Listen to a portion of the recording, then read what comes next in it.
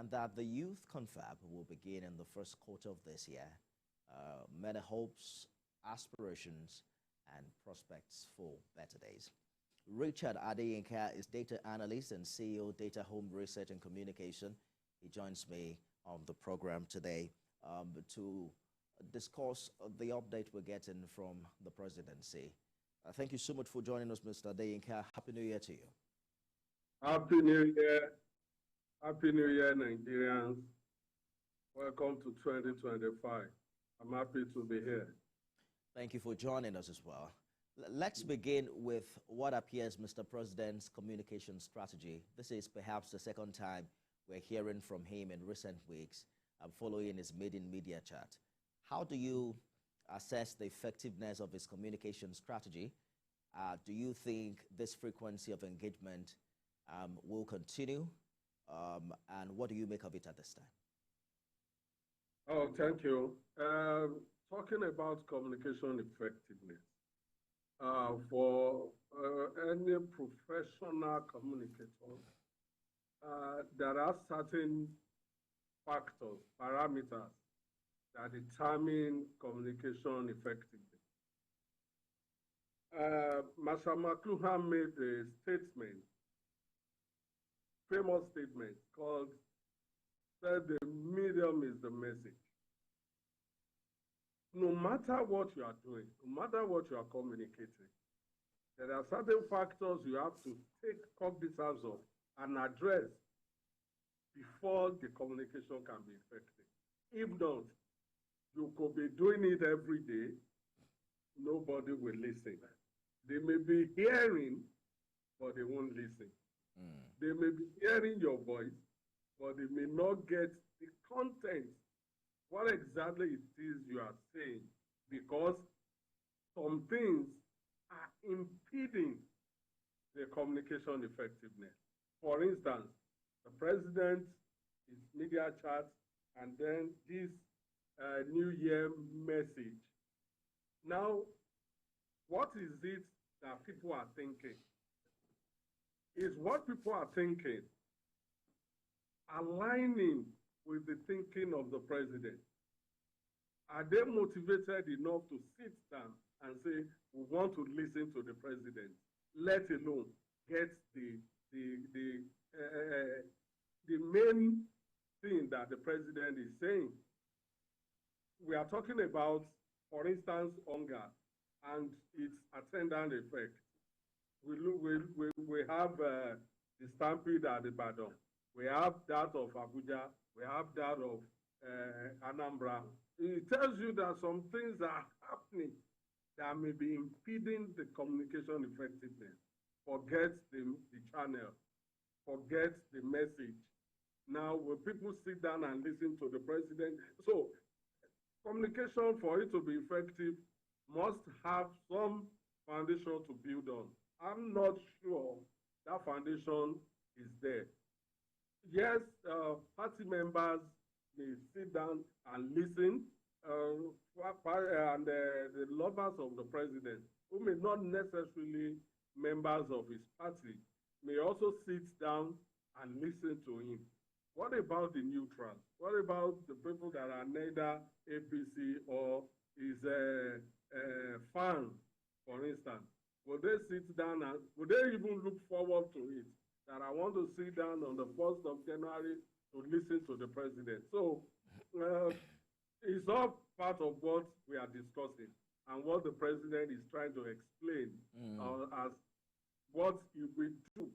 You know, so hopefully he will be able to address that so that as he is talking, people are looking forward to it.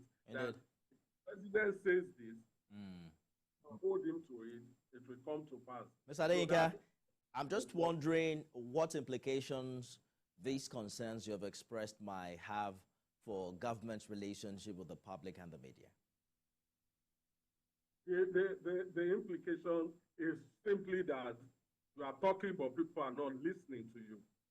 And if you look at his appointment too, those that are speaking for him, I made mention of Marshall McLuhan's, the medium is the message. If you are talking, if you are asking a Daniel Bwala, for instance, to explain when the president himself is not talking to Nigerians. If Daniel Bwala, for instance, is the one speaking to Nigerians about government policies and how they have affected Nigerians, and then what the government is trying to do to bring down the effects. You look at the image of Daniel Bwala, for instance. Is this someone people will sit down and listen to? I'm not sure. I've not conducted a study to that effect, but the image of the speaker speaks volume on communication effectively. So what it means in a nutshell is that you may want to speak to the people, but people are really not keen. Well, Mr. Adeka, some will say the good thing is there are 3 of them. If you don't like one, you probably will listen to 2 others. But there is what the president's supporters have called economic empathy and resonance.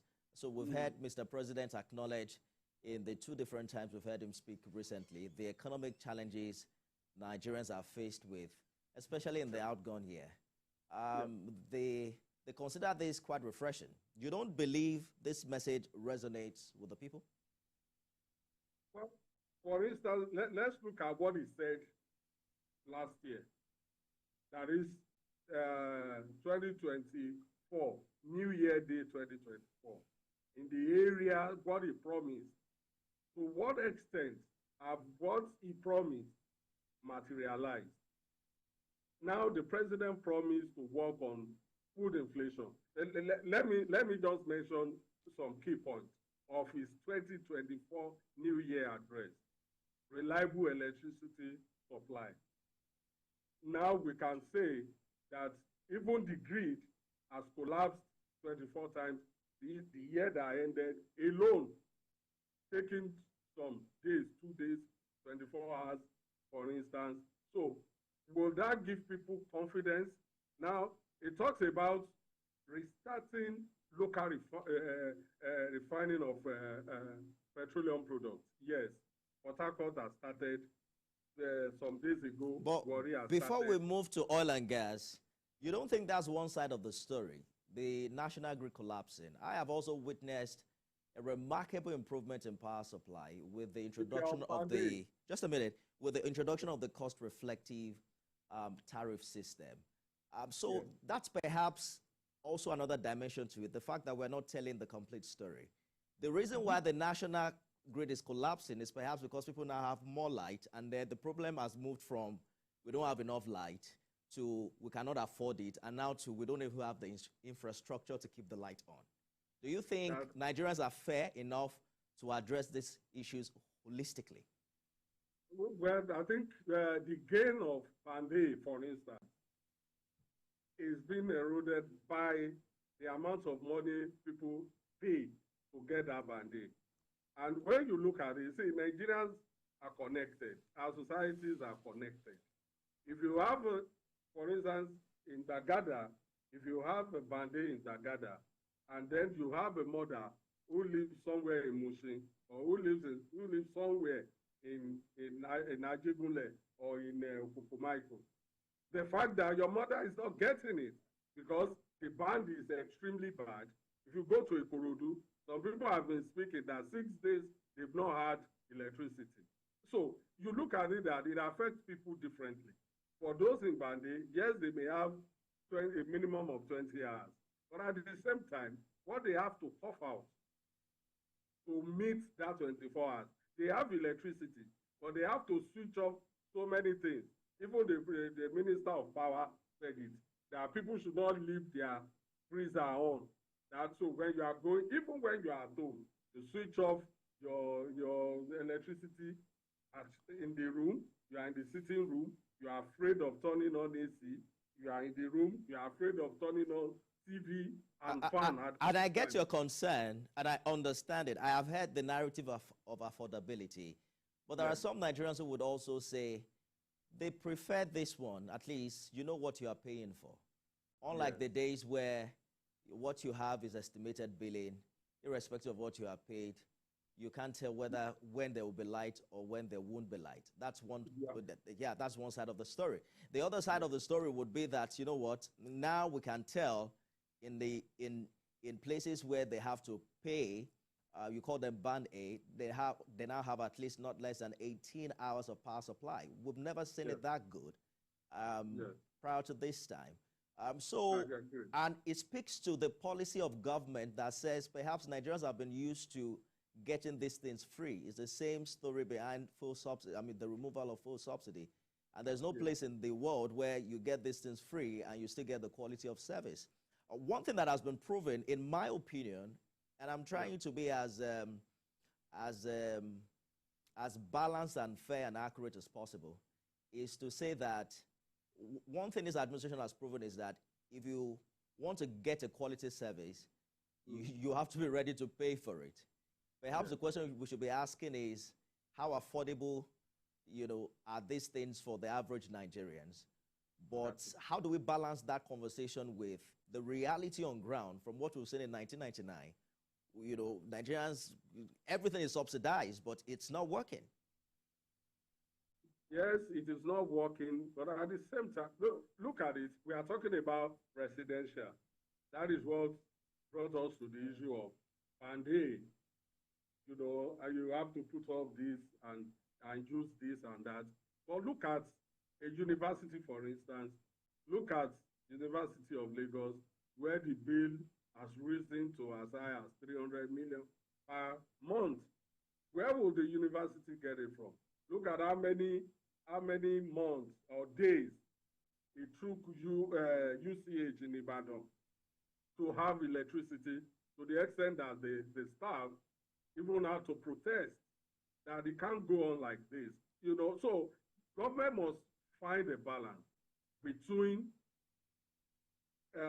affordability and availability. Yes, it is good that we have cost-reflective tariff.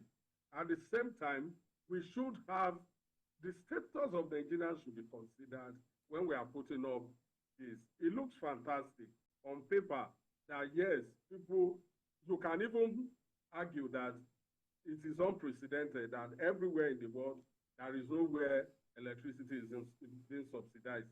Fine. But look at our economic situation. Look at the people you expect that they will pay this.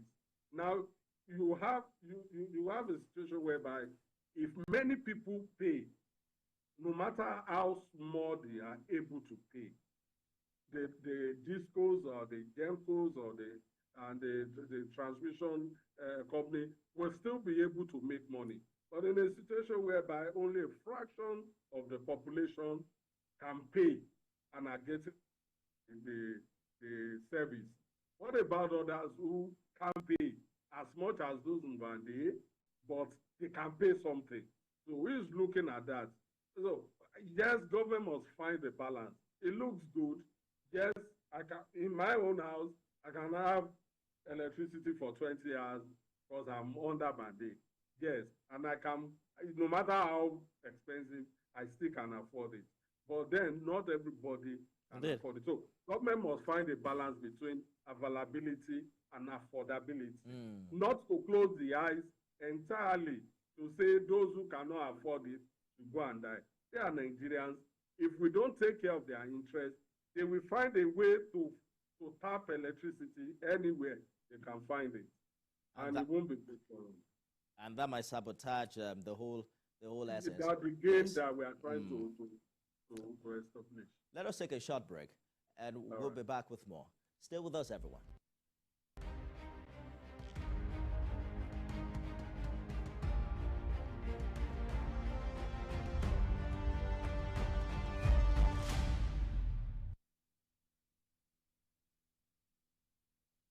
Thanks for staying with us, everyone. Richard Adeyinka is data analyst and CEO, Data Home Research and Communication.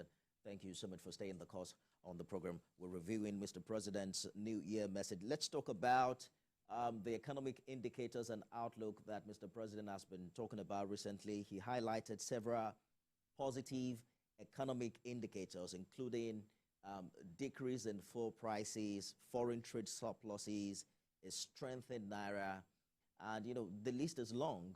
What really do you make of, what's your analysis of these indices? Do you think they accurately reflect the state of our economy? Oh, well, I've since President Bola Tinubu came on board, one thing has been constant in its public communication, and that is the fact that government book looks good now. The states now have more money. More money is going to them, regardless of how they spend it. Local government will have autonomy to spend their money and all of that. Foreign investments and all what he talked about. Fantastic. On paper, they are good. However, we should not be, we should not close our eyes to the fact that people should matter to be central to government policies and programs. As a matter of fact, they should influence. And that is why governments anywhere, programs or policies are being implemented, you have constant evaluation of those programs. Are they meeting the target? The president doesn't want to sit down and defend what is not true. The president can say, yes, I've done this looking at government paper. You say, yes, so millions or billions of dollars are coming in foreign investments, and then government's book, now we have improved our revenue, and the states are getting more money and all of that. They look good on paper. Fantastic. However, we also need to look at the other side of it, which is the people themselves. All these programs, the health of Nigerians is the health of Nigeria. When Nigerians are good, not all of them, but a greater number of them, when they are good, when they can afford some things as little as food, gari, ingredients to make soup, pot of soup, to buy fish in the market, to even buy pomo, as some people have said that pomo has no nutritional value. You know, that people are able to afford that, and they are able to move from one point to the other. You know, so those things also matter. Yes, I don't see.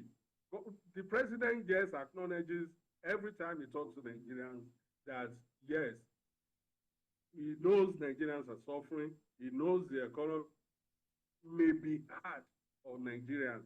He knows those policies may be. But at the same time, what are you doing with it? You promised to boost food supply in 2024, January 1st, where you said you will cultivate 500,000 acres of farmland to grow maize, rice, wheat, millets, and other crops. Look at our inflation, 34%, 34 point something percent. However, food inflation, you know, is about 38%.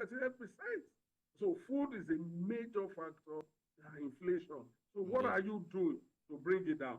So talking about cost reduction, we've heard from Mr. President again. He's saying, he did say today that he will intensify efforts to lower costs by boosting food production and promoting local manufacturing. Are you saying these are the same strategies we've had before now? Exactly what he told us 1st of January 2004. Now he should tell us. Well, that is what I was even expecting to hear. That, okay, we promised to do this last year. Now I'm happy to tell you that though we promised 500 hectares of farmland, but due to we have been able to cultivate 250. That is half of it. And then we have done this in the area of rice, millet, and other staple crops, so that we know what we are chasing. Now you have promised us that you will do this in order to reduce the cost of food. But this is the year that ended. November inflation by NBS is saying that food inflation is the headline inflation in all what we have. Well, we now have an inflation reduction target. Mr. President reiterated his ambition to reduce inflation from 34.6% to 15%. I've spoken to quite a number of economists who say it will take a miracle to achieve that feat. But he has reiterated it again. And he's saying that perhaps this is realistic. And he's also talking about steps that government can take to achieve it. What implications do you think achieving this target will have for economic stability and growth, just assuming that it works? Well, as every knowledgeable person knows, when we are talking about inflation, we are talking about prices of goods and services. That is what we are talking about. Now, the people you spoke to that said it will take a miracle, and I'm also echoing what they've said, that it will take even more than a miracle to achieve 15% inflation. How do you want to do it? What are the plans? The one you promised last year has not materialized. We have not seen the effect. Now you are promising that you will. It doesn't depend on him. It depends on what other But talking about the do. effect, you know, because there's need to balance our conversation as well. I read out some of the economic indicators that Mr. President mentioned earlier. It include what we've seen as a decrease in fuel prices. At least we now know that, well, you may not consider it substantial, but it's promising that with Warri Refinery working at 60% capacity, the P8 refinery started working last year alongside Dangote Refinery. It's possible that we see this price, you know, fall subsequently. It talked about foreign trade surpluses and how this is also strengthening the Naira. Quickly, because of our time, there is this concept that he has talked about, the National Values Charter and Orientation Campaign. And I think this is where the role of the people comes in, because we've spent the largest part of this conversation asking government, what have you done, what are you doing, and how will you do it differently? But do you see citizens, civil society, other stakeholders playing any supportive role in this regard? He talked about launching a National Values Charter and a National Orientation Campaign, which he says is critical to help government achieve all of these promises. Oh, well, I've said it earlier that government must evaluate the program.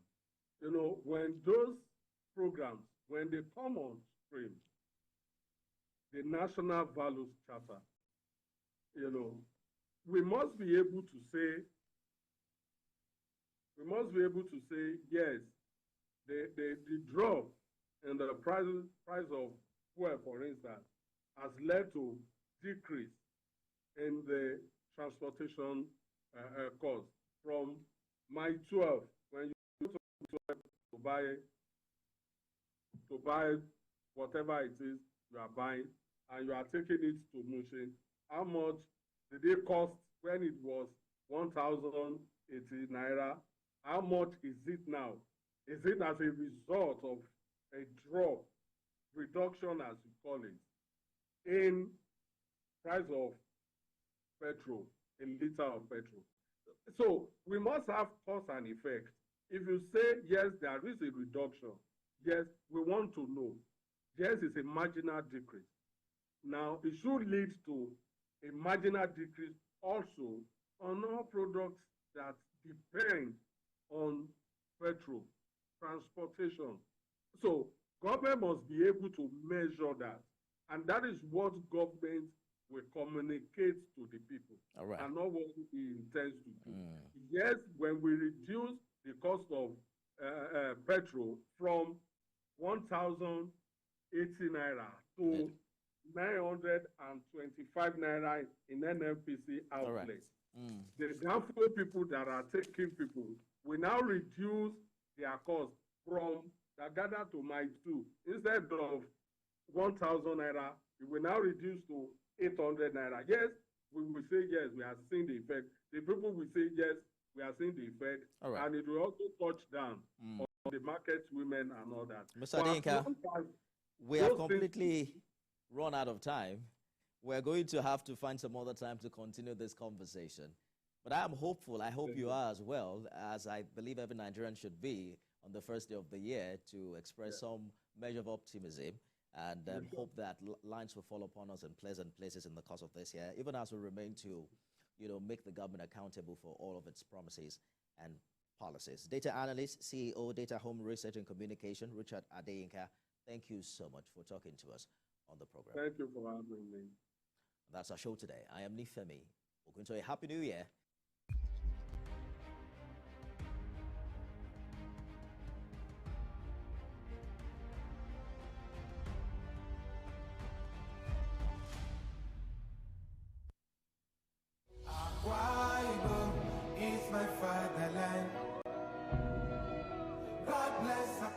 We will invite all Akwa Ibomites to arise to the faith of greatness with our Rise agenda. The sun is rising, the land is peaceful. It's so amazing that I can see. I want you to fly, yeah. Say, I am the future, yeah. Doubt and fear doesn't occur at the canvas, it shows in the canvas. It shows the conation of raw earthen material slabbed, stroked, and molded at a pace provided by the doubt and fear. Every move way in the struggle of one to the other, merging the past to the present, brushstrokes of colors seen but not known. For when the wailing stops, the pieces settle down in abject beauty erected for a century of a century. Speaking, advocating, protesting as the arts are meant to be.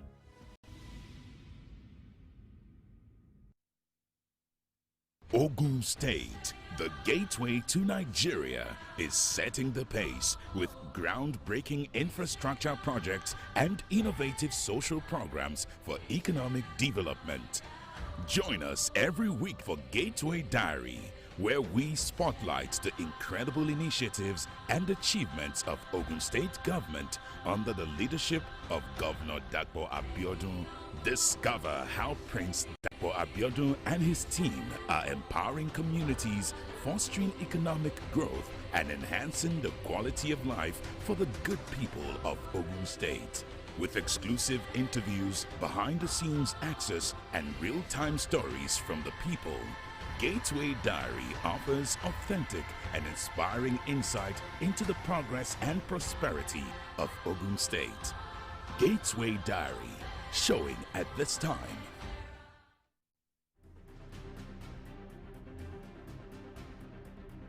Welcome to the transformative journey of Gombe State. Like a beautiful bride in the savannah, Gombe State is steadily growing to become a commercial and investment hub with accelerated development of world-class infrastructure, quality education, and healthcare. The jewel in the savannah, under the visionary leadership of Governor Inuwa Yahaya, is taking giant strides in the quest to making Gombe State a paradise in Nigeria's northeast region. Join us on this adventure every Thursday by 3:30 p.m. as we explore Gombe's transformative journey to greatness. At TVC News, wherever the big news story is happening, we're geared up to break it. TVC News, first with breaking news.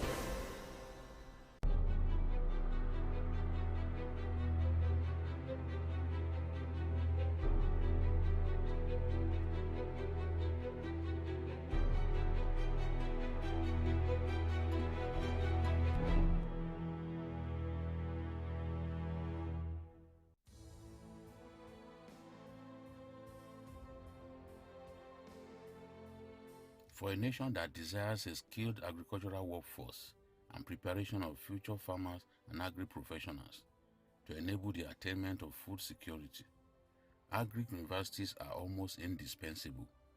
The Federal University of Agriculture, Abeokuta, FUNAB, a specialized institution established by the federal government with the mandate of teaching, promoting research and extension services, is currently keen into extension services and partnerships geared towards boosting food production. thereby complementing the Bola Tinubu administration's efforts in the area of food security. Sitting on about 10,000 hectares in Abeokuta, Ogun State, the university has been able to supply produce in large quantities to Nigerians. Recently, I visited the university to see the strides being made in mechanized farming and food production generally. On this day, the heavens opened up at the Alabata campus of the university. Not mounting the downpour, we moved around different sections of the agric extension services being offered by the university. At the poultry section, I was taken to the layers units. Here, eggs and chickens are produced in large quantities.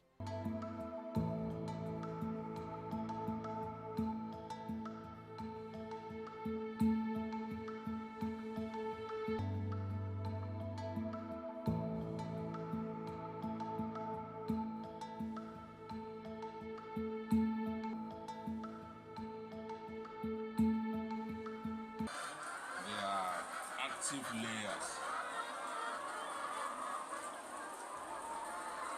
When do you normally pick the eggs? In the morning or in the afternoon. Okay. So there is not one single time. No, twice a day. Twice a day. Now, what is the major challenge that you face as a poultry farmer? Just the problem all over. Feed, supply of maize. But locally we are trying to overcome that because we also really plant our own maize. But we are still not able to meet that. But thank God we are able to do that. So we hope to grow to the extent that we can meet our entire grain farming. So we just produce our grain. Now when we had a peak of those crisis, we just have to, from the pool of our reserve, we just have to deploy it. When you're talking about bread, maize. You're not talking about maize alone. Maize, I'm talking about maize. Maize alone. You also have Maize.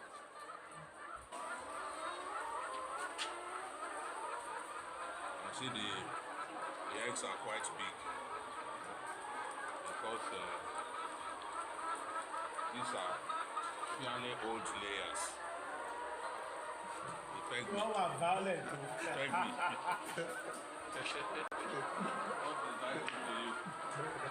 The institution's vice chancellor assured that the institution will continue to live up to its mandate, leveraging on solid partnerships and the competence of its staff. Federal University of Agriculture, Abeokuta, is the best university of agriculture in Africa and the 7th best all over the world. That is no mean feat. We didn't ask for it. We didn't lobby for it or anything. But the ranking body, that's the Times Higher Education, they did their own assessment and evaluation, looking at our website, looking at some of our activities. They interrogated all of this without our knowledge. And at the end of the day, they came to the conclusion that no, this is a university that is serious-minded and working towards actualizing their goals. So we have that. Then, of course, in Nigeria, the current ranking of Nigerian universities for this year, which came out about a month ago, said that we are number 10 in the country in terms of ranking. And this because we have about 274 universities that were ranked.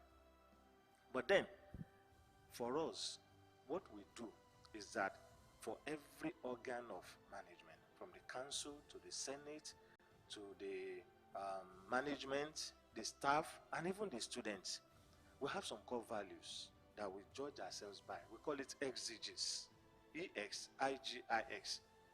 E-X for excellence, integrity, global relevance, innovation, and service. So for whatever we do in our processes, we are mindful of these core values. For instance, the first one is excellence. That, is this excellent? Could there be more improvement? And we've been doing that. Now, with regards to food security, this is an issue that is contemporary now. When the current president came in last year, he declared state of emergency on food security. And we keyed into this. However, before that time, for decades now, we've had a challenge. We have challenges. Now, one key challenge is the fact that we were not really established to go into direct production as to feed the nation. You know, mandate, remember, teaching, research, community engagement. But then, realizing that the president has declared, state of emergency of food insecurity, we now did something. We try to partner with the private sector. We have several of them that are really interested in increasing agricultural productivity. I tell you, due to the pronouncements of the president and what the government has been doing, a lot of people are now going into agriculture. And so we reached out to some came, we welcomed them, and as at now I can tell you that we have not less than about 10 or 12 private sector players that we're in partnership with. I was taken to the boilers units. Here, chickens are produced in large quantities.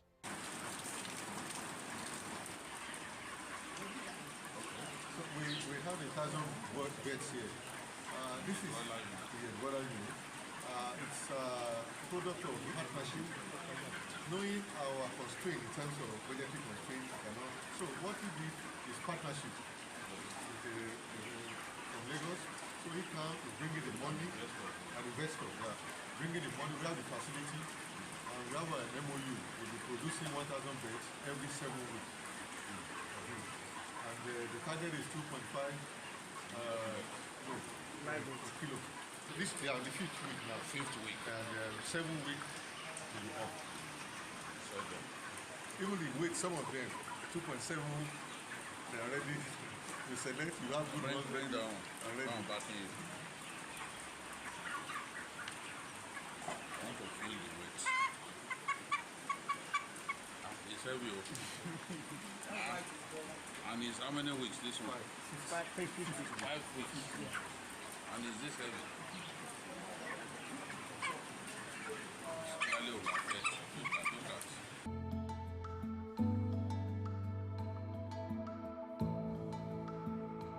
The university also has a hatchery where eggs are hatched to produce new birds. In the area of research and development, the university, through consistency and hard work of its loyal staff, has been able to develop different breeds of chickens. A notable one among them is what is known as the Funab Alpha.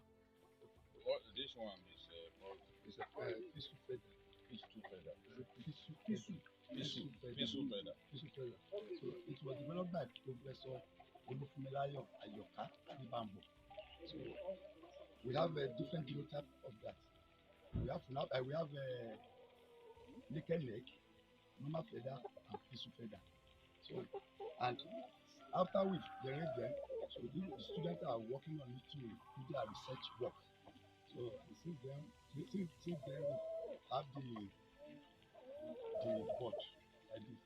So and every Wednesday we are collecting our hatchery eggs and take to the hatchery. We collected them from different zones, different regions of Nigeria, and now develop them.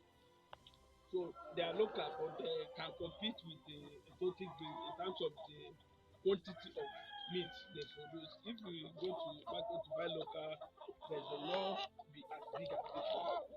So this one we are doing this broiler is local. Yes, it's local. The university is also big in crop farming. Its officials say it has been able to use its produce to bridge the gap between the town and gown, supplying produce to neighboring communities. What we want to do is to ensure that we are productive, irrespective of the limitations. Yes, there will be the limitations. Government alone cannot fund education, but we have partnered and we are doing our own too. We have a directorate of university farms that with what we have from government sources, some internally generated revenue, they are into diverse kinds of production. They are producing cowpea, producing groundnut, producing maize, producing vegetables too on our farm. And one other thing we do is that in this university, yes, we have this production going on. But you see, agriculture is about the value chain. The value chain is talking about production of input, production, processing, and marketing. So we have processing units on campus. We call it industrial parks unit initially. But what we did was now to consolidate our industrial parks unit into a venture. We call it FUNAB Integrated Venture. Rice is usually in high demand in Nigeria, but beans also enjoys tremendous appeal, especially in the southwest where the university is situated. I was taken to the beans farm, and it was such a revealing experience.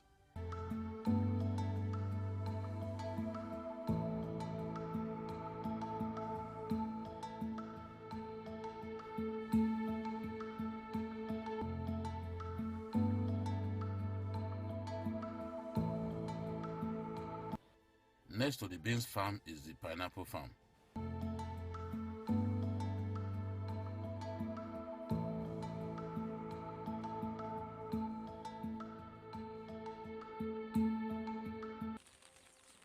planted pineapples here. So a lot of crop farming going on here. We want to defeat hunger. We want to defeat food insecurity, and FUNAB is playing its own part.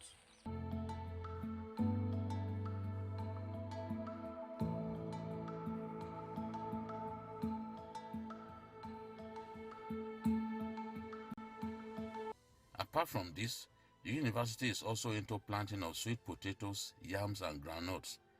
It's harvesting time, and it's ongoing.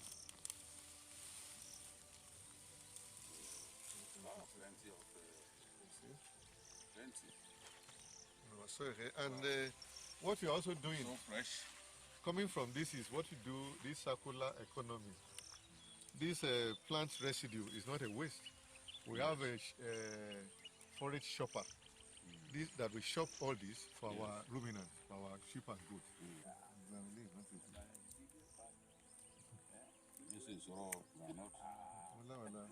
Ali refused induction into the U.S. Army at the height of the Vietnam War. Ali was stripped of his championship and precluded from fighting by every state athletic commission in the United States for 3.5 years. Ali's message of black pride and black resistance to white domination was on the cutting edge of the civil rights movement. In October 1970, Ali was allowed to return to boxing, but his skills had eroded. On March 8, 1971, he challenged Joe Frazier, who had become heavyweight champion during Ali's absence from the ring. It was a fight of historic proportions, billed as the fight of the century. Frazier won a unanimous 15-round decision. Following his loss to Frazier, Ali won 10 fights in a row, 8 of them against world-class opponents. After defeating Norton in a rematch, he fought Joe Frazier a second time and won a unanimous 12-round decision. Ali was the first fighter to win the World Heavyweight Championship on 3 separate occasions. He successfully defended his title 19 times. His place in boxing history as one of the greatest fighters ever is secure. His final record of 56 wins and 5 losses with 37 knockouts has been matched by others. Both the quality of his opponents and the manner in which he dominated during his prime placed him on a plateau with boxing's immortals. Outside boxing, Ali attained success as a spoken word artist, releasing 2 studio albums, I Am the Greatest 1963 and The Adventures of Ali and His Gang vs. Mr. Tooth Decay 1976. Both albums received Grammy Award nominations. He also featured as an actor and writer, releasing 2 autobiographies. Muhammad Ali retired from boxing in 1981 and focused on his religion, philanthropy, and activism. In 1984, he made public his diagnosis of Parkinson's syndrome, which some reports attributed to boxing-related injuries, though he and his specialist physicians disputed this. He remained an active public figure globally, but in his later years made fewer public appearances as his condition worsened and he was cared for by his family. Ali was chosen to light the Olympic flame at the start of the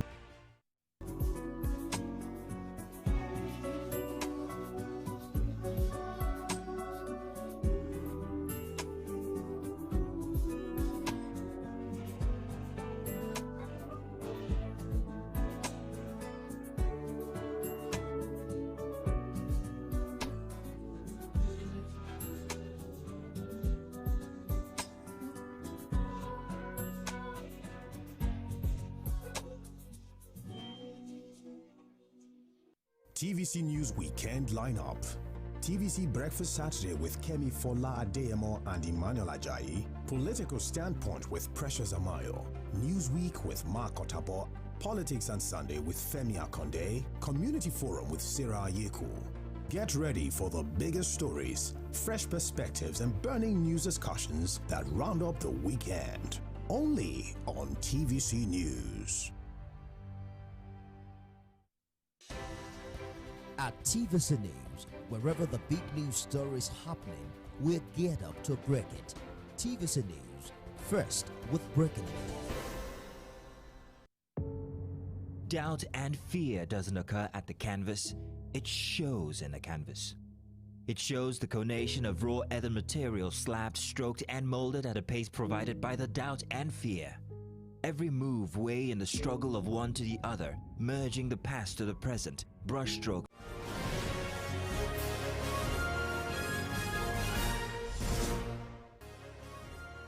And President Tinubu makes promises on prices of fuel, food, others, the New Year message.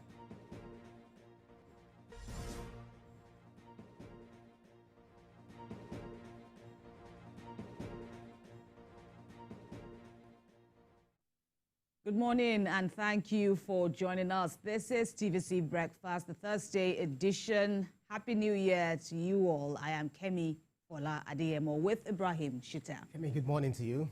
Happy 2025, you would say. Yes, indeed. Happy 2025. Last time I saw you was, of course, last year. And, of course, here we are today. What promises to be yet another exciting ride all through the year. So how are you doing? Yeah, so good, so good. We're prepared for 2025. Indeed. A lot of challenges ahead, but then they're going to be positive challenges. Indeed. You have to brave the challenges and then surmount whatever hurdles will come your way in 2025. As we survived in 2024, it will surely end well. All right, on that optimistic note, we kick off the show. And from December the 24th, that was last year, of course, the federal government kicked off the Yuletide Road Transportation Palliative to ease travel for Nigerians during the festive season.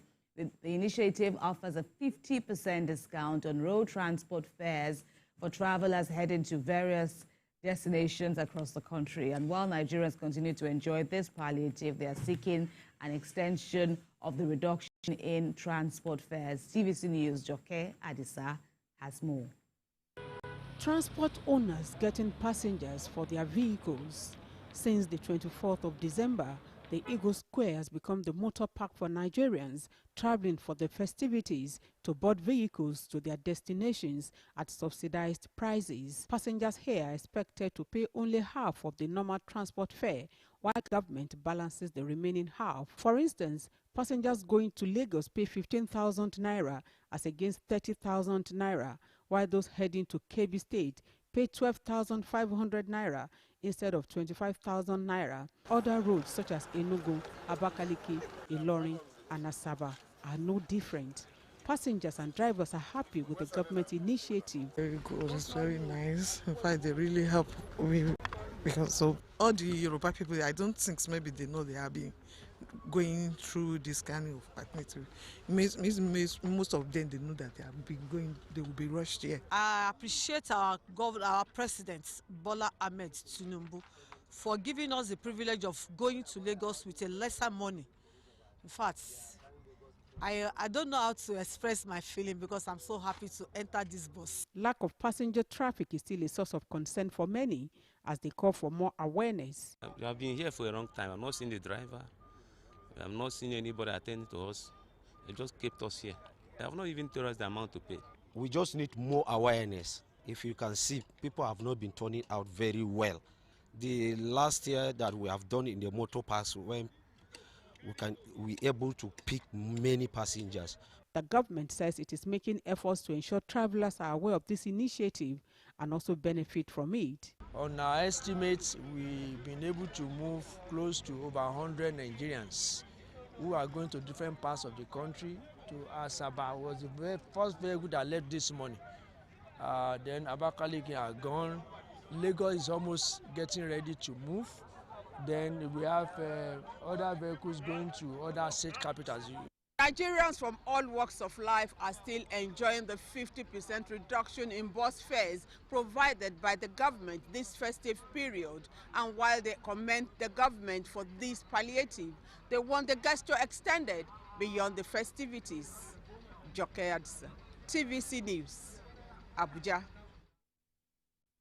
Well, this palliative or this initiative expires on January the 5th, which is a Sunday. And of course, from what we are seeing now, Nigerians are benefiting from this scheme, though there happen to be some glitches at the onset, logistics issues at the onset. And what is also, funny for me or strange for me is the lack of awareness, as we saw from one of the respondents there, because this is not an initiative that one can partake from when you get to the regular terminals, but there are designated terminals. Like here in Lagos, I said there was one in Oshodi area. In Abuja, they said you can only partake from this initiative when you go to a certain route, which this particular one is at Eagle Square. So that is something that should have been worked on. How can someone say that people are not aware of this? And of course, there's also the issue of, can we extend this even further? Yeah, so it's good that Nigerians are asking for it, but then it is, I won't say it's the right to ask for it, but it is out of magnanimity of the federal government to do, because if the federal government doesn't do it in the first place, well, we only complain. But now that it has been done, because I saw a video that was also trending of one motor park where they had about 3 or 4, let's say about 5, and then there were no one there to even patronize. And this person was doing the video like, there are free buses here, guys. Why don't you come and make use of it? I think it's somewhere in the southeast. So others are saying, well, some are saying, yeah, I'm not entering the Milocom bus, but it's not about the Milocom bus. It's not about the APC bus. It's about your own welfare. I think a lot of people also traveled this year, and some didn't travel because we didn't record as much as people who would leave their current place due to financial constraints and all of that. But I will also join Nigerians in appealing to the federal government to work on the logistics. It's good that they've provided this for Nigerians to benefit from. I understand those who are from the north actually benefited a lot. So other places, even in the south and some other places, they should try to extend it to different motor parks so that they will find it easily accessible to get to the places they're going. Because it's not enough that you want to travel somewhere, but you have to travel first to join the bus, and then before you go to your destination, it's really going to be quite excruciating for some. So kudos to the federal government. Nigerians, make good use of this opportunity and enjoy it while it lasts. But the federal government should also think about extending it so that those who have traveled will also come back, and those who are going to resume their business activities for the course of for the year 2025, they should also enjoy it. If they can extend it to 6 months, because the president is promising a better Nigeria, going forward 2025 as they actually started in 2024. But bring down the cost of transportation, bring down the cost of food, and then you see everything will get better. And talking about that, in the president's address, the president also acknowledged that despite all its good efforts, its noble efforts to stabilize the economy, it knows that food prices are still soaring, as well as that of other essential commodities. That's and that is going to be the thrust of its focus this year. All right. So well that said, we hope that much more reprieve trickles down to the people. In the news at this time, President Bola Tinubu has received the leadership of the National Assembly at his Ikoyi residence on Sunday. Well, the president says his administration is encouraged by the National Assembly's support over the last 19 months and is determined to take Nigeria to the promised land. He acknowledged the encouragement from the lawmakers, pledging to work harder, embrace intellectual inquisitiveness.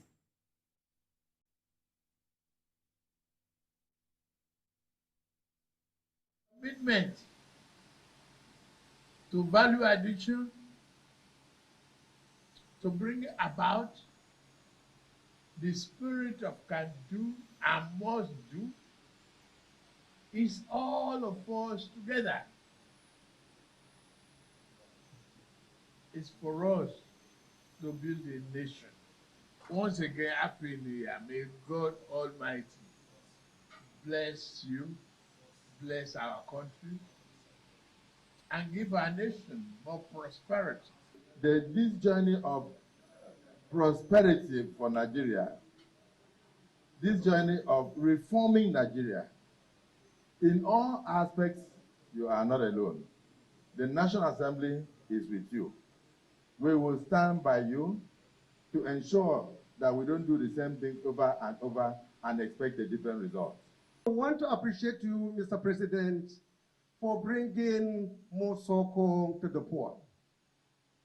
Nigerians at the beginning of the year had more challenges in life, but as the year started coming to an end, more Soko, more food, more prosperity has started pouring in.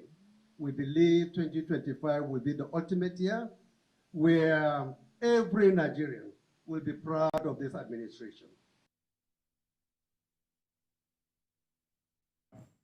In other reports now, business mogul Aliko Dangote and a former presidential candidate of the Labour Party, Peter Obi, were among the dignitaries who paid condolence visits to the governor of Jigawa State, Umar Namadi.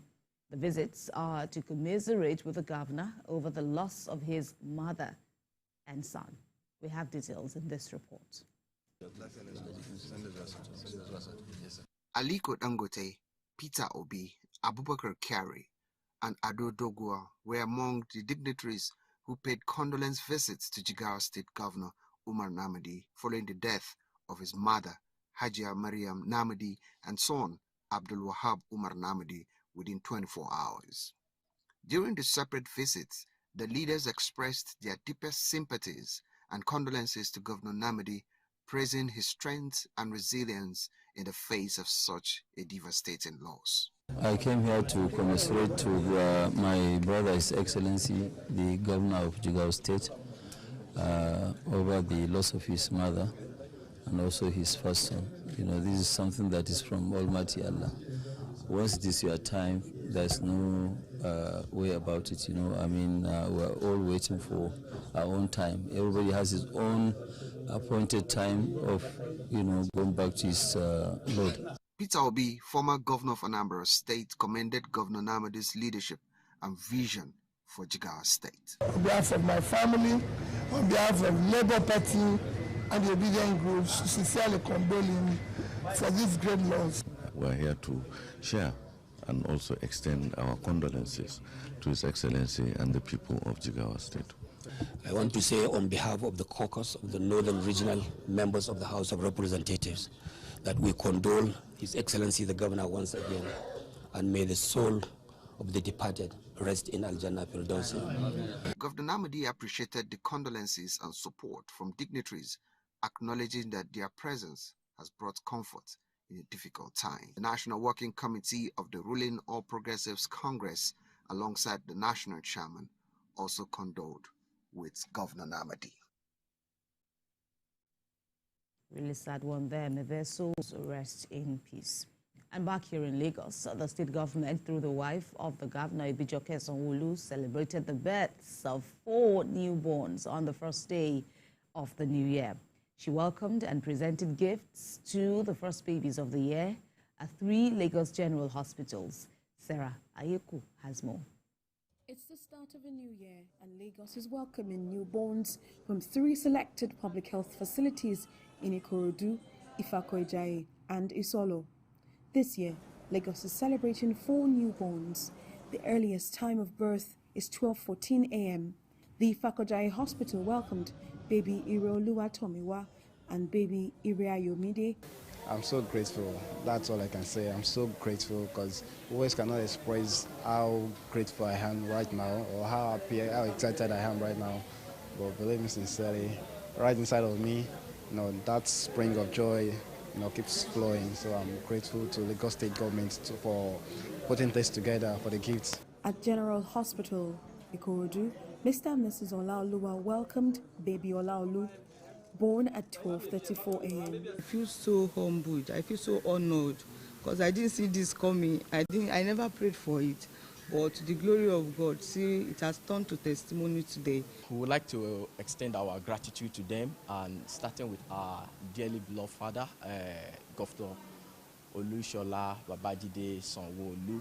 He's a visionary leader, and he has been able to put all this up, and I'm very sure it's on a yearly basis, and it's amazing. We'll pray for more profound wisdom for him. The First Lady, Dr. Sanwo-Olu, joined by the wife of the Deputy Governor, Oluremi Hamzat, and other health officials presented gifts to the newborns and their families. The state government explained why they have sustained the tradition of celebrating the birth of a new baby on the first day of the year. I want to use this opportunity to enjoin corporate and well-spirited individuals in the society to partner with the state government in delivering qualitative health care for our people. Also play our part to ensure that we live the kind of life that we promote our welfare and the well-being of our society. We are here today, not just to celebrate a new life, but also to seek opportunities to make a difference in the life of the people who need our assistance. The government says it is determined to reduce drastically maternal and child mortality rates in Lagos. But they wouldn't be doing it without the cooperation of residents. They're asking residents in Lagos State to enroll in the health insurance scheme, that's Ilera Eco, to ensure Lagos remains the best place to get quality health care. Sarah Ayeku, TVC News, Lagos. We'll take a breather now and return to look at the top stories in the newspapers this Thursday.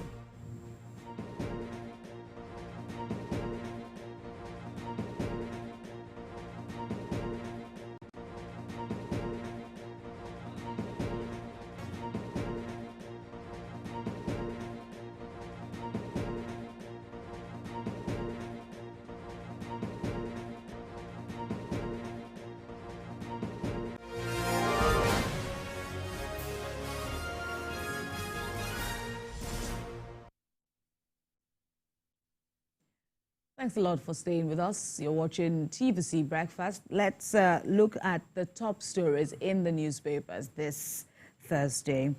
The Nation is the first to check out, and the lead story reads, "You hold the key to food security, prosperity," Tinubu tells governors. Autonomy drive not to take councils away from states. NGF aligns with president's leadership for progress. In other stories, with my red biro, I will deal with my political opponents. Governor Fubara of Rivers State boasts. Shetima hopeful of reform results soon. Rapid development going on in states, says NGF chair. Akpabio, Abbas pledged support for Mr. President Tinubu to visit Enugu on Saturday this week. Nel Fund has paid 24 billion naira's loans, upkeep for 335,000 students. 10 million children registered at birth last year. The Matrix now. Tinubu to governors, your most important link to Nigeria's prosperity. Tinubu's New Year message offers no hope in sight for Nigerians, PDP says. Senate leader Bamidele reveals top agenda before National Assembly. Suspect identified in New Orleans truck ramming as death toll hits 10. Wizkid announces return to Nigeria, celebrates 34th birthday with loved ones. On Platform Times now, Tinubu to governors, local government autonomy stays. Tinubu mandates full return of history in Nigerian schools as from 2025. And the sad one there for Super Eagles goalkeeper Nwabali, who mourns mother's passing, calls 2024 worst year of his life. Let's check out other newspapers. There's a sad one indeed for Nwabali. May the soul of his loved ones that have passed away rest in peace. Nigerian Tribune now. I have no disagreement with governors, Tinubu says. Seeks stronger collaboration to address Nigeria's challenges. Faces issues that will shape judiciary, health, entertainment this year. French military base saga. Kaduna court remands Mahadi in prison. All right, let's check out the Daily Times now. President Tinubu to governors, key to Nigeria's development lies with you. Tinubu unveils credit guarantee plan, budget provisions, highlights investor confidence. Tinubu receives autographed glove from boxing legend Anthony Joshua in Lagos. Nigeria's economy turning the corner. Sustained growth ahead. VP Kashim Shettima assures. And proposed tax reforms to benefit more than 90% of Nigerian workers, says Taiwo Oyedele. Let's move on now. Daily Independence says, LG autonomy not meant to rid you of your powers. Tinubu tells governors, urges governors' collaboration to ensure Nigeria is better off for it. Don't expect anything different from 2024, Nigerians advised. NPT registers more than 10 million children in 3 months. Kano State rejects tax reform bill, says they are ill-timed and lopsided. Lawyers urge reforms, accountability, tech advancement in 2025. To this Nigeria now. Still on LG autonomy, no need for a fight. Tinubu tells governors, says no one can or wants to take them away from you, but we need collaboration, and calls states helmsmen critical link to nation's prosperity growth. Lords, National Assembly on support for administration. In other stories on this, Nigeria, hoodlums destroy Anambra Catholic Church with explosives on New Year's Day as Bishop urges Southeast governors to stop killings. Kidnapping ravaging zone. Projects, security, top our 2025 agenda, says FCT Minister Wike. And telco subscribers reject alleged tariff hike. Finally with me is the leadership newspaper. Tariff hikes, competition, others may define ICT sector in 2025. On the fake video saga, Mahdi Shehu remanded in prison. FCT Minister Wike outlines FCT achievements and plans for the new year. In the meantime, governors renew commitments to good governance as the president tells them to roll out and promise better deal. To roll out plans, promise better deal. You hold the power, he says, to drive economic growth. We can't defeat terrorism without support of the people. Ray Badu says, that's the National Security Advisor. Kano rejects tax reform bills. Anthony Joshua eyes Tyson Fury clash in 2025. Remi Tinubu unveils first baby of the year. And Bauchi governor stepmother dies at 120 years. Ibrahim. Blueprint newspaper is the first with me here with the headline, Tinubu to governors, we won't fight, control your local governments, fulfill expectations at grassroots. Vows to take Nigeria to promised land, commends National Assembly. How Nigerian government secured release of seized $6 million arms funds by the U.S. Judge orders release of money with accrued interest within 60 days. First Lady's delegation welcomes first FCT baby of 2025. 2026 Guba, I have better deal for Ekiti, Otumba Fayoshe. ASU to federal government, meet our expectations to avert another crisis. Infrastructure, security, top Wike's 2025 agenda for the FCT. Naira stability, lower inflation to shape economy in 2025. Sport Chan, Home Eagles open camp Monday. And above the masthead, police apprehend cab driver targeting female passengers in Rivers. And at the bottom strip, arrest farmers trading off government's agri inputs. Kebbi governor tells security operatives. Next is Daily Trust newspaper. With drug tax reform bills, NLC, Kano government tell Tinubu, colleges join ASU in warning against suffocating TET fund. Naseni, autonomy, no plan to hijack local governments from you, Tinubu tells governors. NPC registers over 10 million children in 3 months. 2025 budget, federal government to spend 60 billion naira on pupils feeding. 10 dead, 30 injured as terrorist hits crowd in U.S. President's New Year speech not in tandem with realities. PDP, TUC flooding, inflation, others defined agri sector in 2025. Expect more dividends of democracy this year. That's according to governors. Next is New Telegraph newspaper. ASU to Tinubu, poor welfare, chasing young, vibrant Nigerians from lecturing. Says 7% budget to education in 2025 won't bring any change. Far below UNESCO, UNFPA's 15% to 20% benchmark. Expect enhanced security this year, NSA tells Nigerians. Kano rejects Tinubu's tax reform bills, says it's ill-timed. Holding your urine can be harmful to health, that's according to experts. Next is Vanguard newspaper. Economy, hardship deals huge blows to physical, mental wellness. Increased treatment costs threatening healthcare delivery. I have no disagreement with governors and local government autonomy. Tinubu insists governors are critical links to Nigeria's development, prosperity. In 2025, God will crush Rivers' enemies. Governor Fubara. Senate to vigorously scrutinize appropriation, tax reform bills, others. This is according to leader. Budget 2025, federal government has adequately provided for debt servicing. That's according to DMO. Liquidity crunch triggers 261% rise in banks' borrowings from CBN. And Pope seeks debt forgiveness for poor nations. Next is the Punch newspaper. New refineries. NNPCL may cut crude supply to Dangote plant. Move part of federal government's adjustment of Naira for crude initiative for renovation of Warri, Port Harcourt refineries. Shetima, governor's wives welcome New Year babies. Super Eagles goalkeeper Nwabali loses mom 2 months after father's death. 133 women, girls killed in 2024 gender-related violence. That's according to a report.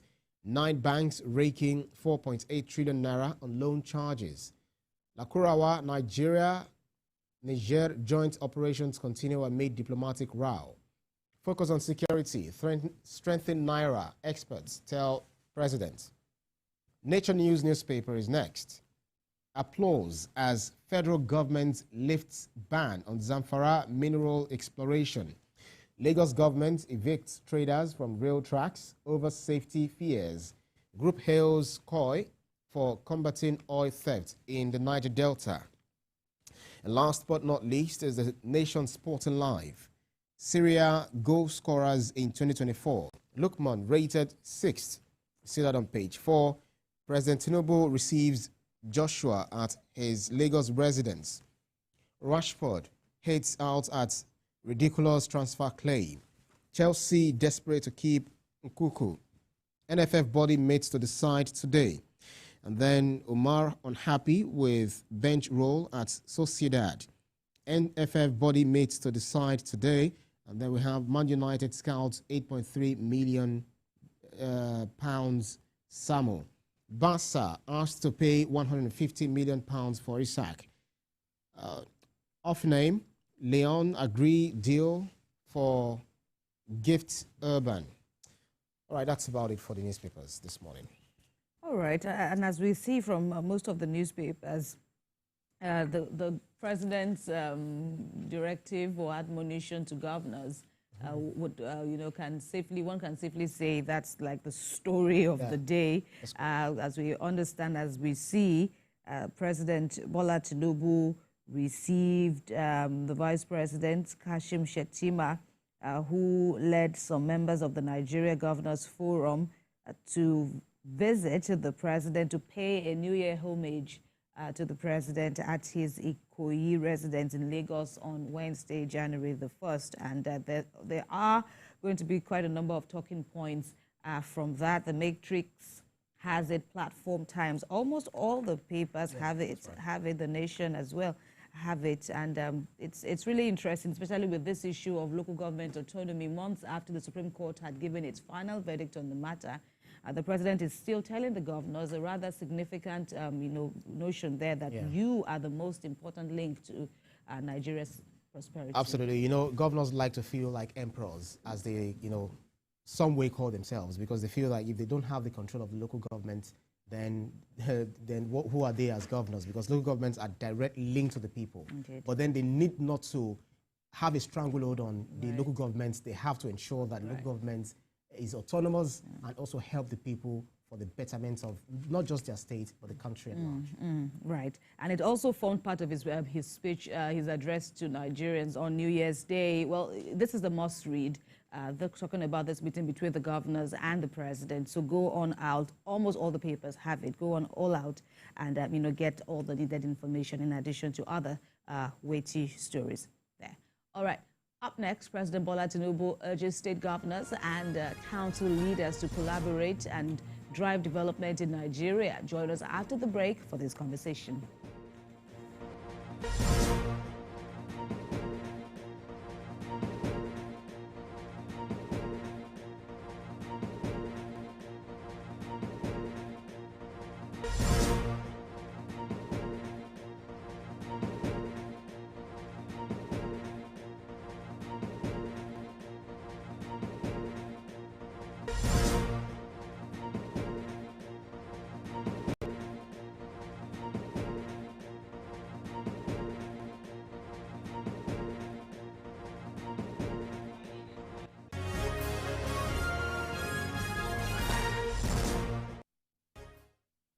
Thanks a lot for joining us again on TVC Breakfast. Well, as we hinted earlier, President Bola Tinubu has emphasized the critical role of state governors in driving Nigeria's development and prosperity.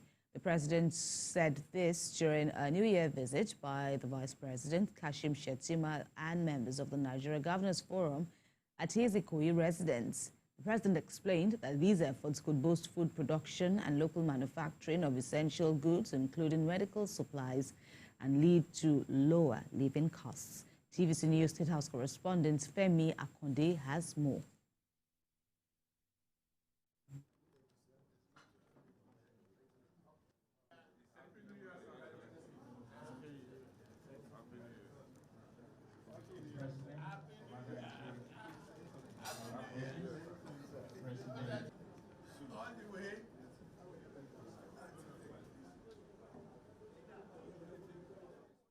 Later.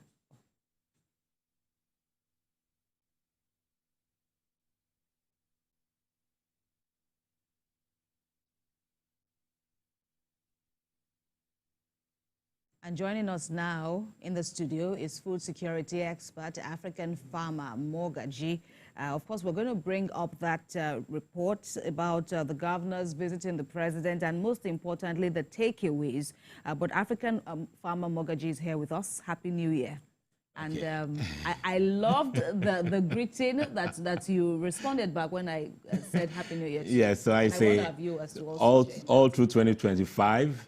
Happy food-full year. And it's such a, amen. Yeah, and it's such a significant statement, yes, especially when you look at how 2024 was, food prices and all of that. We've spoken about it. We cannot even speak enough about it.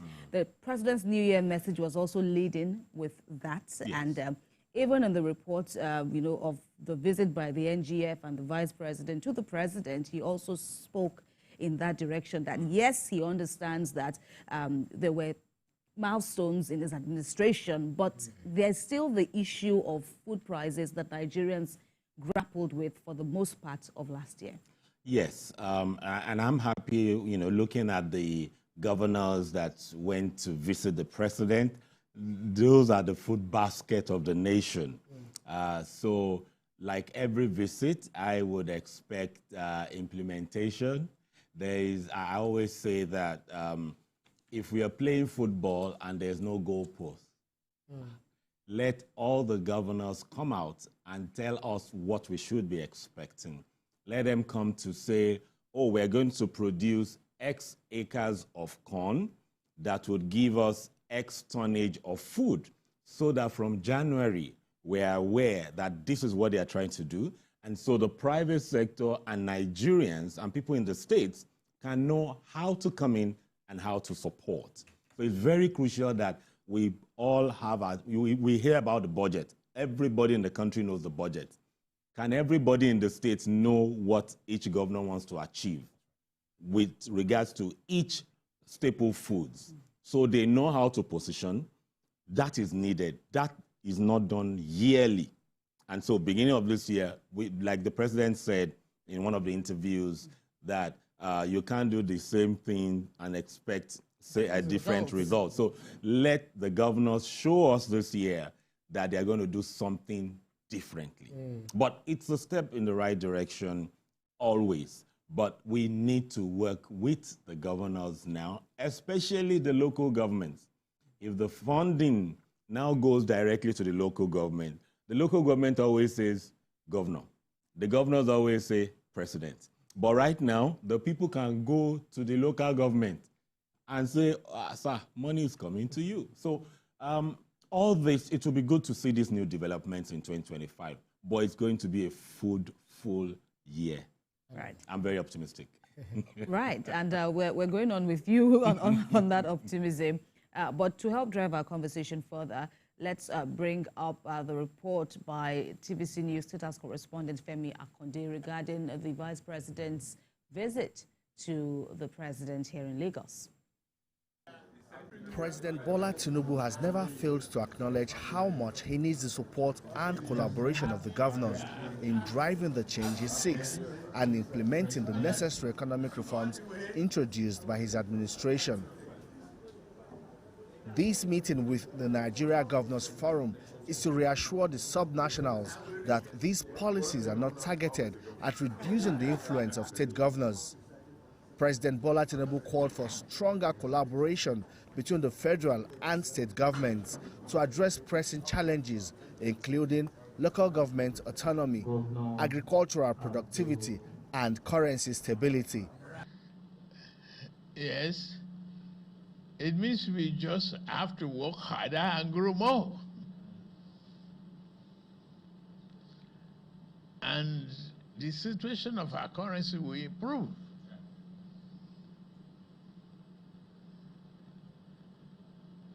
And the elastic limit and the economic variables will determine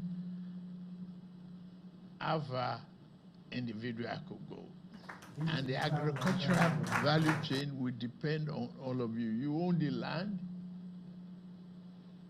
Whatever I'm doing in agriculture is just a mere help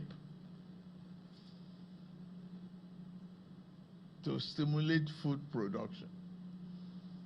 The job is in your hands. The president expressed his commitment to local government development and autonomy. He insists it is important for grassroots development and also dispelled rumors of disagreement with the governors.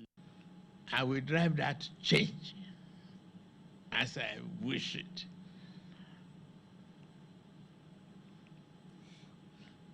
You have the control of your local governments.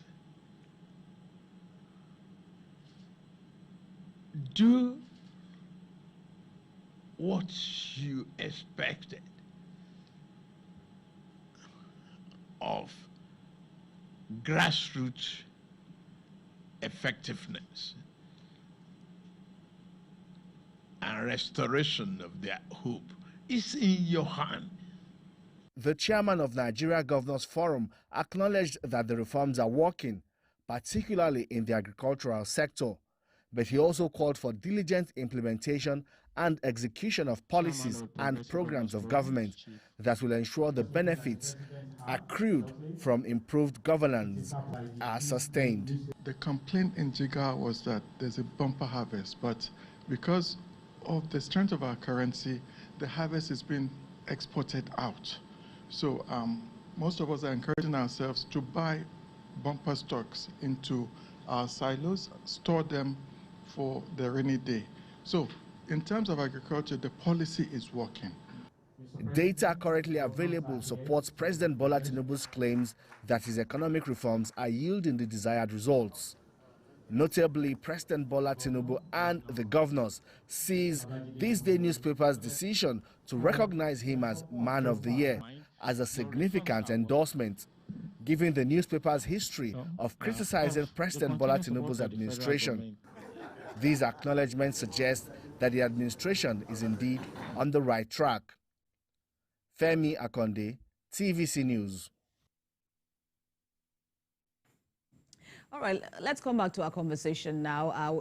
Ibrahim, we've seen how it all went down, and of course, food production is still, the most paramount for the president, and he spoke to that issue. Yeah, so, looking at what we had the governors, and I remember us saying while the video was playing that the governors from the food basket of the nation, like governors who are actually seeing to, production of food and all of that in the country are largely present. Were largely present at the meeting. But the president called them to explore emerging opportunities in the agricultural space, especially talking about economic stability and food affordability. At the same time, I'm now wondering what kind of innovations or strategies do you think they can now bring on board as against some of the meetings they've had over the years, so to speak, to drive food production growth? You see, we don't need any innovation. That's the truth. Right now, the food security of Nigeria needs to be approached with a turnaround mindset. And in turnaround management, you're not looking at bringing any new thing. You're planning to use what you currently have to turn it around to deliver productivity. We just need the governors for it to reflect in their conversations. The more they talk about it, the more the people in their states know that this is where the governor is going. When the president doubled the agri budget for 2025, the whole nation now knows that this man is serious about this. Have they all doubled or increased significantly budgets? If you don't increase your budget, then everybody knows your heart is not there. So, and really, beyond the budget now, for many of them who have not done that, it's the private sector. They need to be engaging their private sector through the commissioners of agriculture. Probably a quarterly thing. It costs nothing. It's just to listen to them. So identify 2-3 main staples in your state that you're going to focus on that fits into what the nation needs. And the nation needs food. So bottom line is, it's that will to do it beyond the talk. And personally, I would have thought that based on the challenges, increase in prices, we ought to have seen a lot of changes, but we're not, because the body language of the governors still needs to improve. And that's why we don't have it. How do you mean the body language? Yeah, the body language is, when you talk about Lagos State, I like to talk about Lagos State. The infrastructure development going on in Lagos State to be able to store food, to be able to help the value chain, to ensure that when other farmers in other states produce, it can be stored. Look around, there are about 6 or 7 very massive, audacious projects going on. Yeah. Then you can say Lagos is moving in the right direction. They don't have the land space. They know they have the strength, the comparative advantage to store, and people who want to export. So infrastructure is going on. Where are such projects in many of the states? We don't have enough starch. Yes, cassava is 1 year, okay? Sweet potato is there. Kwara is, offer. In Kwara, when they eulogize them, sweet potato is part of the urology. Do you get? So Kwara should be a major producer. Jigawa produces. So bottom line is that the product that you have that is wasting every planting season, how have you added value? You see, so if the potato is wasting and it keeps wasting for almost 4 decades, when you set up, as an encourage, not government to set up, encourage private sector to set up and fund the farmers or support the farmers, we're not seeing strategic moves. It's still conversation around give fertilizer, give seed, and it's not even give quality, just give it. It's just the media ops. How many of them have programs on radio, on television, focusing on agriculture? You don't see it. That is deliberate. So when you The beginning is to bring media in. When you bring media in to showcase opportunities, especially wealth creation, not poverty elevation, and that's a missing link. Right. Almost everybody is focusing on poverty elevation. The rich man and the average person are the ones that can invest. They don't want to elevate poverty. They want to impact, and out of the impact, make money. So you must be speaking the language of wealth creation. And so the people who have the money will know that you're speaking their language and put the money there. You know, so it's language, it's communication. Communication is food security in Nigeria. When you communicate right, the right people go in there. The youths also are not hearing the right language. They are running from poverty, and you are developing programs, you know, on poverty. We should be talking about wealth. We're talking about how many billions will be made, how somebody can plant 2.5 acres, the number of millions you can make if you take care of it properly. And that is what the youths. And without that value chain of youths, it will still be. Is that what the president is referring to when he wants the governors or urges the governors to seize the emerging opportunities in livestock, for example, in agriculture generally? Yes. Is that how he's also seeing it, that there are untapped potential in many of these states? We have not tapped practically any potential. When you look at potential, okay, rice that we talk about is just rice for consumption we've been talking about.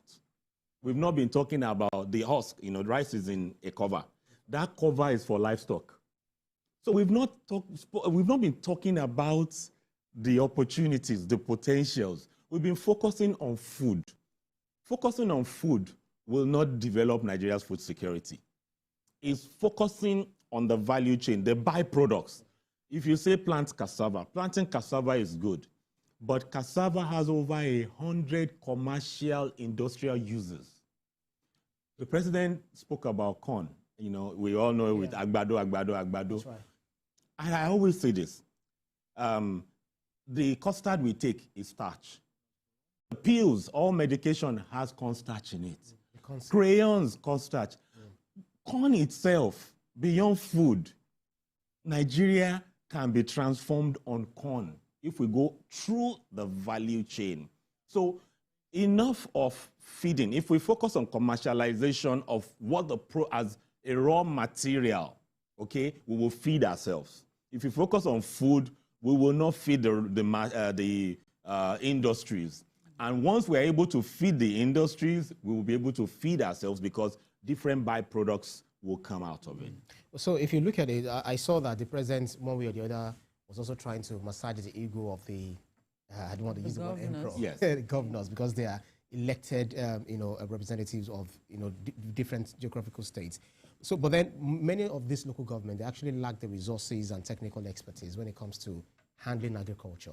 But we're advocating that we have this local government buying into this idea, not just local government, but the people who are habitating, those spaces. But do you not feel that with that technical know-how or without requisite knowledge, it might undermine the present drive for agricultural revolution? Oh, definitely. Capacity development. That's why I was happy when I also saw that the budget for education increased. Okay, it was a focus to the president. But in that details, we would like to see the details. If agric-education, not university, we will not feed Nigeria focusing on the universities, polytechnics. Informal education. You see, it's very easy to know what worked and replicate it. It's informal. If education should be now social media, we need to engage the farmers on social, and almost all the farmers they are on one social media, or especially youths. The youths in the rural community are always on their social media. We need to go there and meet them there. Education, not the formal education. And so at the local government level, we just need to upgrade their knowledge, bring improved inputs, and run demos.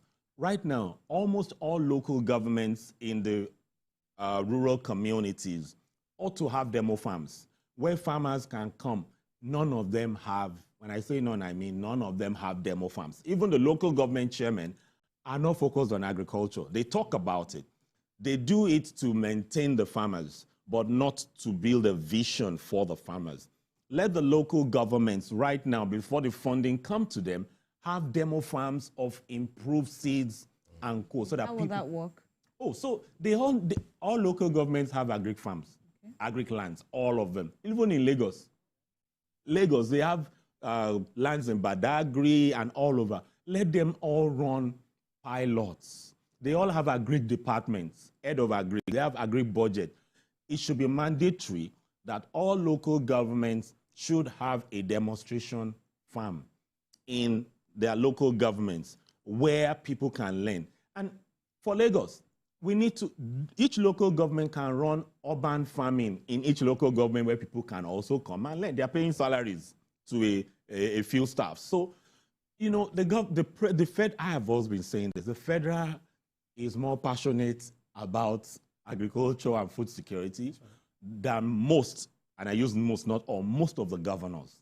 It should be equal. Right, but there is a notion that this subsistence farming would have limitations, especially in urban areas. Do you share that? No, I don't. You know, this is where technology, there's a lot around vertical farming, where you put some plastics together and water, hydroponics, all those things. You know, so what stops the local government, each local government, okay, from investing in that and selling it either at cost, just to make it available, and people will grow it. This is not rocket science, it's interest. Once you want to solve a problem, your heart will be there. Every communication of the president reflects food security, agriculture. Does the communication of the local government chairman and the governors also match up? Until they begin to talk that much, it won't get into their budget. And until it gets into the budget, the people won't pay attention. So we should look beyond politics, actually. Oh, we should look beyond politics. But part of this political development is a tax reform, which is part of the focus we're having. Because if you look at it, it's quite essential for revenue generation, but we see some people who are already against it, even some governors, even some local governments, you know. But then we need these people to buy into or to key into this initiative or these reforms. But I don't know how you see it, but how do you think if eventually this tax reform actually, you know, survives or succeeds, so that we need to balance and then to ensure that we to ensure that farmers thrive without overtaxation? So one, I know there was an extensive engagement by Oyedele and co, you know, with people in the agric value chain. Now, I think what needs to be said to get the buy-in of the governors and co, because election is around the corner and everybody will be coming back, to say, okay, if you agree to this, we would increase agric budget by like 10% that we committed to about 20 years ago. If they paint that, if federal government paints that picture articulately and pushes it on media, the farmers will ask the governors to say, this is for us. The citizens right now need to buy cheaper food. They need the prices of food to go down. So if the president drives that conversation, the governors would have no choice but to align. Okay, so bottom line is, what's in it for me? It's where the contention really is.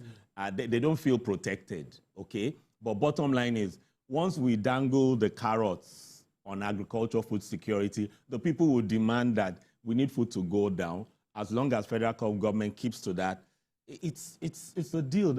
The president knows how to negotiate deals, you know. So, but I just believe that the taxes is a no-brainer. Is a no-brainer. So once people are just concerned about, will it be utilized for the right purpose? And if they drive agric, people would align, and the governors would have no choice but to align. So trust is in the middle of it. Trust is in the middle of it. But let's also look at the option of GMOs, especially as you know, the nation is entering the new year. What really do you think about the option, and how it can, you know, serve as the missing link? Okay, so social media may hunt me for this, but most times they say, if you go to the market and you listen to the noise of the market, you will not buy anything. Now, I would say this. I'm always on the fence with GMOs, okay? So GMOs, we've allowed the wrong narrative on GMOs to take over the right narratives. Okay. Let me paint this scenario. If it does not rain in Nigeria in the rainy season for 3 months, what will happen to us? So it's not, the stories we hear about GMOs are the stories of when they started it. Anything that you start is not perfected. Issues will come. There are some areas that we need to embrace GMOs, okay? Such as like our maize. Our livestock, there's no livestock for now without maize, without soya. There's no livestock. 40–50% of every bag of feed is maize and soya. What we need to be doing is not if we should embrace GMO. What we need to be doing is to ensure that the policies we adhere strictly to the regulations of GMO and give options and not try to say, oh, we must take GMOs. No, we must be working actively on GMO, 1. And 2, we must also be ensuring that we are producing hybrids. And we should ensure that the GMOs are locally generated so that the national interest is protected. GMOs also can be engineered, okay, for food security or national security purpose. So we must make it our own. And guess what? We have agencies that are on top of the game. When GMOs come into the country, our agencies seize it, confiscate it, and trash the thing. We need media. If this administration gets it right at federal, at state with media, to promote what you have. We have functional agencies doing the job. Do they have good media budgets? So they let people know what is happening. So we need to protect our local. We need to promote our local more than the conversation. Let's show people what we are doing with our local seeds. We are chunking out seeds, new varieties. There's no media hype on that to show people. So GMO is just something small that we've allowed to be too big, but we should be on top of it. You think so? There are so many misinformation. Maybe there is. A lot. Religious-wise, some are saying that it's for, advancing the cause of the 666 and all of that. That's ignorance. And some other thing. I actually, took tangerine that had no seeds while I was in the UK, and even some bananas and other things that I know that they are GMOs. Even some of those who are Westerners have not essentially keyed into the idea of GMO. Well, that's a very broad topic that we might want to bring you back to discuss. I would be glad. We need to demystify it. Absolutely. So, but then I read some stories, was it this morning on Business Day, saying that farmers reaped billions from cocoa, sesame exports in 2024, and then farmers also smiled to the bank as onion price jumps 108%. So farmers are making money, they're making a kill, but one of the reasons why they made more money, or probably the challenges they had with onion, is because some of them were exported outside of the country, Ivory Coast, Ghana, etc., and they do not have quality seedlings to be able to farm this produce. While farmers are making money, we are also running for food security. We are hungry. So how do we balance this so that people will not, take advantage of the scarcity while, making their money and then killing their own? So let me balance this conversation. Last year when I did a video about tomatoes and one about October-November food crisis, now, because Nigerians jumped into the opportunities, we were able to avoid the food crisis. We did not invest heavily, both private sector, government, in onions. That was why it was only onions that got expensive. That was supposed to go for many produce. So we should first amplify the fact that we were proactive, we took action, and we averted the food crisis in November. Onion was just a signal for us to see what could have happened. However, that is agribusiness.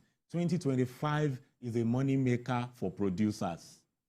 Is a money maker for producers because we don't have enough. Not at the expense of the people. Not at the expense of the people. You see, we don't produce enough. That's why we have that challenge. And climate plays a role in that. So, but bottom line is that the farmers planted their cocoa many years ago. It's the global demand for cocoa that made 15 million naira for a ton of cocoa. You know, so bottom line is, if you understand the times, if you check the map, like take for instance, May, June this year, tomatoes is likely to be 200,000 to 300,000 per basket. 20 years of monitoring these graphs. Now, but we will beat it down. The Minister of Agriculture has already committed to that. You know, they have policies, they have implementation strategy going on to drop it significantly. So, you know, so a lot of things are happening. It's not at the expense of consumers. But it's you just could that. also say that you're making a case for the farmers, because then what is our industry like to develop cocoa? Yes, so if people want to buy from you at so amount, why wouldn't you sell? All right, African Farmer, we're now at the top of the hour. That's our signal to wrap things up here. It's an ongoing conversation, one that you've always been lending your voice to, you know, especially with us here, and we thank you very much. Thank you for having me. Right. You're watching TVC Breakfast. We'll take a break and enter into the second half of the program. Stay with us.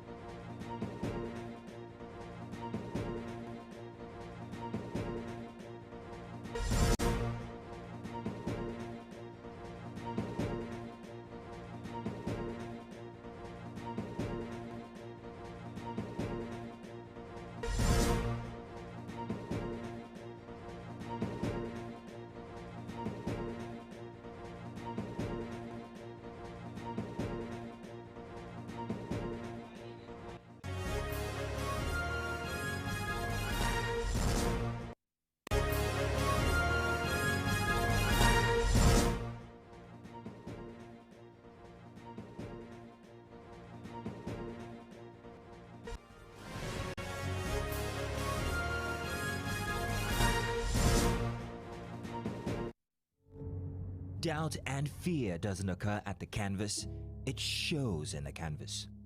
It shows the conation of raw earthen material slabbed, stroked and molded at a pace provided by the doubt and fear.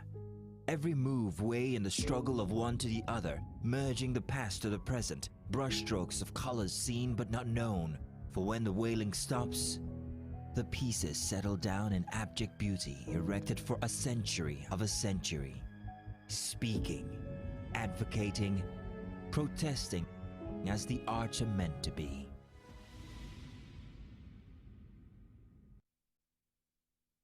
TVC News Weekend Lineup. TVC Breakfast Saturday with Kemi Fola Adeyemo and Emmanuel Ajayi. Political Standpoint with Precious Amayo. Newsweek with Mark Otabo. Politics and Sunday with Femi Akonde. Community Forum with Sarah Yeku.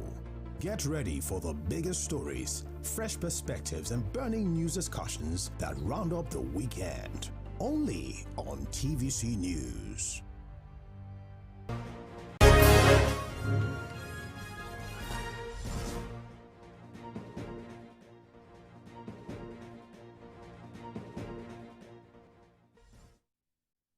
It's good to have you join us again. Welcome to the second half of TVC Breakfast.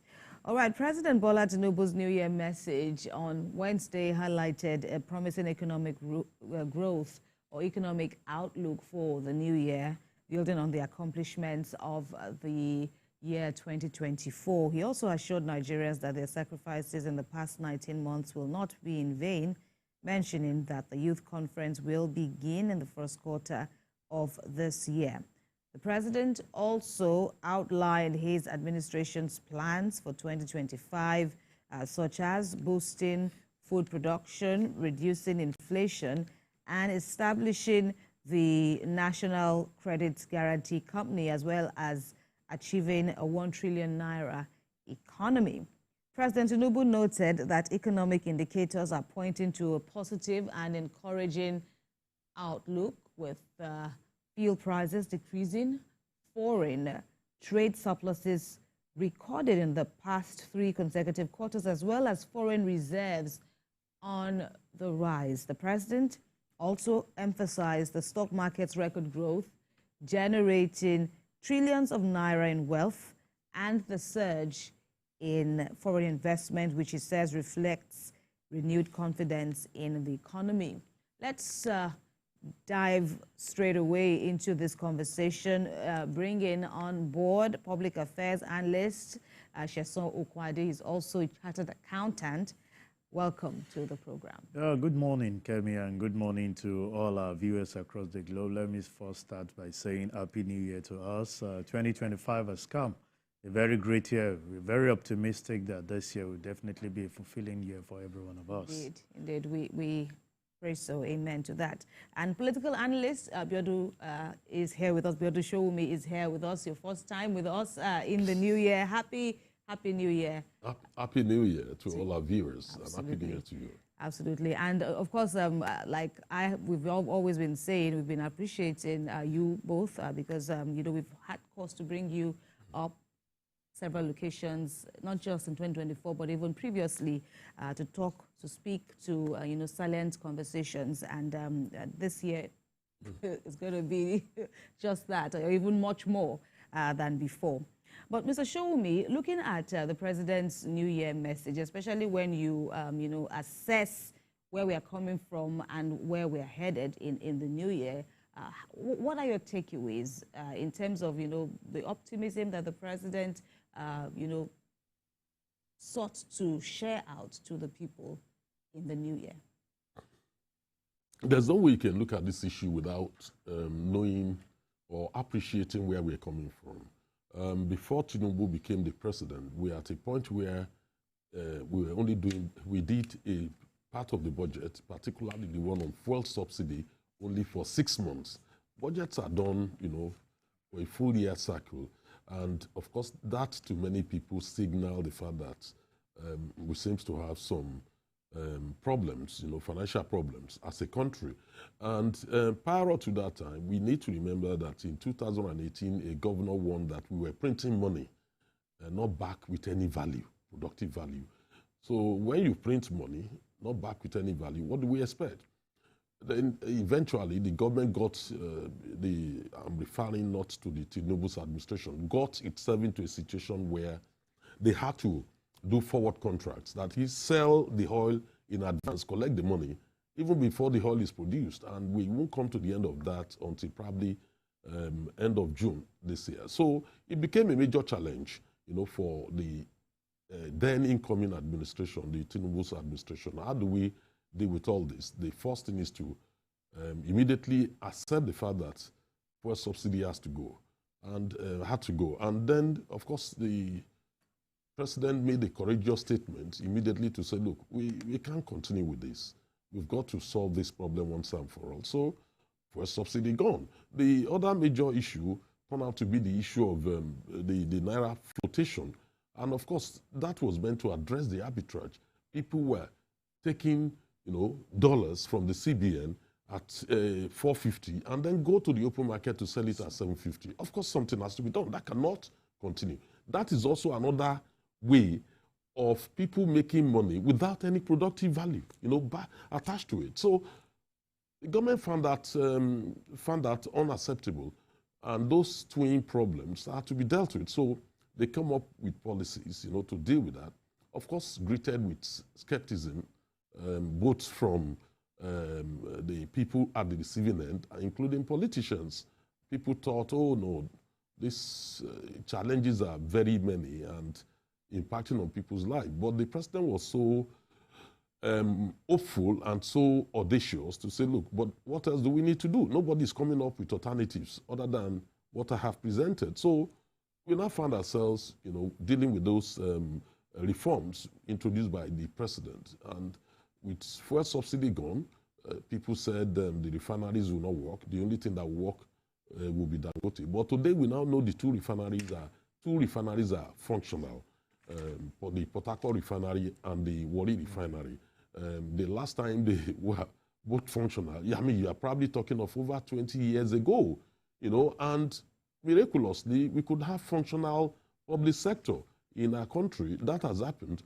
Then we've seen what has happened with the Naira, the flotation of the Naira. Naira has been able to be stable. The free fall that we witnessed before is no longer there. So we now have a more stable Naira.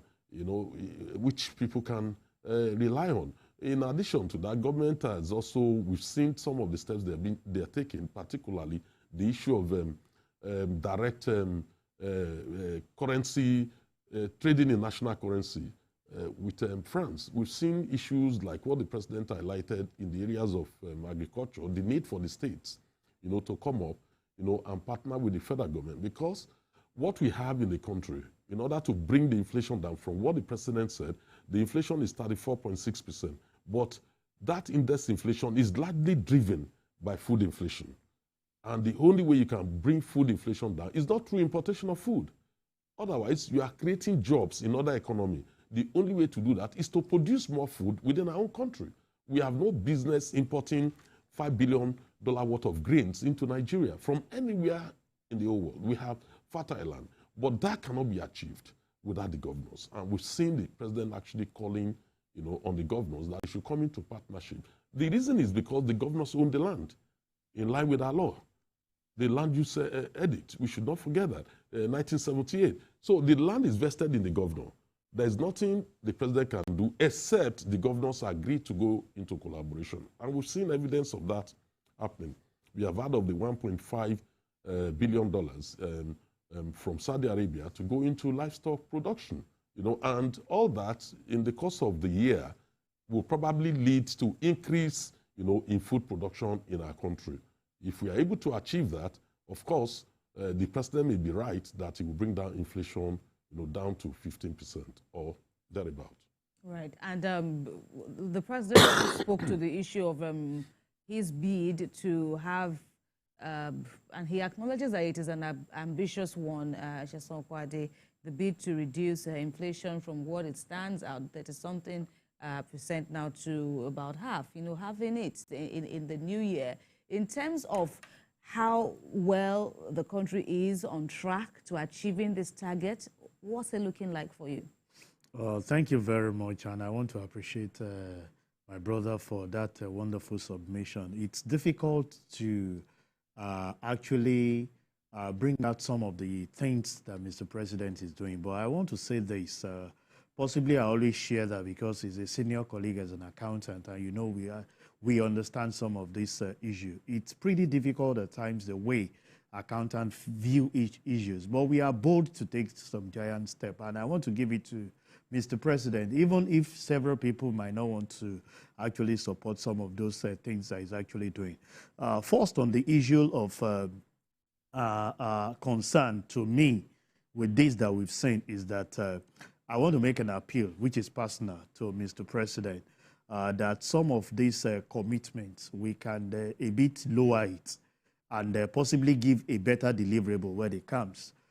We are actually in the public space, and we understand the reaction of the people when it comes to some of these promises. It seems to be very high.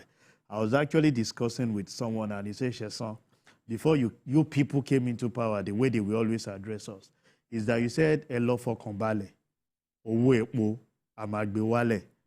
And what we are saying is different from what is actually happening. Knowing fully well that you guys are going to remove subsidy. The way people react to some of us analysts is as if you are a government spokesperson, even though we are not. And I'm like, well, we understand that. And, it's like you're saying at the midway of saying that as at that point in time, fuel was 187, going to about 300. And definitely that it was still being subsidized. You are going to remove subsidy, and you are saying you are going to bring it down. It looks as if it's conflicting, if you ask. And at that point in time when the subsidy was removed, went up to 700, 800 to where we are today.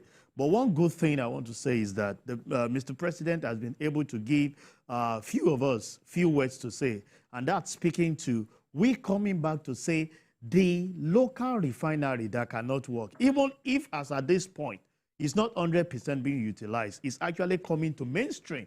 And within a year, we have two of them. I was part of the people that challenged the handlers of our economy under Mr. President to say 2023 December, there was a commitment that Port Harcourt refinery will come upstream. And they are unable to achieve that until around September. But here we are. The old refinery is back for Port Harcourt. Warri is back at 60% capacity, producing, diesel and PM. So it gives you a sense of confidence to say we are moving in the right direction. Something that was destroyed for years cannot actually be rekept within the few shortest possible time. And I see us moving in the right direction with some of the policy that is saying. The other area I want to address based on your question is, I've asked myself as an accountant, an economist, a finance person, bringing inflation down to 15% is another tall order for Mr. President. I told several people to say, possibly those that wrote those things for Mr. President, for him to see or give him that assurance, was trying to write 25% and not 15%. To bring that to 15% is actually a tall order that a lot of people are actually waiting. How are we going to resolve it? It's achievable. But I will say that if we have given people like 25% increase from 34 where we are currently, and you end up achieving 15, you have done fantastically well. But if you have given 15% and you end up at 16, people will tend not to appreciate you. And that's the area I want the handler of the government to look at some of these things.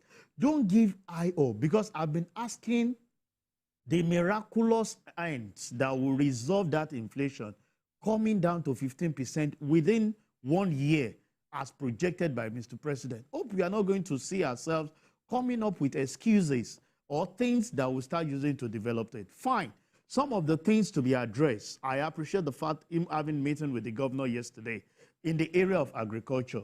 A lot has actually been said that most of the time we concentrate on the federal government, everything federal government. How much questions are we asking from the state government on their performance? The fuel subsidy removal gave a lot of inflow to the state government.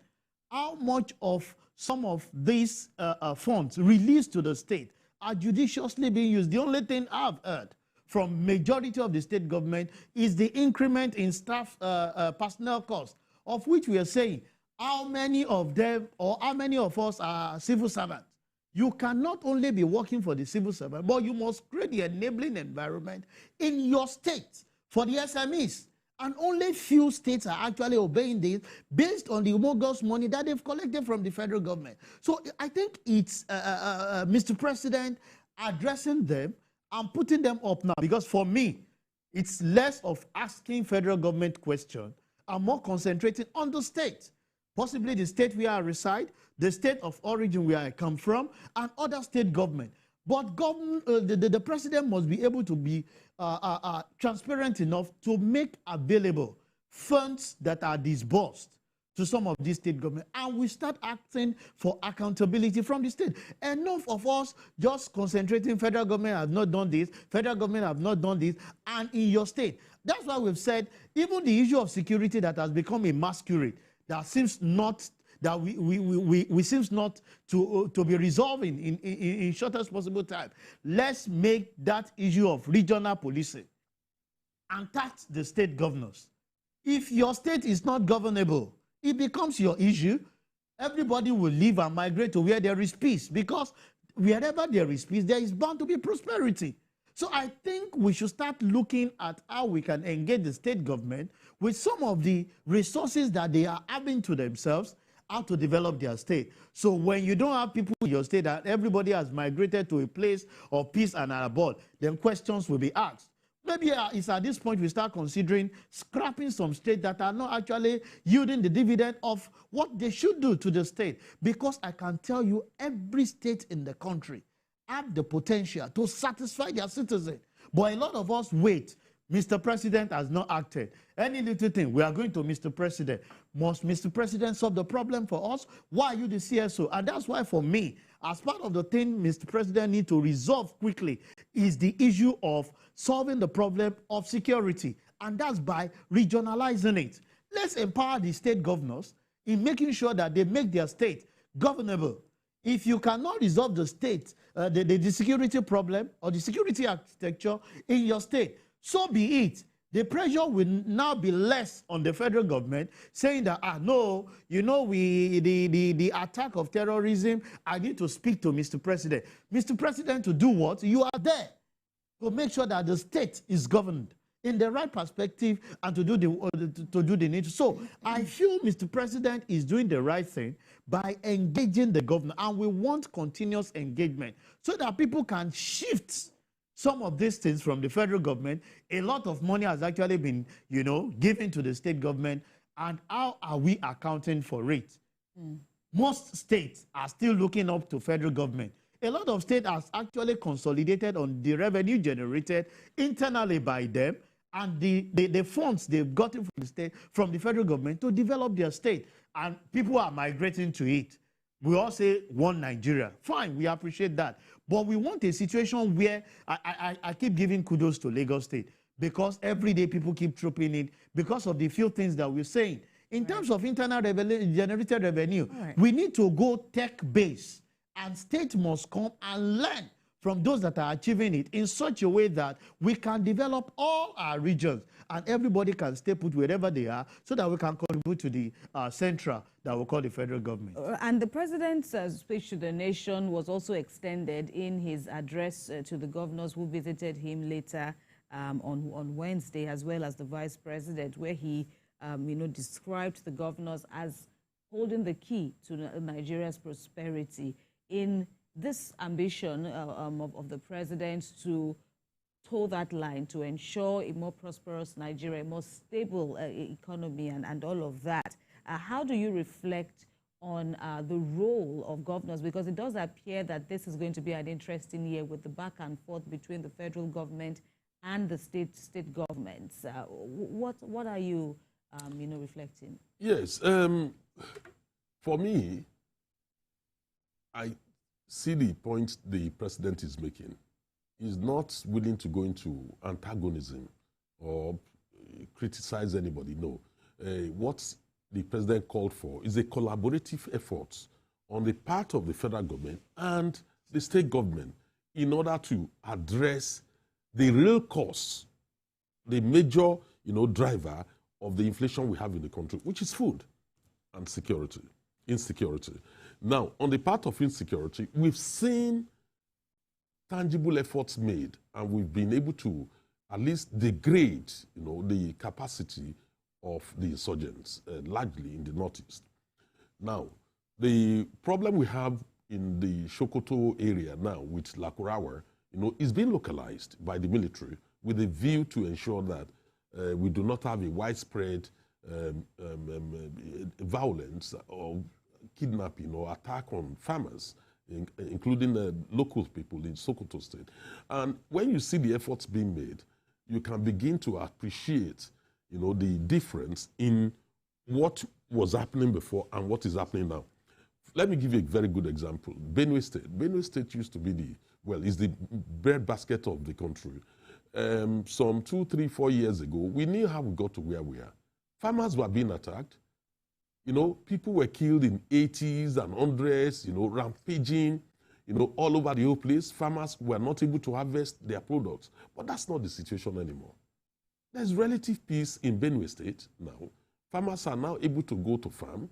Yes, there may be one or isolated one incident or the other. You can't expect everything to disappear overnight. But we must appreciate the progress being made in certain areas. When you look at the rest parts of the country, the level of violence, even in the southeast, has gone down significantly, and in a way that farmers are able to go to farm. When you look at how did we get to where we are, that the food became the major driver, it's simply because of grains. You can produce about 10 different things from grains. It's also used in medicine. It's the 60% component of feed into livestock. If we find ourselves in a situation where we are importing grains, then we have a major problem in the country. And all the reforms being implemented, in my view, are aimed to stimulate local production. We cannot keep, eating what we are not producing. And that is why, if we are able to address the issue of agriculture, the issue of bringing down inflation to 15% is realizable. Is ambitious. What I agree. Yes, but what needs to be put in place? All the nuggets, all the pockets of stuff that needs to be put in place, are they rightly outlined by the president? Yes, because we have food, inflation is food-driven. It's cost-push inflation. That's what we have. If you're able to produce enough food which I think we can achieve. We have the land. With a collaborative approach with the state governors, we can do this. We have done it before. Don't forget, we used to have bulk purchasing authorities in those days. We know what we need to do. Look, for instance, I will even encourage Mr. President to say that, look, why are we subsidizing private firms through the National Youth Service Corps? Why are we doing that? If I need to employ 5 people and I know that I'll get those 5 people from NYSC and I need only to pay them a peanut, why should I employ those 5 people? I won't, because at the end of that service year, new set of 5 people will come in. The major problem... You've empowered the 5. Of course. The first 5. Of course. No, they would leave the system going to, the unemployment queue while I would That's take... what I'm saying. Yes. You've empowered them. Absolutely. Now, for me, the NYSC, the main business of NYSC now should be on agriculture. Everybody that graduates must go at least do a year service in agriculture. What are we doing with fertile lands? The lands are everywhere. Our youths are unemployed. Why can't we get them? Even if you pay a farmer 200,000, a graduate 200,000 to work in the farm, the end product will be, we will produce massive food that we are even able to export and feed the rest of Africa. What are we doing with the stir factory in Bauchi? We used to have a stir factory in Bauchi to produce, caterpillars. I know it's been run down now, but we can re-engage the Austrians, re-equip the place, produce the caterpillars. You have the necessary jobs created. What about the stir in Ibadan to produce trailers and all that, to move those goods, from the farm? We have no business, with NYSC supporting the private sector anymore. We need to go back to food production. And you cannot achieve that without the federal government empowering the local governments in this way. One, they need tractors, and plowers, harvesters. We have 774 local government. What federal government needs to do is to buy those tractors, plowers, and harvesters, put them in the control of the local government, sign an agreement with the state government, make the land available. We have land, lying fallow. You don't need to take away families' land or people's land. What we need to do is land that has not been used in the last 5 years should be leased, compulsory lease for at least 10 years. Then we get this, planters, harvesters, and everything in each local government. Get the youth corpers to go and work in the farm. Pay them not what we are paying them now, peanuts. Pay them, the real value for their labor. We will produce more than enough food to the extent that what is Russia doing now and Ukraine? They're using food for the diplomacy. Why can't we be the breadbasket for the whole of Africa? So we need a new change, just like Mr. President said, and that's why I align with him. You can't keep doing the same thing, the same old ways, and expect a different result. And it cannot be done without the governors. And but then, how do you read the president's stance on the local government autonomy? Like we have been saying, even after the Supreme Court gave that landmark verdict, we are still where we are.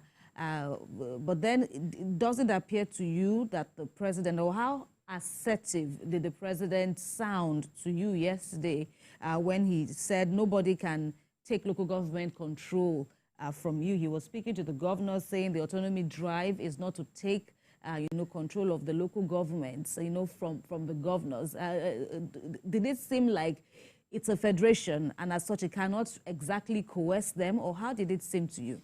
Okay, well, to me, I saw Mr. President displaying the skill that we know of him. You need to massage people's ego. For years, we all understand the way the state governor has taken the local government before the verdict by the Supreme Court. And it will be difficult for you on your part to just come overnight and feel, no, I can have it all. In every engagement that we've had, when you carry out election, state government see local government as their baby that they need actually to move with. Mr. President's statement saying that we can't take the local government away from you is to tell you that, and you go back to the drawing board and let's empower those people. And that's where I want to share the vision of what my brother said in empowering this local government. That is the grassroots basis. We need a situation where even security can be administered at the local level. Vigilantes, they understand the terrain of where they are. I remember when I was a chairman of a particular development community, we have a situation where when you see strangers in your locality, you blow the whistle. That's a first area of security. We try as much as possible in our local area to light up the place based on self-projects to make sure that you have those things. So when you have it at the grassroots and you are able to nip it, and even those that are perpetrating that ill knows that it's not safe even for them, the way they will always do. Because when they perpetrate evil from somewhere, the first place they go to hiding is the local area. They look for one remote area and be remotely controlling things out there in the city. If you are able to go to the locals and say, okay, we want to look for a way to make sure that everybody in this area is actually being protected. By the time you empower the local government, you are empowering the traditional leaders of the things that they need to do. That means you are not just talking about the 3 tiers of government, but you've added the 4 tiers. Because the traditional rulers to have a role to play in this. It's high time we must make them have that task to say, if your environment where you claim to be leading, because Mr. President is leading the whole country, each time we have issue of insecurity, we take the fault to him. We now say, Mr. President, take it down to the state. When your state is not being governed properly in terms of security, you have somebody to ask the question, can we migrate it to local government? And from the local government is empowering the traditional leaders. Don't just come, because there is this meeting between the local government chairperson or chairman and the traditional leaders where they reside. There are meetings between the local government chairman and the state governor. Can we start, diverging this power to the last person in such a way that you have this inclusion of having that sense of belonging to say, sir, how can we come together to start attracting people? By the time you make your local government, a safe haven for businesses to grow, you will see people leaving even the urban area and coming there. I've asked several questions. Why must we all concentrate in the urban area and we are not developing the rurals? It's because you feel you are not safe when you go out there. But if you are able to divert the security architecture in such a way that the traditional leaders are held responsible and accountable for things that are going on in their area, the local government knows that it's actually being held accountable for what goes on in its own local government, and you are able to empower them and monitor the activities that they are doing. It is not just enough for us to give the traditional leaders vehicles for them to move around and be living large when the people that they are governing are actually being impoverished. A lot of resources are in the hands of the locals, and we can start creating safe haven. And that's why I've seen that critically what Mr. President needs to address is if you can tame this issue of insecurity, and we can have the security to the barest minimum. A lot of people are willing to go back to their village and invest in agriculture. But what will be the return when the security is not guaranteed? A lot of people have actually been invited by their traditional rulers and saying, we've seen the exploits you're doing in town.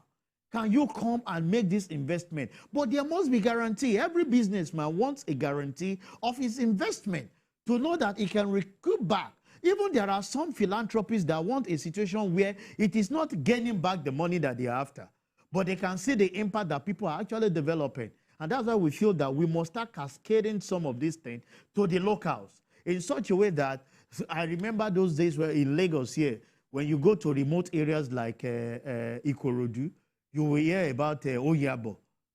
And at that point in time, there was sanity. Everybody knows that you cannot just violate some of the rules that you have there. A lot of people will say politicians, we hijack them to make use of them.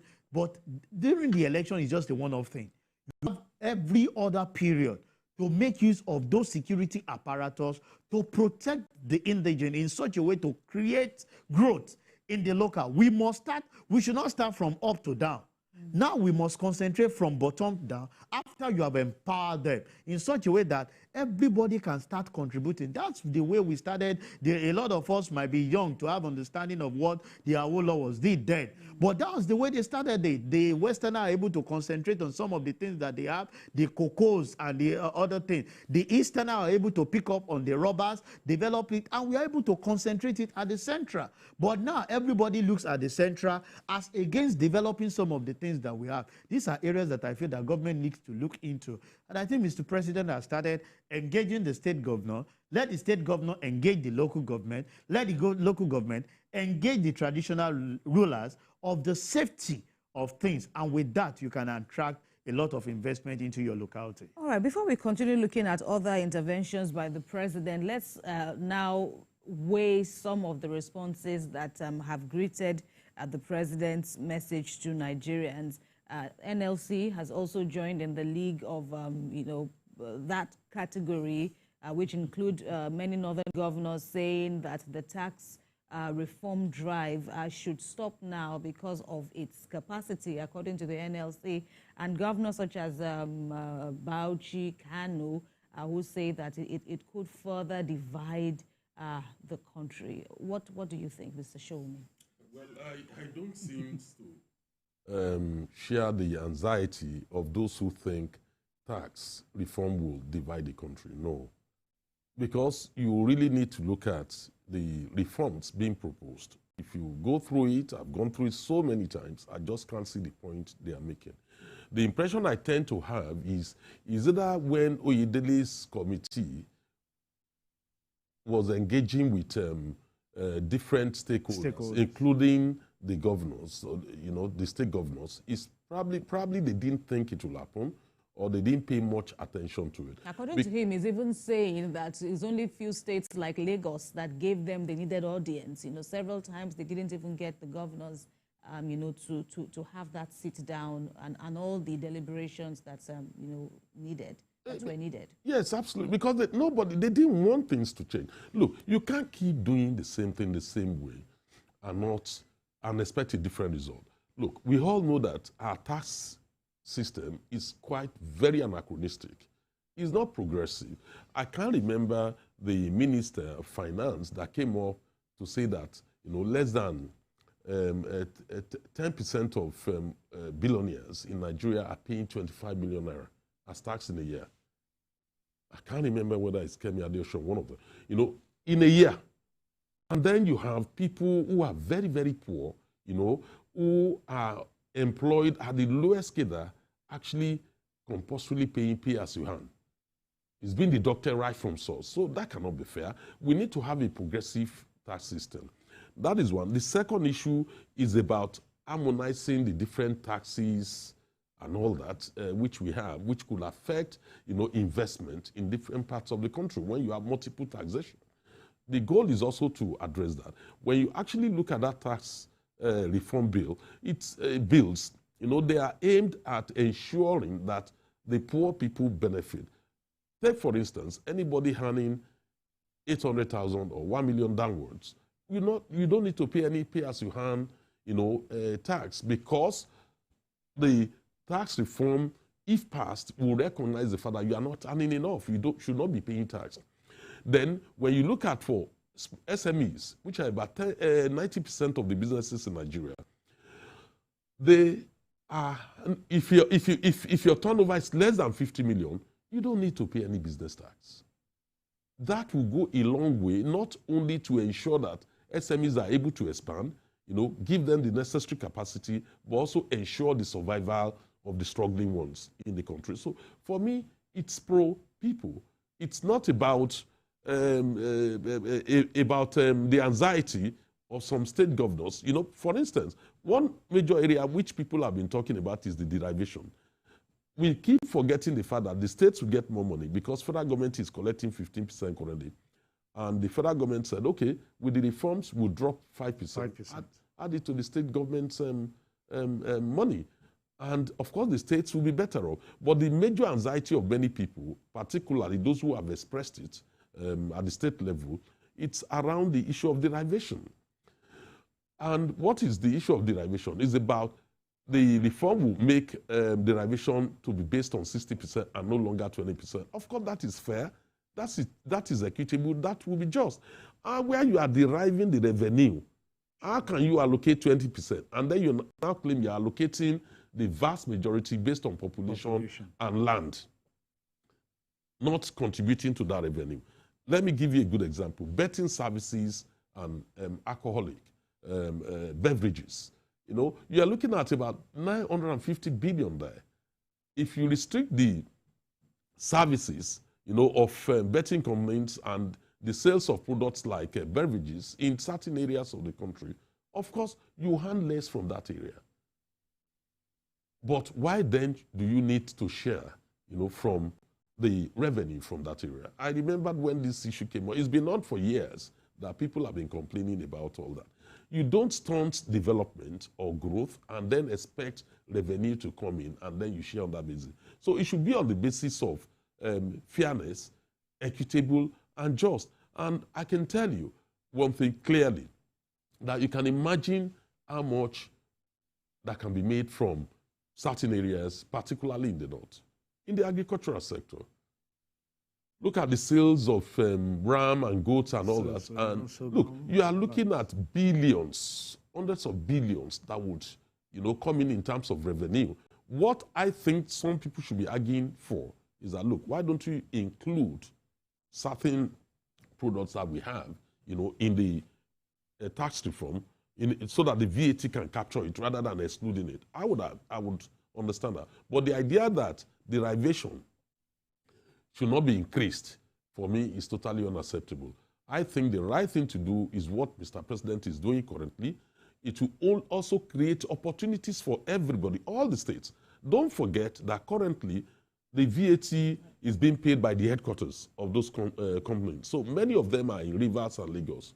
In fact, Lagos and Rivers will be disadvantaged. They will be disadvantaged because if VAT is not based on where the product is being consumed, it does not matter whether you produce it in Lagos or you are getting the fuel from River State, it's where it's being consumed. So many states will benefit, you know, throughout the whole country, including, you know, the northern states, the southeast, south-south, southwest. They will benefit from it. I cannot see a situation where we continue with the current system and use that as a basis, as justification, you know, to retain derivation at 20%. That, for me, is not right. It will not stimulate economic development in other parts of the country. So I think Mr. President is on the right path.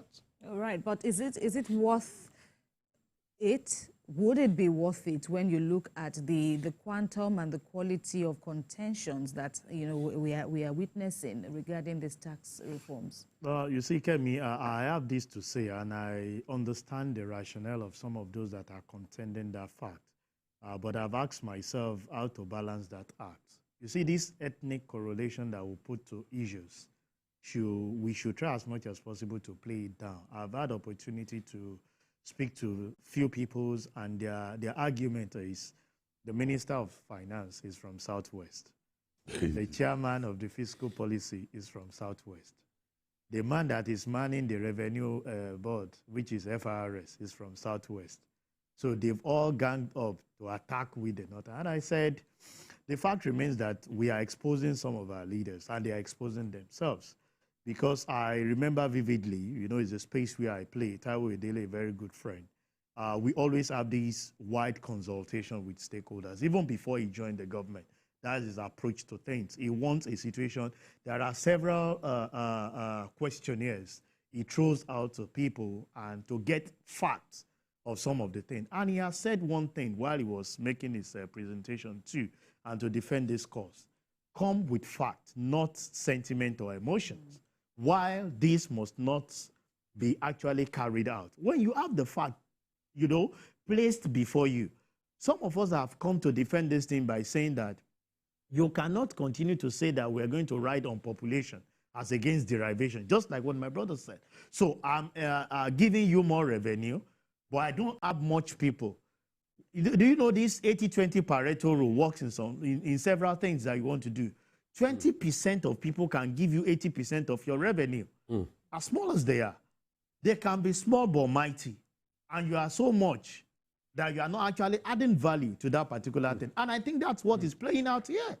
Which, if all of us understand what the Pareto rule says, you must give value to those that are contributing to the bottom line, not in terms of mass. There are other things to actually compensate for that in the area of derivation.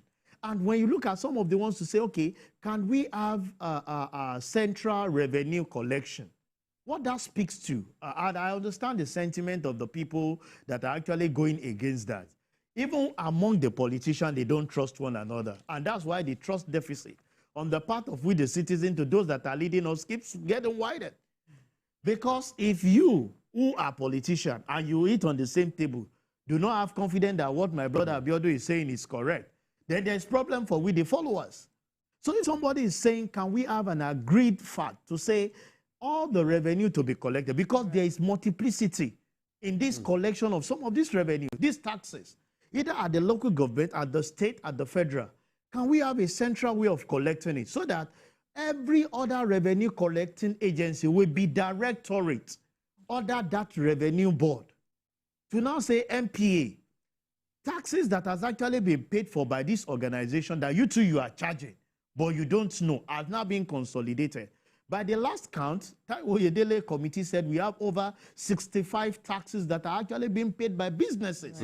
How can we streamline this? And it's all about, because this one is working independently, this is working independently, all galvanizing to be collecting revenue for the federal government. Let's centralize it in such a way to say this revenue has actually been collected by this agency. We should excuse it from it. And with that, we can have a central base, and you can now share that to the state government, the local government, in the proportion at which we have it, and the cost of collection will be minimal. Okay, let's quickly, spend the few minutes we have left for this conversation to look at two, interventions that the president is proposing. First, the National Credit Guarantee Company.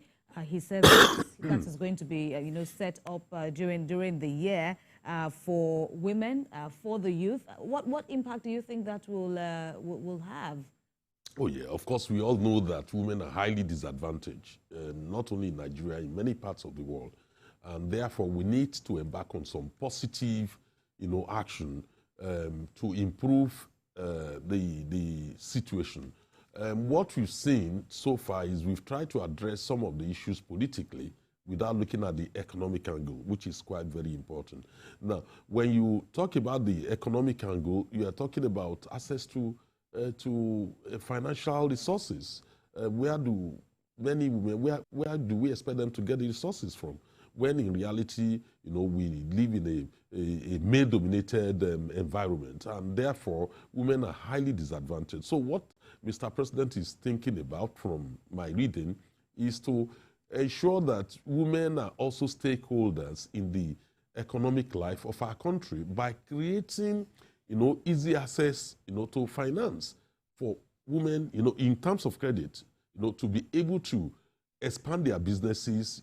And many of them, millions of women are employed, or underemployed, and therefore they're able to expand their businesses, not only create wealth for the country, create jobs, and then they're able to pay the loan, which is obtained. It's not about free money. It's for them to have, a soft loan, where they can invest in their businesses and expand their involvement and engagement with the economy. For me, I think that is positive, because anything that helps, whether it's male or female or the youth, for me, it's great. Okay, and there's also the issue of values that the president is, talking about. Says he's also going to introduce a national values charter to enshrine patriotism from the government and the people. What difference would that make? Yeah, well, it's a good innovation, if you ask me, but I see it beyond that, just creating a charter or this thing. It must be intentional on the part of our leaders. Don't say something and act something. Some people will say, do what I say, don't do what I do. Our leaders must definitely show that path at which people can have that confidence. At home, what are you doing? And at this point, I feel we should start revamping the National Orientation Agency some of the things we enjoyed while few of us were actually going up, we don't enjoy that enough in the media space. When you just tune to TV, it's not about just seeing dancing and everything. There are certain things that are entrenched into you. When you wake up, the things you hear, those things you learn. Even in our educational curriculum, we should introduce moral instruction, things that are ideal for everyone to go. It's not just setting up a charter. You must be able to lead, and people will see the path that we can follow this particular thing, and it will be much more easier in terms of the patriotism that Mr. President is saying. Gentlemen, a fine place to rest our conversation. Mr. Sheson Okwade and Mr. Biodun Shomi. Thank you very much for your time with us. It's a pleasure to start the year with you. Happy New Year again. Happy New Year. Just before we go, we went to the streets to ask Nigerians what words of wisdom they would offer themselves for the new year. Let's hear their responses.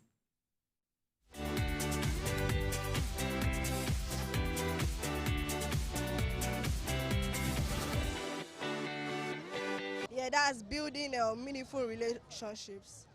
Like, I've noticed that I don't keep friends, I don't interact, I don't go and put myself out there more.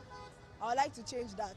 As a person, based on the advice I can give to myself, is to set my goals, then work on my goals, which are the major targets I have. So I said to myself, 2025 will be a better one, which I must work on and focus. Best advice I'll give myself in 2025 is to focus on my achievements and to correct my mistakes that I've made in 2024. The best advice I'll give to myself is to hustle more and to love God more, like to be closer to God. In this Nigeria that we are, you can't just stand alone, you need God, and to hustle more. What I would just say is for us to take life easy, considering the current economic situation of the country.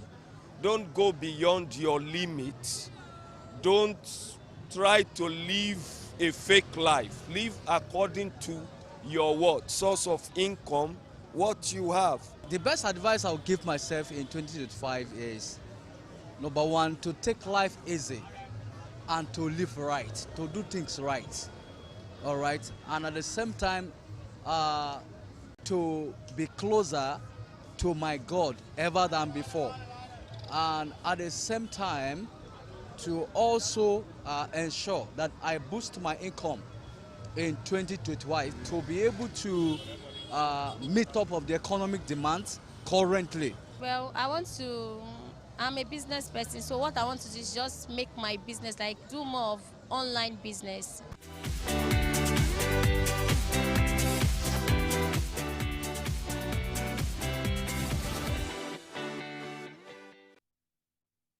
Well, one of the nuggets for me, this new year would be, while we have this fresh start, is to start well. I think starting well is very, very crucial. Of course, there's the concern about burning out, but starting well, you never recover from a good start. Well, that is if you're having maybe a detour into another, probably chasing another goal. Okay. But you're already following a trajectory. Even where you're already following a trajectory, so you just have to fine-tune. Okay, am I on the right course?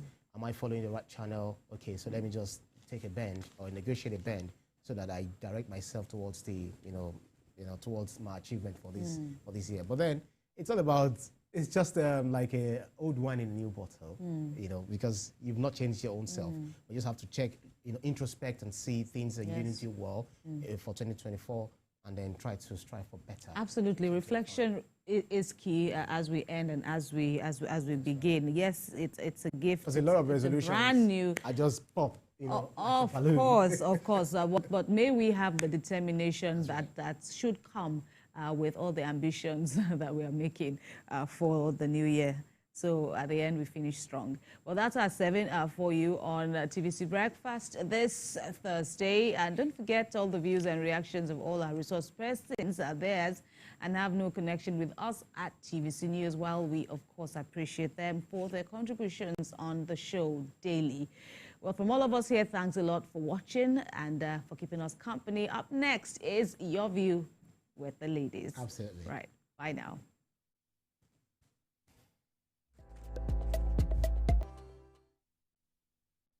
Miriam Lunge. I'm a passionate environment advocate. I am Amako Arakwe. I'm a corporate commercial lawyer and an entrepreneur. Welcome to our hacker. I am Ramatu Shehu Oyibo, an entrepreneur and a business coach. I am the voice of an average Muslim woman, an hijabite, and a lawyer. I am a polymath and a serial entrepreneur. I am Murayo Afolabi Brand, Managing Director, TVC Entertainment. I'm a media consultant, producer, and broadcaster. The ladies of Your View are made of women from different professions, tribes, cultures, and religion. Join us every Monday to Friday as we share our views on topical and social issues.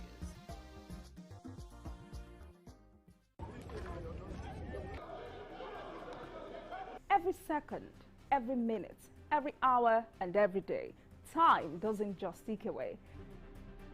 It counts down to political decisions that shape our world. This country must move Imagine the impact these decisions have on our lives. Some are consequential, others may leave us intrigued or baffled. You will have no better friend and partner than Nigeria. Step in and feel the frenzy like never before. Join me every weekday for an hour of fact-finding interviews where questions cut to the core. How would you say your administration has fared in these sectors? I will dig in to get to the heart of issues, from local politics to global insight. Join me as I unearth the power plays, jaw-dropping revelations, and the unfiltered truth. This isn't just politics, it's unraveling the stories that matter. Brace yourself for Politics Tonight every weekday at 8 p.m., where every decision echoes along the corridors of our lives. Politics Tonight, only on TVC News.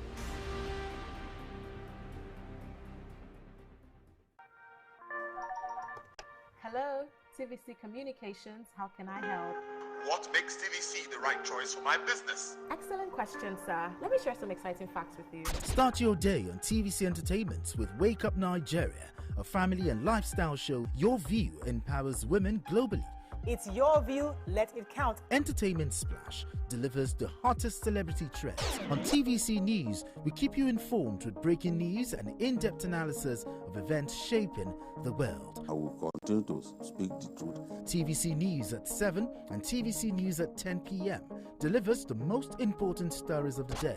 Max FM, your hit music radio station, captivates listeners daily across Lagos and Abuja, making every commute more enjoyable.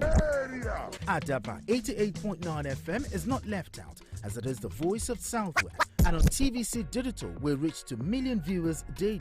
All together, pulls in over 17 million viewers daily. Contact us on 0707-272-8338 or marketing at tvccommunications.tv. Partner with TVC Communications today. Let's grow together.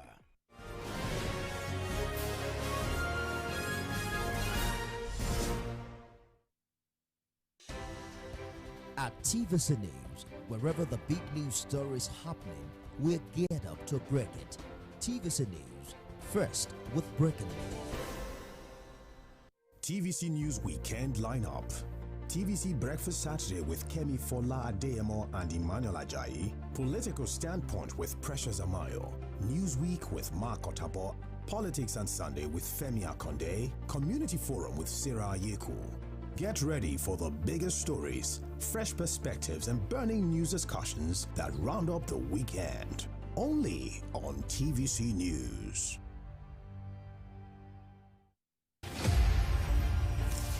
Akiwande Oluwole Soyinka was born on 13th July 1934 in Abeokuta, Nigeria, to parents Samuel and Grace Soyinka. His education began with the Christian lessons of his parents, as well as the more traditional Yoruba spiritual customs taught to him by his grandfather.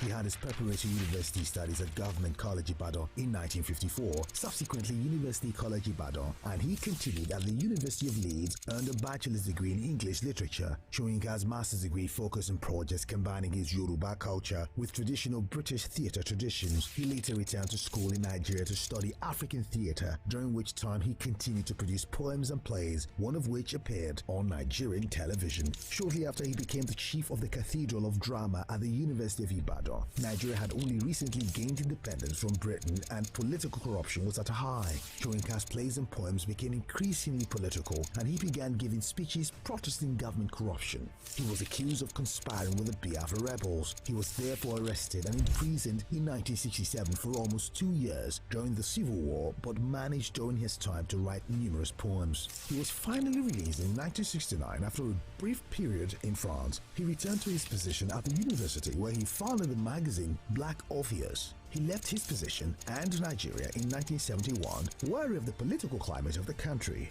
During this time, he published books of poetry and essays. His plays were collected and published, and newer plays were staged. In 1986, he was the first African to win the Nobel Prize in Literature for a wide cultural perspective and with poetic overtones fashioning the drama of existence. He dedicated his acceptance speech to Nelson Mandela and used the platform to criticize apartheid. Later that same year, Soyinka was awarded the Ajib Prize and in 1988 published his book Mandela's Earth and all the poems as well as art, dialogue, and outrage, essays on literature and culture.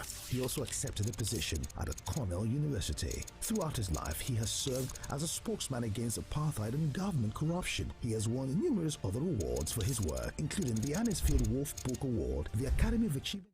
Dr. Obiajulu Ugo in the building. Happy New Year. Hi, everyone. Happy New Year See you to for the first time this year. Yes, happy 2025. Yes, so I'm excited for everything the new year has in store for me, my family, my friends, my fans.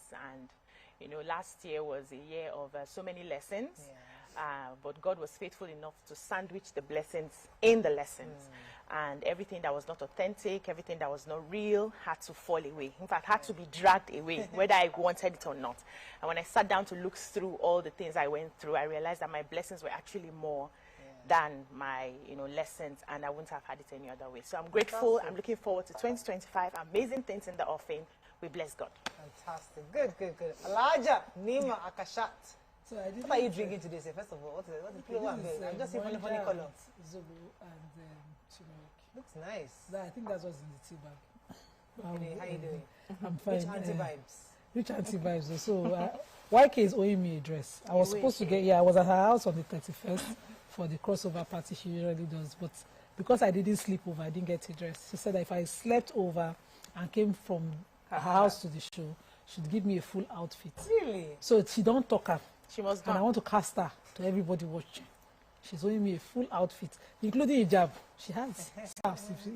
YK's place. But I had to leave. I guess she's sitting in one I'm week. sitting in for her today. One, I agree, because one concert on Sunday, why can't it be 1 week? She said, those ladies think I'm a young woman. How much people spend? It's not easy being a grandma, I guess. Hello, Mario Longe. How you doing? I'm good. I'm still loving your hairstyle. It's gorgeous. Thank you. It's really low maintenance, and I love that, really. The less stressful, the unnecessary, the better. Yeah. So yesterday, I made lunch for New Year's Day. Well, although it took quite a bit of time, it was much later. My son even fell asleep. Just regular. I made some Chinese egg fried rice. I made mushroom cream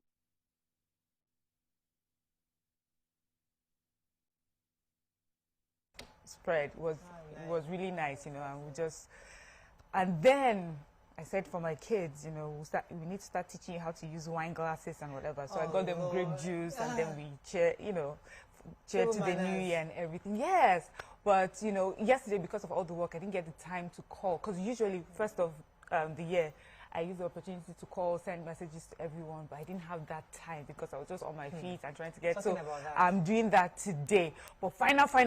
Today is my sister's birthday, my day one. There's a picture my mom sent me recently of her very first birthday. I'm going to post it. She's just an amazing sister, wonderful sister.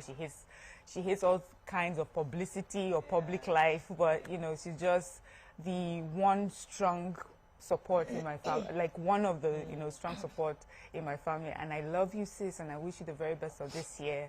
Fantastic. And Happy birthday, I know there's so many things, many good things that happen for you. Fantastic. Happy birthday to her. Me, I have so many messages. Like, happy New Year, I have not gotten around to it. So when you talk about messages, I need to sit down today and start replying people one after the other. It's just, well, thank you so much. God bless. Yeah, it should have helped me. But there's some personal family members that I have to properly reply. You know, first day of the week, happy first day of the month pains you. Better answer happy first day of the year. Happy New Year. So we say all this happy Sunday. Happy New Month. Happy New Month. Happy it's just the first day happy of the New Year. Seriously. That has become a culture now. It was that don't do that. Happy New Month. What's all this? What is all this? Happy Sunday. Let's go on a short break. It's Thursdays, our gisting day, but first, we'll look at the front pages of the newspaper. Stay with us. We'll be right back.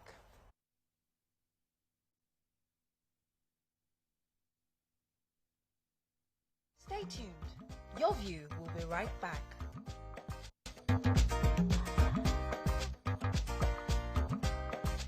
Stay tuned. Your View will be right back.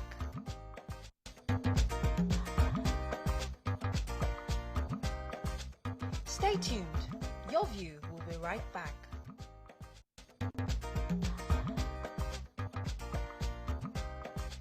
Stay tuned. Your View will be right back.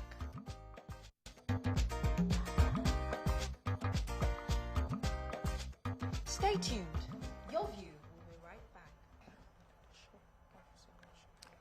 Thanks for staying with us. We're going to start now with The Nation.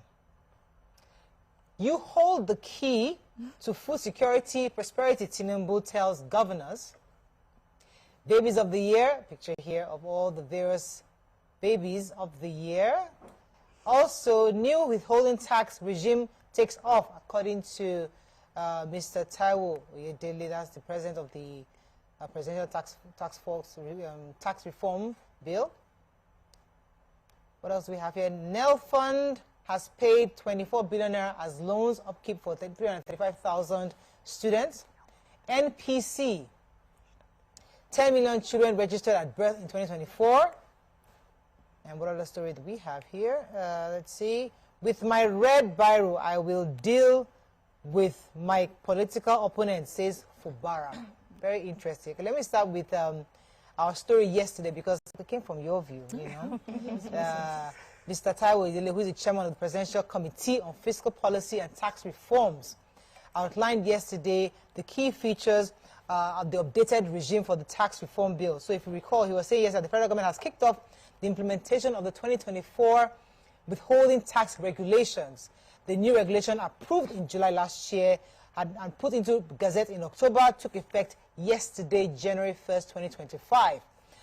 The revised regulations, titled Deduction of the Tax at Source, is intended to modernize the tax system, streamline compliance, and address long-standing inefficiencies. So he was on our show yesterday, and he kind of gave us the framework the government has employed and adopted to ensure that the tax reform bill is spread across and benefits most Nigerians.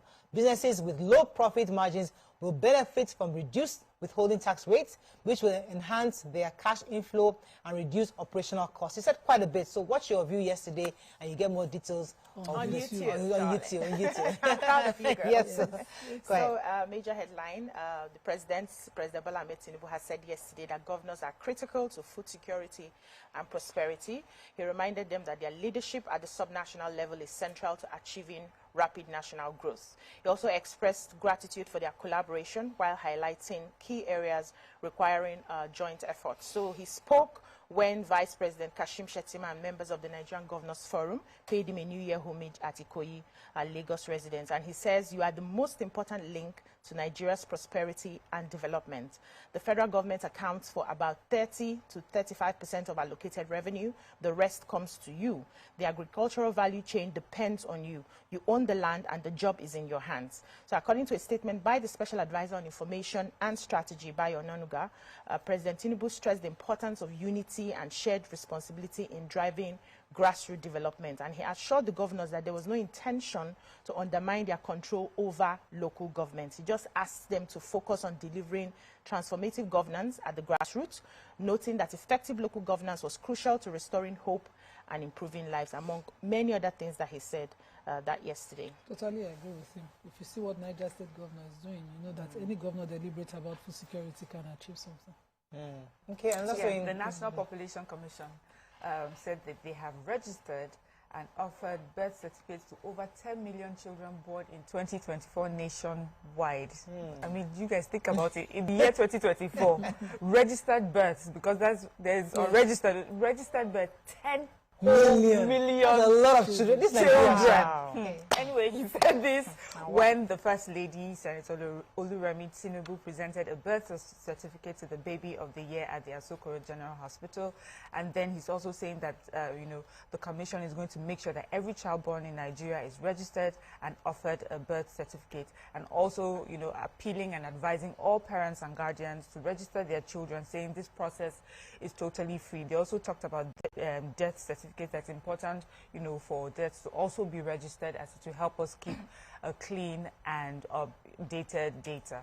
That's just it, but I was just thinking 10 million. So what does that mean for us economically? You know, there's so many things that this will mean for us. Continue to have every a very year 10 million population. How do we But feed let them? me take the details of this welcoming of the babies. Okay. So the First Lady, represented by the wife of the Vice President, Nana Shetima, was at the Asokoro General Hospital, and she welcomed the first baby for 2025. And this is baby Favor Stephen Odion. She's a baby girl. She was born at 12:27 a.m. at the Asokoro District Hospital. And to the families of Mr. Odion Oyibo and Chioma. And then the first male child for the year was born at 7:14 a.m. on the 1st of January 2025. His name is Zim Chikachim Ejiofor, born to the family of Mr. Ejiofor Nwori. At that time, the girl weighed 3.6 kg, and the baby boy weighed 3 kg. Yeah. So this just brought me these floodgates of memories. The friend was the 4th of January, it's our first baby. Yes. These are like the 5 kg baby. This is the last batch of the Gen Alphas. Because by February, the Gen Beta will start being born. So we're done. Gen Alpha. No, it's for February. February 1st. Gen Beta. So these are the last sets of Alphas. So our children are old. They're old. There's a new generation for February. They are preparing them generation waiting for them.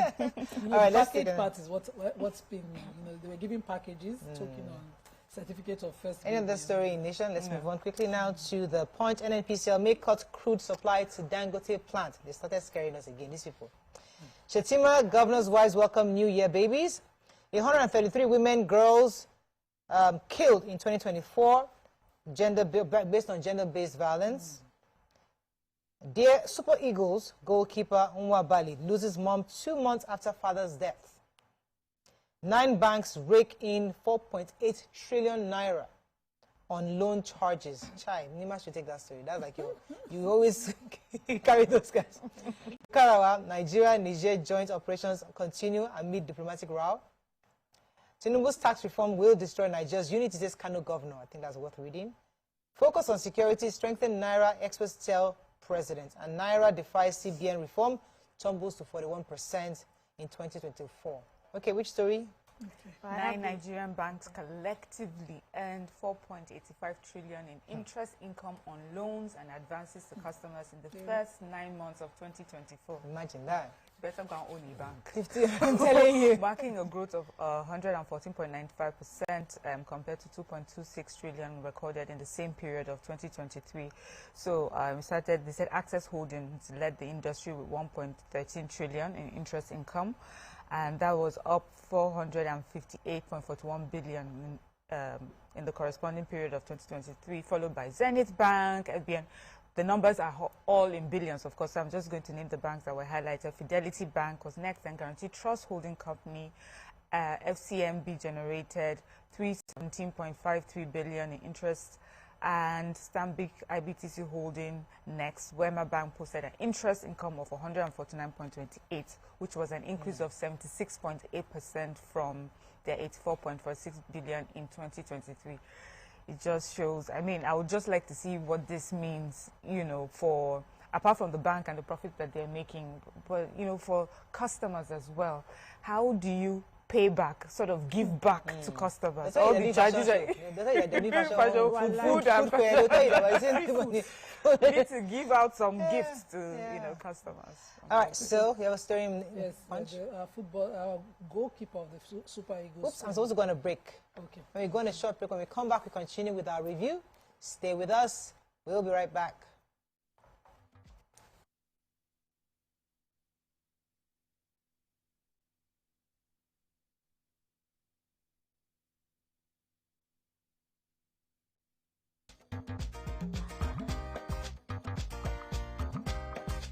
Stay tuned. Your view will be right back.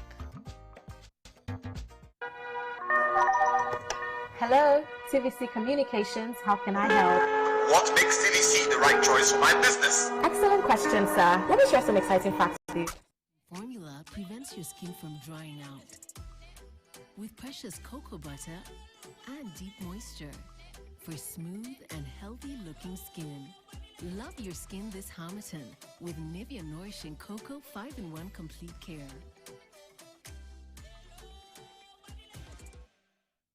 Strength, pride, optimism, happiness runs through our veins. High blood pressure shouldn't. 1 in 3 adult Nigerians may have high blood pressure. Do you? Omron provides a solution for checking your blood pressure anytime, anywhere for you to avoid critical cardiovascular diseases. Get your Omron blood pressure monitor today and take control of your health. Distributed by New Heights Pharmaceutical. Omron, all for healthcare. I'm Miriam Lunge. I'm a passionate environment advocate and a published author. I am the founder of Celebration, a businesswoman, and a fashion icon. I am a wealth coach and a real estate developer. I am Amako Arakwe.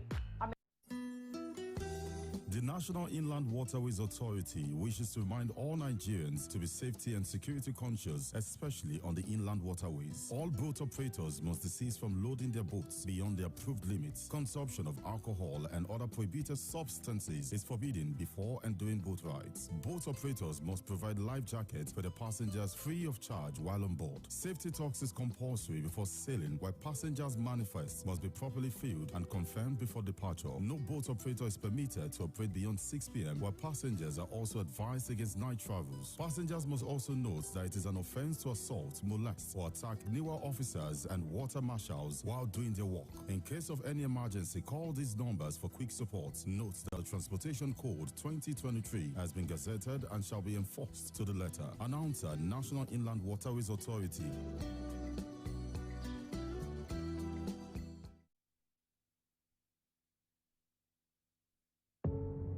Doubt and fear.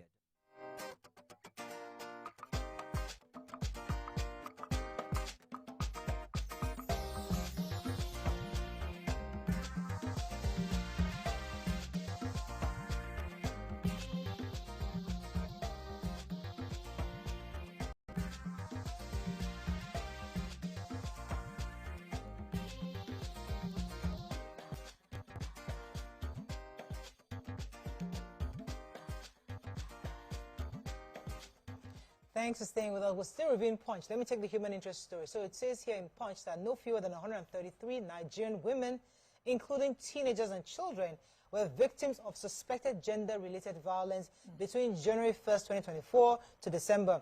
And this is according to a foundation femicide reports. Punch gathered that the reports from the foundation's tracker on the dashboard said that it's a non-governmental organization dedicated to combating gender-based violence and monitoring cases of femicide across the nation. So they spoke to the founder, Ololade Ajayi, who confirmed on Wednesday that the alarming number of incidents was based on verified reports of gender-based violence from newspaper articles, Punch newspapers, and quite a number of other social media. So these are the reported cases. There's a very, very strong possibility that there are other unconfirmed cases or unreported cases. So the reports indicate that approximately 12 women were killed between January and March. Among the victims was a 3-year-old girl named Asia, who was initially reported missing, but later found in Bauchi State, and her body parts were dismembered. According to data, at least 9 women lost their lives to gender-based violence in April. One of the cases highlighted was Amina's a 100-year-old woman who was killed by a 67-year-old man, her son actually, 67-year-old son Lukman Adedoju, during a dispute over proceeds from palm oil sales. So a lot of gender-based violence, but it was important for us to just have that review, and hopefully the government can do something to help us curb the amount of gender-based violence across the nation. So I have the story of the third one, so the passing of the mother of our Super Eagles goalkeeper and the Chippa United goalkeeper, Stanley Wabali. He announced on his X page that, his mom had passed, and he said, "RIP mom, worst year of my life already." And this is following 2 months after his father was announced to have passed on the day we scored a goal when he was working at the last outing that we had. Sadly, a lot of people are condoling him right now. Sadly, this is a trying time for him. I just wish that he will be strong. Okay, so the federal government said they may cut the crude oil supply to Dangote Petroleum Refinery, reducing it from the current allocation of 300,000 barrels per day, except if there's a surge in Nigeria's oil output. This was what the Punch had gathered yesterday. It said the reduction is expected to take place as part of adjustments under the government's Naira for Crude initiative following the oncoming on-stream of the Warri and Port Harcourt refineries.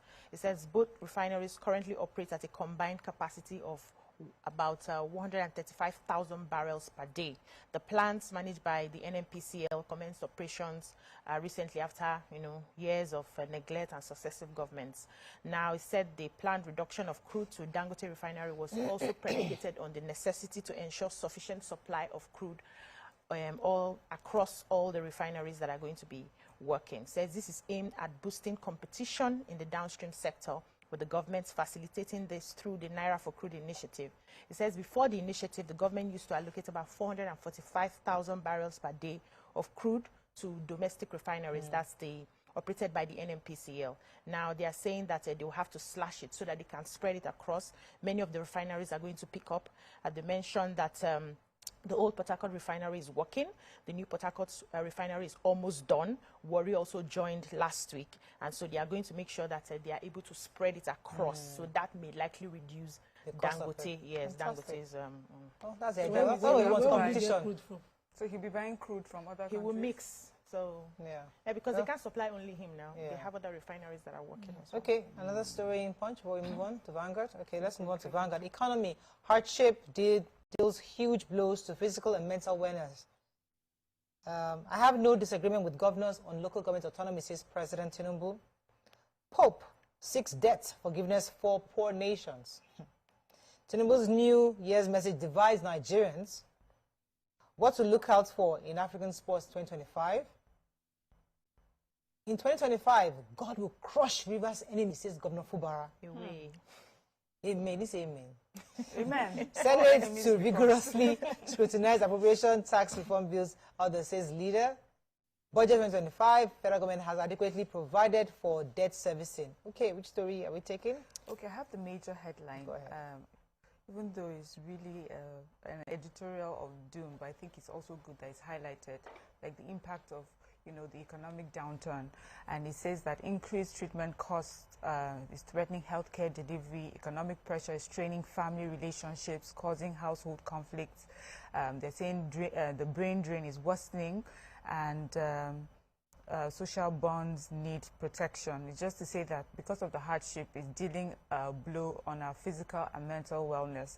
So Mr. Shola Ogundipe, who wrote this, just highlighted how the cost of, the high cost of medicine, access to medicine, to food, and all that, how the rising inflation, how it's impacting families and family relationships. He says that a lot of families are going through it. It's affecting relationships between couples, family members, as they're trying to, figure out life and figure out these prices. They say the cost of drugs is making a lot of people now dependent on, home remedies or traditional or herbal doctors who are not able to give them proper prescribed medication. They say a lot of people are getting self-medicated because of that, and this can cause a lot of, issues going down the line. So many people have been diagnosed with kidney diseases, as a result. So for me, the whole editorial really in summary is just to say, it's not when there's economic hardship, apart from how we feel it physically in our pockets, it affects us mentally, it affects us physically.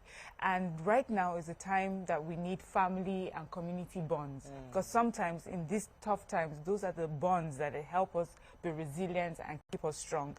Talks about the multi-dimensional poverty. So that's what it means. When you have less money in your pockets, it leads to other things mentally, physically, and okay, let me take this story from the governor, Fubara.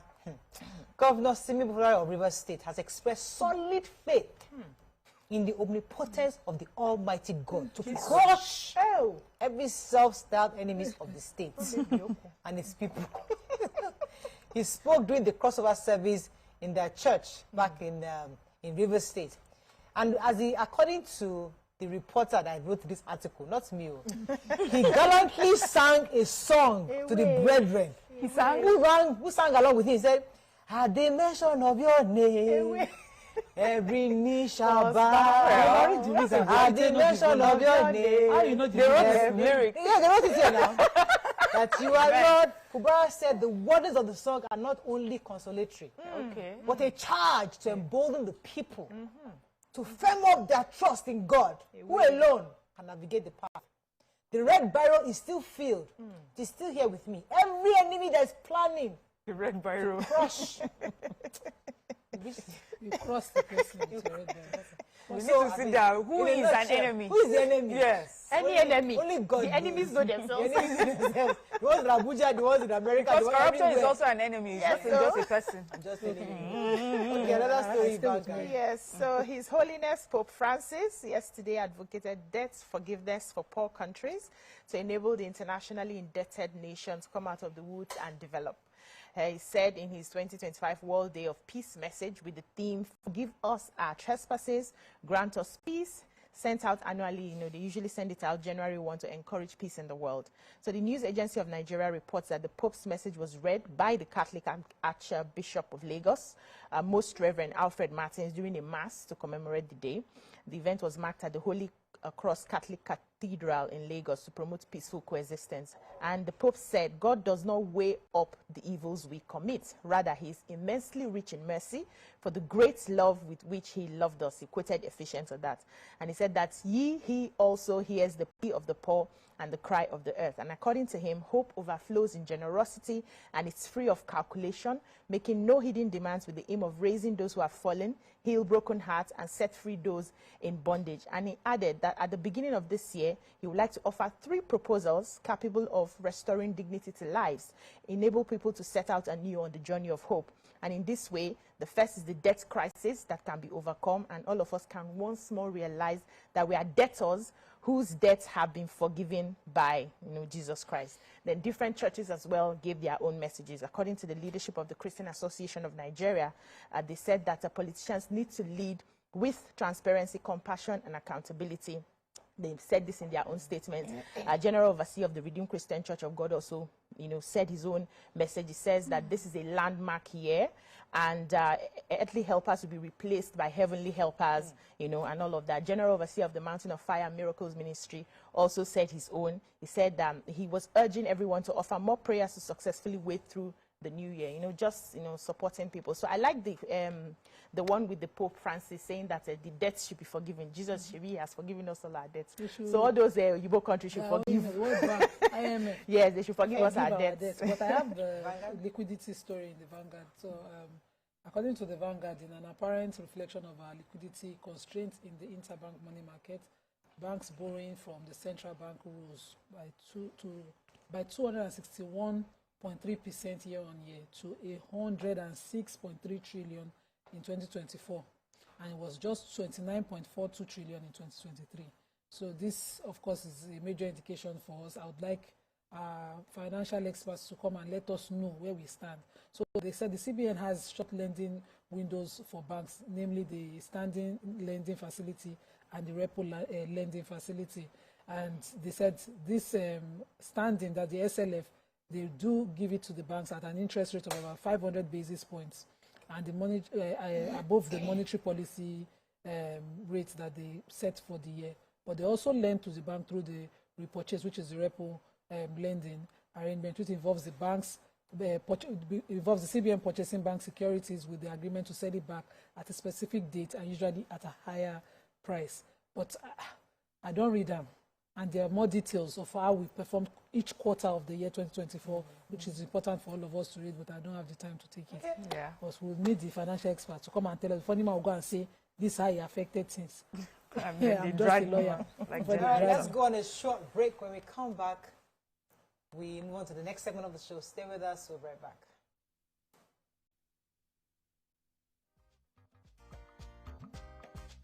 Stay tuned. Your view will be right back. 5 minutes, strap in your seatbelt and get ready for the air ride. Every kid is amazing at something, but we call amazing kids Amazinators. Feed your kids with the Golden Penny Amazing Day cereal. It contains protein, fiber, calcium, and vitamin A, which gives your kids the power of 4 to nurture them to greatness. Amazing Day cereal. Nurture the amazing.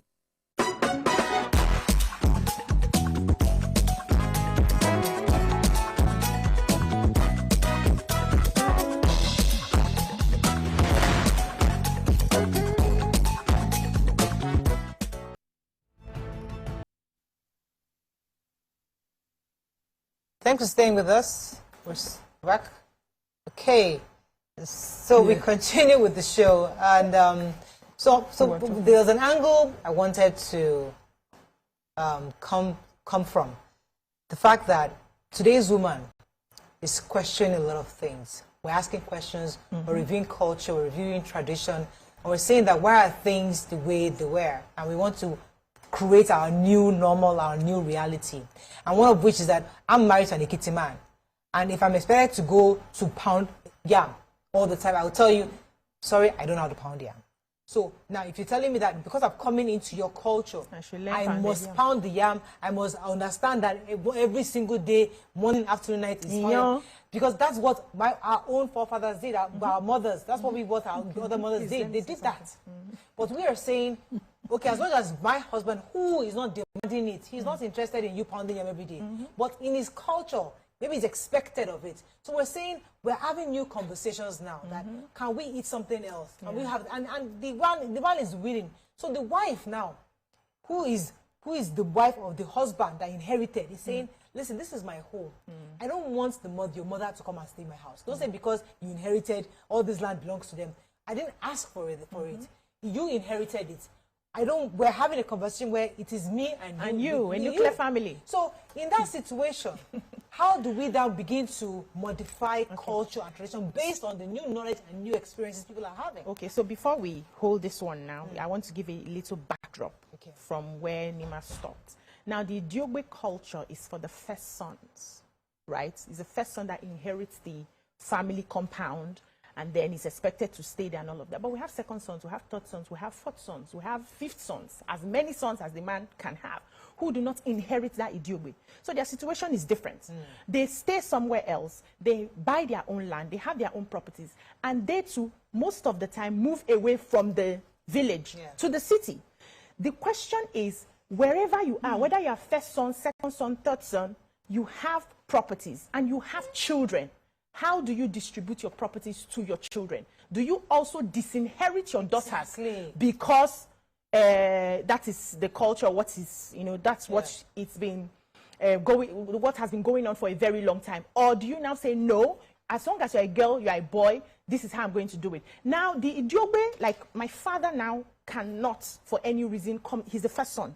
He cannot for any reason come to my house to stay. In fact, when he comes to visit, does not stay more than 3 days. He's itching to go back home. If I have to sort him out anyhow, I have to send things to him. If I needed to get him a nurse when he gets to that age where he can't help himself, I'll need to do that. He won't come to my place. What can they live in the city? Listen. Can the first son say, I don't want to live in the village, I want to live in the city? He will still maintain the village. Yes, it's optional for I'm just giving an example. But he has brothers who are not the people staying in that house. Those ones are living in the city.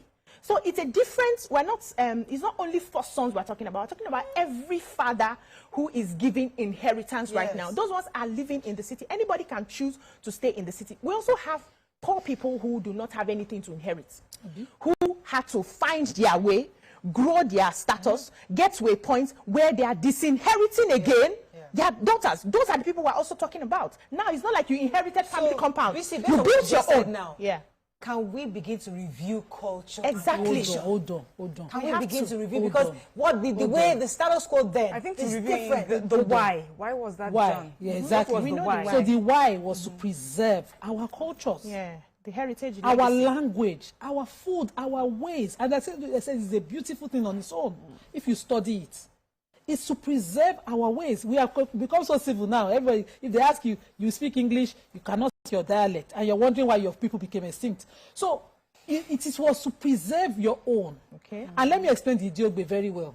So your first son has to do custom, but he can choose not to do. If you have 2, 3 other sons, the day he says, me, I no do Idiogbe, he steps out. He doesn't do your burial rights. He steps out, his younger brother or uncle comes in, and the English practice it. Who have restrictive clauses? Yeah, they do. The English have restrictive clauses when it comes to their feudal rights, land and all of that, to preserve it within the home. So, for instance, you have 7 lands. Once you give your daughter, I'm not advising disinheriting daughters. I inherited under Islamic law. But you give your daughters, you give your son-in-law, who ordinarily, because in patriarchy, controls everything. Yeah. But if you keep within your sons, you can actually have your nephew, grandson from your daughter come back home.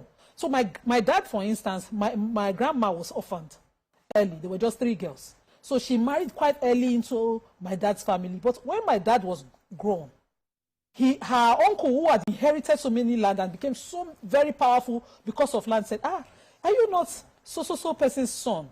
Oh, come and see me because there's land here.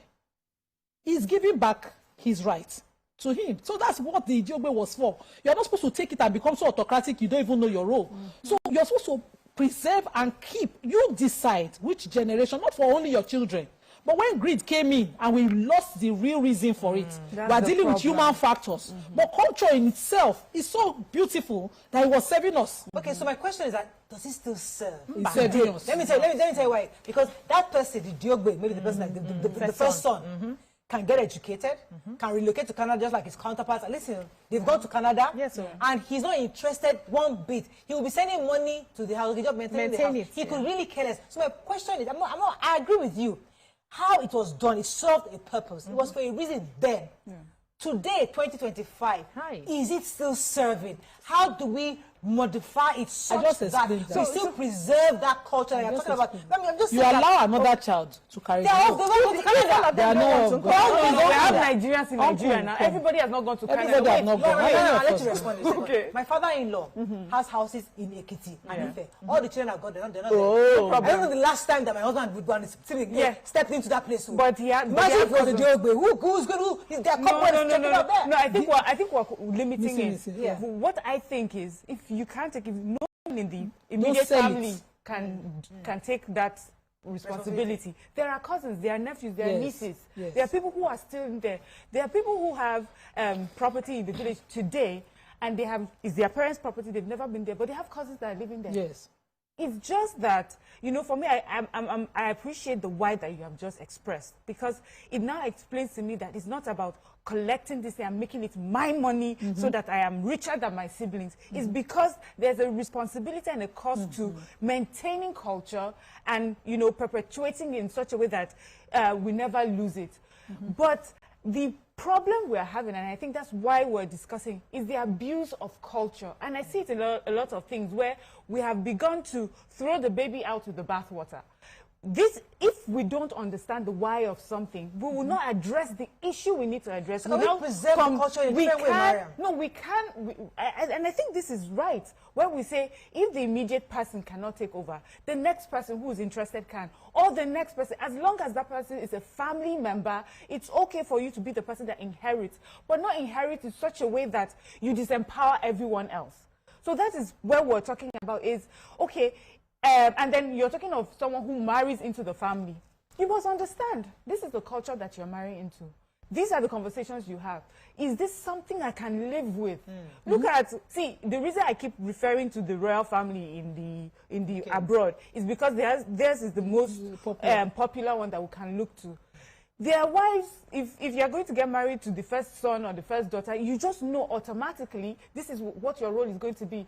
Their queen that passed on, we saw the story of how her husband married her. It took him some time to accept his new role as beneath her. You know, this is a person that in his own country or whatever, he was a prince in himself. You know, and then when you realize that this is what you're coming into, it's something you sit down and you decide, do I want to? Because there's a reason that they're doing it a certain way. It's not because they want to, it's when we look at it that they're doing it in such a way to break me so that I'm not strong or I don't have financial means. As long as we understand what is there for, then we can modernize it. Look at the Ekiti pounded yam that you're talking about. All the poundo machines, what are they there for? All the people that help us, all the chefs and everything. So that's the problem. So you see, that's the problem. When the person insists that it has to be locally pounded, then it's a problem. No, because the thing, exactly, because what they want at the end of the day is pounded yam on my plate. How I go about it should not be your problem. So let me add something. Let me come. I'll come to you, but there's an angle I want you to highlight a bit more. I know a family, very, very wealthy man. He had so many children. He had lots of money. But the kids, for whatever reason, probably because of their education, their exposure, they were not really, the wealth meant nothing to them. They didn't really care, because we are drowned in so much opulence. They were like, when they have abundance, you don't care. They don't really care. So they traveled abroad and they didn't want anything to do with their father's money. And they stayed with, so they didn't care. The man built houses, maybe 10-bedroom house. They didn't really care. So they lived in their various countries. They married Oyibo here, married even, and they're fine. You know, they didn't want any connection. When he found out that when he died, they came home, buried him, and left back. None of their family members saw their great break light. So tomorrow they're still complaining that we don't see these children. Now the man's 10-mansion house, a 10-room mansion is there, gathering cobwebs. The point is that if our objective is to preserve culture, instead of doing it through the route of property and heritage to the first son, is there a different route that we can begin to have a new conversation to explore such that we still preserve the culture, but not through this issue of So the issue of preserving culture through property and being in the country will not work for the new generation of children we are raising. Exactly.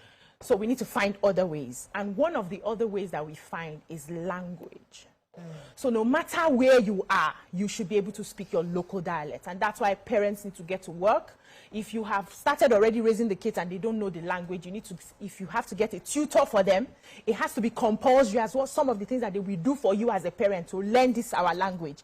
Language is very important. Now, conversations and storytelling about your history is also important. Many of us don't even know our history. So we need to start asking our parents that are still alive to give us that story. We need to pass down the story to our children. Now, these are some of the things that give them a form of identity. Wherever they find themselves, when they speak, they can tell you that I am from this place, I am from this culture, this is how we do things, where I'm from. They don't need to be there. Because if we're saying let's hold them back, let's build the houses, let's force them to come and stay in the Diogbe, those children will not, they're not like us, they will not answer you. They just need to disappear and they are gone. You see them once in a while, you call them on phone and they move on. So we need to devise other means. That language is very, very important. That language, their storytelling, knowing their history is where we can now begin to. And after a while, I realized that children who actually know their history, after a while want to come back. They want to see the place. They want to mingle with the people. They already know who they are, whether they are there or not. They will find their way back. Let me take this call. Doctor from Enugu. Good morning, sir. Good morning. You're live. Go ahead, sir. Compliments on the season. Same to you. Compliments on the season to you too. You know, Yes, you're live. Go ahead, please. Good morning, I can hear you. Yes, go ahead, you're live. Compliment of the season. This is your view. Again. Compliment of the season. Okay, I think it depends on the region. I'm speaking. You're listening to your TV, it's delayed. Please speak to me. Go ahead directly. Listen to your phone. It depends on the region and its place. As an Igbo man, a son. Okay. Television is delayed. Oh, come on. Yeah. So he was going to talk about the Igbo culture. Igbo culture, where a son is what they need. Yeah. To preserve, and so he didn't say that. Yeah. No, he took a course. He didn't say that. No, he didn't finish saying. But he took a Supreme Court judgment to allow women inheriting the Eastern custom. Until date, the judgment is going to enforce. You have to go out to another court to enforce it within families. So culture is... Yeah, I was going to say this new way of preserving culture, apart from the Idiogbe system that you have described. And I feel that the reason we're saying is that because we don't see our culture finish. If our daughter was going to marry someone in the Oyinbo land, that her father-in-law is a lord of one, what do they call them? Yes. we will wear our Ashoka, wear it high up, and every time we say, yes, my daughter is married to the lord of something. But because it's in the backyard of your village, that's it finished. It's now, we're traveling abroad, we don't live here anymore. They would go to the countryside, sit there with all their people, and and they respect it. Yeah. Of course, times are changing, so things have to be done in such a way that it is fair and it is, normal. But we're looking down on our culture too much, and I feel that yes, there are different ways to preserve culture. I think, but this is one of the important ways. Where let's look at it. It's not just a right. It's not just, a giving. It's a responsibility. It's heavy. It's not easy. That person has to understand, you know what, I'm going to give up something to do this. But I'm doing it for posterity. I'm not doing it for today. And whoever is going to be a wife or part of this family needs to understand this and is willing to make that sacrifice. So now, I absolutely like that. So I hold on, so it's a duty. Okay. It comes with your birth. Wait, I'll let you go. I know you want to come with a friend. I want that her point. I want you to sing it properly. I want to build on it. Yes, so because there are people listening right now, and they'll just fall in love with John. Yeah. They're forgetting that John is from somewhere. Yeah. And that your love, is a responsibility. You fall in love with him, you're going to go to Diogbe. So when BC was talking about language, Miriam sort of took my thoughts out of my brain with what she said, because I was going to just counter it like that. There's a see finish, as Miriam said, and it's a duty. You're born into it. You see it, you love your family, you want to continue it. There are things we can change. Can we talk about the things we cannot change? We cannot not want the Idiogbe. We cannot not want to be in the Benin kingdoms, the communities where we are from. What we can change, you can say, my father built his own as mother house. I want to renovate. I am now the head. I'm the first son. You don't have to live in the Idiogbe. You take your time as Easterners to go home for certain festivals. You know your custom, you know their festivals. They cannot be doing EBA Community Day, and I will forbid it as the first song. Do you understand? I will be in the village. I know who is king. I'm in the council. If my parents are... My husband, for instance, is a kingmaker in his waiting. He's a first son. And I always say to my son, you're a kingmaker. Be ready for it. Now, my son doesn't speak language yet. He doesn't even know these things. But because I am seeing it into his subconscious, if in the future he is in his 70s and the family says, you are the eldest now to make the king, he will understand that from the Ogbe kingdom, this is what we do. The Ogbe family, this is what we do. So that is why they own family. We too have titles. We have lords, kings, members of council of our village, of our places where we are from. When we watch it in English movie, we understand it. When it comes to the ballet is still finished. Because all they do, the Omonile thing, everybody is just selling land. It was supposed to be that your farmland, your 10 acres, your 100 acres of farmland, still produce what your family is known for producing. If you people are young farmers, you're young farmers. My cousins don't sell land finish. I want to call them out. Dr. Kayode, you're live. Thanks for calling. Hello, good morning, Dr. Kayode. Hello? Hello. Yes, you're live. Go ahead, please. Good morning. This is I appreciate you for speaking for religion. Yes, go ahead, please. You're live. Thank you. Good morning to you, ladies. Great minds. Good morning. Program very interesting and very interesting. Thank you, sir. You see, the topic is quite interesting, and I think we'll have to be logical about it. There's a saying in my place. I'm from Kogi, precisely Aitolobede. They tell you that Omotobas Soleno Oswakuyako, meaning that if you leave your origin, you are bound to suffer. That's the summary of it all. Now, let me go back to the topic.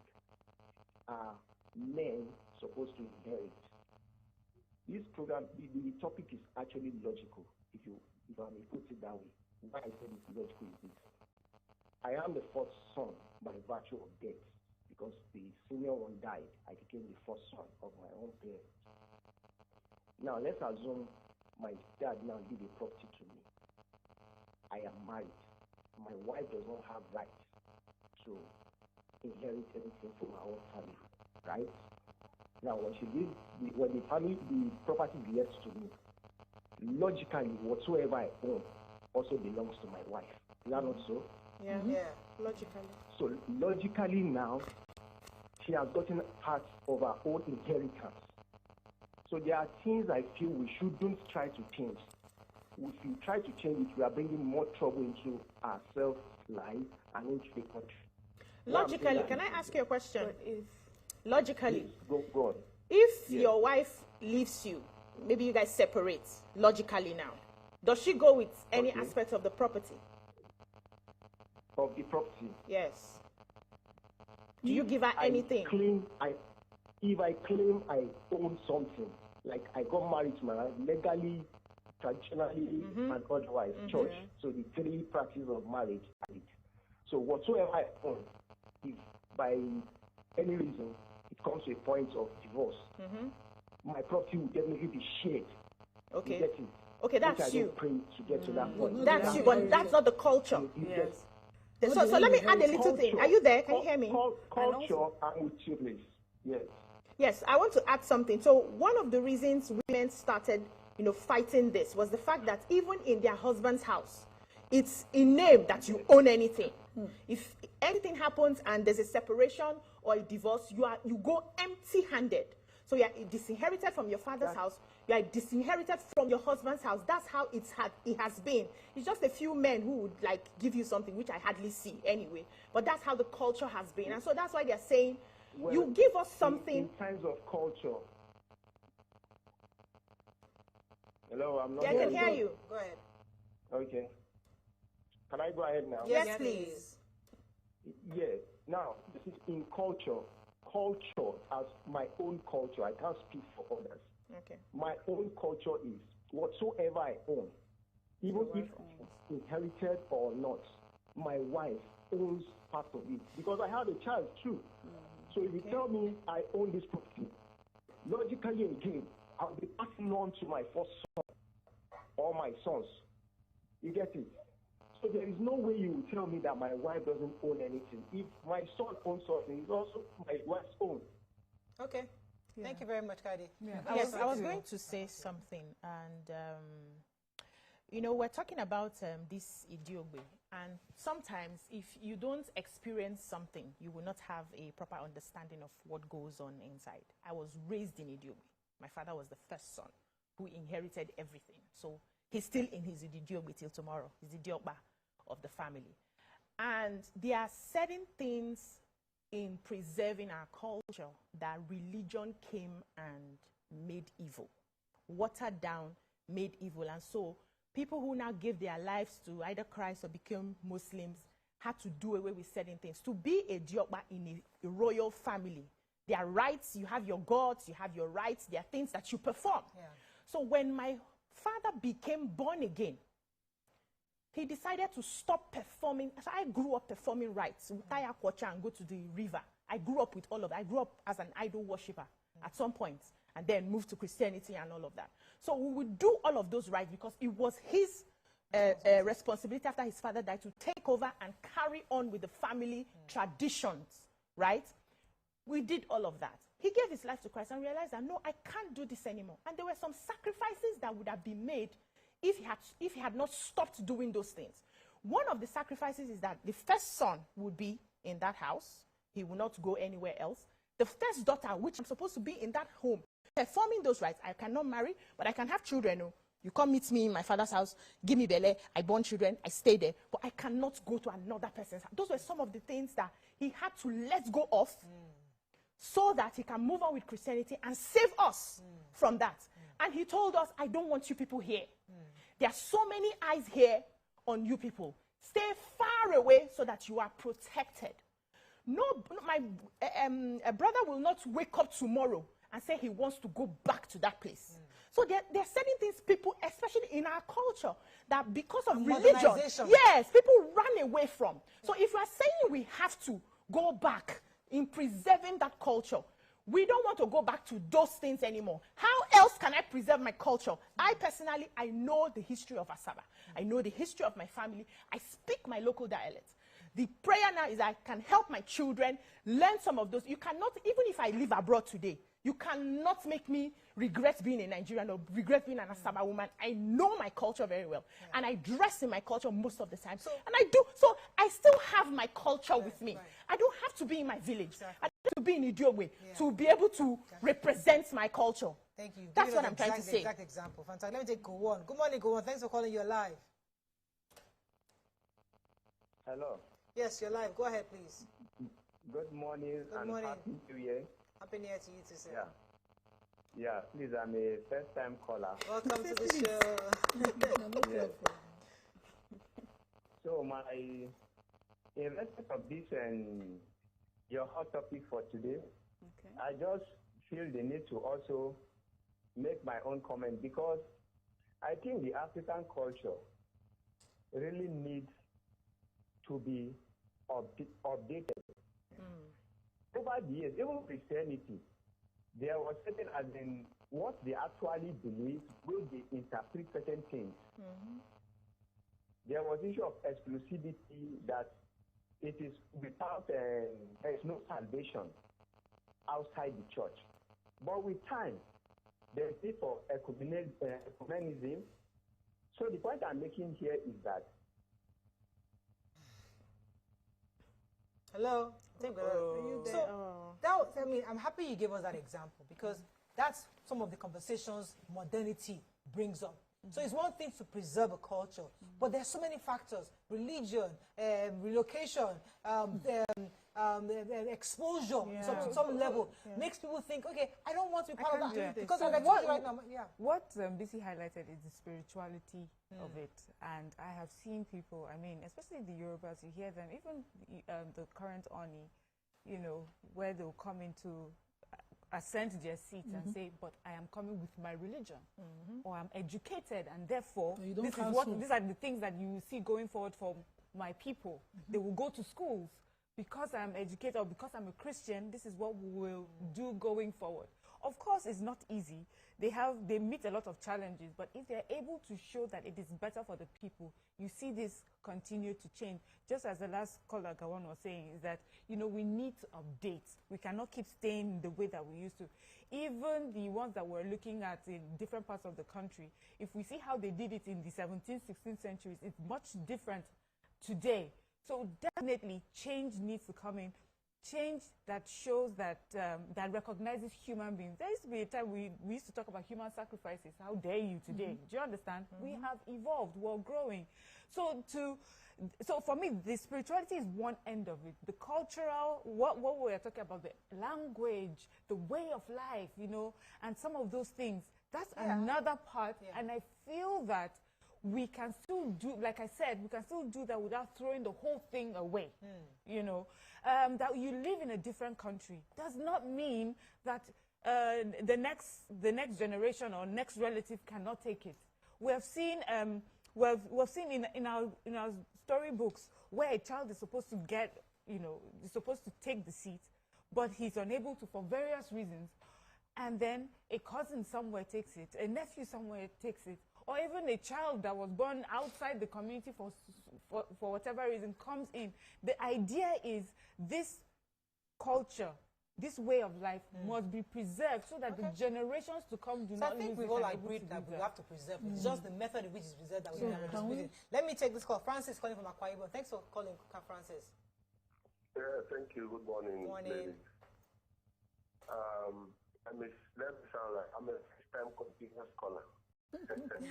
First-time business scholar. Business scholar. When you clap the hand, it's sweetening me. So that's why I had to be a first-time continuous scholar. Now, our lady from Delta, she made a very valid point that I would like to felt very emotional because this whole tradition of cooking tradition, people made those traditions. People made them. Some of them were made out of ignorance. That we cannot continue to uphold when we believe what we believe. My mom was the president of her age grade, where they pay masquerade. And there are lots of things attributed to that masquerade. At a point, she told her people that I will no longer be part of it, not because she will not be part of the age grade, but when it gets to the masquerade angle, she will not be there. But she's still part of the age grade. They said, okay, if you will not play, contribute money. She said, no, if I contribute, I am part of it. Yeah. So she stopped it. Before you know, one after another, they all stopped. In her own age grade now, they've totally eradicated that. And I believe that is some of the things we that are enlightened today can try to see how we stop these things because they are not helping us.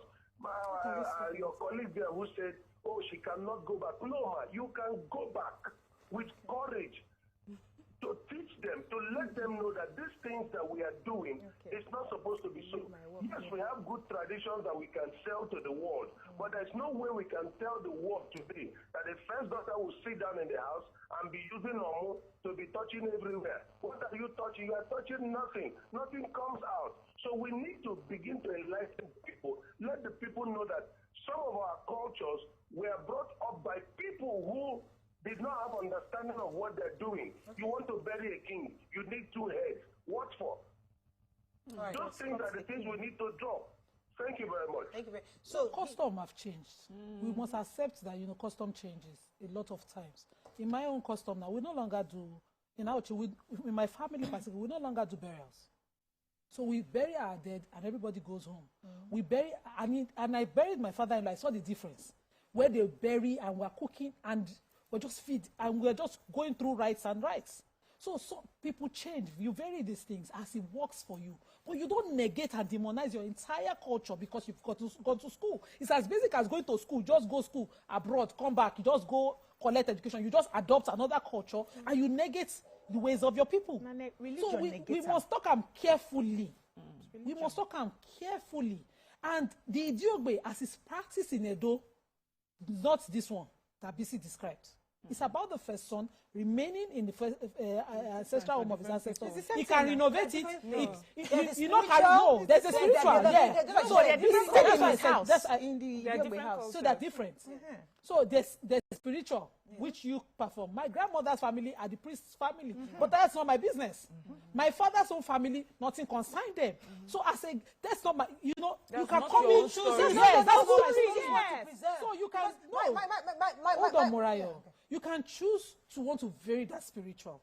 You can come in with an enlightenment like my dad did and say, what's the wastefulness of this burial? My children should be exempted. I choose to exempt myself. And you can vary it based on your own. No. So this one, religion, listen to how it happened. Religion made it look like what you're doing is evil. And you have to change it. Yeah. No, but you heard the caller now saying those things really, are they good? Are they serving us? Well, how many times in this modern days have we heard of the heads that they used to bury anybody? Did we not bury Anoni recently? Did you not bury Anoba Benin recently? Yeah. Did you not carry out custom the way it was done? And did we hear of any heads that were attached to it? So you will not hear, but that means what you don't hear is not promoted. Exactly. So don't allow somebody demonize, because when Queen of England died, now only coughing we see. We didn't hear too. We didn't hear too. After We all, didn't this hear used to too. happen then. So this comparison Now the Queen of England a demonized privilege. our own in the first place. So we shouldn't allow somebody just cancel somebody's our own. religion. Let them not cancel our own. Cancellation. What I'm saying, You know, don't they be like that? No, You we don't have resemble her. So what I'm saying, what resemble we've been having, and I think when she used her example, she said she knows everything about her No, culture. this isn't cancel it. She said she knows everything. So what I'm saying is, I wanted us to acknowledge the reality of the times, and see that this culture we're trying to preserve, though spiritually, physically, materially, in different ways, can we begin to modify it? What we're saying is that we have been modifying it. Yes. Things have been coming up. There was a time we were killing twins. Yes.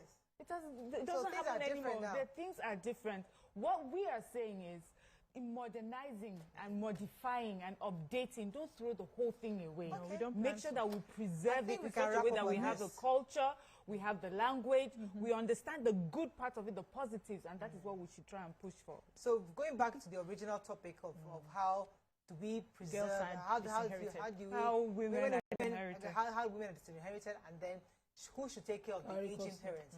Should it be because you gave me inheritance or not? I mean, let's wrap up on that. Of course not. It's not. I would love you as my parents. You brought me here. You raised me and everything. Whether you give me, they did not give me. So I know I'm a daughter in that part of the world where they disinherit women. So I wasn't given anything. But it doesn't mean I will not step in and do what I need to do for my father because he raised me, right? But I would have wished that it was different, because growing up I always felt that I was less because I was a woman, and I would not want any of my girls to feel that same way. So I've learned that lesson, and I don't want to transfer it to my children. That's the conversation. Every child that I have is equal. If I have anything to share, I will share equally. I'm not going to say because you're a boy and because you're a girl, right? So that they don't have the same mentality of I am less than a man because I am a girl. That's part of the modification. Yes, that we are talking about. But I will do my bit, you know, as my daughter, as the first daughter to my father, and take care of him if I need to do that. I think what I've learned here is the importance of always knowing the why of something. And so for me, you know, when it comes to if conversations like this will ever come up, I would let children know that sometimes with responsibility, you get some privileges. And the privilege is so you can carry out these responsibility. And if the other siblings understand that there is a reason why one particular child is getting something that seems different or better than yours, it's because there are things that that child needs to do. And as long as that child also understands that this responsibility does not mean disempowering your siblings, you know, then we have a good story. It's not, sometimes fairness does not look fair, but, you know, it's in the, you know, it's in what we finally do, in the work that we do and the impact that we make, that we now see the fairness. I wanted to end with Engineer Tijani's message. You want to say something? I wanted to say something. So it's unfair to have more resources and expect the duty of somebody with lesser one. So when you have inherited more as a man, or whether, you shouldn't expect beyond love for your aged parents. Provision, responsibility, and the duties that come with what you have taken, you must perform it and find a way to balance it. So you are not the man that will come and be talking about mental health when it comes to your parents aging or your wife not accepting. You must find a way to do that balance because you got more. We have a message, just one here. He said it can be modified. The gods don't they chop shawarma and pizza too, Jare. Make we give them mayonnaise for sacrifice instead of blood. For where they chop jollof. Culture evolves and should be dynamic and not stagnated. As long as no child is the architect of when he was born, where he was born, and which culture to inherit, any cultural practice that is capable of causing infractions among siblings should be expunged. We need to start having conversations about cultural practices that are unfit for our dynamic world. There were reasons why these practices came into existence, but we are not reassessing whether these reasons leading to the establishment of these cultural practices will still fit in the 21st century. Lives evolve because life is dynamic, and so should culture follow suit. Any culture that is unfit should be expunged and look into the book of history. I think that's all we can take on this segment. When we come back, we should have our guests here. Stay with us. We'll be right back.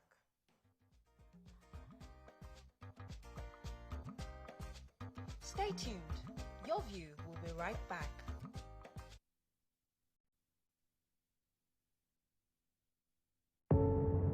Doubt and fear doesn't occur at the canvas. It shows in the canvas. It shows the conation of raw ether material slabbed, stroked, and molded at a pace provided by the doubt and fear. Every move weigh in the struggle of one to the other, merging the past to the present, brushstrokes of colors seen but not known, for when the wailing stops, the pieces settle down in abject beauty erected for a century of a century, speaking, advocating, protesting as the arts are meant to be.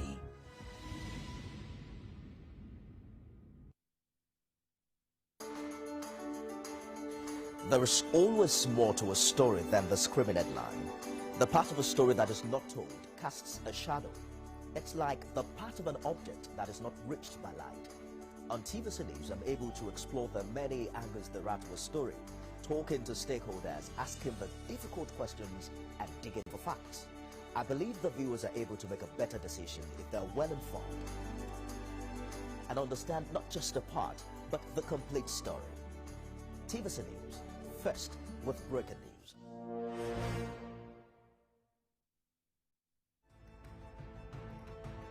You're watching Beyond 100 Days with me, Femi. The big people in Ibadan got to know, and that was how I got invited. And the Olubadan said he was going to give me a chieftaincy title. I didn't know something big was coming until they pronounced me at the first Bar Meko of Ibadan land. And after that brought me to the limelight, the Central Council of Ibadan Indigenes, which happens to be the umbrella body of all Ibadan Indigenes worldwide, clubs and associations. They also came to confer this thing on me, Grand Ambassador of Ibadan Culture, GAIC. Then after that, I won an African Transparency Honor Award. I won Nelson Mandela Leadership Award of Excellence and Integrity. All these awards kept coming until within a period of 3 months, I got 11 different awards. Wow. And just last week, I received 4 awards within 8 days. Within the space of 8 days, I received 4 awards. And that was what led Dr. Adetunji into saying what he said. And one of the organizations that gave me the award is NUJ, Nigerian Union of Journalists. Wow. You understand? So these are not small awards. And I think that was what led him into saying this guy is one of the most honored Ibadan Indigenes of all time. I feel honored and humbled at the same time with that expression. Now, talking about the integrity he mentioned, yes, everybody knows that, and people keep talking about my integrity. To God be the glory. In 2002, when I worked with the organization I ever worked with, so people used to call me Mr. No Bribe, Mr. No Bribe. And 3 years ago, when some of them saw me, they said, are you still the same? Are you still the same? The way you used to be about 20 years ago, I said, till eternity now. I said, till eternity. And they were very, very impressed. And in 2023, December, I won Ganifa Wehimi Outstanding Integrity Award. So after I went back to most Soro booksellers at Jericho in Ibadan to refund 118,000 naira that bounced to my account after second or third day. They were very glad. They took pictures with me, and that got to the media again. And people began to say, this is the kind of person that we need at the ends of affairs in this country. So my integrity is proven. So no doubt about it. I'm talking about my diligence. I've always been a diligent person. I became financially independent as a teenager. You can think about it. So I became financially independent as a teenager, maybe because my parents were not rich, so I had to think out of the box. And and 3 years before I gained admission to the University of Ibadan, I told my friends that no matter the university, no matter the course, I was sure of making a first class. And after I finished with the first class, it became a point of reference among my friends that this guy said he would make a first class. And he made it. Okay, and he made the first class. So that's... Let's get a few more questions for you for some time. Okay, you don't want me to give you an example? Okay, let me stop. Okay, so, you know, in a time where integrity is even seen as people don't even appreciate integrity so much, it's good to have a young person who has proven that integrity is important and who's also recognized for it, you know. So how do you see, you know, the youth of today and the role that they should play in politics? Well, I want to say that the best thing that can happen to Nigeria or any country is to give the youth a chance, because they possess the vigor, they possess the energy, with which they can drive development in any country. You can imagine the president of France, how old is he? So I want to just say that if we allow youths to also get more functional within our system, the system is going to change. Yes, people can say, but we have tested some youths and they have failed. Yes, my answer to that is that the kind of youths you give chance will determine the kind of results that you will get. You understand? When a youth in his previous organization that embezzled funds in his previous organization, so went to his state, settled the elders, and became governor. So if eventually that youth embezzled further, so who do we blame? Or a governor that gave his state a very vibrant young person as a youth commissioner and did very well. And during the second tenure of that governor, he zoned it to another community, and the community gave the governor somebody that could hardly speak English. You can imagine, do we blame the governor? Do we blame the young person? Do we blame the community? There are a lot of intrigues when it comes to youth performances. But I strongly believe that the best to happen to this country is to give youths a chance. So, may I have your gist? I know that prominent or your people have been coming to run for an office in the 2027 elections that we are expecting. I also have your gist that you were tagging along, saying no for a while before you recently accepted to run. You know, and based on what I see of you when you come on the show and the quality of your person, you know, excited that your people have been coming to you. I just want to ask, you know, what did they see in you as a person, you know, that they keep choosing you over? Well, thank you very much. You know, you don't see yourself. People see you more than what you can think of. So when the calls came in from unexpected quarters, I was very, very surprised. You know, when somebody who is older than your father is telling you that he's a young person like you, that they want at the ends of affairs, you begin to wonder, what about the other people? So what I can say is that these people looked at my antecedents. You also spoke about integrity, so we spoke about diligence. What else do you think they will be looking for in somebody to steer the course of their state? You understand? So basically what I can say is that beyond my integrity, beyond my diligence, beyond my competence, I also have a principle of fairness. Wherever you put me, I am fair to all, irrespective of your region or your religion. In fact, those two words that I mentioned, they are the key tools that politicians use today. So some people, for their selfish interest, they will be claiming to promote the interest of their region, while they are fighting for themselves. You understand? I was recently asked a question by some kings of a particular region. If there is a matter between our region and your city, Ibadan, where will you stand? I said I will stand on the path of justice. And they were very impressed with my response. And also on the issue of religion, that some people, today, politicians that do not belong to a particular religion, they will go and borrow names of people in that religion just to deceive people into supporting them. And they are so far from that kind of community. You understand? So in my own case, I believe that this should not be tools used by politicians. We should focus on integrity. We should focus on competence. We should focus on things that will make differences. Like now, as a Muslim, so if you are fair to people, people will definitely love you without looking at your religion. I'm running a school. My Christian staff members came to me that they want a space to be having their fellowship. And I granted it. And up to today, our Christian students, they're having their fellowship. Some of our pastor parents, they come over to worship with them. Sure, you understand? So if you are fair to people, if you are nice to people, definitely people will support you without looking at any sentiment of religion or religion. Yeah. Thank you. So going by your activities online, it's very obvious that you are pro-APC. Sure, I'm a card-carrying member of Exactly. APC. So what gives you the assurance that Mr. President would prefer you to be a well-known politician? Well, that Mr. President will prefer me to well-known politicians. I don't have any doubt in that, because Mr. President himself is a believer in youths. He's a lover of youths. This is somebody that became a senator at the age of 40, that became a governor at the age of 47.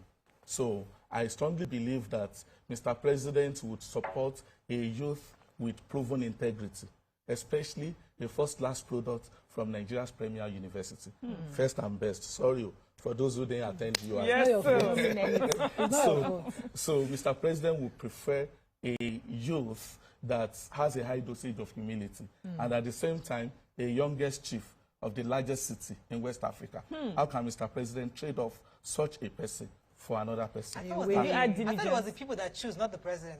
People that choose. Mr. President and the people. So the party leaders, they have a say on who become, but not just the party leaders. Mr. President has his own influence, has his own endorsement to also make. So being a youth, my academic background, being a chief, a young chief, everything is just working for me. And I believe that Mr. President, by virtue of his integrity, cannot say a no to me. Okay, so what has been your biggest disappointment since you embarked on this journey? Because it cannot be that Nigerians did not do something. You know, Nigeria is a very funny place. One day somebody said, sorry, this thing that they asked you to do, you that you don't have 10 billion naira, you better go and sit down. And I was sad that our politics has been unduly monetized. This is the same set of people that will come later to say that politicians they are just deceiving them. They are not delivering on their promises. Okay. Now, unfortunately, when you feel that somebody must have 10 billion, let us even assume that you don't have the 10 billion naira. Why must it be a big deal? There are a lot of Nigerians out there who are looking for people like me to support. You understand? But this same set of people that are suffering, that people are thinking of bailing out, they are the ones still asking politicians, candidates or aspirants for money. Now, by the time these people are running for election, they will do everything possible to get their support. So when they get the support, when they are running for the office, you will hear that today they have built a church, they have built a mosque, they have sent people to Jerusalem, sent people to Mecca. So everything they are doing, they know that they are not true to themselves. But they want to do it to have their way. The obvious questions Nigerians are asking, like, what exactly would you like to run for? Because you're a young person, obviously, you want to run for office. What would you desire? Do you know what people called me to come and be governor of my state, but me, I cannot tell you that I want to run because the electoral law does not permit anybody to talk about this right now. You understand? But what people in my state called me for, as she said earlier, was come on board, we need a young person to handle the affairs of the state. So this 10 billion naira we don't have, you know, politics in Nigeria is expensive. Yes. That's the honest truth. So you don't have to have it in your account. You can have it in resources, in people. Do you have people around you who would back you, put their money or where their mouth is supporting you? Well, I do not have any doubts that there are many good Nigerians who have been looking for people that they can truly trust, you know. So I don't have any problem that by the time we need the 10 billion, we get more than the 10 billion. You know, the Yorubas will say, so you understand? Okay. So one of the things I like about this show is that we're very real, but true, and I know that you are obviously a young person, diligent, the man of integrity. You're well honored. You have good experience. You have a good track record. Yes. So no doubt we understand your desire to get into office because that's the idea. We want young people to get involved. But can you paint us a vision? What do you see as a leader, as a potential leader? What do you think? What do you feel? Where do you think you can take your state to, or in any capacity? It doesn't have to be. It could be any. You could be as a senator, you could be a local government chairman, you could be whatever. As a young leader, what kind of vision do you see for anywhere you may occupy in future that you can want to take your people to? Thank you very much. Unfortunately, what our people see as development is not development in the 21st century. So these days, if you hear this politician, they will say, "Oh, I've put solar." I've erected solar power here and there. Development has gone beyond that level. Many public schools, they are still writing questions on blackboard. Exam questions, not normal classwork. So they're still writing exam questions on blackboard when their mates, their peers are already making things happen using the knowledge of deep learning, machine learning, artificial intelligence, building robots. You understand? To make our world better. We are very far behind. Our politicians need to learn that one day our people will wake up. And it will be a big challenge to them. Because what they are throwing to our people are the crumbs, not what our people deserve. And people that also feel that they cannot give their support until they collect money. So once you collect money from a politician, please know that you have lost your right to complain when the politician gets to office and start misbehaving. Thank you. Okay, we have to wish you the best. I don't have much time, but thank you very much. Wish you the best in all that you do. And we hope that whenever you are ready, let us know. I will give you the best of what we can. Thank you very much. I'm so happy. I'm so happy. Thank you very much. That is all we can take on today's show. Hope you join us tomorrow for another exciting edition. See you then. Bye for now.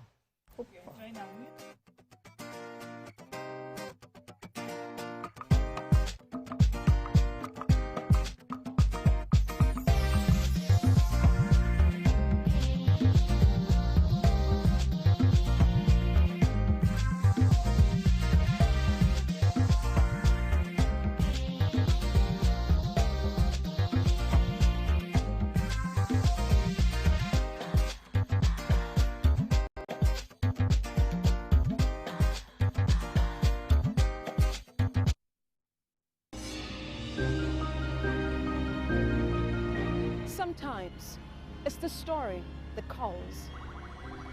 At other times, the people just want to be heard. School, I need students, but I need teacher. Can't continue like this. Their voices re-echoing through time itself. We haven't done anything. If the tide is high, everybody run for safety.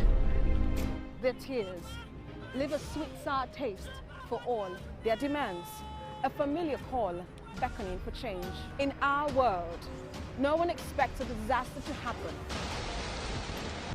But when it does, we'll be there to x-ray all sides, from the east to the west, north and south. Community Forum will examine the oddities and challenges to economic development, as well as issues yearning for government intervention.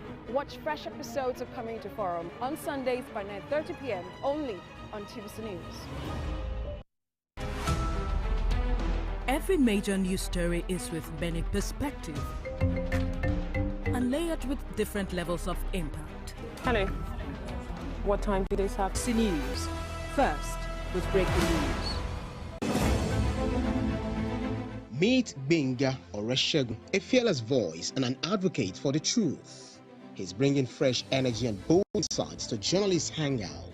Get ready for deeper analysis and dynamic perspectives. Join me and Babajide Kolade Otitoju with other veteran journalists on Journalists Hangout. Weekdays from 5 p.m. and on Sundays 1:30 p.m.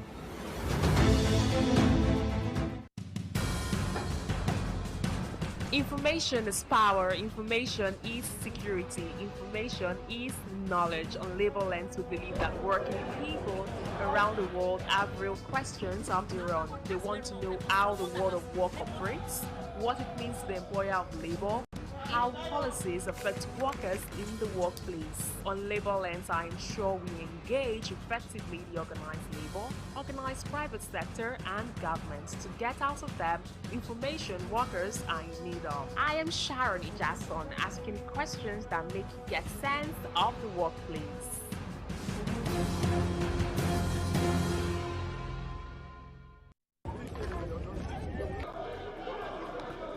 Every second, every minute, every hour, and every day, time doesn't just tick away. It counts down to political decisions that shape our world. This country must move. Imagine the impact these decisions have on our lives. Some are consequential, others may leave us intrigued or baffled. You will have no better friend and partner than Nigeria. Step in and feel the frenzy like never before. Join me every weekday for an hour of fact-finding interviews where questions cut to the core. How would you say your administration has fared in these sectors?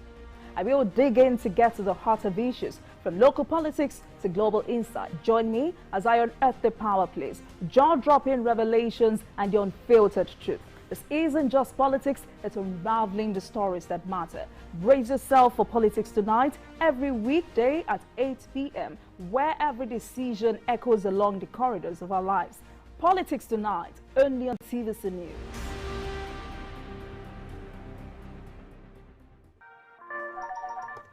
Hello, TVC Communications. How can I help? What makes TVC the right choice for my business? Excellent question, sir. Let me share some exciting facts with you. Start your day on TVC Entertainment with Wake Up Nigeria, a family and lifestyle show. Your view empowers women globally.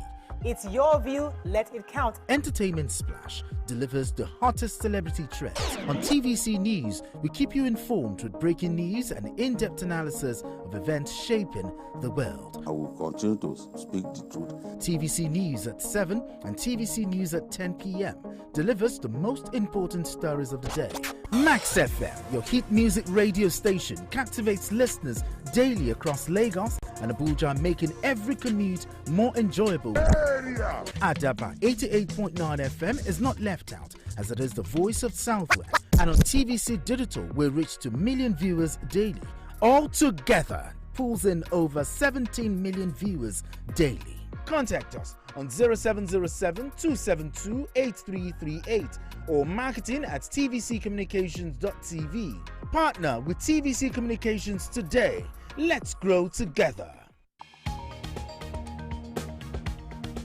The Inspector General of Police has met with senior officers to review the state of security.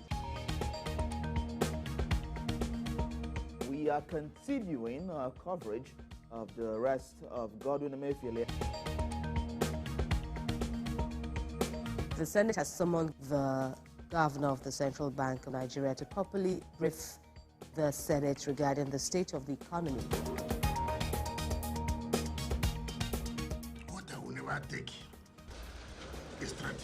Let's now bring you more development from Ibadan, the Oyo State capital, where an explosion has taken place. Tell us about this incident.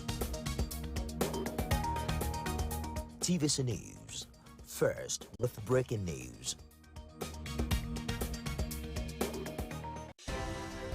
At TVC News, wherever the big news story is happening, we're geared up to break it. TVC News, first with breaking news.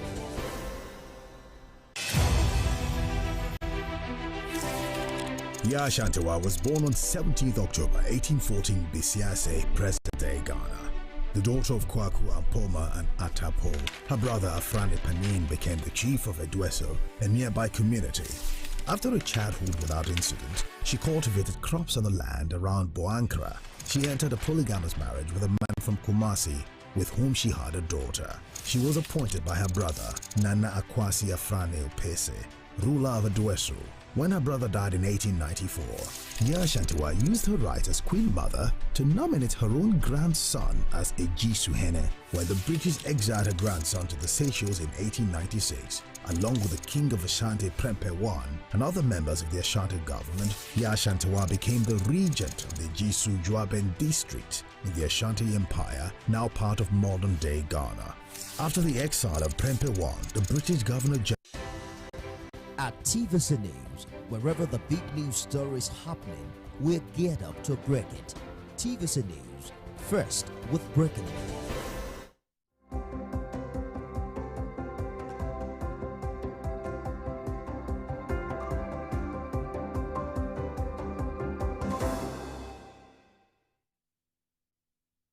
Good morning, everyone. Welcome to the program. I am Nifemi Oguntoye.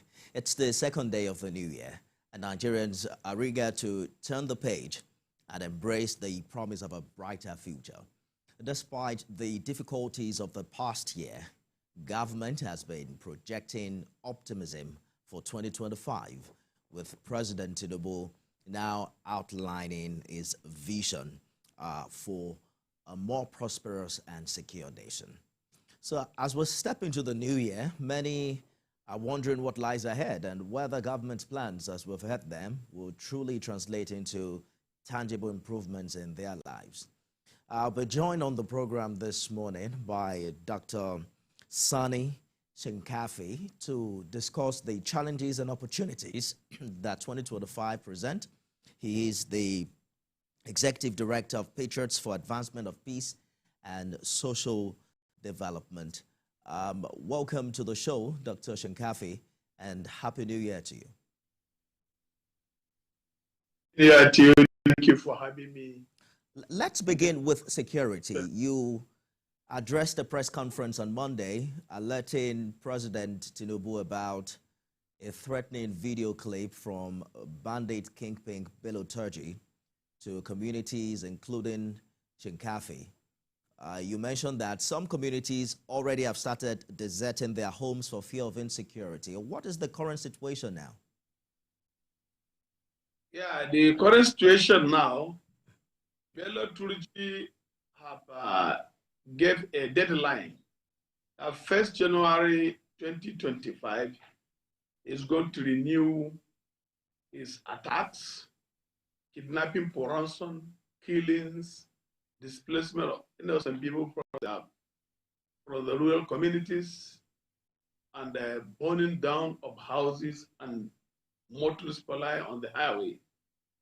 So on 31st December 2024, a day before the deadline, he now renewed his attacks.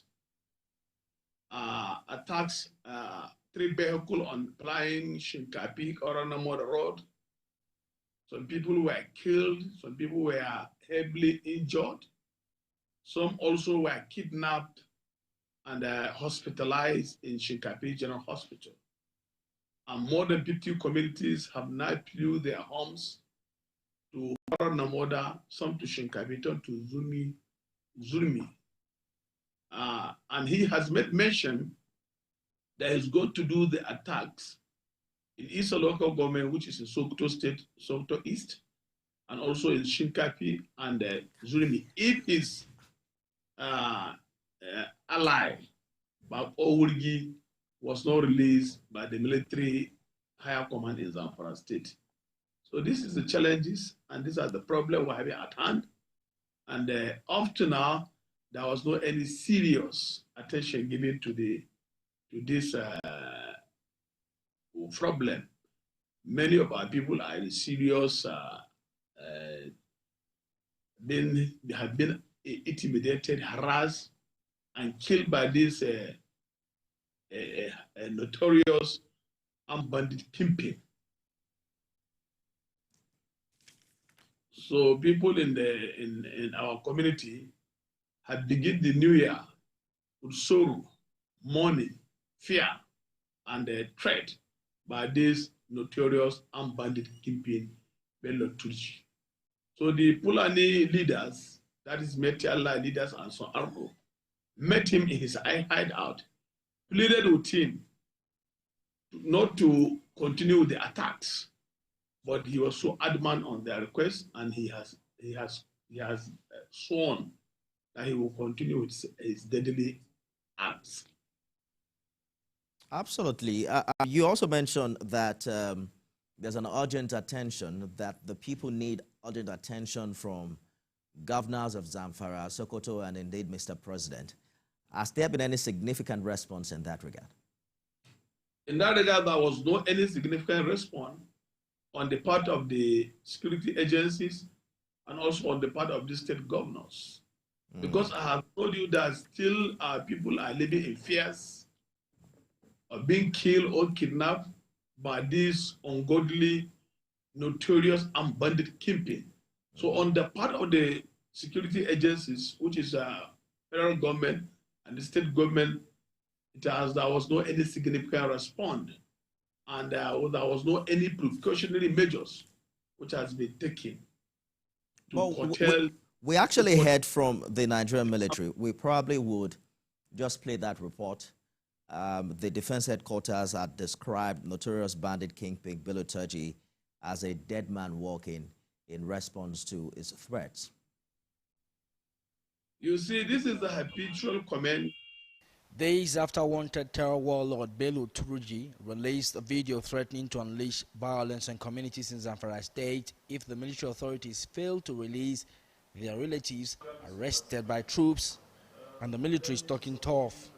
With that bombing that took place, Director of Defense Media Operations, Major General Edward Buba, who read out a long list of more than 10,000 terrorists taken out by troops in 2024, emphasized that Turji will soon be added to the list. Bello Turji, take it from me, is merely a dead man walking. as he will soon follow suit with many others that have been eliminated during the course of the year. A breakdown of the recoveries indicates 4,332 AK-47 rifles, 1,244 locally fabricated guns, 838 Din guns, and 259 pump-action guns. Others are 128,496 rounds of 7.62 mm special ammunition, 45,445 rounds of 7.62 mm NATO, 5,103 cartridges, 2,131 assorted arms, and 29,176 assorted ammunitions.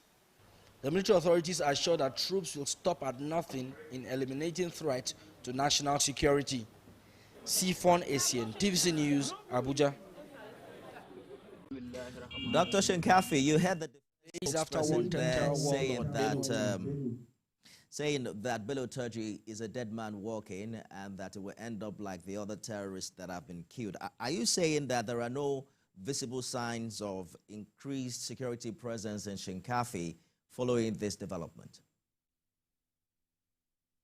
Development up to today, as I'm talking to you, there's not any significant attempt or effort which have clearly demonstrated that what the military command said, that they are into action. Yeah, because when they armed bandit, you know, today is even is a weekly market day of Shinkafi. People have deserted from the market because of the fear of being attacked by this deadly armed bandit. So we have been commending the effort of Nigerian military, but we wanted to redouble their efforts. This armed bandit, his hideout is well known to the community, is well known to the security.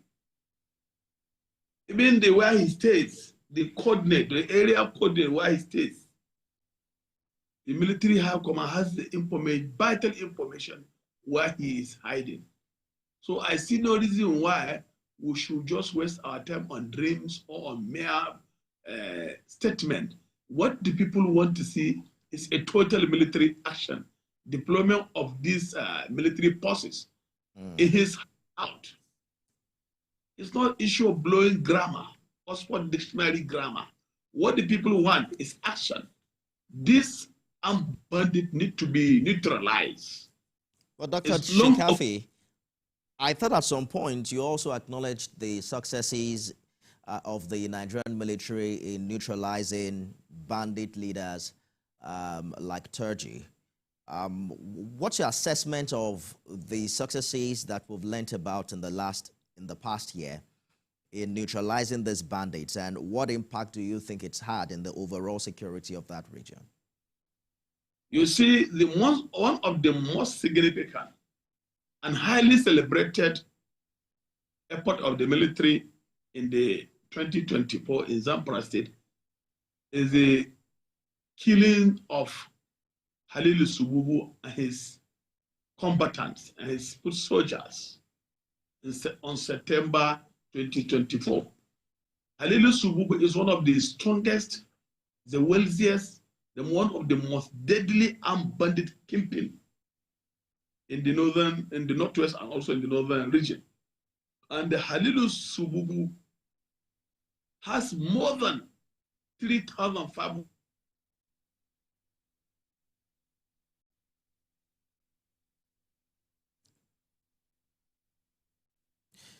Well, I think, Dr. Shinkafi, we lost it for a minute.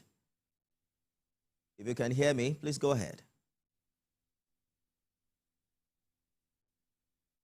All right, we're probably going to work that out. We're currently having issues with this connectivity. Dr. Shinkafi, we lost it for a minute.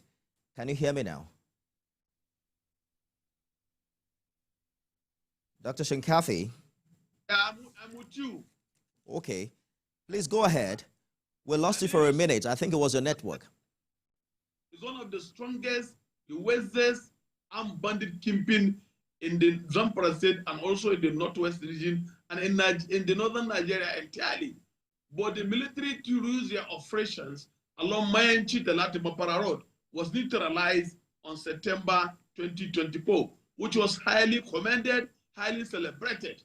When Mr. President directed the Chief of Defense Staff and the Minister of State for Defense to relocate to Sokoto military headquarters, that is General Officer Commanding in Sokoto, they were able to coordinate this attacks, and he was neutralized.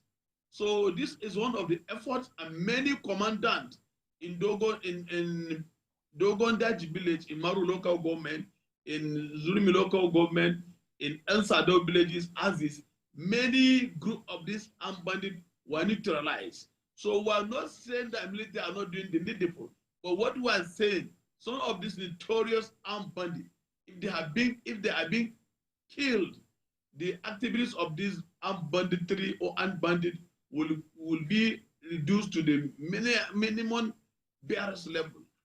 So this is what I said. Turji is one of the most wanted, most notorious, and most deadly armed bandit and heartless armed bandit. So people are yearning, are demanding for him to be eliminated from all left and right. So this is what we are saying.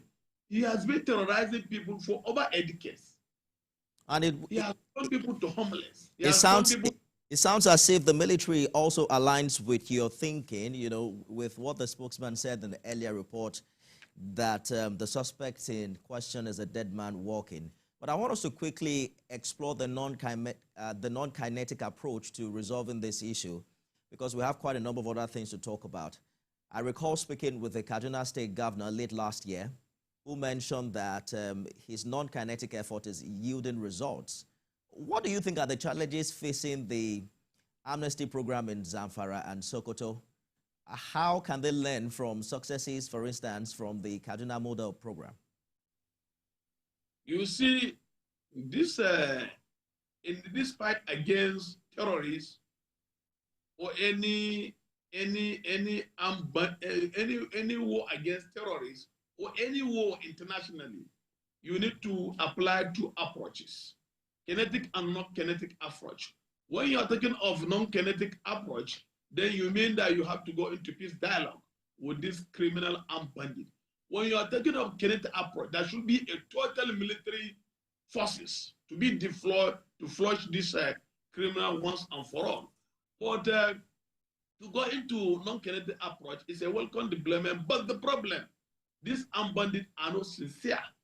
And when the government and the armed bandits are not adhere to the terms and conditions of the peace dialogue, then all what you have arranged with them, it will collapse. Abdulaziz Yari, the former governor of Zamfara State, initiated this dialogue with this armed bandit. Well, when it goes to some period of time, the arrangement collapsed.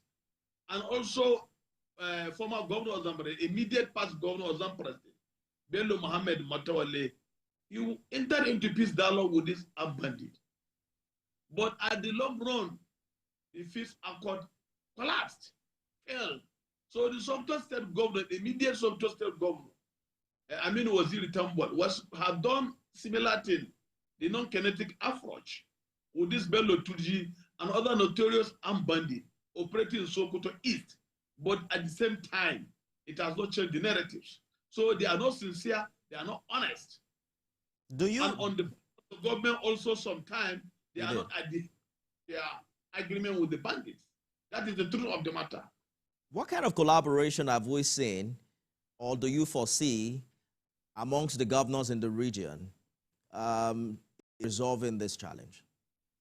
There is need to build synergy between the northwest governors in the region and also beyond the northwest zone. You see, if you look at it now, Zamfara is a safe haven for armed bandits. Zamfara is the epicenter of the banditry.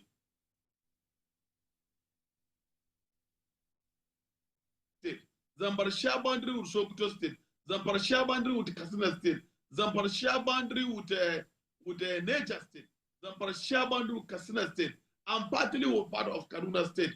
So there needs to be a synergy to have a joint task force where all these governors will now come and contribute funds to fight this insecurity in the region.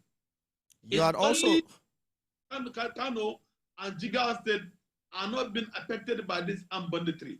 But all these 5 states, we have 7 states in the northwest, all these 7 states are affected due to the escalation of armed banditry activities in Zamfara State and also spread to Niger State. So these are, all hands must be on deck to build a synergy how to fight these criminals and their sponsors once and for all. You know, you had mentioned the political component of this development.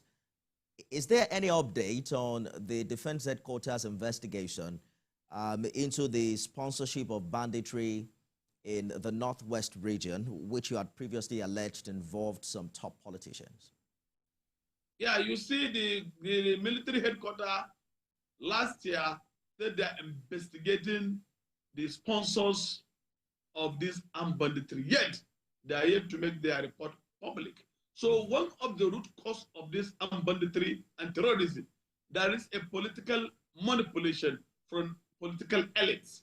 These are some politicians are using this issue of banditry or issue of insecurity as a campaign tools during the election campaign. So all these politicians manipulating electorate using politics should stop. You stop, because they are toying with the life and property of electorate in their states. So this, as the military headquarters, are yet to make the report public. So when they make the report public, we'll know who is who and who are involved. Precisely, what would you say has to be done now to tackle the issue with Shinkafi and the neighboring communities in the aftermath of the video released by Bello Toji? What do we need? We need a deployment of military police, and not military. That should be a deployment of military in this neighboring local government, Zulmi local government, and Shinkapi local government, and there should be a border control. Shinkapi share border with Niger Republic. Isa local government share border with Niger Republic. Sabobri local government share border with Niger Republic.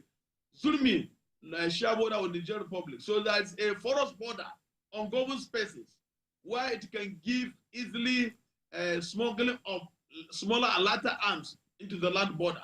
There should be a proper check and balances in the land border to checkmate the proliferation of smaller and lighter arms into Zulmi or into Shinkabi or into Isa or into Sabombrni because of the proximity of the border with these towns. Because in Chida, where you come from, it will take you 20 kilometers to enter into the Niger Republic. That is home, this village, is country home. So the proximity of the border and the porosity of the border also get bad to the smuggling of smaller and lighter arms, which is also sustaining the armed banditry in these communities. So there is what the military has to do. But every time we hear from security forces, they also talk about what the people have to do to be able to tackle this problem. And it boils down to intelligence. You recall that the last time we heard about error bombing, which the military explained, they did say that there is no neighborhood where these bandits operate from without the support of the people in those places, that it's practically impossible for bandits to operate without the knowledge of those who live around them. How much of cooperation is the military getting from, communities like Shinkafi? You are Waban Shinkafi. What role do you think chieftains, kings and community leaders have to play in this regard? Because without this intelligence, they can't get the job done. You see, I obviously agree with you because the activities of the informant, some unpatriotic even security agents, and also some unscrupulous traditional rulers have been aiding and abetting the sustenance of this armed banditry in these communities. Some motorcycle dealers, drug suppliers, logistics suppliers, oil suppliers, some tailors sewing army uniform, some arms and ammunition peddlers. There are a lot of syndicates. It has a lot of criminal economic value chain. Many people are involved. People selling drugs, that is hard drugs. Some quack doctors, some corrupt justices because of the weak judicial system. So that are some of the components that is sustaining this armed banditry in this locality. So some people are being recruited as informants by this armed bandit. It's a criminal enterprise. A lot of people are involved, using as a way of making money through criminal way. So some livestock dealers are involved, as I have said. Some even these Babalawo native doctors are involved. So what we need, there should be a total public enlightenment. The religious leaders should constantly go into the preaching people, telling them there is need for attitudinal change. There is need for them to adhere to the teachings of the Holy Prophet Muhammad sallallahu alaihi wasallam, how to conduct their daily lives. But because people are so desperate to make money by hook or by crook, that is one of the things sustaining this armed banditry in this locality. These are the truth of the matter. Dr. Shinkafa, let's take a short break. When we return, we'll turn our attention to the economy and what we're hearing from the presidency in the new year. Stay with us, everyone.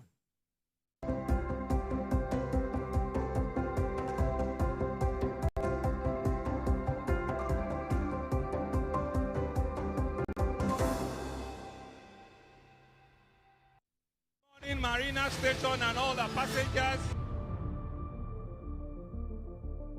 Efficient, it's comfortable. This development will go a long way in reducing congestion and emission.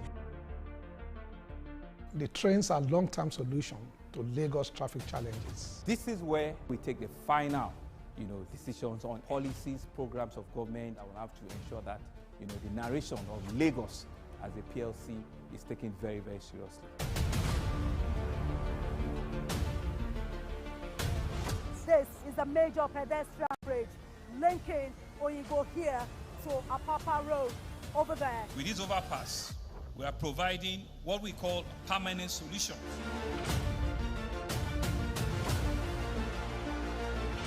This place is one of the most dangerous areas at the biosecurity environment. This can go into the news and every crumbs of your neighborhood. Our goal is to remain as Africa's model megacity, to move our GDP from the 5-6 position to the 3rd position, and we believe is achievable with all the commitments we have. Explore the city of Lagos, where dreams are made and possibilities are endless. I'm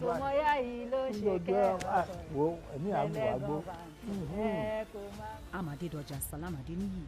I live in Lagos, inside Lagos.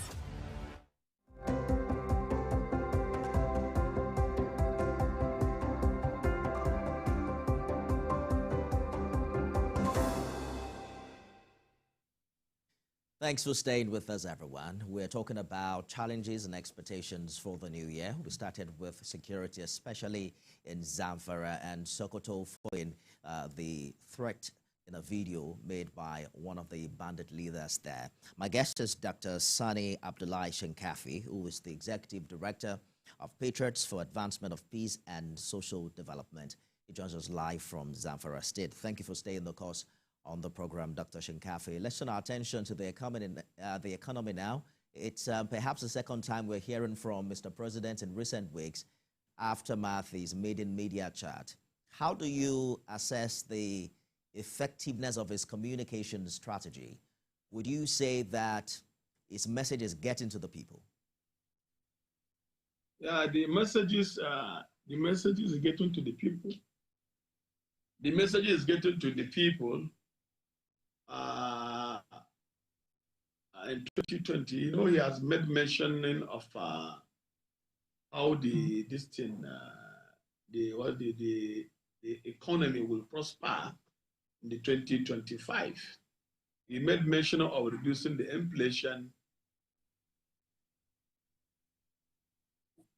15%, and he has made mention of convocation of a youth conference, which he had made mention after he made a speech during the end bad governance protest in October last year.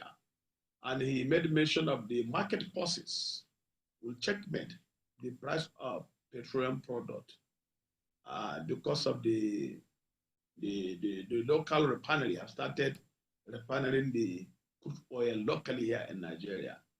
And he made mention of the forex stability. So some of the projection he made are visible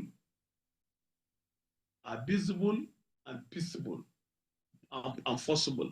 But some of on the issue of the 15% reduction of the inflation from 34.6% to 15% is a mere dream. It cannot be realistic. That is the truth of the matter.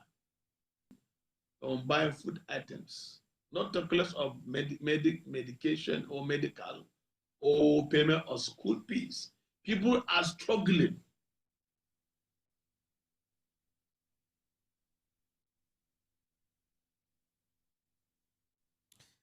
Well, we're having challenges with that connection. Dr. Shinkafi, we probably will work on that and hopefully we can reconnect with him. He's making reference to the very ambitious plan that Mr. President has reiterated again and again of bringing down inflation rate from 34% thereabout to 15% in the new year. And they seem to be saying that it's more of a dream and that it doesn't believe that is realistic. Well, there's also the dimension of the economic empathy and resonance that we're getting from Mr. President's speech. I understand that Dominic has called in. Good morning. Happy New Year to you. Please go ahead with your contribution.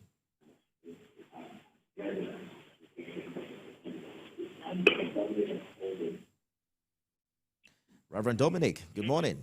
Happy New Year. Happy New Year, sir. Can you hear me? Can I go on? Yes, I can hear you, Reverend. Please go ahead with your... If you can hear me, give me a signal. Can I go on? Yes, please go ahead. Go ahead with your contribution. Okay. Tell me, the issue of security in Nigeria at times give me some concern. Okay, I'm on, if you can hear me. The issue of security in Nigeria gives some of us concern. Concern in this sense. There is insecurity most of part of the world. But the way our own plays out here, defies common sense. How could a man make a video or a threat in Nigeria that is going to attack a particular village? And in all the equipment we have in military, the man also carry out that threat. That shows that something is wrong somewhere. Everybody that fought America or attacked America on 9/11, none of them is alive today to tell the story. But unfortunately, this man you mentioned now, Bello, have been in the scene for over many years. I may be wrong or right. I saw a BBC documentary where they went to interview this man in Nigerian soil. So the man that spoke just earlier from Zamfara said that elders of Zamfara had gone to meet this man, which means the threat against us is not unknown. We know the person, we know his location. Why do he make a threat and carry it out? It doesn't make sense of a great nation that has the biggest army in Africa. It doesn't make sense the money we have invested in Tucano and fighter jets. It doesn't make sense. What I always ask myself, what do we want to do with it? And the terrorism in Nigeria. The reason inflation in food here today, one of the reasons is because our brothers cannot access their farm. If Nigerians can access their farm, this government have done a lot for food price to come down. But people cannot access their farm. Tell me, when I was in the village, in those days my father goes to farm, please, can we fight this insecurity once for all and find a peaceful Nigeria where we can live? God bless Nigeria and Happy New Year.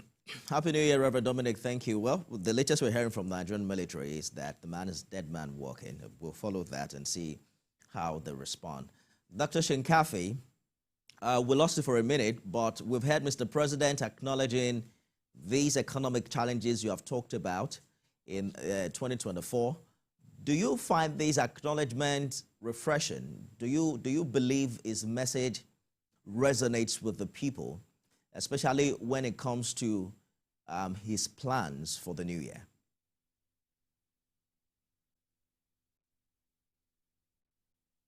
Year of turbulence, year of insecurity, year of hunger and starvation, year of protest, and year of galloping increase in inflation rate persistently.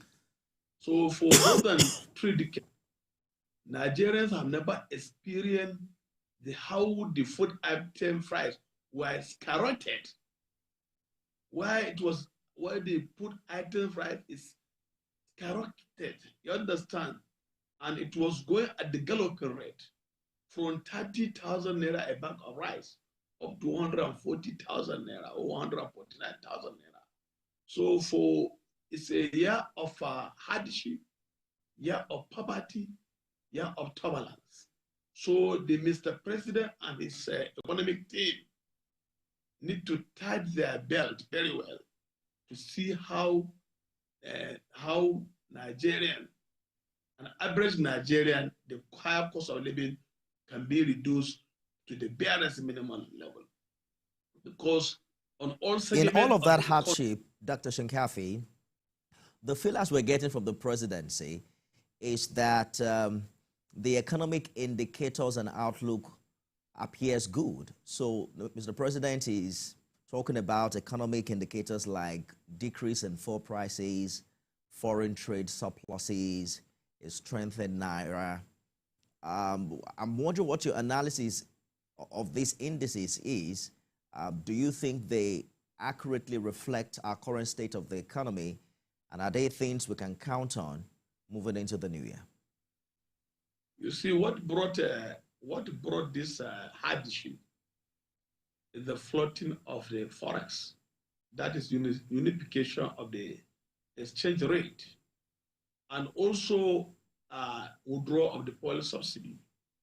Most of these policies, are hard policies, and it is a long-term economic reform. The impact of it may not likely be seen in this year. The price of the petroleum product which have decreased is the market forces, and in an imperfect market, the market forces will checkmate. In a competitive market, the market forces will checkmate the price of a commodity. So with the coming of the Ngote refinery on board, and also operation of Otako refinery, and now Wari refinery, so the market forces will now force the price of the petroleum product to come down, to deregulate the prices, because it's now a competitive market. So that is the truth of in illiterate economics. When there is a competitive market, when some competitors are in the market, so the price of the commodity and the demand and supply forces will now force the price to come down. It's not a market. Dr. Shinkafi, we are really counting on that, especially with the refineries you've talked about. Hopefully the Kaduna refinery will also come upstream this year. But let's quickly take a call from Mr. George. He's called in from Lagos here. Good morning, Mr. George. Hello, Mr. Nick. Can you hear me? Yes, I can hear you. Please go ahead with your contribution. All right. We continue from where Reverend Dominic stopped, because he has said some of the things I wanted to say. The speaker, Dr. Shinkapi said something that caught my attention. He said the Fulani leaders visited this bandit kingpin. That speaks volumes, Ms. Ellie. The leaders of the community where this man is terrorizing had a meeting with him at his handout, at his hideout. That is to say, if this community wants the military to deal with this person, they are in a position to help the military to get adequate information about his movements. It brings me back to what the example I always make with that of the Southwest. The community members are the ones who suffer the effects of these people, the activities of these crooks. But they are, at the same time, the ones who encourage them to attack them. The Southwest, where I live here, whenever something like that comes up, it is the community members that will first expose the criminals. The Lukarawas, for example, that came up recently in Sokoto and the environs, we are told that they've been living with these communities for 6 years. These community members did not say anything about these criminals until they turned against them. That is not the way we see it here in the South. Why is the community conniving with the criminals? Only when they are now uncomfortable with their activities, then they cry out and then start blaming the military. The military is doing the best they can, but I think we should give them the benefit of the doubt. You know, bearing in mind, because they rolled out recently and their recent achievements in this war. For the community itself, the community members should accept this challenge and take up responsibility too. The war cannot be won by the military alone. All right. That's the point. Each time this speaker comes on screen to talk to us, I see the pain that he expresses about these activities. Let these communities listen to people like this. All right. Good morning. We're in a new year. Let us begin in a new place. Thank you. Thank you, Mr. George. Dr. Shinkafi, are you able to hear the caller? No, I'm not hearing the network is very bad, but maybe okay. you can. He's saying, is it possible that we are underestimating the power of the community in getting these bandit leaders? He referenced your claim that he was visited by some Fulanis and that the community members know these people and where they live, and perhaps the military can't do much if the community is covering up. Yeah, I totally agree with the caller that if the community are not supportive of giving vital information to the security agencies, then the military hands are tied, because most of these armed bandits are indigenous. They are born and brought up in that locality, in Shinkapi local government. Everybody know the mother of Tutuji and his father. And most of these armed bandits even Halilu Sububu. So these armed bandits are indigenous. Without the cooperation of the indigenous people, that is the community, then you cannot get a vital information, because some of these armed bandits have been interrelating with people, and they have been, as I have said earlier, they have recruited many informants as much as possible, even within the traditional rulers. So these are within the security agencies. You understand? So these are the danger.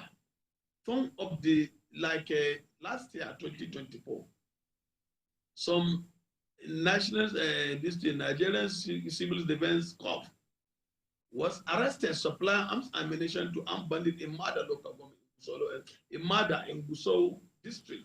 So some even military, some soldiers in Shinkapi were arrested during the Bello Matole administration selling ammunition, live ammunition, is armed bandit.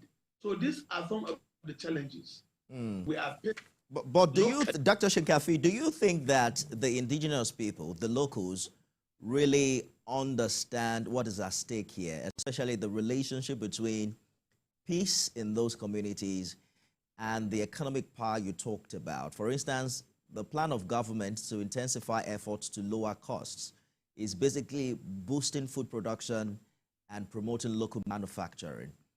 The prices aren't going to come down if we are still under the spell of these bandits. Do you think the people in these communities understand this critical relationship? No, they don't understand this critical indices. You see, this issue of insecurity, there is no way, you see, 80% of the arable land in Zamfara State are uncultivated due to the activities of this armed bandit. And that is give part to the food insecurity and also the increase in the price of food items in the northern Nigeria. When over 36 million arable land are uncultivated, then there is no doubt about it. It's obvious. Then this country people will be on hunger. There will be a food insecurity. And the government cannot increase the local manufacturing when this country is not secured, when we have a weak infrastructure, corruption. You understand? The government has to do everything humanly possible to develop the infrastructure and also give room for foreign direct investment. When your country is not secured, then of economic growth and development is very minimal. So that should be the government should do everything humanly possible to secure the country. It will be a conducive environment for foreign investors and also for local manufacturing. It is very unfortunate. Yes. The Nigerian statistics issue a report in the 2024, 2.2 trillion was spent as ransom to this group of criminal and bandits. It's a slap to the Nigerian security and also to the federal government. You understand? 2.2 trillion. That is about 50% or 48% of the budget appropriated to security and defense was paid as ransom. Well, this is very unfortunate. Indeed, it is, and it's a figure coming from the NBS, so we can hardly, doubt it. But let's take one more caller if we can. Uzuabu has called in from Abuja. Are you still there? It's a figure coming from the NBS, so we can hardly doubt it. Let's take one more caller if we can. Uzuabu has called in from Abuja. Are you still there? Hello? All right, you have to turn down the volume of your TV. Go ahead with the contribution. Can you hear me? Yes, I can. Go ahead with the contribution, please. Yeah, the name is Izwagbe, not Izwabu. All right. Not Izwabu. All right. Izwagbe. Izwagbe. JBU. Yeah, right. Good morning, Doctor. You've given quite an incisive analysis this morning. And I think some of the major problems we have in this country has to do with the fact that they don't listen to people like you. Those are the aim of affairs. It's a very big problem. These are realistic issues. For instance, Mr. President came in from day one and started focusing on the economy. Deregulation of the petroleum sector, fuel subsidy is gone, the floating of the naira, and that has changed a whole lot of things. But if we go deep, we find that solving the problem of this country cannot be done with economy alone. The political sector is a major issue. Let us go back to what General Babangida did in his time. When he deliberately formed two political parties, the NRC and the SDP, had secretariats all through the state of the federation up to the local government level. And political parties were to be financed by the government.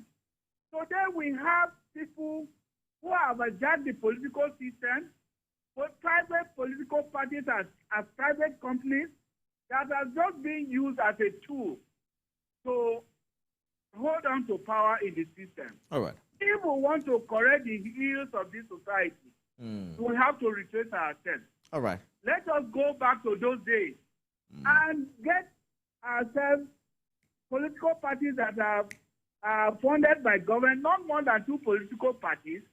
And then in that way, we'll be able to have political parties with ideologies. I believe you made your point, Mr. Izuagbo. Thank you so much for your contribution. That's how much time we can take. Dr. Shinkafi is saying perhaps the problem is that people in government are not listening to people like you, and that it's important that we tackle the issue of economy alongside the issue of insecurity. But I want to touch on one more thing we heard from Mr. President during his New Year Day speech. It has to do with his plan to unveil the National Values Charter and launch a national orientation campaign. According to Mr. President, this is critical in his ongoing reform. What's your idea of what the people must do or can do to help this administration, stakeholders like the civil society and citizens at large? You see, there's a lot of misconception, miscommunication on the issue of this present administration. People have been calling this administration all kinds of names. Urbanization, they have been saying that the present administration, all the major appointments have been lopsided, have been appointed from the Northwest extraction. And a lot of people are looking at the government as a government of lobbies and government of nepotism. So there is need for national orientation on the policy and the programs of this administration, and also implementation of some policies. Like, let me take you back to the 2024 on the issue of Nigeria tax reform bill. There is a lot of misconception, miscommunication, and also it has been politicized. Also of the controversies and the gray area on the Nigeria tax reform bill are avoidable if there is a wider consultation and communication. There's a lot of accusation, counter-accusation, blame and counter-blame on the implementation of these new tax reform bills. So the need for national orientation, public enlightenment, people need to be educated on some policy program of the government so that people will not feel substandard, because this country, since 1914, the amalgamation of Northern and Southern Protectorate, when we Nigerians agreed to become united and as a federal republic. So that should be a national orientation on the piece of the government and the implementation of these policies, so that people will not feel substandard or should not be feel biased. All right. That's our time. I've been speaking with Executive Director, Patriots for Advancement of Peace and Social Development, Dr. Sani Abdullahi Shinkafi. Thank you so much for sharing your thoughts with us on the program this morning. Well, thank you for having me.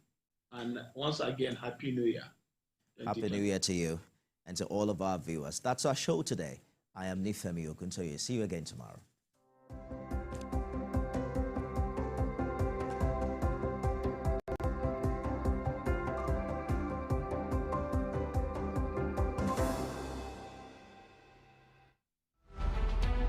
Every major news story is with many perspectives and layered with different levels of impact. Hello. What time did they say? TVC News. First with breaking news.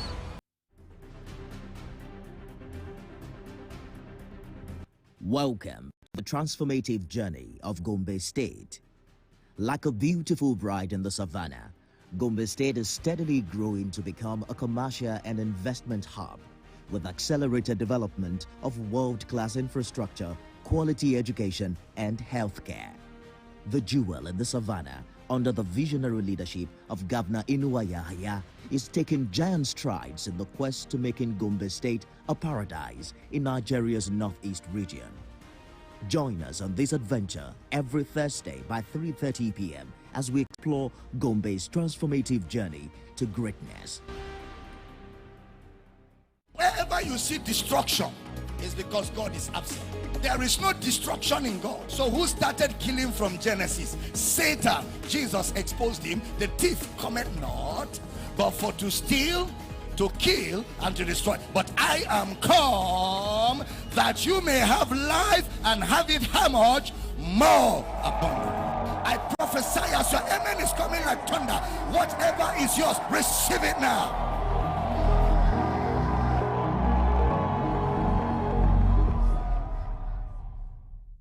Ogun State, the gateway to Nigeria, is setting the pace with groundbreaking infrastructure projects and innovative social programs for economic development. Join us every week for Gateway Diary, where we spotlight the incredible initiatives and achievements of Ogun State government under the leadership of Governor Dapo Abiodun. At TVC News, wherever the big news story is happening, we're geared up to break it. TVC News, first with breaking news.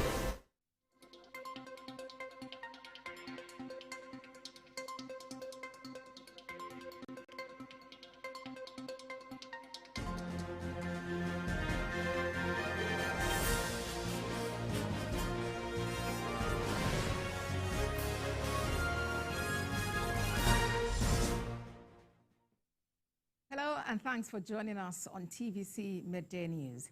President Bola Tinubu has assured of continuous efforts by government to improve the living standard of Nigerians. In his New Year message, Mr. President promised massive food production and efforts to reduce inflation from its current high of 34.6% to 15%. He mentioned that the move will also promote local manufacturing of essential drugs and other medical supplies in the new year. According to the president, the new company expected to begin operations before the end of the second quarter of the new year. He also assured Nigerians their sacrifices in the last 19 months will not be in vain. The president also mentioned that the youth conference will begin in the first quarter of this year.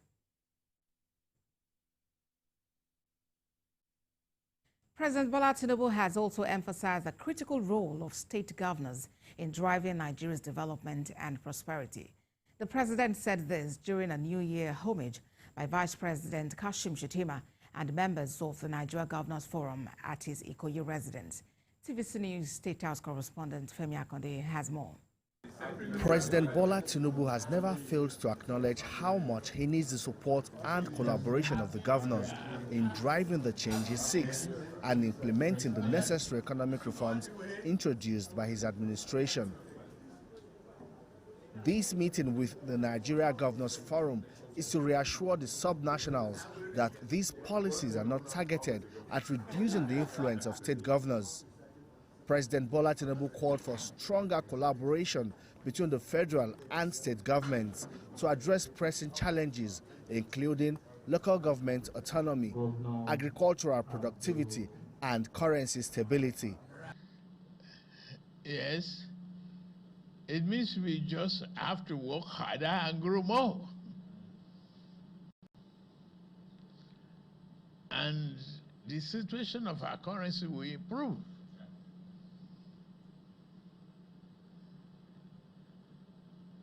And the elastic limit and the economic variables will determine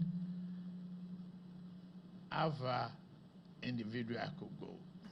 And the agricultural value chain will depend on all of you. You own the land. Whatever I'm doing in agriculture is just a mere help to stimulate food production. The job is in your hands. The president expressed his commitment to local government development and autonomy. He insists it is important for grassroots development and also dispelled rumors of disagreement with the governors. I will drive that change as I wish it.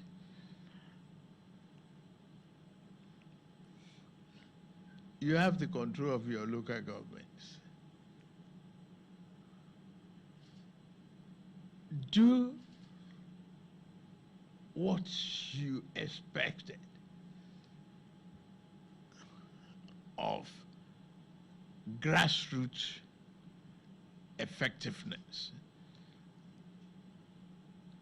and restoration of their hope is in your hand.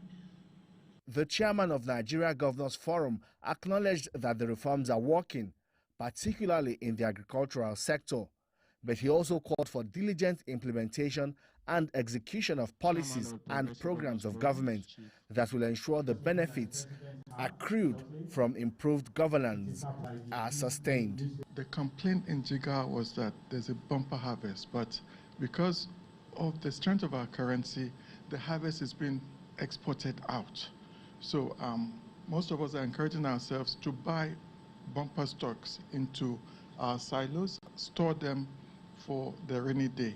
So in terms of agriculture, the policy is working.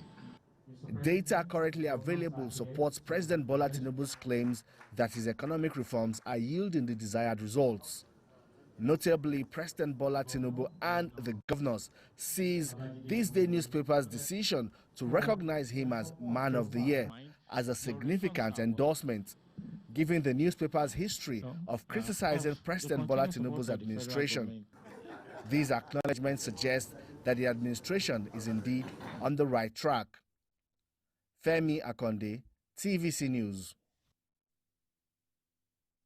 Now, Vice President Kashim Shettima says the administration of President Bola Tinubu is already beginning to consolidate on the early gains of necessary economic reforms. He says Nigeria will see robust economic activities this new year that will bring greater prosperity. The VP said this when he joined governors and members of the National Assembly to visit President Bola Tinubu at his Lagos residence. He pointed out that the collaboration between the executive and the National Assembly will produce sustainable solutions to national problems. Highly optimistic about tomorrow. I believe we have turned the corner, and inshallah we shall have a very robust economic activities in the new year. I believe Nigerians will prosper. The economy has started picking up, and in the coming weeks and months, Nigerians will start smiling for the better. We are working assiduously with the National Assembly to come up with robust solutions to our national challenges. There's no nation that is immune to the economic headwinds across the world. But I want to assure Nigerians that the economy is turning the corner. In the spirit of the season, St. Joseph Catholic Church has extended the celebrations by distributing food items to the less privileged in their community. Chanemi Bameyi brings us the report from Niger State. Christmas may be over, but its message of love and sharing continues to resonate. At St. Joseph Catholic Church, the Society of St. Vincent de Paul is ensuring that the less privileged feel the warmth and love of the festive season. For beneficiaries like Gladys Wilfred and Gloria Emmanuel, this gesture provides a sense of hope and a sense of belonging even after the celebrations. God help them. As then they help us, where we not get power again to do anything, also God will help them and help their family. Help everything concern them in Jesus' name. May the Lord bless him. May the Lord see him through. For what he has given us this year, God will give him double. The elder of this church and the committee of this church, for what they provide for us, we widow in Niger State. May God bless them more and more and their family. The president of the Society of St. Vincent de Paul says the timing of the distribution was intentional, and it is aimed at reaching families in need even after the festive rush. For members like Kizit Ouatta and Rosalind Okpe, the gesture reflects the true essence of giving and sustaining the reason for the season, even after the bright Christmas lights have dimmed. Thank God for the lives of the benefactors of the poor who support this cause. May God reward them abundantly. As the Society of St. Vincent de Paul concludes its outreach, the gratitude of the beneficiaries serve as a testament to the enduring power of compassion. Cheneme Bameyi, TVC News, Mina. Still on the New Year celebration, wife of the governor of Delta State, Tobore Oborewori, has paid the medical bills of patients undergoing treatment at Central Hospital, Warri. Mrs. Oborewori, who visited the state hospital for the first baby of the year, emphasized the importance of raising godly children in the country. Ikenna Mechi reports. The first baby of the year 2025 in Delta State is Wet Amielume. His parents are Mr. and Mrs. Happy Amielume from Edo State. The wife of the governor, accompanied by members of her pet project, Umata Charity Foundation, and some political leaders, congratulated the parents on the arrival of their baby on a special day like this. She then gave them gifts. I'm happy to meet with them, to identify with them, the mother and the baby, like I have prayed for them as the mother of the state. They will live here hale and hearty, take care of the children, cherish them, like I quoted in the scripture for the book of Psalm 127, verse 3, that children, little children are the heritage of God. The fruit of the womb is their reward. The children they are having today is the fruit of their reward. And may God give them the enablement to take care of the children. Mrs. Oborewori also visited the postnatal, the special care baby unit, and the children emergency ward, where she presented gifts to the babies and mothers and later paid the medical bills of some patients. This gesture we have shown today, we are saying, may God's infinite mercy continue to strengthen you. The parents of the first baby of the year appreciated God as well as the governor's wife for the visit and the items presented to the baby. I'm very happy. I'm very grateful to God for giving me that opportunity. I want to say God, thank you. Welcoming the first baby of the year is part of the tradition to usher in the new year. Ikenna Amechi, TVC News, Warri. And the wife of Governor of Abia State, Priscilla Oti, says the state will continue to prioritize the health of everyone, including newborn babies. She stated this at Aba South Ward Primary Healthcare Development Center when she visited the first baby of the year 2025. Nana Gabriel reports.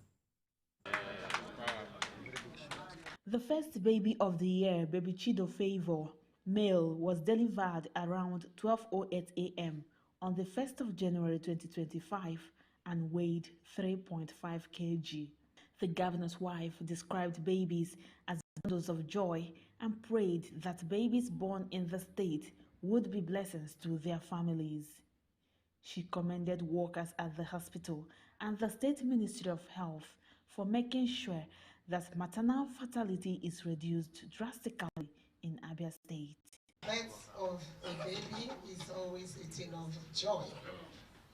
The miracle of the birth, the, live birth, that the mother and child went through the process, hale and hearty. It is indeed a thing of joy. And natural birth as well. Yes. So we really thank God.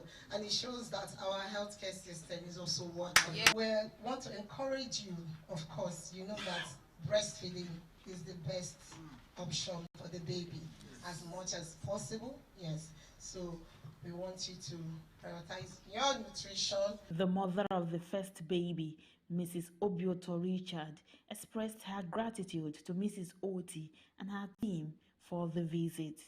I'm over happy and over excited. I don't know how to measure the weight of my happiness. I'm just grateful to God. Give birth by 12:08. As his name implies, Chiudozil is really a peaceful child. Mrs. Oti also visited the first baby at the Federal Medical Center, Umuahia. She presented gifts to the newborns and their mothers, wishing them blessings for the year ahead. Nina Gabriel, TVC News, Umuahia, Abia State. You're watching TVC Media News. We'll be back with more after this break. Please stay with us.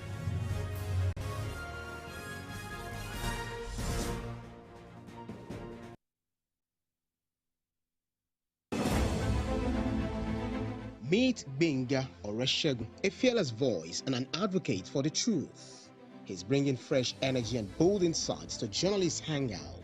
Get ready for deeper analysis and dynamic perspectives. Join me and Babajide Kolade Otitoju with other veteran journalists on Journalist Hangout. Weekdays from 5 p.m. and on Sundays 1:30 p.m.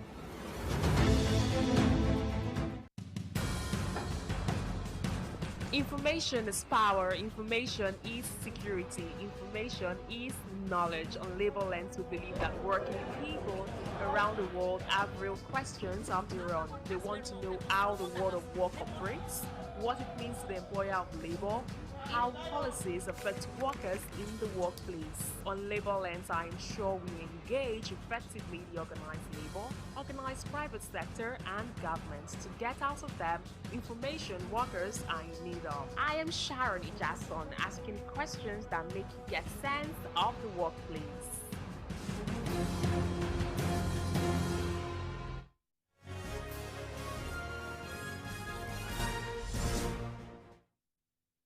For staying with us on TVC Midday News. Governor Amadu Fintiri and thousands of residents of Adamawa State celebrated the year 2025 in grand style at an event held at the iconic Unity Bridge in Yola. The celebration featured an array of talented artists from across the country who thrilled the audience with the electrifying performances.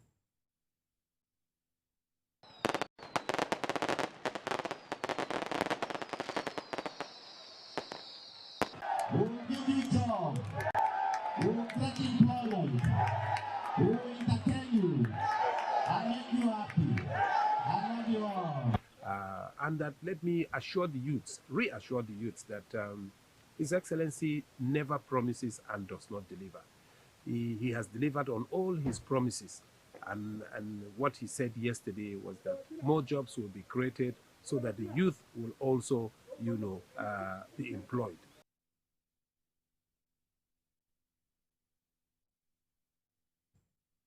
And in Benue State, residents of Makurdi, the state capital, have expressed satisfaction with development in the state as they task Governor Hyacinth Thalia to remain committed. Mayo Okwato has more. This is the popular Savannah roundabout in Makurdi, the Benue State capital. It's also the venue for the second edition of the Benue State New Year Countdown Festival. One of the fun seekers says they are happy with the Governor Alia administration, which has turned the state into a construction site, as the Commissioner for Youth, Sport and Creativity explained the reason for the carnival. Within a space of 1 year plus, they have seen what they have not seen in the last 8 years. So much has happened. So we are very hopeful that 2025 will be more blessing, will be more blissful, will be more, there will be so much to look up to. And we are hopeful that the governor will deliver on his mandate, because the contract he has entered with the Benue people was that he would bring dividends of democracy to them, and is delivering on that. So we're happy about that. Some of the government officials say that the New Year Countdown Carnival has come to stay with the people as part of the festive attraction. We're bringing back the life in our state. It was more like a dead zone before now. But this kind of activities remind you of who you are in the state, your place in the state, your expectation in the year to come. And so it's an exciting time, and this crowd is larger than what we had last year. Even the Bible says when the righteous are on the throne, the people rejoice. All you need to do is put the right leadership in place. After the countdown to 2025 with fireworks, activities soon shift to church Thanksgiving, where Governor Alia speaks on his 2025 agenda. The New Year celebration marks the consolidation of our renewed hope, new possibilities and opportunities for us to improve our standard of living. It also affords us the chance to build on the very foundations of development which we have laid, especially in the area of agriculture, education, economy, infrastructure, youth empowerment, social welfare, and poverty alleviation. As residents remain hopeful, it's expected that Benue attain rapid growth and development this 2025. Mayowa Okwato, TVC News, Makurdi. Now to other matters. A humanitarian organization has organized a peaceful dialogue between herders and farmers in Adamawa State. The aim is to ensure a harmonious relationship between both camps. We have details in this report. This peace parley between leaders of farmers and herders in Hong local government area of Adamawa State is facilitated by Manuel Musa. The long-time farmer-herder clashes in the region is already a concern for these leaders who say they are ready to pursue peace in the area. The protracted clashes between herders and farmers has come a long way, and of course it has been a menace that we have been battling with. So to combat this menace, the Now Foundation is Wisdom came up with an initiative tagged Peace Link Initiative. All right, and under this initiative, we are able to bring the farmers and the herders together with the sole aim of bringing them together to they kind of bridge the gap. Speaking at the occasion, Mr. Musa encouraged the participants to maintain peace and harmony, which will lead to more development and prosperity. The occasion sets up a platform for deliberations on how peace and unity can be fostered across the entire state and the nation at large. The concern on climate change and the way out was also deliberated upon. Peace is something that everybody wants, and that's my hobby, to bring peace and to make people happy. I share Fulani now, they gather more than 5,000 from different bush, because every year I have their deer, Fulani, local Fulani, that live in the bush. Every year, more than 5,000, every year. In their separate remarks, the Fulani leader, federal lawmaker representing Hong Gombe constituency, James Barker, and lead coordinator, MCRP Chief Morris, jointly applauded the foresight of the Mnamu Foundation. Of course, because there is no development without peace. Today we had a sermon in the church. The pastor declared that this was, in so many years, we never had a very peaceful harvest season like this season that just passed, because there were no casualties. So people were able to harvest their sums, and that is the essence of peace. He's someone that has given all he has to develop, the Northeast and to rebuild the Northeast out of the ravage that has witnessed, following the activities of Boko Haram insurgency. At the end of the dialogue between farmers and herders, women, youth, children and the elderly received support, including cash donations. Now to a bit of politics. The crisis in the opposition People's Democratic Party seems far from being over. The embattled national secretary of the party, Samuel Anyanwu, says he remains the authentic national secretary of the party and asked party faithful to ignore anyone parading himself as one. Speaking to journalists in Ikeduru local government area of Imo State, Mr. Anyanwu said the Court of Appeal judgment on his removal has appealed at the Supreme Court and stay of execution obtained, noting that the party has only one substantive national secretary. Sacrosanct, I've appealed and I still remain the national secretary of the party. And I want to disabuse the mind of Nigerians, especially our party faithfuls, who woke up one morning and got confused, that they should not be confused, that Senator Samuel Anyanwu is still the authentic national secretary of the party, and I'm still doing my job. And all my parties, the entire staff, are on holidays. And we are looking up to this year to continue our job. Advise the government to please look at those critical areas where our people are gnashing their teeth and find a way to solve it. Look at our civil servants. The journalists in Imo State should please be allowed to express themselves. We need to make sure that the only way the Imolites can hear what the government is doing is through the journalists, the press, and they should not be hacked for doing their job. Embattled National Secretary of the PDP, Samuel Anyanwu there. Elsewhere, President of the Senate, Godswill Akpabio, has distributed items to his constituents in Akwa Ibom Northwest Senatorial District. He says this is to appreciate his constituents for their support to him and President Bola Tinubu during the last elections. He believes the items and grants would boost economic activities, improve livelihoods, and enhance the overall well-being of the beneficiaries. The 10th National Assembly believes strongly that development should go to the grassroots. And therefore we decided to create regional developmental nexus for the president to use in sending empowerment to most of the regions in Nigeria. So if I come and stand in front of you and say, oh, I did all this for you, it will be wrong. It is President Bola Ahmed Tinubu that sent all these items to you. The Senate President promised that this will come to pass, and seeing it makes me believe that he is a promise keeper. We were taught to use the money and create some business that's going to help us, not just lavishing it. So that's what I'm actually going to do.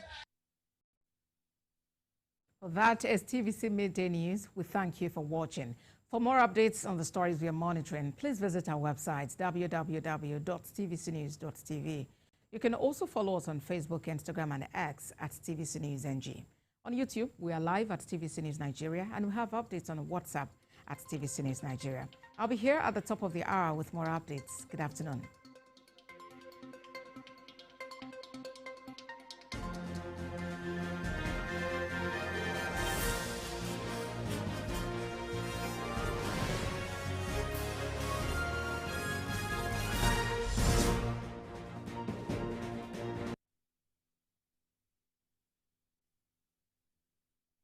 Every hour and every day, time doesn't just tick away. It's a countdown to political decisions that shape our world. This country must move. Imagine the impact these decisions have on our lives. Some are consequential, others may leave us intrigued or baffled. You will have no better friend and partner than Nigeria. Step in and feel the frenzy like never before. Join me every weekday for an hour of fact-finding interviews where questions cut to the core.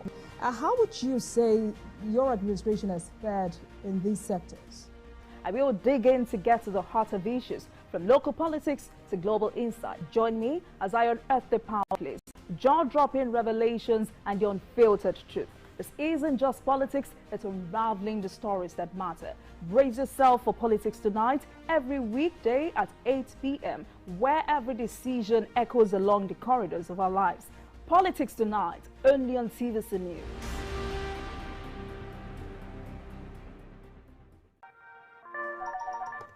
Hello, TVC Communications. How can I help?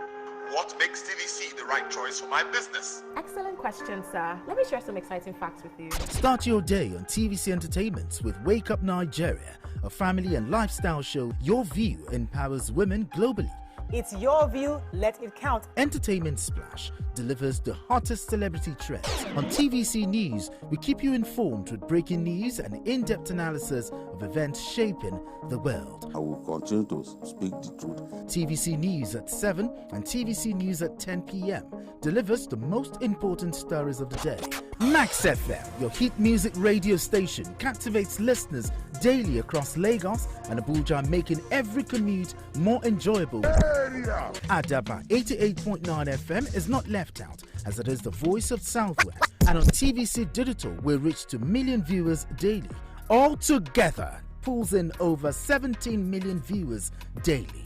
Contact us on 0707-272-8338 or marketing at tvccommunications.tv. Partner with TVC Communications today. Let's grow together. Ya Ashantewa was born on 17th October 1814 Bisiase, present-day Ghana. The daughter of Kwaku Ampoma and Atapo, her brother Afrani Panin became the chief of Edweso, a nearby community. After a childhood without incident, she cultivated crops on the land around Boankra. She entered a polygamous marriage with a man from Kumasi, with whom she had a daughter. She was appointed by her brother, Nana Akwasi Afrani Opese, ruler of Edweso. When her brother died in 1894, Ya Ashantewa used her right as Queen Mother to nominate her own grandson as Ejisene when the British exiled her grandson to the Seychelles in 1896. along with the King of Ashanti Prempeh I and other members of the Ashanti government, Yaa Ashantewa became the regent of the Jisu Juaben district in the Ashanti Empire, now part of modern-day Ghana.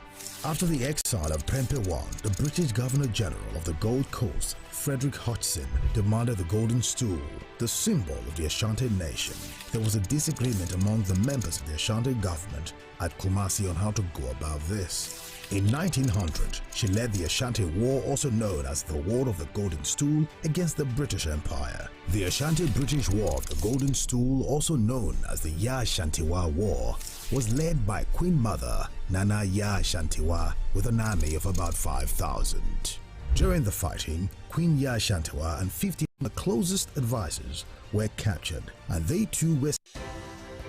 At TVC News, wherever the big news story is happening, we're geared up to break it. TVC News, first with breaking news.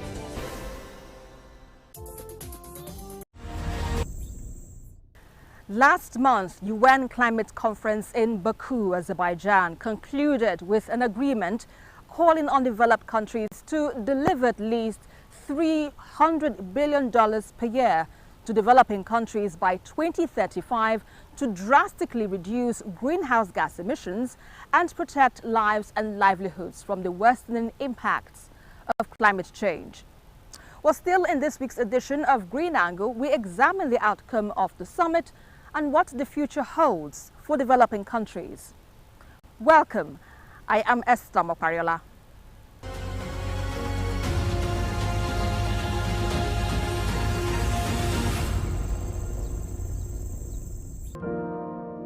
"79 sea turtles, including hawksbill, loggerhead and green turtles, were recently released back into the ocean after spending 18 months at the Marine Wildlife Center.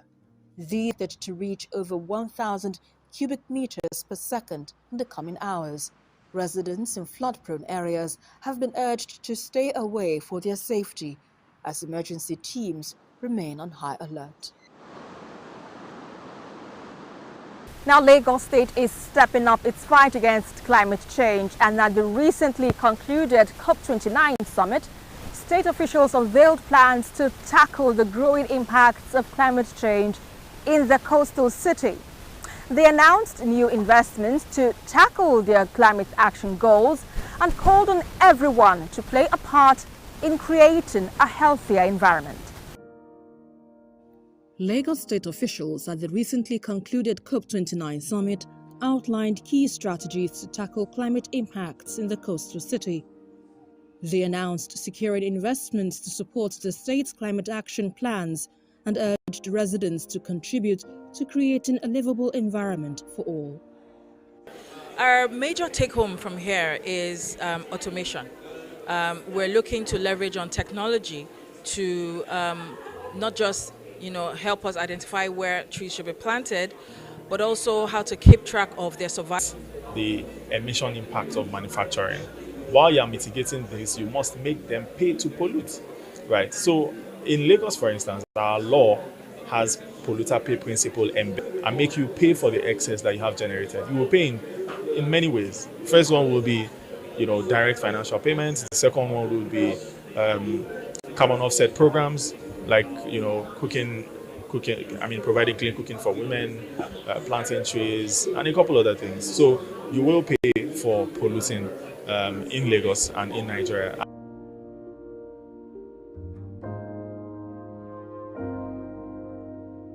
Niger State is making moves in the fight against climate change by partnering with a German consulting firm to tap into the carbon market.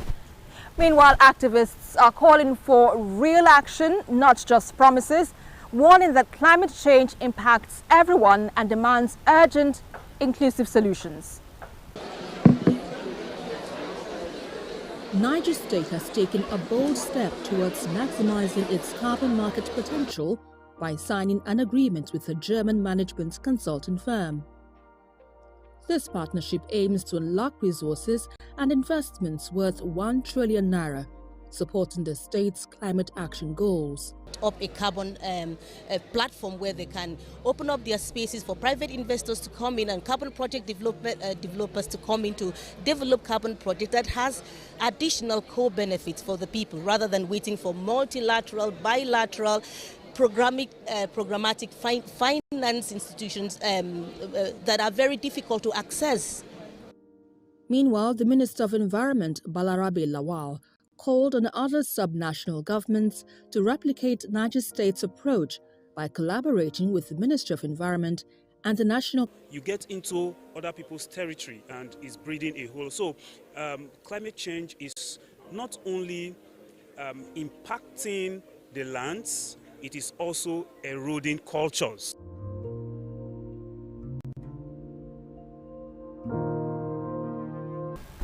Green Angle returns in just a moment. Stay with us. Next, we had a chat with the special advisor to the Lagos State Governor on climate change and circular economy, and she shared perspectives on the outcomes of the COP29 summit and how it aligns with this. What it just says on one end is that it's time for us to start being introspective, building up on our own resources that are available to us, and how can we begin to harness those resources, for our own use. But on the back end, we also know that to access these funds, you must have the right structures, you must have the right tenets, you must be able to capture the necessary data backed by compliance under the provision of the UNFCCC Article 6.4. These are what is needful for you to say that you're structuring yourself as a business. So our partners are engaged on that basis. We engage with them to be able to provide the projects that can help them to drive the Article 6.2 or 6.4 compliance that they require to play in the carbon market. It's great. It's great to negotiate these figures, but it's even greater for us to be able to identify the vehicles that we're going to use to be able to access. And it sits within the space of education. It sits within the space of knowledge. We must improve our knowledge in how to be able to ensure that our projects are touching on what is needful. For instance, it is part of the policy, even when Biden came into office. And one of the things that he mentioned within his plans, within his framework for sustainability, was a clean cooking stove that should, that was to be run in Africa, right? Clean cooking stove is almost like a silver bullet, because if we are able to establish clean cook stove, we will address the issue of deforestation. We will address the issue of health that is declining on a daily basis. We will improve the quality of life of our communities. We can also, to a great extent, open up the space for business opportunity, for job employment within that space. There was a roundtable a few days ago about how we're going to develop and mitigate these shocks that are prevailing upon us.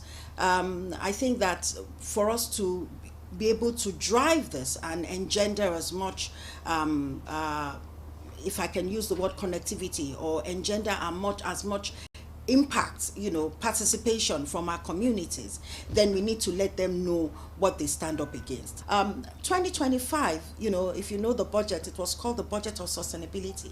And what it means is that sustainability has become the bedrock of how we can build resilience. Those things that we used to do within a linear economy framework, we need to start to redimension. We need to start to reorientate our minds and understand that resource efficiency is very, very important right now.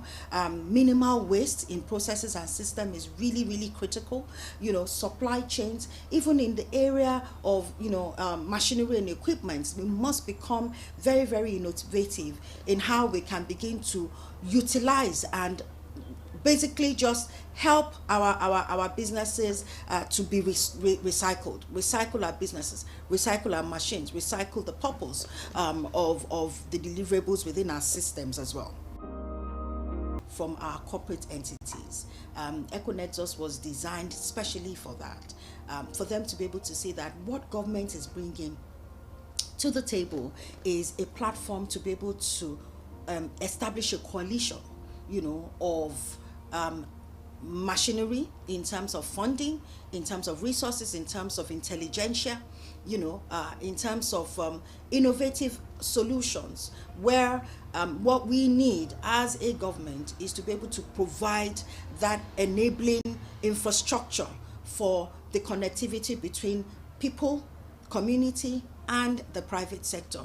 It is from the private sector that we can get the funding, and that pipeline would have to go into the MSMEs, the nano and the micro MSMEs. And these micro and nano MSMEs are the ones that interface directly with the communities. When they start to, interrogate, or when they start to interact, that exchange creates a burgeoning where the ones that are, scaling are able to see that there are business opportunities. When businesses are able to expand their operations, people get more jobs onto their table. They get food onto their plates. If they are gainfully employed, they develop in skills. We need to drive the essence. We need to position businesses in the communities. It is the businesses that will open up the gateway. They will open up the pipeline. They will drive the commerce, and in driving the commerce, the data can also be captured because they are knowledgeable about that, and it is that data that they then use for regenerative finance. Never before, as TVC Breakfast takes your weekends to a whole new level. Introducing TVC Breakfast Weekend Edition, your ultimate source of thrilling sports updates, insightful political analysis, and captivating entertainment news. Stay in the know with what's trending, catch up with the latest in sports, and immerse yourself in the latest buzz from the world of music and movies. Your weekends are no longer just days off, but moments packed with knowledge, excitement, and enjoyment. TVC Breakfast Weekend Edition, only on TVC News. Father, at his age, he's 48 years today. Kasim is 53 years old today. He's staying with his mother. Owe Itila has a family before he went in. Most of his family are scattered.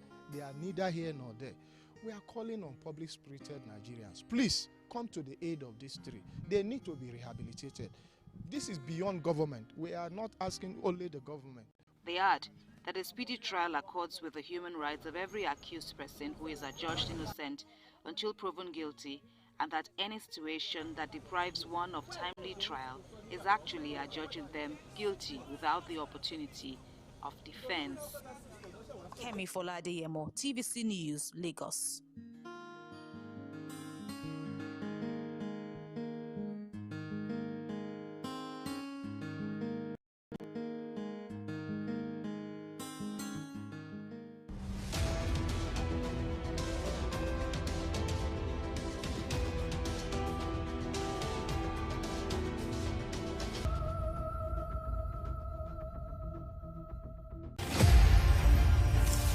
Akiwande Oluwole Soyinka was born on 13th July 1934 in Abeokuta, Nigeria, to parents Samuel and Grace Soyinka. His education began with the Christian lessons of his parents as well as the more traditional Yoruba spiritual customs taught to him by his grandfather.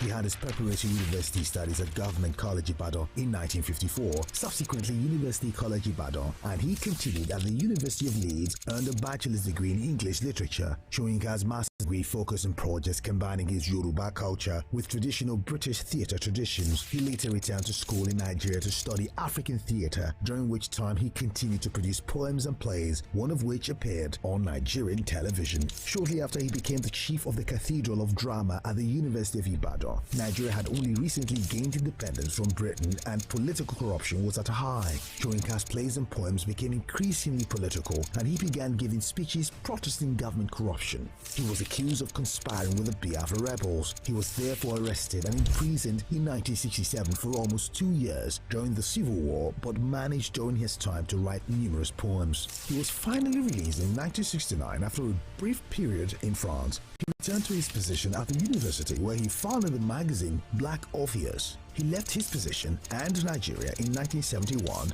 wary of the political climate of the country. During this time, he published books of poetry and essays. His plays were collected and published, and newer plays were staged. In 1986, he was the first African to win the Nobel Prize in Literature for a wide cultural perspective and with poetic overtones fashioning the drama of existence. He dedicated his acceptance speech to Nelson Mandela and used the platform to criticize apartheid. Later that same year, Soyinka was awarded the Ajib Prize and in 1988 published his book Mandela's Earth and other poems as well as art, dialogue, and outrage, essays on literature and culture. He also accepted a position at Cornell University. Throughout his life, he has served as a spokesman against apartheid and government corruption. He has won numerous other awards for his work, including the Anisfield Wolf Book Award, the Academy of Achievement Golden Plate Award, and the Ajib Prize for Literature. And he has taught at many prestigious universities, including Emory University, Harvard, and Obafemi Awolowo University. In his lifetime, Soyinka has published 2 novels, 3 collections of short stories, made 3 movies, translated 2 novels, 5 memoirs, 7 poetry collections, 13 essay collections, and produced nearly 30 plays. He holds honorary doctorates from numerous universities and has been invited to teach in schools around the world. He continues to write prolifically in spite of a bout with prostate cancer in 2014. Wole Soyinka, the Nigerian playwright and political activist, has positioned himself as a voice of the voiceless through his piece of art. He has distinguished himself as the African icon that continuously makes a mark in African literature and the world at large. Doubt and fear doesn't occur at the canvas, it shows in the canvas.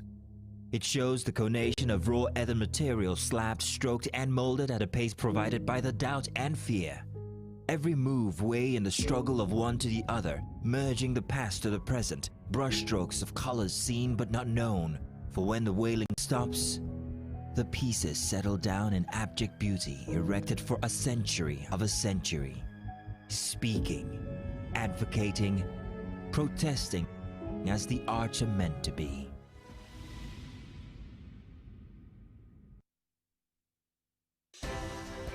At TVC News, wherever the big news story is happening, we're geared up to break it. TVC News, first with breaking news.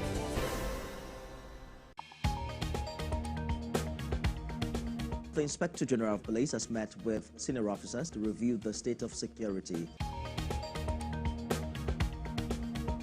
We are continuing our coverage of the arrest of Godwin Emefiele.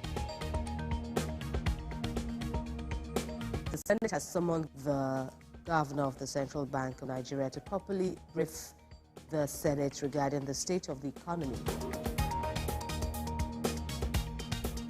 Order will never take his threat. Let's now bring you more development from Ibadan, the Oyo State capital, where an explosion has taken place. Tell us about this incident. TVC News, first with breaking news.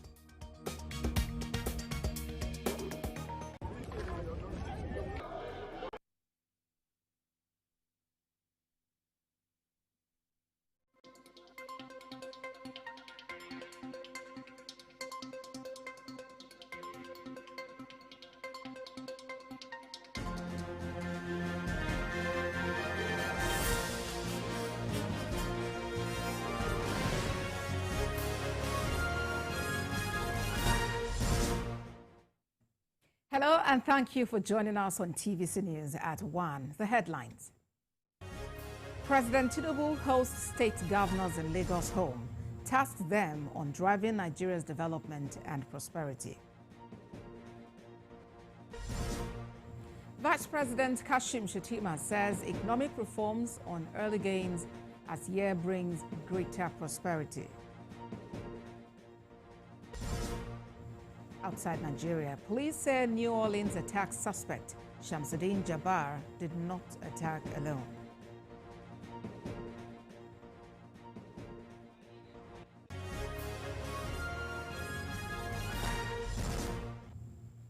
Thank you for joining us on TVC News at 1. President Bola Tinubu has emphasized the critical role of state governors in driving Nigeria's development and prosperity. The president said this during a New Year homage by Vice President Kashim Shettima and members of the Nigeria Governors Forum at his Ikoyi residence. State House correspondent Femi Akonde reports. President Bola Tinubu has never failed to acknowledge how much he needs the support and collaboration of the governors in driving the change he seeks and implementing the necessary economic reforms introduced by his administration. This meeting with the Nigeria Governors Forum is to reassure the subnationals that these policies are not targeted at reducing the influence of state governors. President Bola Tinubu called for stronger collaboration between the federal and state governments to address pressing challenges, including local government autonomy, agricultural productivity, and currency stability.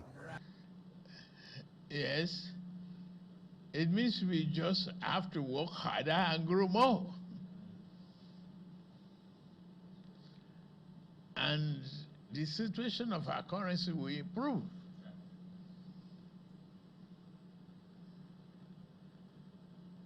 And the elastic limit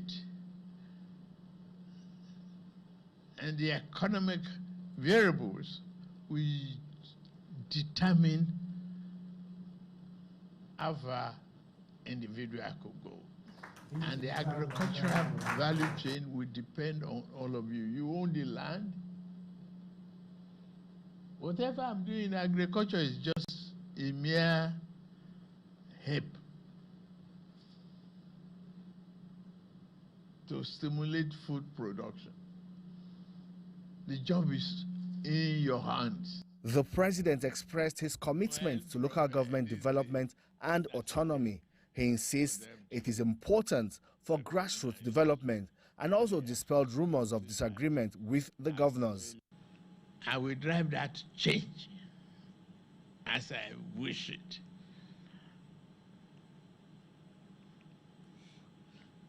You have the control of your local governments. Do what you expected of grassroots effectiveness and restoration of their hope. It's in your hand. The chairman of Nigeria Governors Forum acknowledged that the reforms are working, particularly in the agricultural sector, but he also called for diligent implementation and execution of policies and programs of government that will ensure the benefits accrued from improved governance are sustained. The complaint in Jigar was that there's a bumper harvest, but because of the strength of our currency, the harvest is being exported out. So most of us are encouraging ourselves to buy bumper stocks into our silos, store them for the rainy day. So in terms of agriculture, the policy is working. Data currently available supports President Bola Tinubu's claims that his economic reforms are yielding the desired results. Notably, President Bola Tinubu and the governors sees this day newspaper's decision to recognize him as Man of the Year as a significant endorsement, given the newspaper's history of criticizing President Bola Tinubu's administration. These acknowledgements suggest that the administration is indeed on the right track. Femi Akonde, TVC News. Now, Vice President Kashim Shettima says the administration of President Bola Tinubu is already beginning to consolidate on the early gains of necessary economic reforms. He says Nigeria will see robust economic activities this new year that will bring greater prosperity. The VP said this when he joined governors and members of the National Assembly to visit President Bola Tinubu at his Lagos residence. He pointed out that the collaboration between the executive and the National Assembly will produce sustainable solutions to national problems. I am highly optimistic about tomorrow. I believe we have turned the corner. and inshallah we shall have a very robust economic activities in the new year. I believe Nigerians will prosper. The economy has started picking up, and in the coming weeks and months, Nigerians will start smiling for the better. We are working assiduously with the National Assembly to come up with robust solutions to our national challenges. There is no nation that is immune to the economic headwinds across the world. But I want to assure Nigerians that the economy is turning the corner. For more on this development, policy analyst Daisy Osho joins me now via Zoom from Lagos. Good to have you join us, Mr. Daisy. Ambitious targets the president has set for the year 2025. Grow the economy to $1 trillion economy, reduce inflation from 34% to 15%. How realistic are these targets? And what do you think government should actually do at this time to achieve them? I think, let me first of all say Happy New Year, and of course to Nigerians. Based on the question you just asked, there's a little snag there. Oh, I was asking about, the ambition that the president outlined in his New Year message. He spoke about the fact that he desired to grow the economy to a $1 trillion economy. And beyond that, he has also re-emphasized his position on reducing inflation from 34.6% to 15% in the new year. So first, how realistic is that? And how do you think what should government do to achieve it? I want to congratulate Mr. President. Because some of the decisions, very hard decisions that he had to take to begin to patch this economy that is actually giving us the resultant, Nigerians, the resultant pain, So I want to say that some of the decisions that he took was actually bringing the desired results. And I think as we go by, these pains will begin to go down. Now, to address what your question, you see, with some of the policies yielding results now, definitely.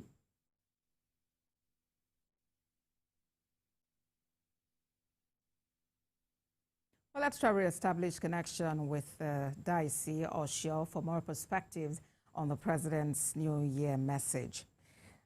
Still on the New Year celebration, wife of the governor of Delta State, Tobore Oborewori, has paid the medical bills of patients undergoing treatment at the Central Hospital, Warri. Mrs. Oborewori, who visited the state hospital for the first baby of the year, emphasized the importance of raising godly children in the country. Iken Amechi reports. The first baby of the year 2025 in Delta State is Wet Amielume. His parents are Mr. and Mrs. Happy Amielume from Edo State.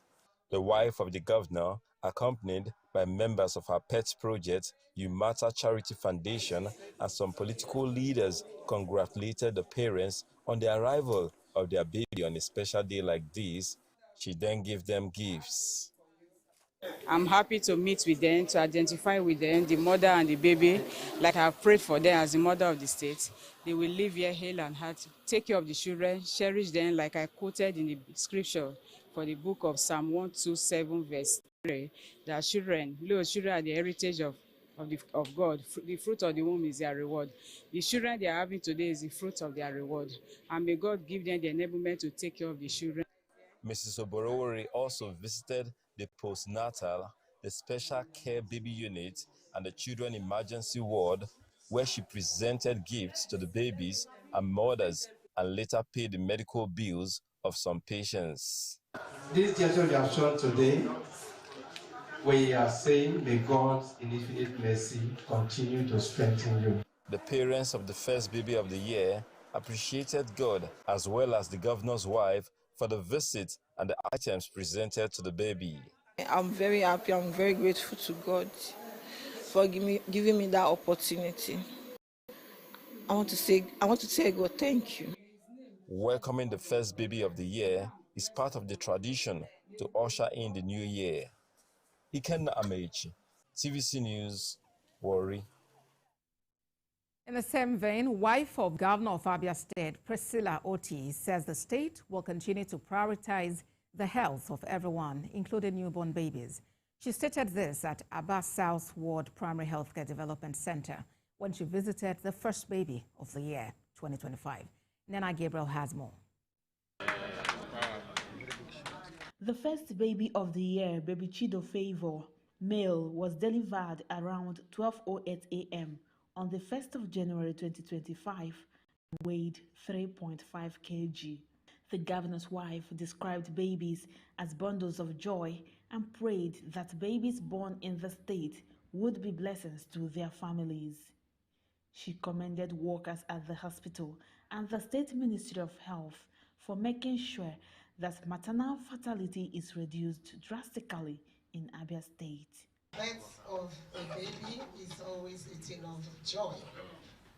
The miracle of the birth, the, live birth, that the mother and child went through the process, hale and hearty. It is indeed a thing of joy. And natural birth as well. Yes. So we really thank God.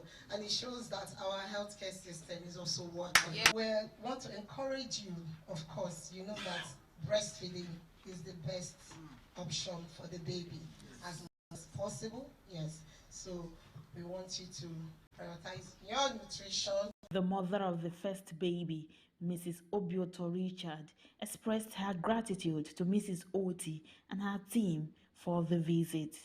I'm over happy and over excited. I don't know how to measure the weight of my happiness. I'm just grateful to God. Give birth by 12:08. As his name implies, Chiudozio is really a peaceful child. Mrs. Oti also visited the first baby at the Federal Medical Center, Umuahia.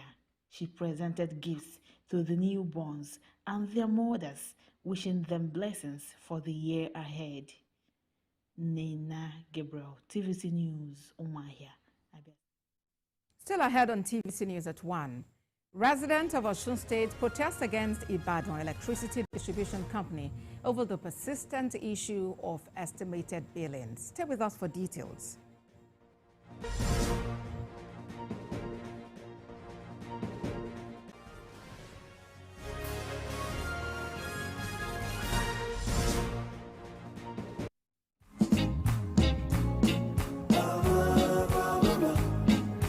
Mama deliciously good.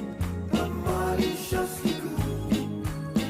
Whether it's your chips or sandwich, yam fries or jollof rice, salad, pasta or platter, they make it taste so nice. Now you all get the bama, you all get the taste. Now I can tell you any day that everything tastes better. It's the bama, maliciously good. Maliciously good.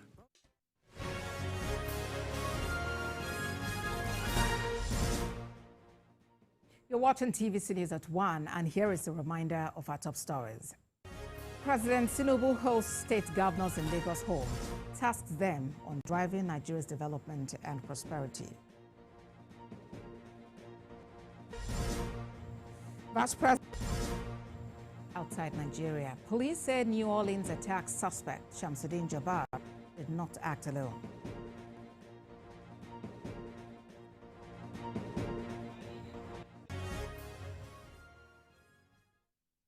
Let's turn attention to Benue State, where residents of Makurdi, the state capital, have expressed satisfaction with development in the state as they tasked Governor Hyacinth Salia to remain committed.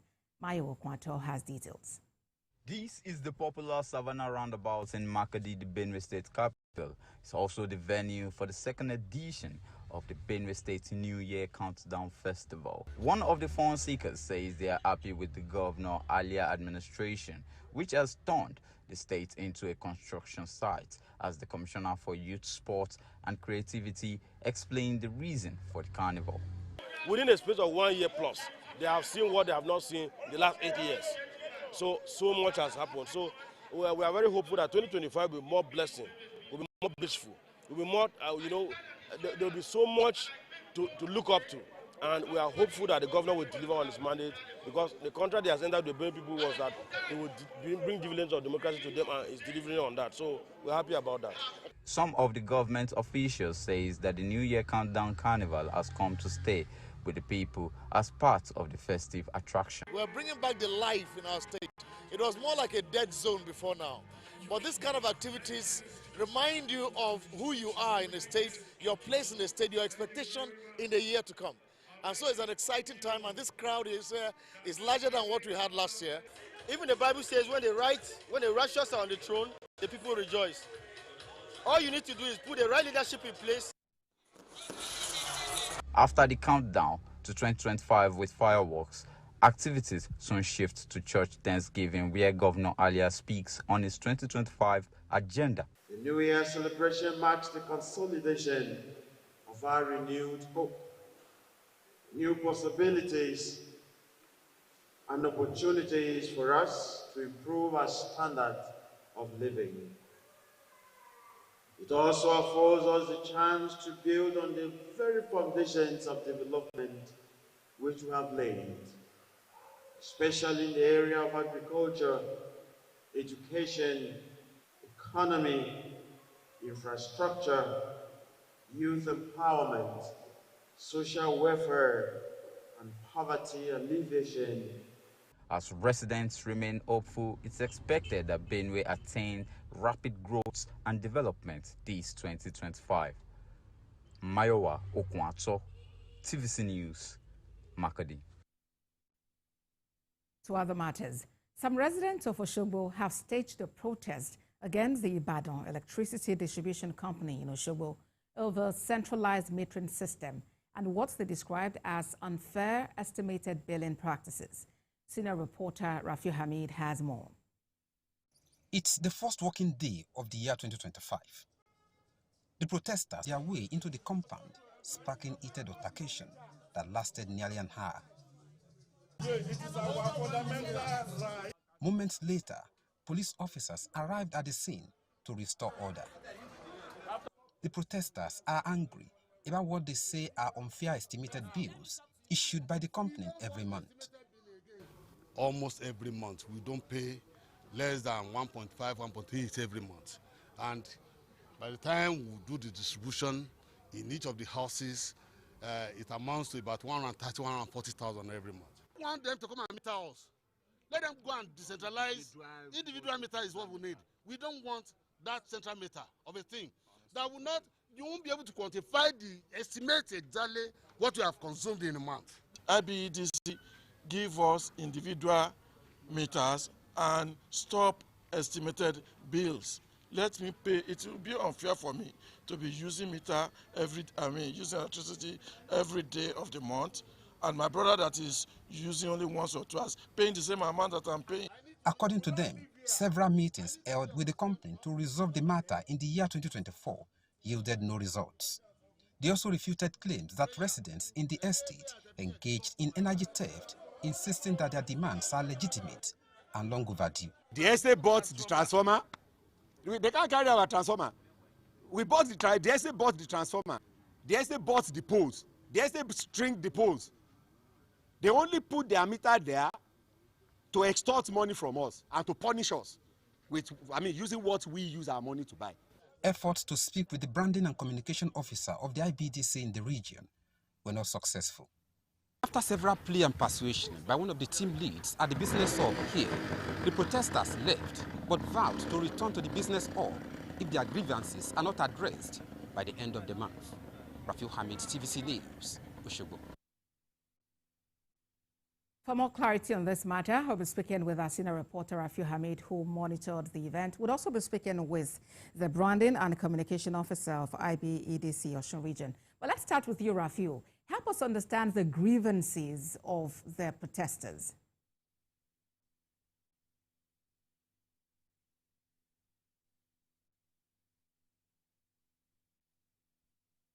Rafiu, kindly unmute your device.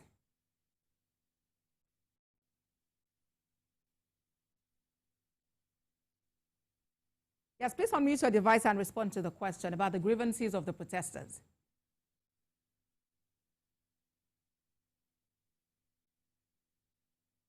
All right, we would get back to Rafiu in a moment. But let's come to Kikela Moweye, who is Branding and Communications Officer of IBDC Osun Region. What is your response to allegations of unfair billing practices and unfulfilled promises being leveled against IBDC by this community? Thank you very much. Good afternoon. Actually, on Spring Valley Estate, we call them point load customers. They are under the MD segment of our customers. We have the non-MD, which are the non-maximum demand customers, and we have the MD, which are the maximum demand customers. They happen to fall under that category. And when the developer began with their project and they wanted to approach IBDC, that they wanted to connect to our grid, they requested to be a point load customer, which means they will own a transformer to themselves, to the estate alone, and will be served as such. And they will have a meter that will be at the transformer side to actually capture their consumption, which makes them a bulk metered customer. That means they are being bulk metered at that point. And it's based on the request, which we gave our own approval as a DISCO to what they requested. And presently, what we noticed is that the residents of the estates do not want such arrangements anymore. And we've advised, because in the past, they visited our office and engaged them, advising them that they should meet with their developer. Since they are residents of that estate, they should meet their developer so that they can do the proper thing, which is to do the needful, whereby there was a communication through proper documentation on that, which they should go through the same route, which they didn't want to do. And that was, I think, that's the point of contention this morning. They actually made them to approach the office. It's not as if they are being estimated.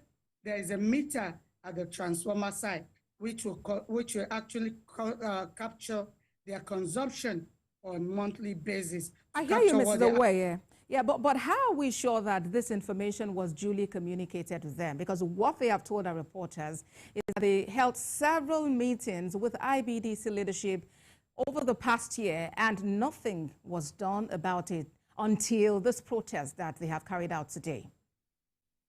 I'll say that's not true, because they've held a series of meetings and the story is still the same. We've held a series of meetings with them and they can confirm it. But what they do not want is to go through the developer anymore. They are claiming that the state government has taken over the estates, which they didn't communicate to us officially, which they are supposed to do officially. Because when the developer approached us, they did that through documentation. And that is the right process to take, which we advised that you should take that route so that we can do the needful. Okay, so as it stands, if indeed the developer is no longer in charge of that property, what should they now do? Because then it means that they have to be interfacing with IBDC directly. Isn't that the situation? No, because who we actually know is the developer. And that's the person who actually approaches. What if the developer is no longer in charge of, managing that property? That is a concern now. Because you mentioned that they said the government has taken over the estate. Government has taken over. They are expected to communicate to us. And I think at the point of taking over, there should be an agreement on their side. And that should be that they should have a contact with such developer, probably through the government or whoever engaged in that contract, to actually know what they have to do as a resident presently. Right then. Thank you for providing clarity in this matter. Kekalamo Weye, Branding and Communication Officer, IBDC, Osun Region. Thank you so much for your time. You're welcome. Thank you so much. Well, let's move on to other matters now, and this time security. Borno Police Command says it has arrested 776 persons suspected for allegedly being involved in vandalism, rape, kidnapping, terrorism, and other related crimes in the state in the year 2024.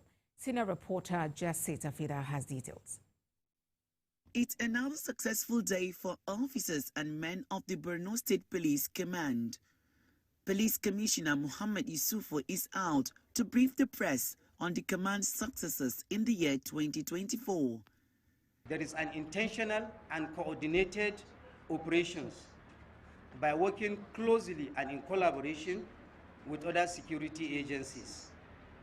There is also the community engagement by placing communities as the focus of our policing priorities. Capacity building and on-the-job training has been sustained by building the capacity of all police personnel in the command.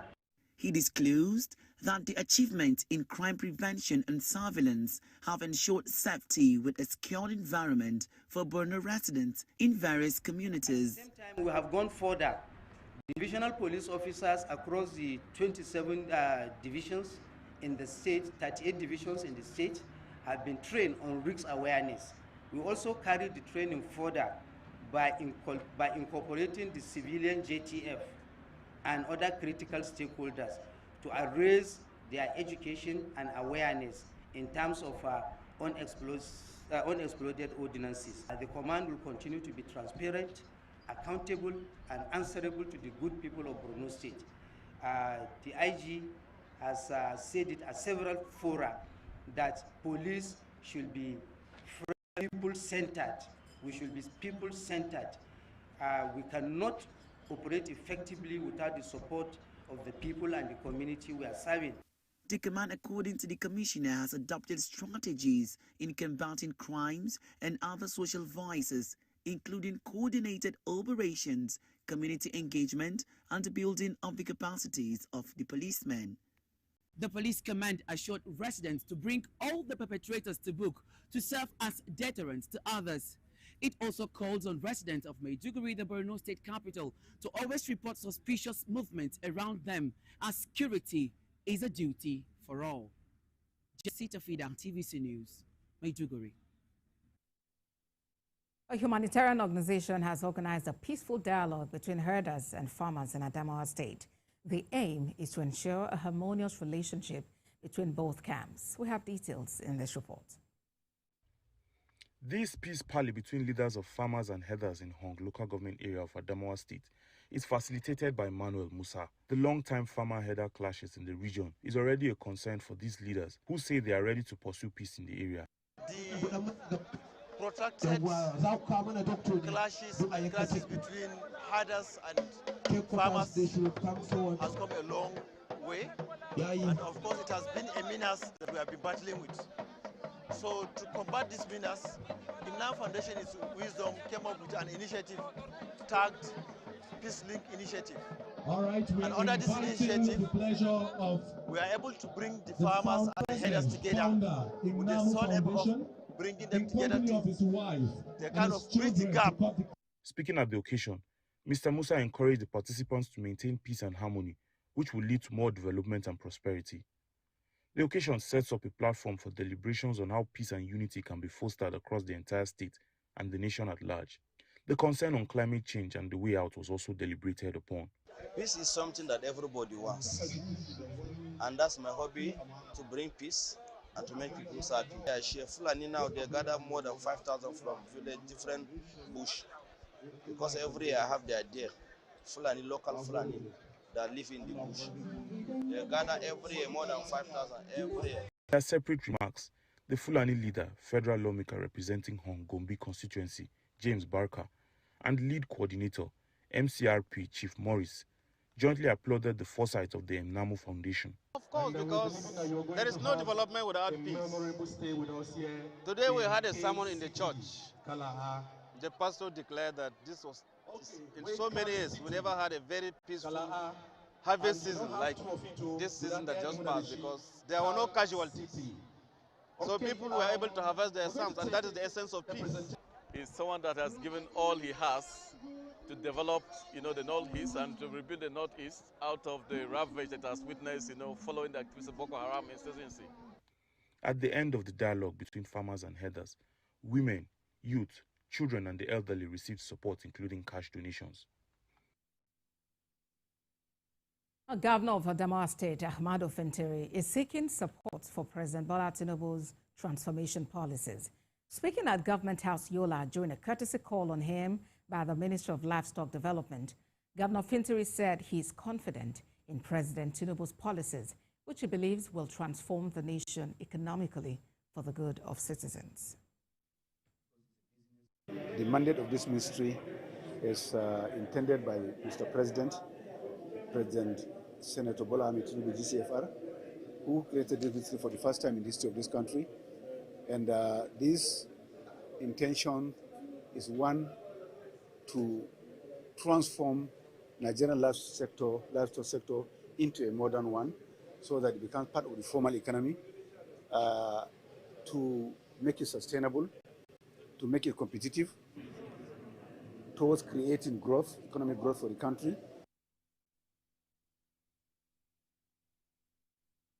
And to a bit of party politics, the crisis in the opposition People's Democratic Party seems far from over. The embattled National Secretary of the party, Samuel Anyanwu, says he remains the authentic National Secretary of the PDP and asked party faithful to ignore anyone parading himself as one.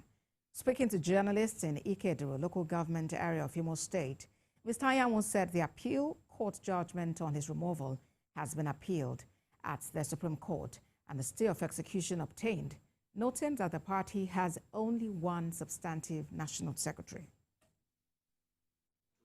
The law is sacrosanct.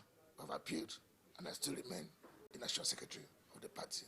And I want to disabuse the mind of Nigerians, especially our party faithfuls, who woke up one morning and got confused, that they should not be confused, that Senator Samuel Anyanwu is still the authentic national secretary of the party, and I'm still doing my job. And all my parties, the entire staff, are on holidays. And we are looking up to this year to continue our job. Advise the government to please look at those critical areas where our people are gnashing their teeth and find a way to solve them. Look at our civil servants. The journalists in Imo State should please allow to express themselves. We need to make sure that the only way the Imolites can hear what the government is doing is through the journalists, the press, and they should not be hard for doing their job.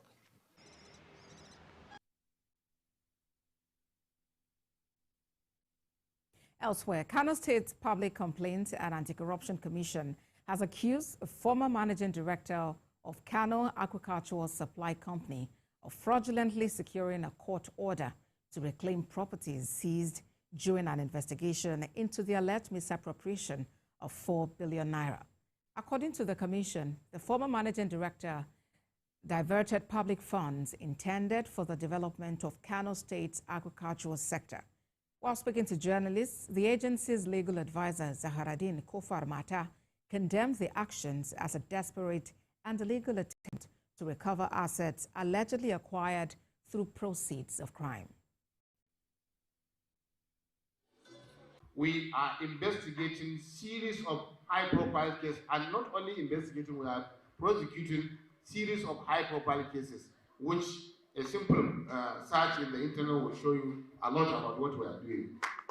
So I thank you very much, especially members of the media, for following us and at least identifying the effort we are making in getting rid of the state of corrupt practices.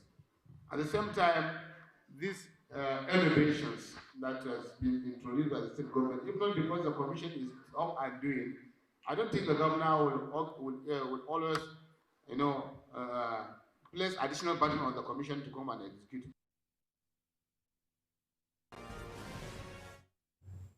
Next on TVC News 1 is business news with Tolulope Ogunjobi.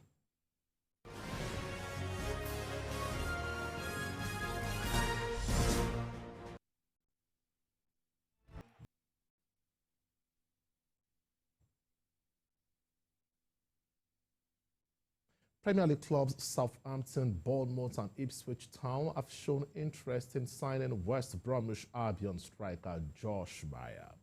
Meyer has scored more than 10 goals and provided 2 assists in 24 appearances for the Alton-based club this season. Southampton would also have to compete with teams in Spain, with clubs like Valencia and also Celta Vigo showing interest in the Nigerian. And forward Gift is expected to undergo medicals at TSG Hoffenheim after the Bundesliga club reached an agreement with Olympic Lyon for his signature. Orban will join Hoffenheim on a permanent transfer and then his troubled stay at Olympic Lyon. Hoffenheim will pay approximately €9 million as a fixed fee, including bonuses. League One clubs Arcelons were also interested in the young striker but failed to meet Lyon's valuation. The 21-year-old linked up with the French side from Belgian Pro League side Ghent in January 2023. And Super Eagles assistant coach Fidelis Ilechukwu says the team will commence preparation for the 2024 African Nations Championship in the coming days. Nigeria defeated rivals Ghana 3-1 on aggregate to qualify for the competition. The home-based Super Eagles will be making a return to the competition after a 6-year absence. The Eagles trained at the Remo Stars facilities in Ikenne before their clash with Ghana. CHAN 2024 will be co-hosted by Kenya, Tanzania, and Uganda. And in tennis, Novak Djokovic and Nick Kyrgios have been knocked out of the men's doubles in the second round at the Brisbane International after a narrow defeat by top-seeded pairing Nikola Mektic and Michael Venus. The pair lost the first set 6-2, but responded well to win the second 6-3 to take the match to a deciding first to 10-point tiebreak. With Djokovic and Kyrgios 2 points from victory, a double fault from the Serbian proved costly at 8-6. It shifted the momentum of the tiebreak back towards Mektic and Venus, who won the next 3 points to seal the win at 6-2, 3-6, 10-8. Djokovic, pursuing his 100th career ATP title, is through to the quarterfinals of the singles, where he will play Francis Gaimon. But tennis is a wrap on the sports segment on the news at 1. Abosede will be back to continue with the rest of the news after this break.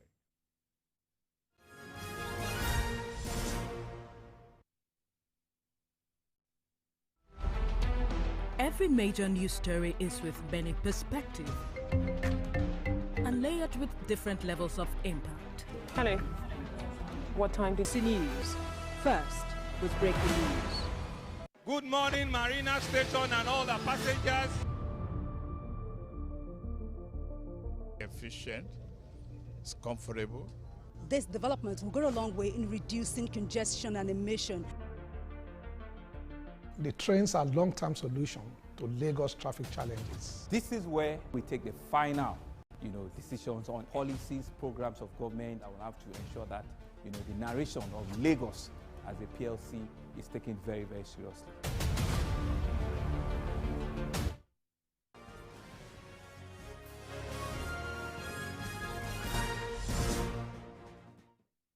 Finally on TVC News at 1, we turn attention outside Nigeria, where the suspected terror attacker who killed at least 15 people in New Orleans has been identified as names of the victims begin to emerge. The FBI says Shamsuddin Jabbar died in a shootout with police and was born and raised in America. Mr. Jabbar drove a pickup truck around barriers and plowed into a crowd celebrating the New Year early on Wednesday. A white stick believed to have held a black ISIS flag can be seen on the back of the truck. Dozens were also injured in what the FBI is treating as terrorism after an Islamic State flag was found on the back of the vehicle. That is TVC News at 1. Thank you for watching. For more updates on the stories we are monitoring, do visit our website, www.tvcnews.tv. Also, join our online community. Follow us on Facebook, Instagram, and X at TVC News NG. On YouTube, we are live at TVC News Nigeria. We also have updates on WhatsApp at TVC News Nigeria. Again, thank you for watching. Next is Business Nigeria. Good afternoon.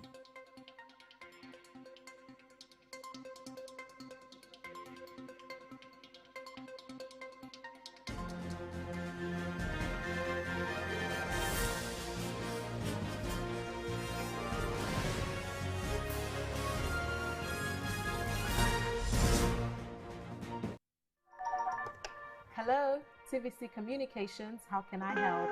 What makes TVC the right choice for my business? Excellent question, sir. Let me share some exciting facts with you. Start your day on TVC Entertainment with Wake Up Nigeria, a family and lifestyle show. Your view empowers women globally.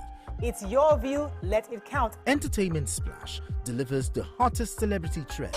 On TVC News, we keep you informed with breaking news and in-depth analysis of events shaping the world. I will continue to speak the truth. TVC News at 7 and TVC News at 10 p.m.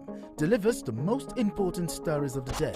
Max FM, your hit music radio station, captivates listeners daily across Lagos and Abuja, making every commute more enjoyable. Adaba 88.9 FM is not left out, as it is the voice of Southwest. And on TVC Digital, we reach to million viewers daily. All together, pulls in over 17 million viewers daily. Contact us on 0707-272-8338 or marketing at tvccommunications.tv. Partner with TVC Communications today. Let's grow together.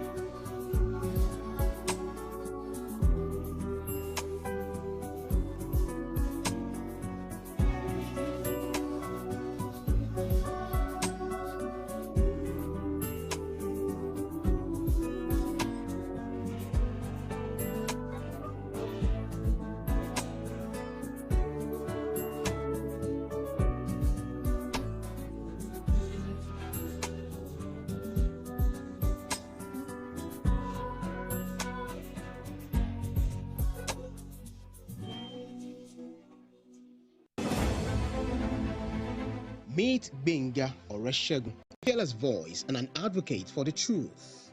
He's bringing fresh energy and bold insights to Journalists Hangout.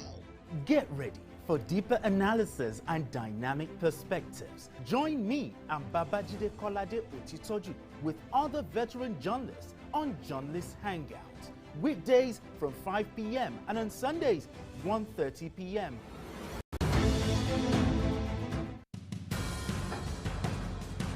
Information is power, information is security, information is knowledge. On Labor Lens, we believe that working people around the world have real questions of their own. They want to know how the world of work operates, what it means to the employer of labor, how policies affect workers in the workplace. On Labor Lens, I ensure we engage effectively the organized labor, organized private sector, and government to get out of them information workers are in need of. I am Sharon Ijason, asking questions that make you get sense of the workplace.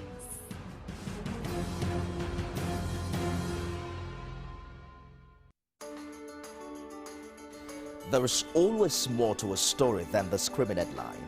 The part of a story that is not told casts a shadow. It's like the part of an object that is not reached by light. On TVC News, I'm able to explore the many angles there are to a story, talking to stakeholders, asking the difficult questions, and digging for facts. I believe the viewers are able to make a better decision if they're well informed and understand not just a part, but the complete story. TVC News, first with breaking news.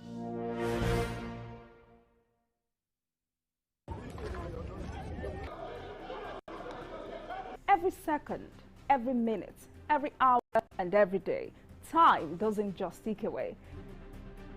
It counts down to political decisions that shape our world. This country must move. Imagine the impact these decisions have on our lives. Some are consequential, others may leave us intrigued or baffled. You will have no better friend and partner than Nigeria. Step in and feel the frenzy like never before. Join me every weekday for an hour of fact-finding interviews where questions cut to the core. How would you say your administration has fared in these sectors? I will dig in to get to the heart of issues, from local politics to global insight. Join me as I unearth the power plays. Hello there. Thank you so much for joining us. It's 2nd January 2025. Again, I'm wishing you a happy new year filled with joy, love, laughter, and all the best. Welcome to Business Nigeria. These are the top stories we are tracking for you at this time. DMO, that's Debt Management Office, says federal government made adequate budgetary provisions to meet local and foreign debt obligations, as ACCI expresses confidence for business and economic growth in 2025. Asian shares get off to a rocky start in 2025 on Trump's trepidation. On our show today, the first segment will stay around the economy. Despite an improvement in near-term prospects, the global outlook remains subdued by geopolitical tensions, trade fragmentations, higher for longer interest rates, and climate-related disasters. What are the key charts underpinning economic prospects for 2025? Well, that'll be on the first half of the show. What will the global economy look like in 2025? Well, interesting conversation, I must tell you, on the flip side. And today, on the other side, we'll dig deep into President Bola Tinubu's New Year message. It was filled with a lot of developmental issues, economic issues. We'll break into that speech and also try to understand more and what Nigerians should expect moving forward in the year 2025. We'll touch on markets, and at the end of the day, we'll tell you what the oil prices are looking like, considering what's happening geopolitically. But let's start with some news making headlines before we get to talk. The Debt Management Office says the federal government has made adequate budgetary provisions to meet the country's foreign and local debt obligations. The DMO said this in a statement made available in Abuja. According to the Office of the Nigerian Debt Management, practice is in accordance with relevant legislations and regulations in compliance with international practices. It says Nigeria had over the years serviced its external and domestic debt promptly, which had made the federal government securities attractive to foreign and local investors, citing the recent successful priced $2.2 billion Euro bond in the international capital markets, which received a subscription of over $9 billion. DMO disclosed that the increased investors' interest in the federal government bonds and sukuk bonds and other FGN securities attest to the country's strict adherence to best practices in debt management. Meanwhile, the Minister of Finance and Coordinating Minister of the Economy, Mr. Wale Edun, said that the successful issuance of the Eurobonds signposts increased confidence in the ongoing efforts of the government to stabilize the Nigerian economy. Meanwhile, the Abuja Chamber of Commerce and Industry has expressed optimism for significant business growth and economic development in 2025. The Chamber's president, Dr. Emeka Obegolo, made this known in his New Year message to Nigerians, particularly the business community across the countries. The senior advocate of Nigeria applauds the resilience of business community in overcoming the economic challenges in 2024, while commending the commitment of innovation and growth, expressing hope for renewed opportunities in the new year.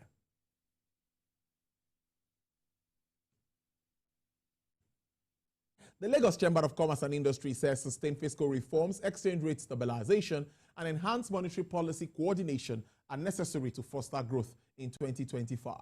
The president of the LCCI, Mr. Gabriel Idahosa, said this in Lagos through the Chamber's 2024 Economic Review and 2025 Outlook Report. He stressed that prioritizing diversification, investing in critical sectors, and policy consistency were essential to achieve the government's medium-term economic recovery objectives.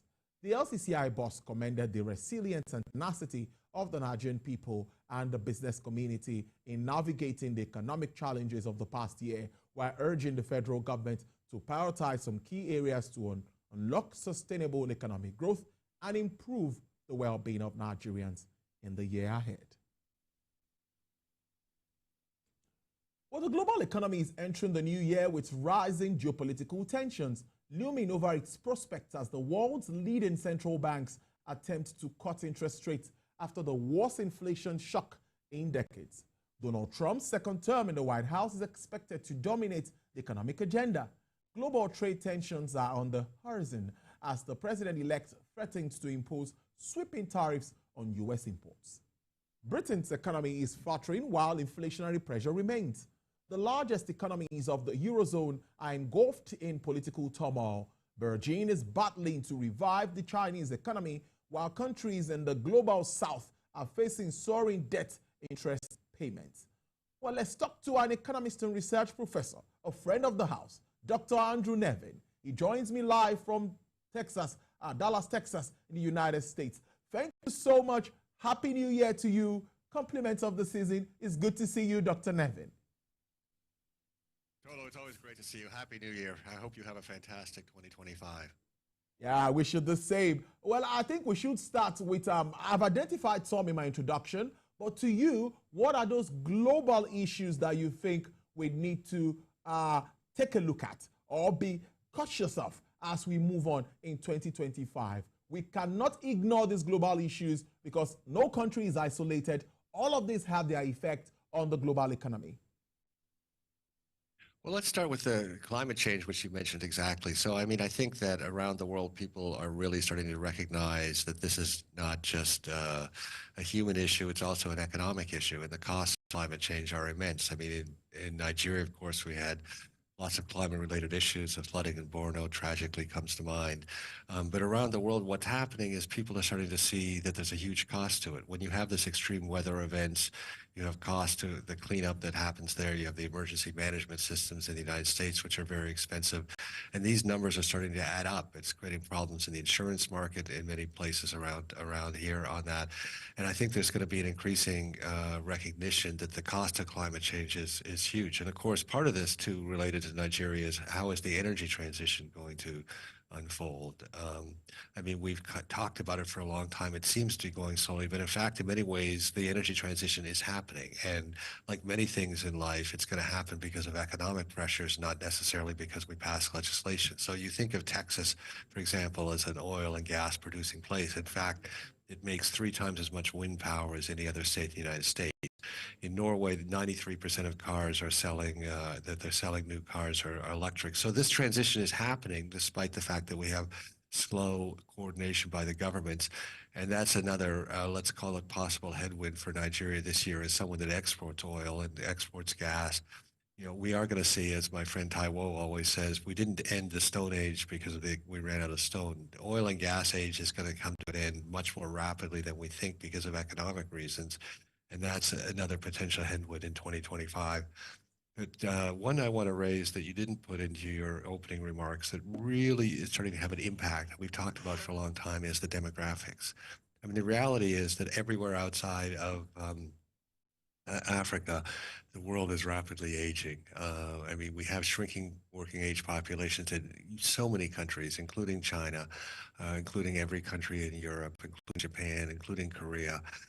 On that. I mean, here in the United States, they're starting to recognize there aren't enough young people to go to colleges. So you have a whole large university college system, which is starting to feel real economic pressure on that. And, you know, when we talk about these growth rates, if in China, for example, you have a shrinking working age population, and they say they can't grow 5%. I mean, that number is just a fiction. So the demographics are going to start to bite, and we're going to grow slowly. Now, at one level, maybe that's an opportunity because I've said this, the only place on the planet with more young people is Africa. But for the rest of the world, this is a completely new thing. When I learned economics, it was all about growth. I mean, even when Marx wrote about capitalism, it was all about growth. So we're coming to a world where that growth equation doesn't work when the population is shrinking so fast. So those are three big issues I want to put on the table. I'll pause there at this point. There's a few more that I'll raise as well.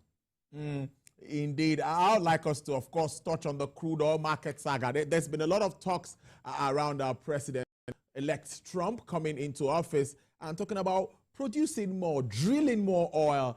Many are saying, what impact could this have on the entire global market and oil market? In recent times, there's been a bit of stability in that market. Do you think that this could cause a shift in prices or whatever in the entire crude oil market globally?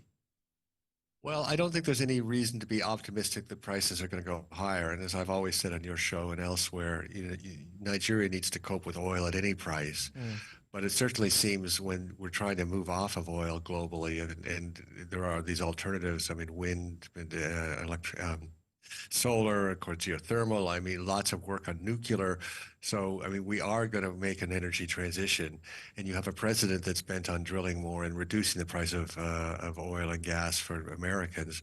You see that the downside is much bigger than the upside. So, I mean, if $80 oil is something that we've enjoyed over the last few years. We haven't produced enough, though. I know now we're getting a little bit closer to 2 million barrels a day.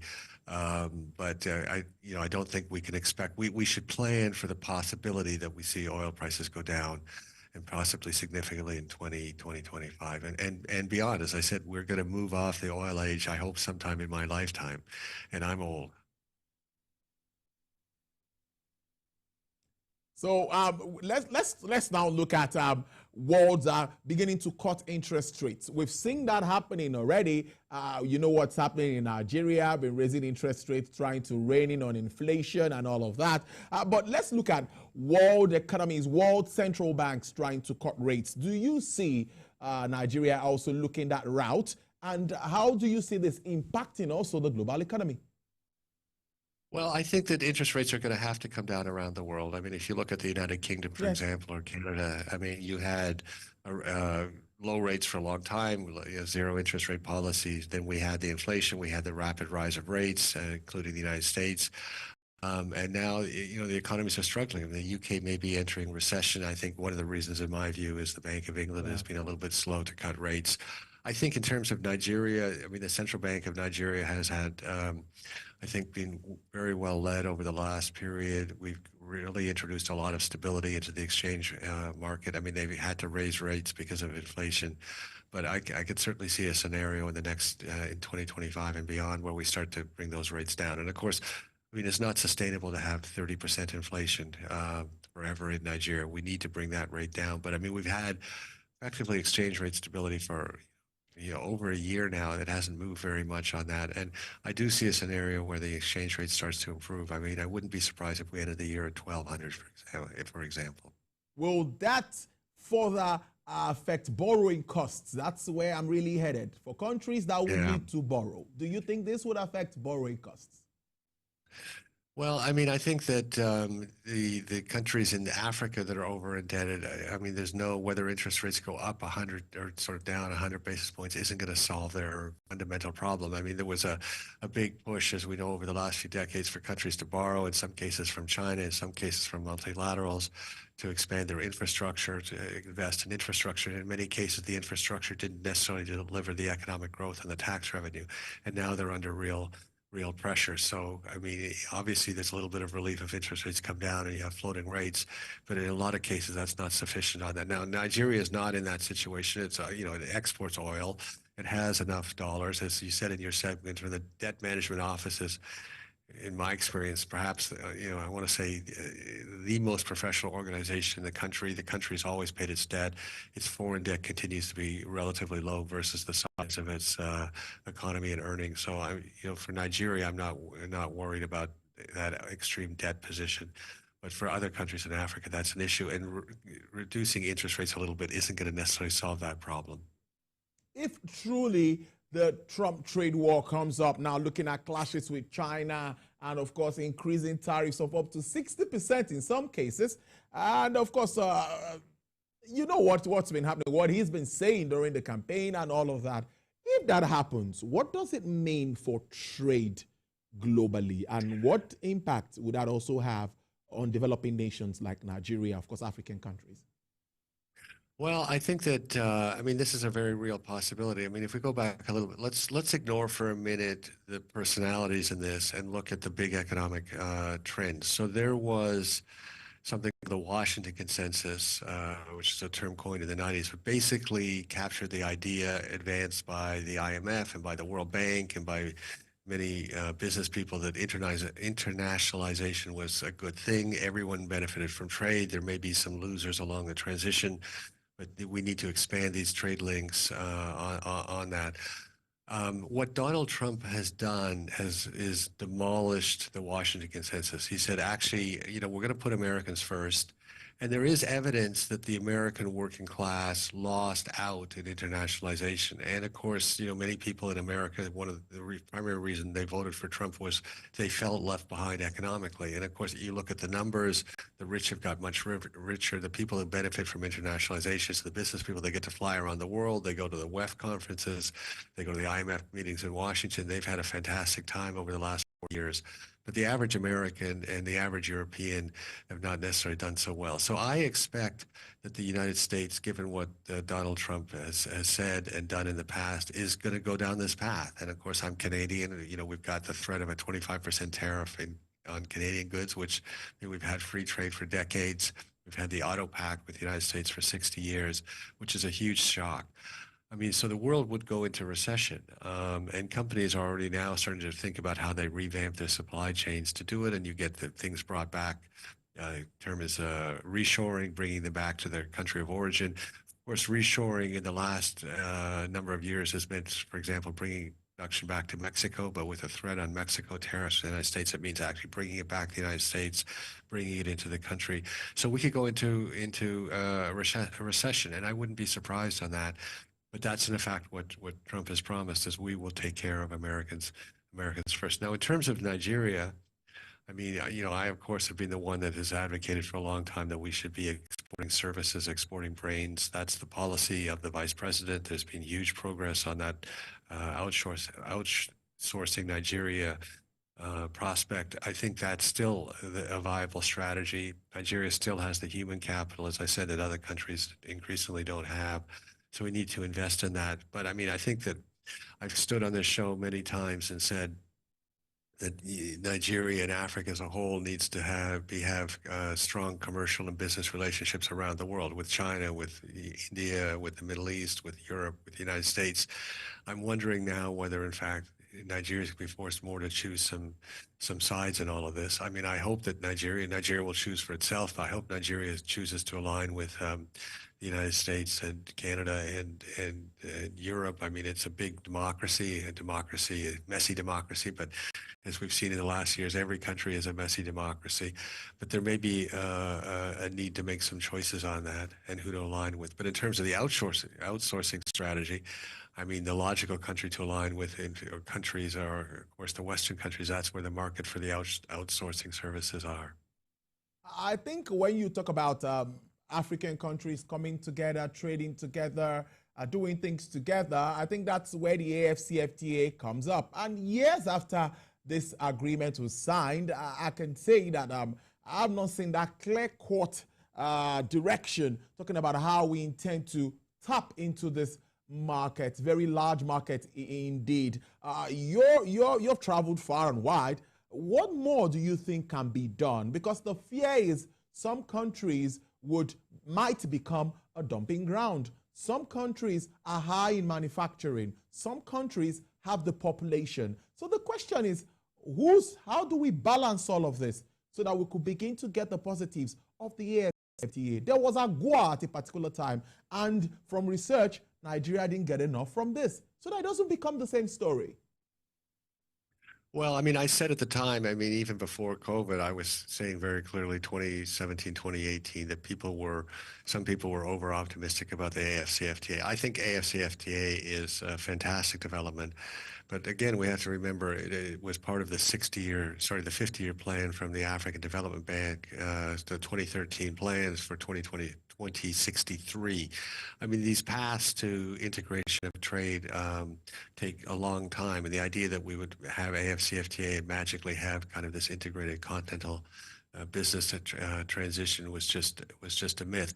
I mean, I think in West Africa, there is a lot of potential, but one of the things that has not been done that I wish had been done, and I talked about back then, was more linguistic skill. I mean, West Africa as a region, of course, for reasons we all understand, it has a French part, has English part.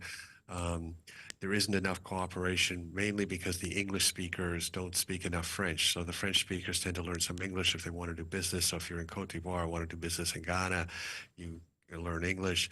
The Ghanaians or the Nigerians don't necessarily learn French. So I just think if there was a more of a push at the regional level, and this has been discussed many times. I mean, the idea that we would trade manufacturing goods with Rwanda, for example, that's a long way off. It has a whole other infrastructure. If we're going to go across the continent, we need we need a rail infrastructure to do that. So that is decades away, decade or two or longer.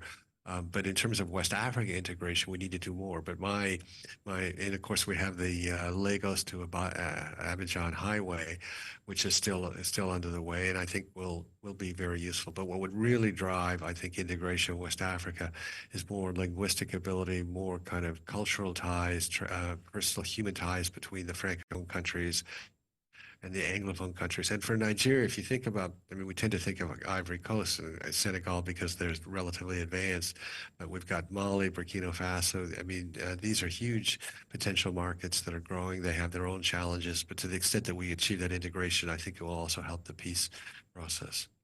But again, AFCFTA is a long-term play on that. And so, I mean, I hope to see, and I think we still have it, the political will that says Africa is going to work together, and we just continue to take steps. But the idea of a massive change in economic relations over a short period of time is not realistic. So finally, 2025, globally, looking at employment rates and all that we've seen post-COVID and all of that, what will be your summary for the outlook?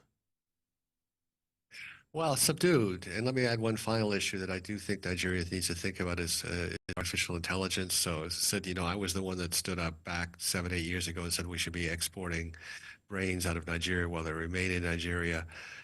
But if it turns out that the jobs, for example, coding that we're training Nigerians for are done by AI, that strategy is not going to work. And it's only 3 years ago that ChatGPT came out with generative AI.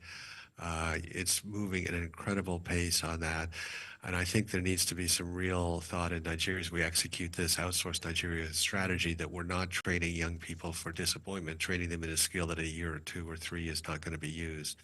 So we're trying to export brains, but if brains are replaced by AI, that's a big issue. But we will be subdued, as I said, because of the aging population, because as we've talked about the geopolitical tensions, because of the increasing costs of the climate challenges. We can't expect a rapid growth rate, and we need to figure out how to have a flourishing world, even if growth outside is subdued. And within that, Nigeria, as you say, needs to figure out our place in it, particularly as we go through this energy transition. And you know, whether it's 5 or 7 or 10 or 20 years, we're not going to be selling much oil at a high price around the world.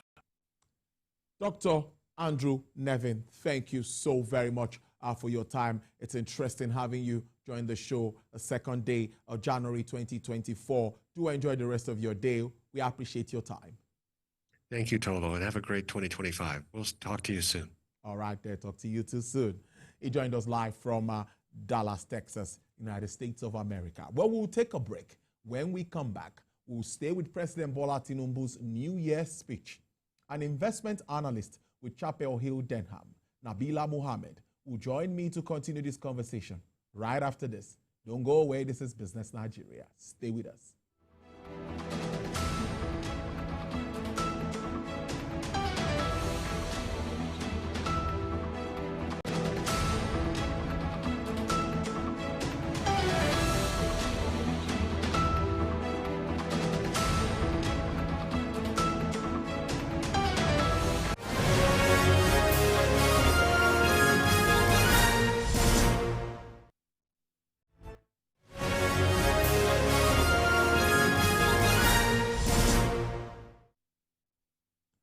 right, glad to have you back. Still on Nigeria's business environment, and we look at what's been happening with regards to President Bola Tinubu's speech.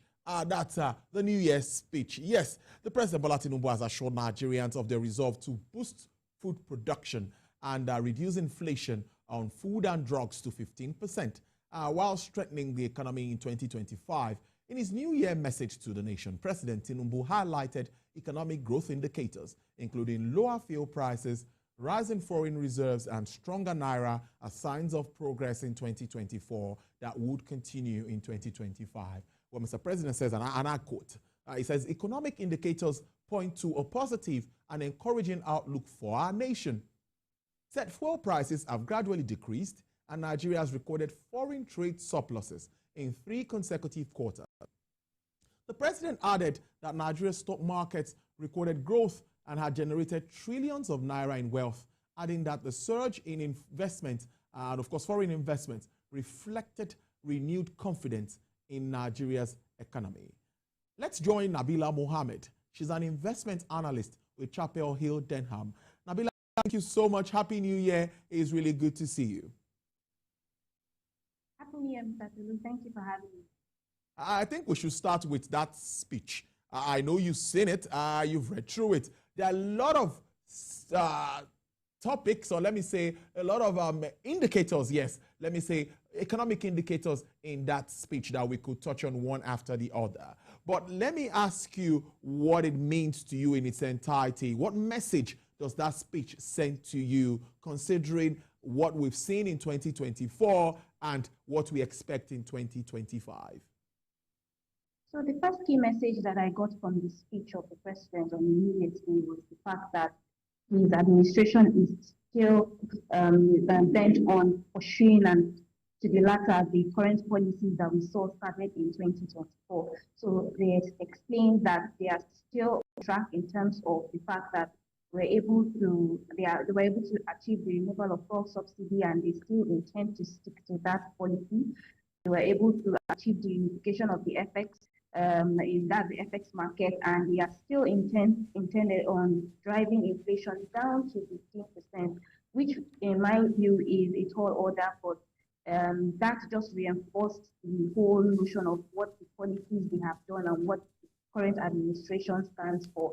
And it just simply shows that there is no going back in terms of everything that we have seen materialize last year, and we would see it continue this year in terms of what we have started as well. So that is the key message I got from the speech of the president, that everything that has been started in terms of policy reform and across economic indicators is going to still continue this year, and all we need to address the economic issues the best way that we can.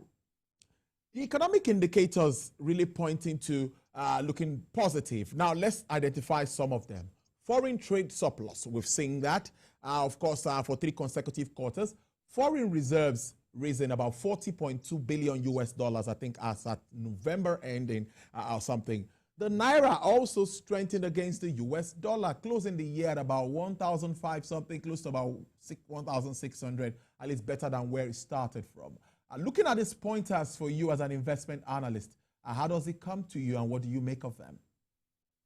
So let's just look at these indicators and identify some of the policies that they actually started. Now, if we look at the FX market, we saw a lot of interventions by TVN. We saw a number of circulars addressing the transparency and allowing for more involvement in the FX market, allowing players. We saw circulars regarding the premium or margin that BDCs are going to be able to add when there is an intervention. We also saw the restructuring that is going to materialize this year, mid-year, for the BDC segment. We saw the introduction of the Bloomberg match, which I believe all these just sums up to the fact that we are seeing that appreciation. First of all, stability, I would say, and eventually an appreciation. And this is a welcome development.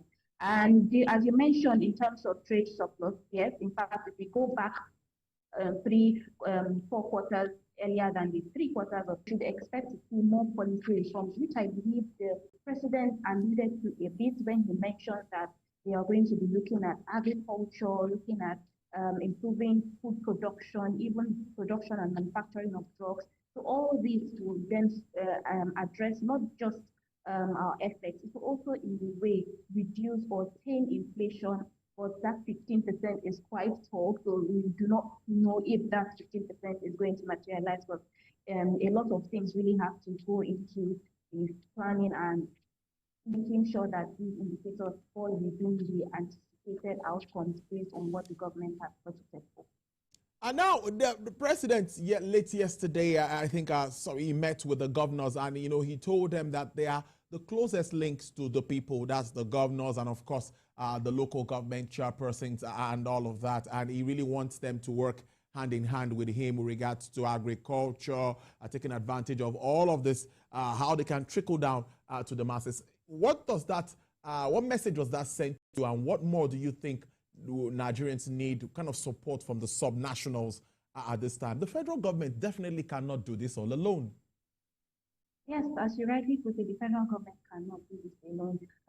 It is one thing for the reason why we have this subnational and even the local governments is just to bring the idea or the process of government close to the people. And the state government should start seeking ways to attract investment to their own area, to their own confines, because this will bring about development not just from a central level, but from their own, from the grassroots level. So it is an all-inclusive plan, and it should be adopted, because if we really want to see changes in terms of projects, the capital projects that are done across the nation, it actually starts from the grassroots. We need to identify the problems there, and these state governors or even the local government are the closest to the people that can really identify the problems that need to be addressed from the grassroots level. I mean, if we're just speaking to specifics now, we're looking at insecurity and even the natural resources that are in different states, and how these state governments can really harness the natural resources that they have therein. We'll definitely see that, number one, it will be accretive to the state government because they are internally generated revenue groups, which will also be they will also be putting the state in limelight because they will be attracting investment if they are able to articulate and put together everything that they have that can also contribute to the table. So it is beyond just waiting for the federal government to release allocations. It is also time for the state government to really look inward and see what they can bring to the table in terms of development, in terms of capital projects, in terms of identifying issues that these grassroots levels are being faced with, and how they can actually remedy some of these issues. Let's take it to now to look at increase of access to credit for individuals and critical sector. Now, the government is talking about the National Credit Guarantee Company. And, you see a lot of moves by this administration to create a credit economy where people can, of course, achieve, gather things and, get things together without wanting to, go out of their way. But what do you make of this, and as in partnership with the likes of the BOI, Ministry of Finance and all of that? What positives are you seeing in this, talking about the credit scheme now? It is positive, and I will put it this way, largely because for a business to thrive and to contribute in terms of output, to the economy, what we really need is access to credit. Yes. And access to credit is one thing. Another thing that we should also consider is the fact that we still have high interest rate environment currently. So for businesses that would want to embark upon capital expenditure projects that are spanning 5-7 years, now is not the time to start locking at such high rates. So before we can really see that access to credit materialize or change the lives of the underserved, as we put it, and the individuals that would need access to credit in order to address some of the questions that some of these foreign investors had prior to when the Eurobond was issued. Now, that being said, that is actually something that I feel provided answers to questions that some of these investors had prior to the issuance of the Eurobond. It was a way to just enlighten these investors, share their plans with them across key areas that are of concern to them, especially with regards to FX and what they plan to do. So all these sort of water their appetite, and we did see that. I think it's one of the reasons that that fed into the oversubscription that we saw. Secondly, we also saw that the pricing was quite attractive, given that we've seen the Fed cut rate, all these things emboldening these foreign investors to really come into the country. So there is that confidence because of the level of engagement that this current administration has put in terms of, I think we had an engagement with the NGX, partnering with other foreign investors. We also had the Minister and CDF governor meeting foreign investors outside the country. So all these engagements helped to better improve foreign investors' understanding of the plans and policies around issues that are affecting or that would likely affect their investment. And I believe that alone, sort of improves the confidence level, and we did see that oversubscription at the end of the day. So I would say it is getting better, and I would also expect that going into 2025, it should be sustained, because we do not want to just meet and greet once and not really continue to engage your investors. It is important that that is sustained into 2025. And the goal of the $1 trillion economy, which the government is still chasing, this is something that everyone is also focused on. And we see the banks too. Many of them are already getting there, talking about the recapitalization process. Your reaction to that?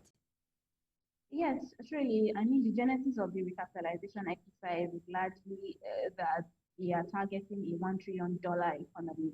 And for that to materialize, the sector that provides financing needs to be well capitalized to support big ticket transactions that would, bring about this growth or this output in terms of sectors of the economy. So yes, I would say we've seen progress. We did see two of the banks, Access and FCMB, have already done a capital raise that has been verified by the central bank and the Securities and Exchange Commission. We're expecting that the other banks that also tap into the market will be able to conclude their verification exercise within the next couple of months. So all these is the target, and it's just one area, and we are still, the president really said that we're still on track to delivering that $1 trillion economy. It's not something that is achievable right now. It is. There are 7 years long plan to achieve that. So we'll still see some other things come to play in terms of driving that goal or achieving that goal. Interesting conversation as usual. But I must thank you so much for your time on the show. Investment analyst Chapel Hill Denham and Nabila Mohammed, thank you so much. Do have a great 2025. I hope to see you again soon. Thank you, Mr. Thank you so much for having me. All right then. We'll take a break. When we come back, Effiong Ekop will join me in the studio, and we'll do a holistic review of the market performance and, of course, project for 2025. We'll be right back. Stay with us.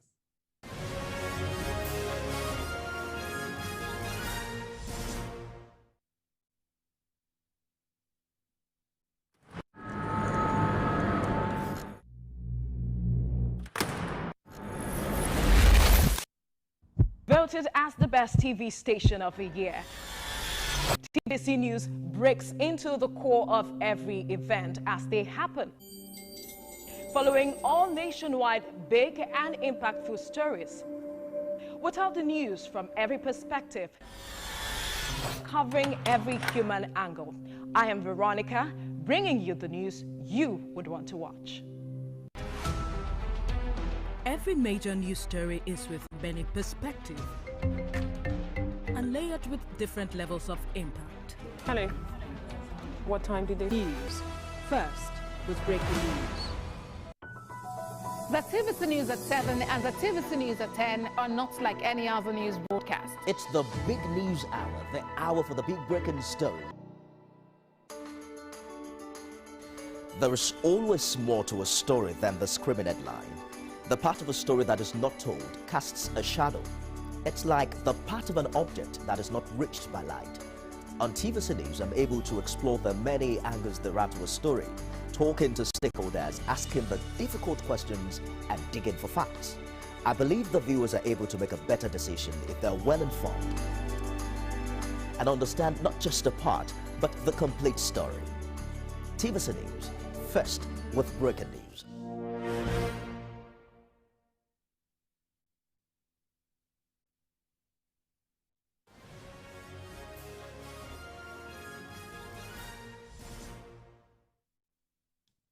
All right, glad to have you back. It's time to look at the trading figures. Of course, it's the first trading day for the year. My colleague Efyonga Cup is live in the studio, market editor. Efyonga, we are starting the new year. Yes, it's the first trading day for 2025. And what is your understanding of this? And what are the major indicators in the market? Tolu, a lot has happened in the market. We see investors returning to the market with great enthusiasm and optimism, and the market, is cutting 0.15% in green. And as it is, they are predicting that the bullish run is going to start from this week as it is and move on. In fact, for the first quarter of this year, we are still going to see stock prices, hitting very high. As we closed 2024, it was known that the Nigerian market was one of the top 3, high-paying exchanges globally. And so we entered the position of among the first 3 high-earning exchanges, and that's important, for our market. And the banks that were taking money from the public in turn for recapitalization, we understand that the central bank has vetted activities of many of those banks, and they are set to bring those securities for listing at the stock market. And that is a new way of preparing fortunes for investors. So we are setting ourselves for a market that is, going to grow in leaps and bounds.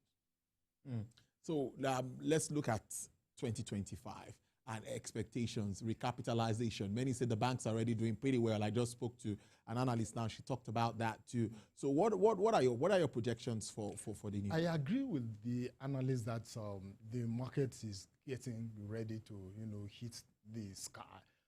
The total monetary value of securities presently held at the exchange is exceeding 61 trillion naira.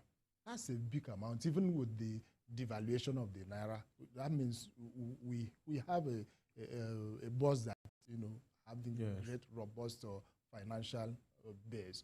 And so index crossed more than 103,000 points, and that's something important.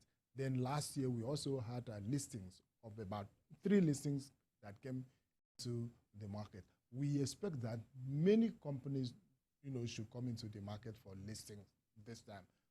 I don't need to mention them. That's what some of them have said. They were preparing for this bet. The economic conditions made those companies, to hold back. So I think that they will be able to come in now. We even expect some private companies, some refineries, to, and some other oil and gas companies to come into the market. So the market is set for expansion.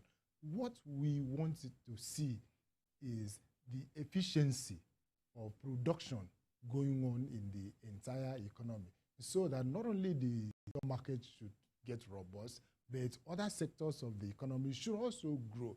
And then individuals and households have enough investable funds to be able to come and play in the market. Because currently, you find out that the high level of inflation and the poor value of the naira, they do not allow enough funds to stay in the hands of households and individuals. So majority of the people playing in the market seem to be the super rich, and insurance companies, they have the funds to play around. But We don't want this to happen because individual, even students, merchants, they're supposed to play in the market. The market is for everybody. It is when the catchment, goes all round, then you have a very robust market. Right now, the people playing in the stock market, I don't think that they are up to 10% of the entire population. We still need a lot to do.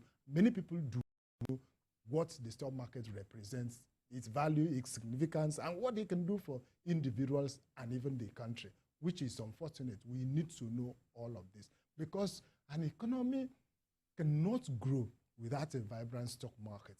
And individuals, companies, they have to be, playing very seriously, efficiently. Then it gets going. Amos, thank you so much, Ifeanyi, for the breakdown market figures this second day of the month of January in 2025. So we are going to have a very good trade this year. Yes, I expect that too. Very good. Thank you so much. Yeah. Yes, let me take you outside our shores now. Asian stocks began the year on a dull note as they struggled for traction after the G3 close of 2024, while the US dollar held steady and investor sentiment stayed cautious ahead of Donald Trump's return to the White House. The start of the new year was shaping up to be less favorable, one of the equities as uncertainty over the policy of incoming US President Donald Trump and more hawkish Federal Reserve's outlook look set to dominate the market rhetorics for now. The MSCI's broadest index of Asian Pacific shares outside Japan slid 1.2% in December. They already started gains of more than 7% in 2024. The index was last down 0.58% in Asian session on Thursday, with volume stinged gain given a trading holiday in Japan. However, stock features pointed to a positive opening for Europe and Wall Street. Eurostock 50 features gained 0.74%, FTSE features take 0.05%, S&P 500 features edge 0.48%, Nasdaq features at 0.67%. Chinese stocks were battered, with the blue chip index down 2.65%. Shanghai Composite Index lost 2.36%. Hong Kong Hang Seng Index laid 2.15%. Malaysia's communications regulator has granted Tencent's WeChat and ByteDance TikTok licenses to operate in the countries under a new social media law. The law is aimed at tackling rising cybercrime requiring social media platforms and messaging services with more than 8 million users in the country to obtain a license or face legal action. The new law takes effect from January 1st, but some other platforms like X and Alphabet Google are yet to apply for the license. Malaysian Communications and Multimedia Commission and messaging platform Telegram is in the final stages of obtaining its license, while Meta Platforms, which owns Facebook, Instagram, and WhatsApp, had begun the licensing process. The regulator said X had not submitted an application because the platform said its local user base did not reach the 8 million threshold, and the commission is reviewing the validity of X's claim. South Korea's central bank's governor says the pace of monetary policy easing would need to be flexible this year due to heightened political and economic uncertainty. The bank's governor, Mr. Ryu Sang-young, said this in a New Year address. He said the year's conditions surrounding the economy will be more difficult than ever before. He said the monetary policy needs to be operated with flexibility and agility as political and economic uncertainty is unprecedentedly high. The Apex Bank governor said the pace of interest rates quotes ahead will be flexible as trade-offs on quotes inflation, foreign exchange, and household debt are expected to widen. At its final policy meeting of 2024, the BOK delivered the first back-to-back rate quote since 2009 as policymakers turned worry on trade risk from the incoming U.S. administration of President-elect Donald Trump. Crude oil prices nudged higher today, the first day of trade for 2025, as investors returned from holiday cautiously, eyed China's economy and fuel demand following a pledge by President Xi Jinping to promote growth. U.S. West Texas Intermediate crude rose to sell for $72.33 per barrel with an uptick of 0.85%. Brent crude futures also experienced an upward review of 0.83% to sell for $75.26 per barrel. Bonny Light sells for $78.62 with a downward price margin of 2.84%. And for the OPEC basket, dealers offer $73.91 with an upsurge of 1.41%. Well, indeed, that's our package for today. Thank you so much for being a part of it. I'll see you tomorrow, same time. Stay safe, get busy, get the cash. Enjoy 2025. Hello, TVC Communications. How can I help? What makes TVC the right choice for my business? Excellent question, sir. Let me share some exciting facts with you. Start your day on TVC Entertainment with Wake Up Nigeria, a family and lifestyle show. Your view empowers women globally. It's your view, let it count. Entertainment Splash delivers the hottest celebrity trends. On TVC News, we keep you informed with breaking news and in-depth analysis of events shaping the world. I will continue to speak the truth. TVC News at 7 and TVC News at 10 p.m. delivers the most important stories of the day. Max FM, your hit music radio station, captivates listeners daily across Lagos and Abuja, making every commute more enjoyable. Adaba 88.9 FM is not left out, as it's the voice of Southwest. And on TVC Digital, we reach to million viewers daily.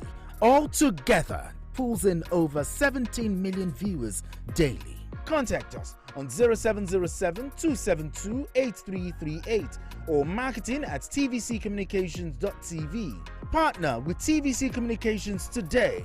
Let's grow together. Maya Angelou was a civil rights activist, poet, and award-winning author known for her acclaimed 1969 memoir, I Know Why the Caged Bird Sings, and her numerous poetry and essay collections. Angelou was born on April 4, 1928 in St. Louis, Missouri. Angelou had a difficult childhood. Her parents split up when she was very young. Around the 1960s, Angelou lived in Ghana working as an editor and a freelance writer. Angelou also held a position at the University of Ghana for a time before she joined a community of revolutionist returnees exploring Pan-Africanism and became close with human rights activist and black nationalist leader Malcolm X and Martin Luther King. In 1961, Angelou appeared in an off-Broadway production of Jean Genet's The Blacks with James L. Jones, Lou Gossett Jr. and Cicely Tyson, and went on to earn a Tony Award nomination for her role in the play Look Away, 1973, and an Emmy Award nomination for her work on the television miniseries Roots, 1977, among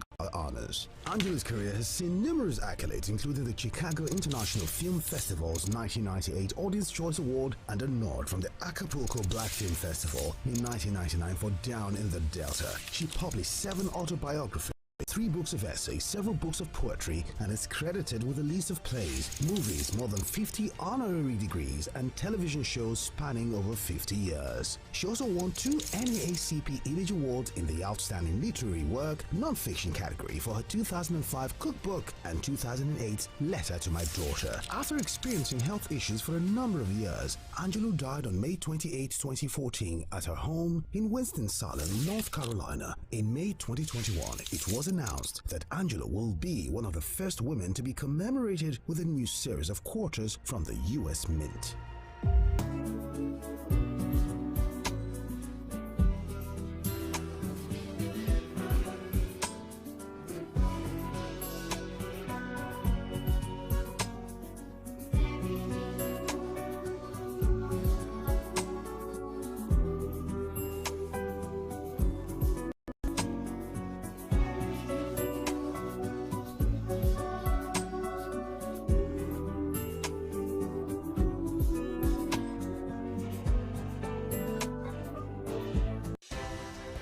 At TVC News, wherever the big news story is happening, we're geared up to break it. TVC News, first with breaking news.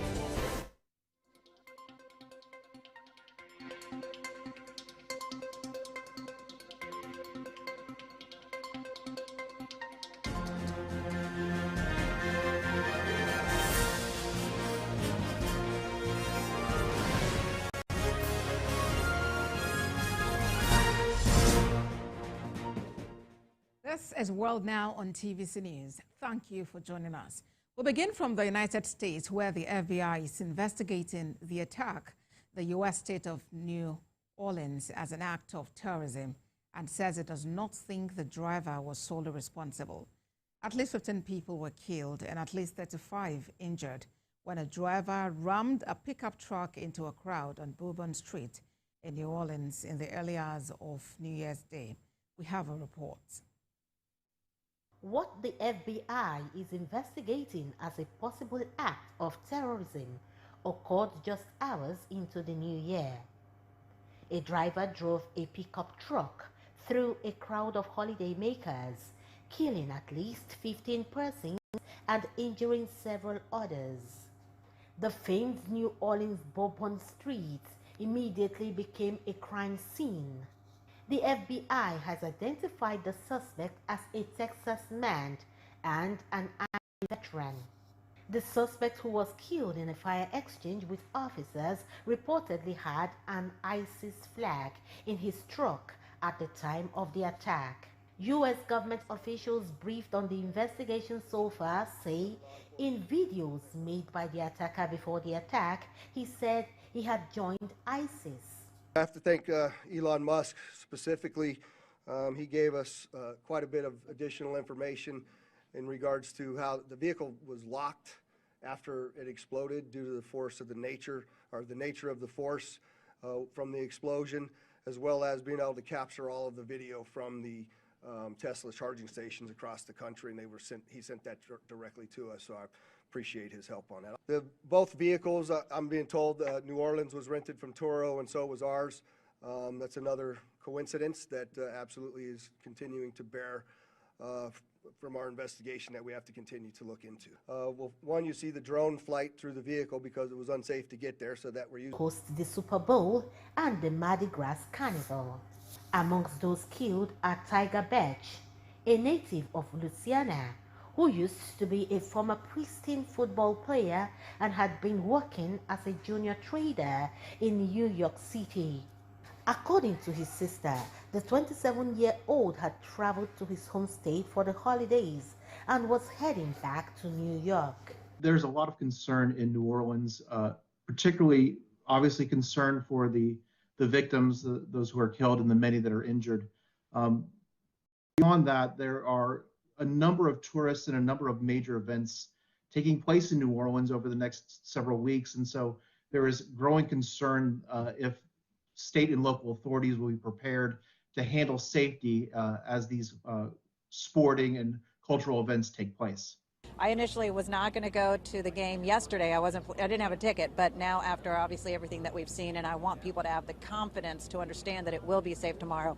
I now have bought a ticket to the game, and I will be at the game tomorrow, even myself. For more on the New Orleans attack, I'm being joined by global affairs analyst Ejike Okpa from Dallas in Texas. Good to have you join us, Mr. Okpa. 15 people killed while celebrating on New Year's Day. What do you make of this attack, which the FBI has described as an act of terrorism? Good morning, and thank you for having me. Good afternoon, your time. It's just an awful incident that, this is not the first time somebody is driving a truck into a group of people and killing them. It makes me wonder what can we do, or what shall we do to prevent this stuff? Because as the report has it, the driver was wavering and there were police cars there, and they saw him before these things happened. It's just very unfortunate, but then, that tells you sometimes the laws we have is in reaction after something has happened. How can we prevent something like this? So the FBI is investigating. There's another incident in Las Vegas of a bomb, exploding in front of Trump Hotel, in a cyber truck.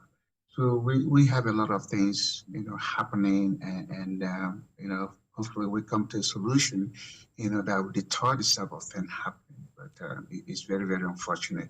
Unfortunate it is. And the suspect, Shamsuddin Jabbar, is an Army veteran. What could have driven him to commit this act, against a people he once swore to actually protect? Well, there's, the Oklahoma bombing in 1989 or something like that, was again committed by, Timothy McVeigh, who was an Army veteran there. And then, in Killeen, Texas, where we have the military base, was another military doctor that, killed so many people. So, there are mental illness in America, and it has no limitation. It has no boundaries. There are people who go into their workplaces and kill people. There are people who swear, to protect the public, and they still kill them. Policemen do it. Our military people have done it. inside America, as even when they are not supposed to do things like that. So that's just the human nature, and we try to rally and see what we can do after the fact in order to prevent these things. But it looks like we're unable to do it. Hopefully, some more common sense solutions will come to terms. So we can, because innocent people don't have to die in this kind of situation. Nobody deserves to be killed by somebody who is angry at somebody or something. But that's what we see in life. We really look forward to those solutions. But what is your assessment in the meantime of response by security? Well, the police people, law enforcement, they are no magicians. So hopefully we get to see this or hear about these things and try to prevent it before they happen. Most often time, what happens is that after the fact, they react, and then we go back to the books and see what new laws we have to introduce in order to prevent it. But again, remember, a determined mind is a committed mind, and they're going to find a way to go around the law in order to do what it is they want to do. Those who assassinate presidents, those who kill their family members, those who poison, there are all kinds of way evil people, plan things and succeed, because to them, they have no regard for their own life. So they don't regard the life of anybody else. And they're going to do things because they want to make a statement. They want to be remembered, in whatever way people remember them. But life goes on. And it's very, very unfortunate. It's very, very sad for innocent people who were out there to celebrate, beginning of a new year, getting, crushed and killed by somebody they have nothing to do with. It's really sad. And, Mr. Jabari is actually believed to not be solely responsible. As we have it, President Biden has promised to make resources available and ensure there is no remaining threat. How well do you see that boosting efforts to fight terror in the U.S.? It's just like, the 9/11, even some of those people who committed those things are still being held in Guantanamo Bay in Cuba. So the federal, local, state resources have been, unleashed in New Orleans to find out what happened, whether this guy acted alone, whether he acted in consonant with somebody. Again, it's going to take months. Information are coming out bit by bit. We will know this, down the road, maybe in months or years. We figure out who instigated him, who encouraged him, because the truck was a rented truck.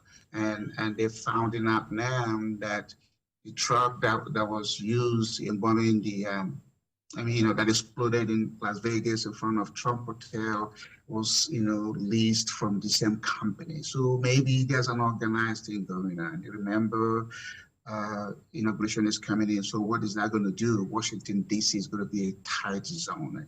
It's going to be hard for people to go in there and celebrate what would have been a normal inauguration ceremony. Now most of them may not even know, because you never know what's going to happen. You never know who is out there planning something and try to break the security circle in order to do what they want to do. Like I said earlier, their life is not worth anything. So wasting somebody else's life is nothing for them. And in a few days, we'll have Donald Trump sworn in as president. As it stands, he appears to suggest that the attacker was from outside the U.S. But based on video evidence from something he released earlier, he was born and raised in Texas in the U.S. How do you see Donald Trump's administration handle the issue of terrorism differently, perhaps, from what is currently obtainable? Well, again, when things happen, like I said, natural-born Americans have committed crimes, so we get terrorist act on America.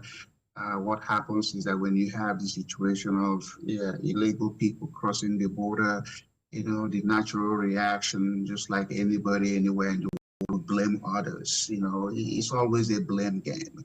But when we sit down, we begin to look at it, how do we tighten, how do we make public safety an issue so that innocent people don't get killed by somebody who is nursing some anger, somebody who is angry at something or somebody.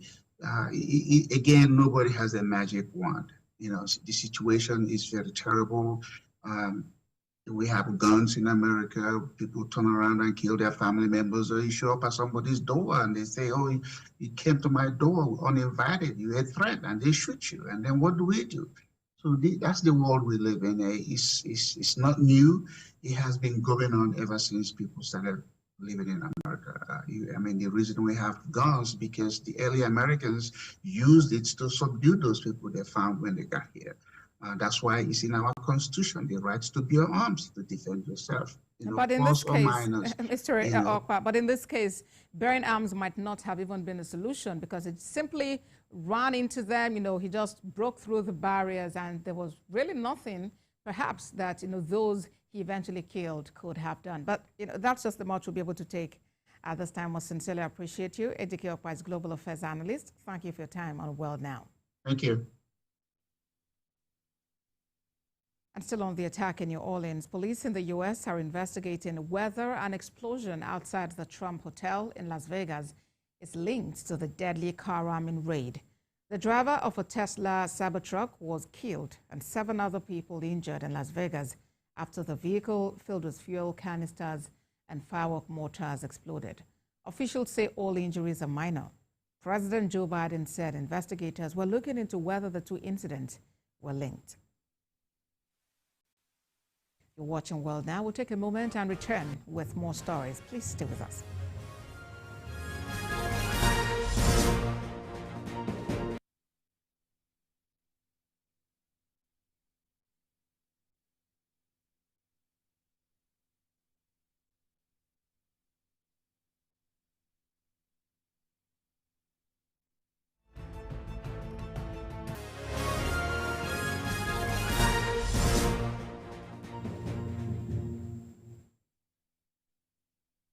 Thank you for staying with us. Let's now look at the Israel-Gaza war. In a designated humanitarian safe zone in southern Gaza, medics and local media reports say at least 11 Palestinians, including women and children, have been killed in an Israeli airstrike on makeshift tents housing displaced people.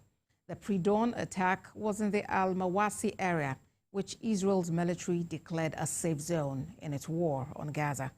There's more in this report.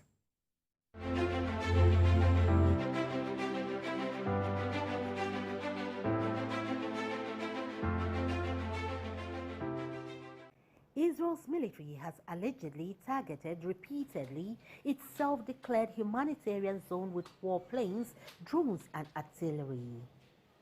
On the 22nd of December, 8 people, including 2 children, were killed in the humanitarian zone. Earlier today, 3 children and 2 women were amongst those killed in the zone. People immediately began searching for survivors amongst burning tents and debris. 15 people were also reportedly injured in the attack. The Hamas-run Interior Ministry has condemned what it calls the assassination of its police director general Mahmoud Salah and his assistant Hussam Shawan, who it says were performing their humanitarian and national duty. The Israeli military says it is looking into reports on the attack.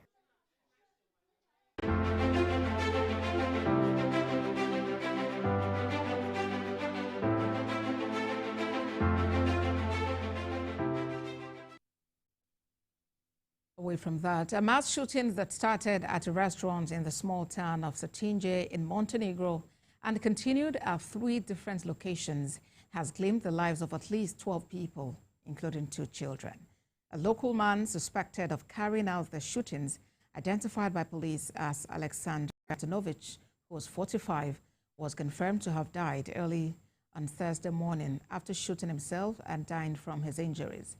The country's police chief says he had been apprehended near his home in Satinje and asked to lay down his weapon, but he shot himself in the head.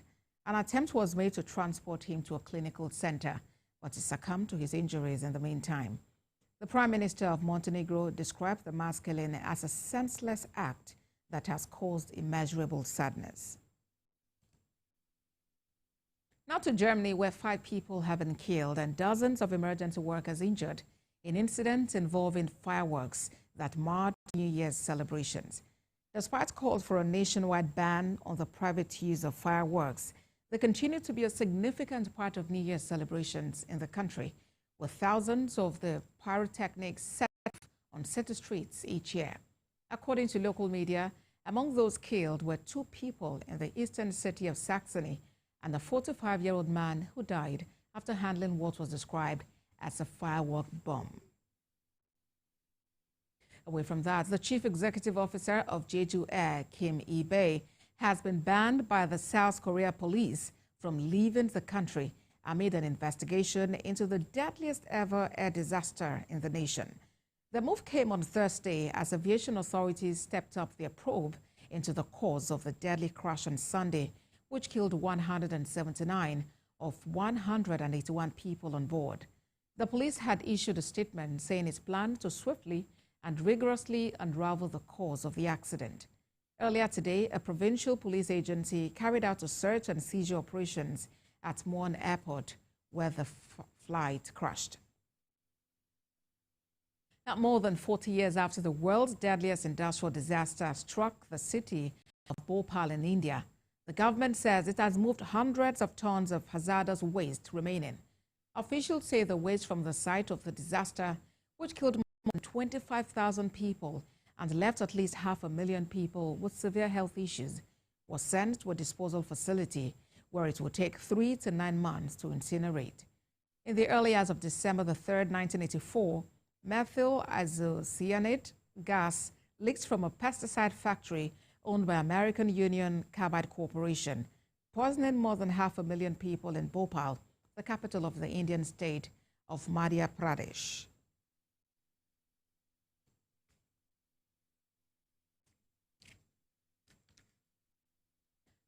Finally, on World Now.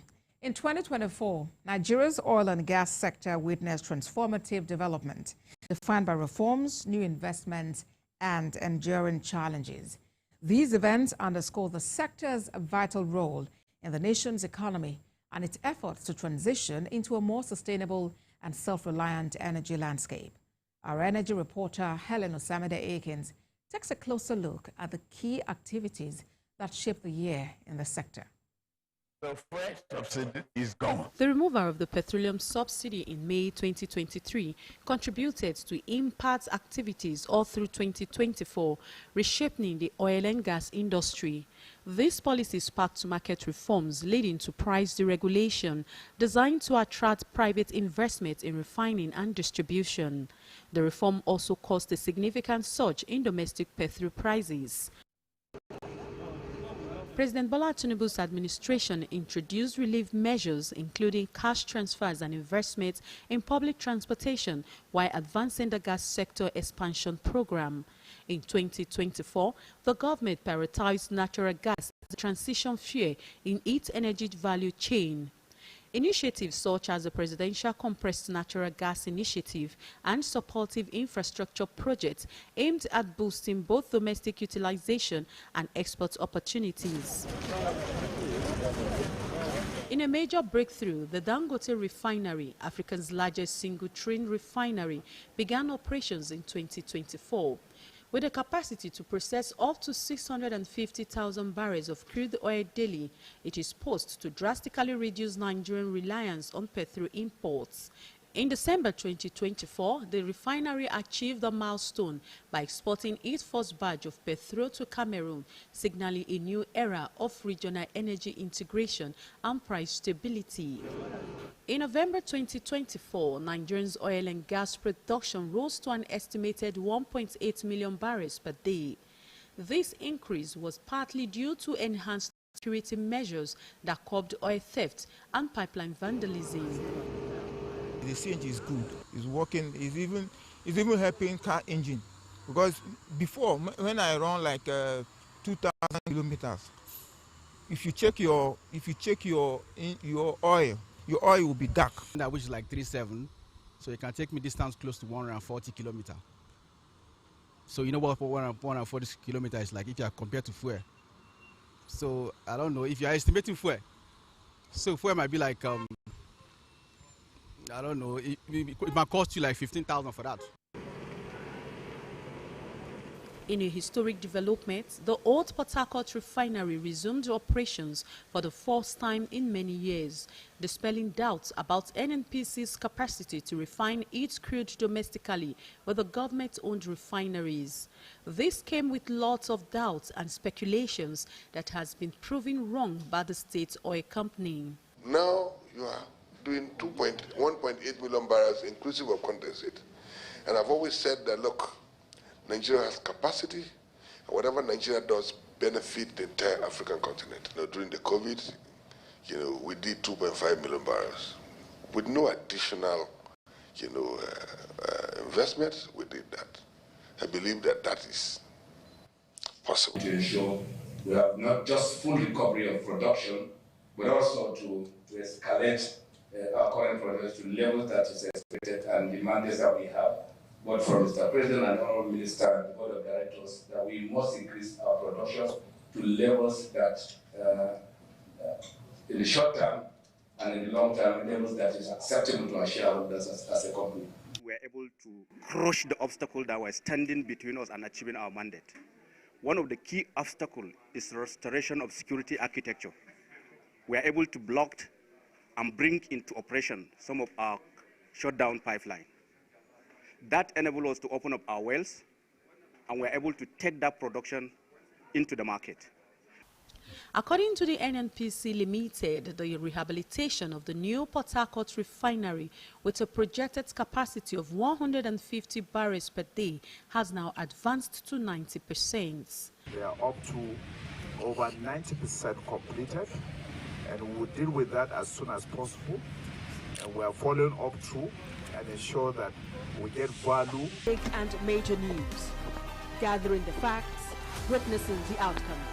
I am here live at the aftermath of the approval of the new national minimum wage.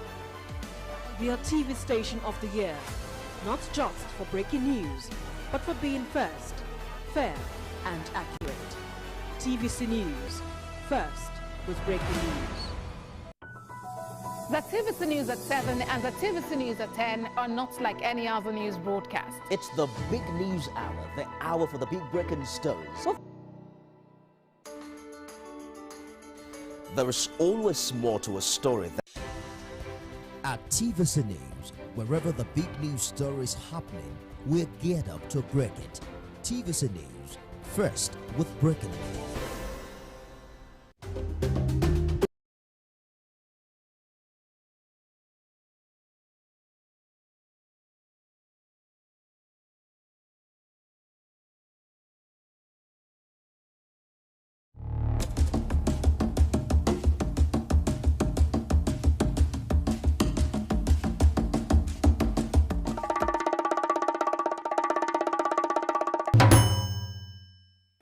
Style of art is ageless and timeless and will never go out of fashion. And on this episode, we bring to you timeless arts. I am Tolokwe Lamidi. Welcome to the show.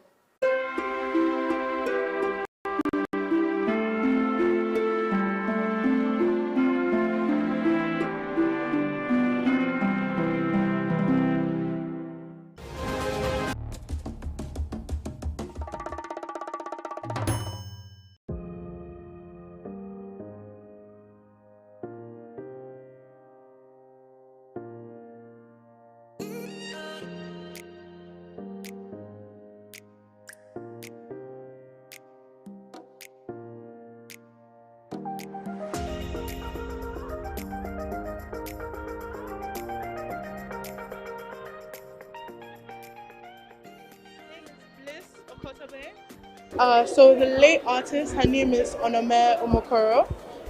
She was a law student.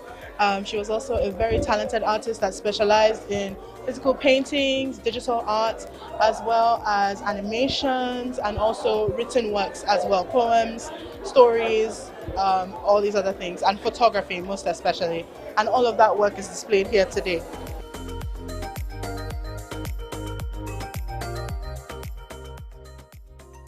My name is Shamila Lautunla. I met her last year actually in December when I first started law school. It was actually my first time in Nigeria in 3 years, And it took me a week or so to find her, but she made herself very prominent. She came up to me and she's like, so what do you think about this place? And we immediately started laughing, which is something that I did with Onome often because her presence was just, she was so easy to get along with. And that's not something that's very easy that comes to me. I'm very specific with my friends, but being with Onome was so simple. I think we got along immediately. We just clicked. She was very sweet and she was very caring from the get-go. And I found that, you know, unimaginable. She was always with me, you know, she would always check on me and I would do the same for her. And coming into Onome's life allowed me to be a bit more creative with myself. I started writing more because she would read my stories and she would tell me how she felt, give me actual criticism, which I really appreciated, and I started painting because of her again. I never thought I was any good, but she genuinely, you know, found the good sides of my arts, and I don't know, I loved her a lot. We stayed together in Abuja for a couple of weeks before I finally went back to Lagos, and it was, I don't know, it was a very fun time. I didn't expect Onome to break out of her shell like that. That's really my dancing partner. If anybody else, it would definitely be her. We're always on the same vibe. My name is Oluwaseun. The exhibition today is talking about grief and uncertainty. So she focused on like a lot of mediums. If you see her art, you see like the dark themes. There's like red, there's a lot of eyes, but her signature look is the long neck piercings. So Onome was somebody that was striving to be everything and everything. She was in law school with us together. She was following her art ambition on the side. She was also doing like social development and things. So she's a bit of everything, and she didn't let anything like stop her. No matter how things were, she was just always pushing forward and making sure like she was going to get there. So that's one thing about her. She's a go-getter and a go-setter.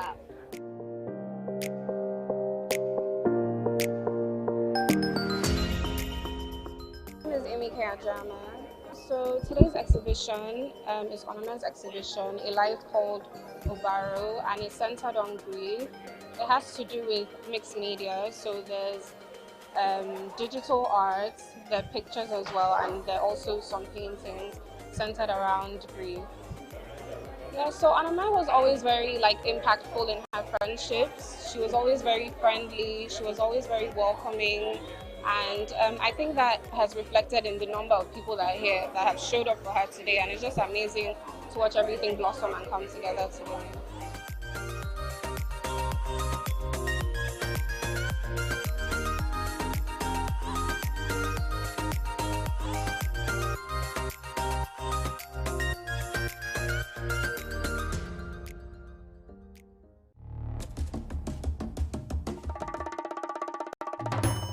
Reflection of work of art, you can explain the mythology of this world to you. Just a little bit of art.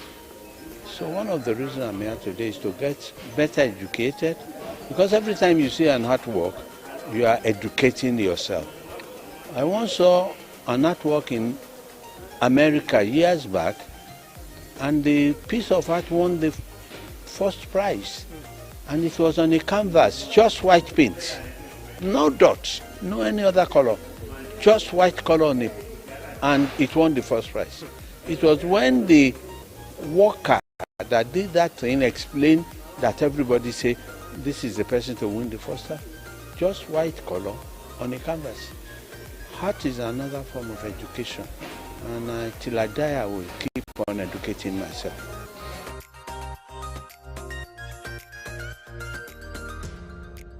My name is Funola Kesharo. I'm Miss Agoro, and I enjoy what he has done so far. There are a lot of vibrant colors. You can see vibrant colors, beautiful colors. You can see it exudes a lot of our culture, you know, the heritage, Lagos State heritage. So many beautiful things. Our culture, our existence, the core of our existence. You can see it all around. I mean, and the 78-year-old man who can bring all of this out, it's actually from his memories of what he had seen, I mean, in his 78 years on earth. And you can actually see how beautiful all of these things are. They are actually works of art that will stand the test of time. And I really wish a lot of our youth can start to do all of this rather than doing the other way around, the yahoo yahoo and all that. I see him sit down, a lot of tenacity, painting all these things. He cannot stay without painting. And I actually did not expect that he would still do another exhibition like this, because he did one some 3 years back when he was 75. I never expected that he was going to do this. But he cannot sit down doing nothing. And once he does it, of course, you have to do exhibition. I give kudos to him, and in all honesty, I envy him, and I wish him all the best.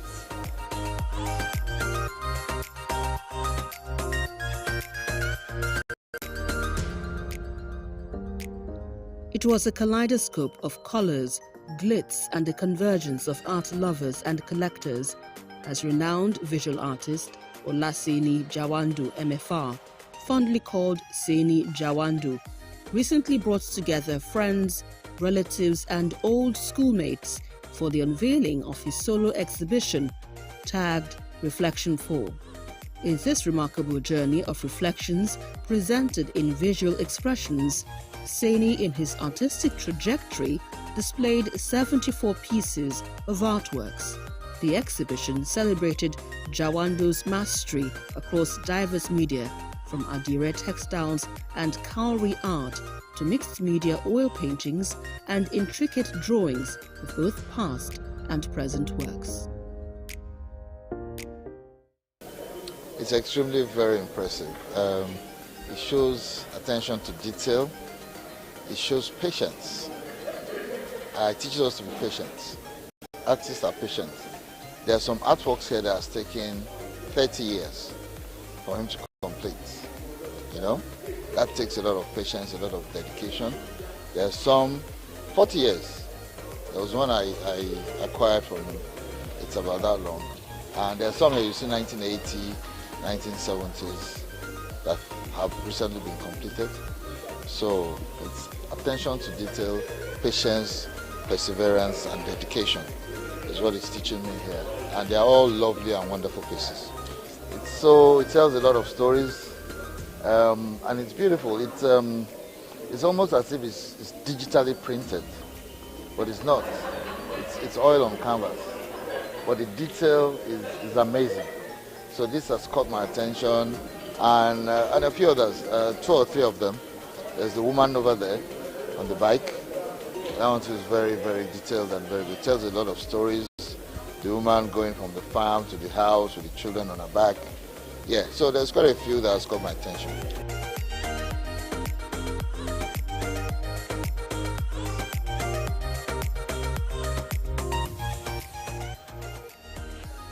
I love what I'm doing, and I still want to do more, because to me, I think the best is yet to come.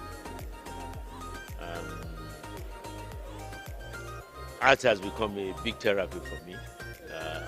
I want to be doing art every day. And if I don't do that, I don't feel pleased. I thank God for that. My background, yes, like any other Nigerians, we have a lot of time in those days when we were growing up. The way we are living then is quite different now. There's something you call community living. Then everybody knows each other in the street. They know where you're coming from, they know your parents, they know. And I don't know, maybe I would call it, there's a better discipline then. There's a better discipline.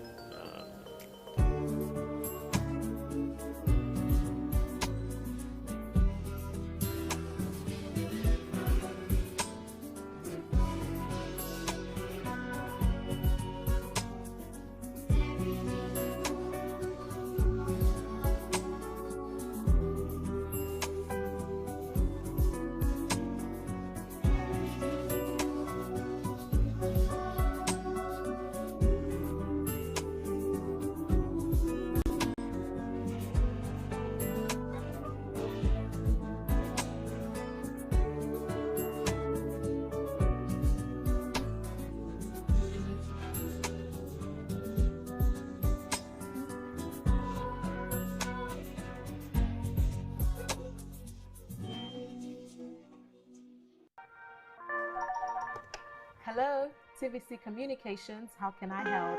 What makes TVC the right choice for my business? Excellent question, sir. Let me share some exciting facts with you. Start your day on TVC Entertainment with Wake Up Nigeria, a family and lifestyle show. Your view empowers women globally. It's your view, let it count. Entertainment Splash delivers the hottest celebrity trends. On TVC News, we keep you informed with breaking news and in-depth analysis of events shaping the world. I will continue to speak the truth. TVC News at 7 and TVC News at 10 p.m. delivers the most important stories of the day.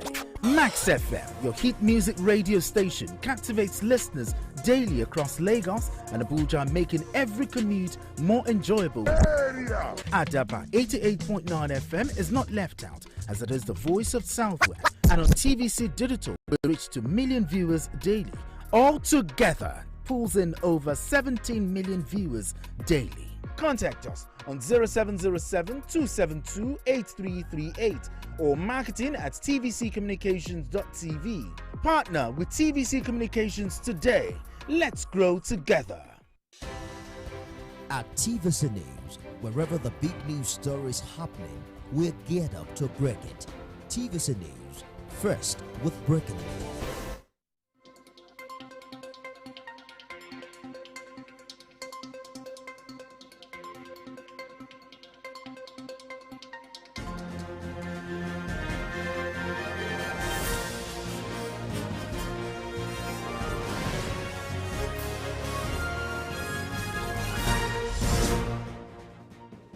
Hello and thanks for joining us on TVC News at 4.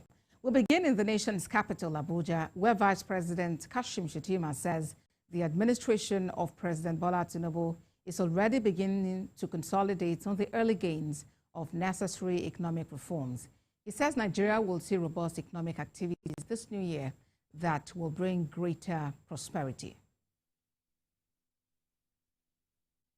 I'm highly optimistic about tomorrow.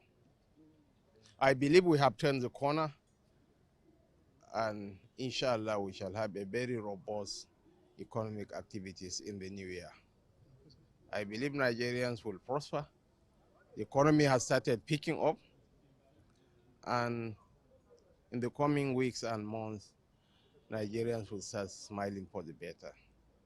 We are working assiduously with the National Assembly to come up with robust solutions to our national challenges. There is no nation that is immune to the economic headwinds across the world. But I want to assure Nigerians that the economy is turning the corner. Vice President Kashim Shettima speaking there in Lagos when he led others to pay homage to the President Bola Tinubu at his Lagos residence.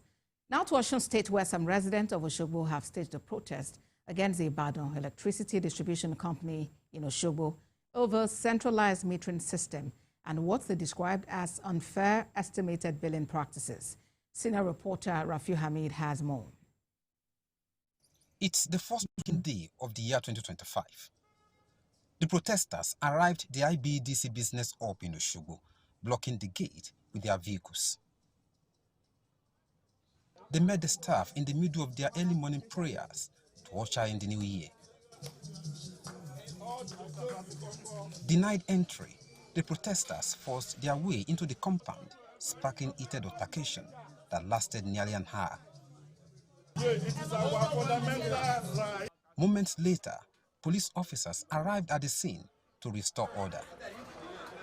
The protesters are angry about what they say are unfair estimated bills issued by the company every month. Almost every month, we don't pay less than 1.5, 1.3 every month.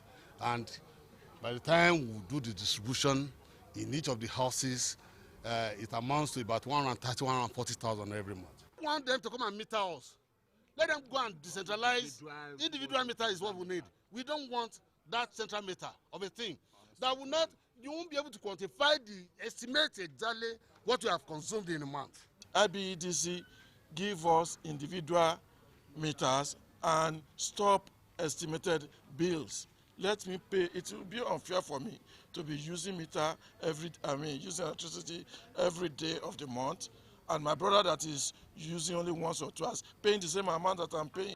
According to them, Several meetings held with the company to resolve the matter in the year 2024 yielded no results. They also refuted claims that residents in the estate engaged in theft, insisting that their demands are legitimate and long overdue. The estate bought the transformer. They can't carry our transformer. The estate bought the transformer. The estate bought the poles. The estate stringed the poles. They only put their meter there to extort money from us and to punish us with, using what we use our money to buy. Efforts to speak with the branding and communication officer of the IBDC in the region were not successful. After several plea and persuasion by one of the team leads at the business hall here, the protesters left but vowed to return to the business hall if their grievances are not addressed by the end of the month. Rafiu Hamid, TVC News, Osogbo. On TVC News at 1, I spoke with the Branding and Communication Officer for IBEDC Osun Region, Kikela Moweye, who mentioned that residents in this community would have to contract the contractor who actually signed a deal with IBEDC and has to go through an official documentation. We'll bring you more on that in our subsequent bulletins. Now let's turn attention to security matters. Borno Police Command says it has arrested 776 persons suspected to have allegedly been involved in vandalism, rape, kidnapping, terrorism, and other related crimes in the state in the year 2024. Senior reporter Jessie Tafida has details. It's another successful day for officers and men of the Borno State Police Command. Police Commissioner Muhammad Yusufu is out to brief the press on the command's successes in the year 2024. There is an intentional and coordinated operations by working closely and in collaboration with other security agencies. There is also the community engagement by placing communities as the focus of our policing priorities. Capacity building and on-the-job training has been sustained by building the capacity of all police personnel in the command. He disclosed that the achievements in crime prevention and surveillance have ensured safety with a secured environment for Borno residents in various communities. At the same time, we have gone further. The divisional police officers across the 27 divisions in the state, 38 divisions in the state, have been trained on risk awareness. We also carried the training further by incorporating the civilian JTF and other critical stakeholders to raise their education and awareness in terms of unexploded ordinances. The command will continue to be transparent, accountable, and answerable to the good people of Borno State. The IG has said it at several fora that police should be people-centered. We should be people-centered. We cannot operate effectively without the support of the people and the community we are serving. The command, according to the commissioner, has adopted strategies in combating crimes and other social vices, including coordinated operations, community engagement, and the building of the capacities of the policemen. The police command assured residents to bring all the perpetrators to book to serve as deterrents to others. It also calls on residents of Maiduguri, the Borno State capital, to always report suspicious movements around them, as security is a duty for all. Jessie Tafida, TVC News, Maiduguri. Now, Governor of Kano State, Abba Yusuf, has assured residents of the state of adequate security of lives and property in the year 2025. Represented by the Deputy Governor, Aminu Abdul Salam, he expressed optimism that 2025 would focus on delivering the dividends of democracy to the people. The Deputy Governor also pledged the administration's support in boosting economic activities across the state.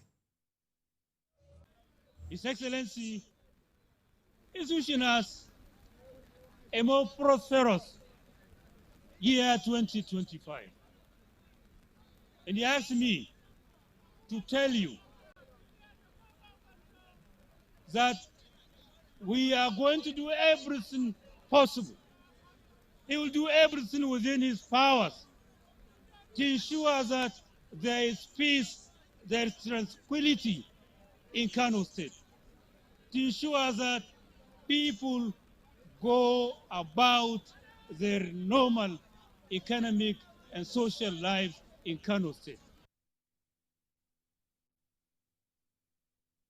In a decisive move to protect government-subsidized agricultural resources, Kebbi State Governor Nasser Idris has ordered security forces to apprehend anyone involved in the sale or purchase of agricultural inputs distributed free to farmers. Hawa Muhammad reports. Governor Nasser Idris urged beneficiaries to utilize the free farming implement to enhance crop yield, particularly in irrigation efforts. He emphasized that this implement should not be sold for profit, as they are vital resources needed to boost agricultural productivity in Nigeria.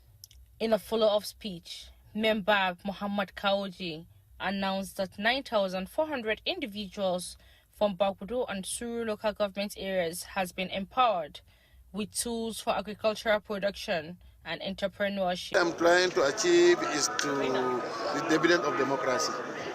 As someone who is representing people and who was elected by the people, at least that's what my intention is, to make my people happy, and is to let them know that, yeah, they have a very good presentation at the National Assembly.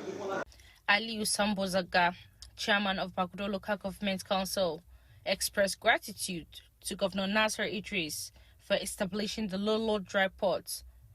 This project aims to boost trade and economic growth in the region.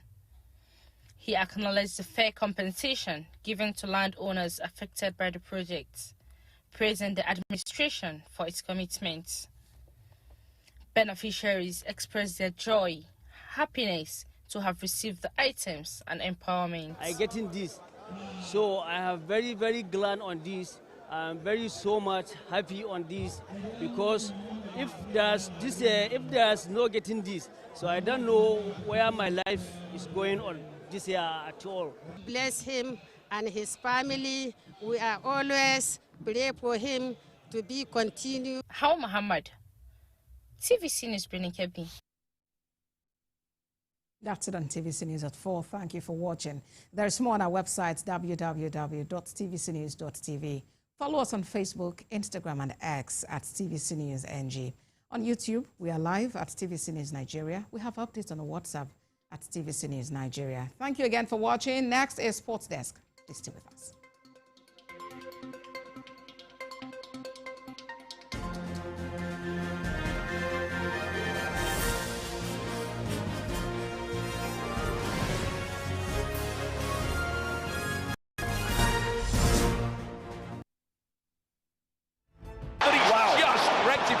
Burmo getting it back in. Gabriel threading it through Martinelli. Marino in there. So too Waneri. Burmo back defending, goes the wrong way. Comes for Partey, good save. And he's put it on the follow-up by Jesus. Arsenal back on level terms. Really good strike. They had a couple of chances to get this away, Brentford, and failed. This strike from Partey is hard, and there, look, he's just on the move that bit quicker. Now comes Flecken, punches it straight into the traffic, and he's put it. Mikel Marino, scruffy goal, but it could be a very important one. The Gunners lead.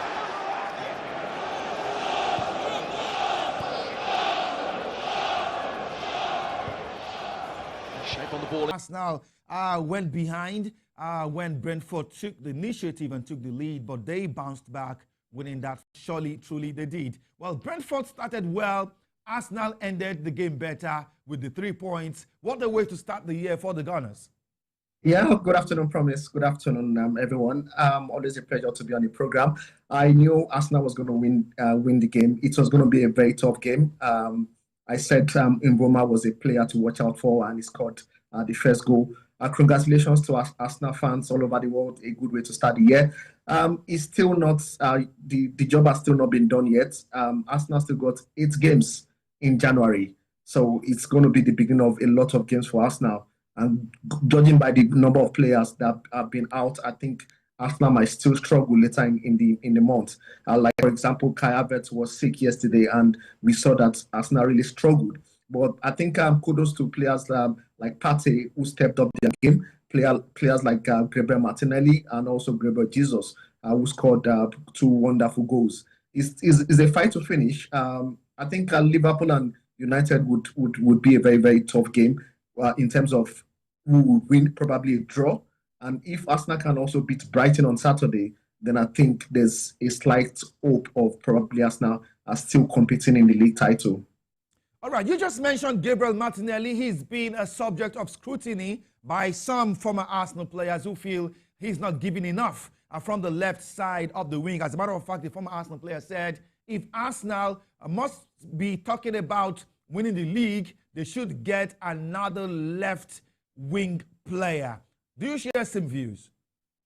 Yeah, I think we need to understand this is someone that came from Brazil when he was very young. He's still a young talent. He's got pace, he's got some dribbles, but his final ball is really, really bad. And he's also very, very, very, very bad in terms of crosses and his goal per game ratio.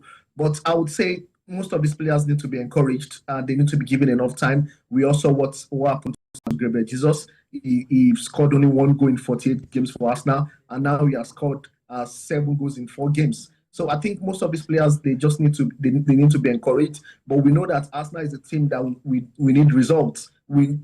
Judging by the amount of money being spent by everyone, the sponsors, the supporters buying a ticket. I was just about to go watch a game on. Opinion that Arsenal's squad isn't large enough, and that's one area that Mikel Arteta needs to look at if you want to win the league. I mean, a league as tough and difficult as the Premier League, you must have that in squad whereby you have at least 2-3 world-class players competing for same position. Now, Arsenal... just to cut you short, I'm just thinking. Let's say, for example, look at the right back position now. Timber's gotten 5 yellow cards. He's not going to play against Brighton. Who comes in there to play right back? With no one. So it's going to be like a struggle against Brighton. And we know they've got a very fast player in Mitomi, who is very fast and direct. So, for example, no disrespect to Partey, he's a very, very good player. But if you bring a player like Partey to play in right back, he's going to struggle against Mitoma because he's very fast and he's direct. So there's going to be a problem against Brighton. For example, now, I don't know the formation he wants to play, but if he plays four defenders, 4-3-3 or 4-2-1-1, I guess there's going to be a bit of struggle from the right side of defense for Arsenal. Absolutely. Now that they are 6 points behind Liverpool, who have a game in hand, that's still a very long way off from the summit of the table. But someone said if any team would give Liverpool a real challenge for the title, it has to be Arsenal. I mean, considering the fact that Chelsea are not there yet in terms of really wanting to challenge for the title. Taking a look at Manchester City, who have been, a big sleeping giant this season. But how much challenge can Arsenal give, given the fact that they can still struggle, especially when injuries begin to mount for the team? I think I like the fact that Arsenal are the one chasing Liverpool, unlike in the last two seasons where Arsenal was comfortable and Man City was chasing Arsenal. I think the team at the top has more pressure than the team second and third. And this is what happens because the team that is second and third, they know that they need to win. They don't have that hope of winning. There's an injury. They started losing points and Man City capitalized.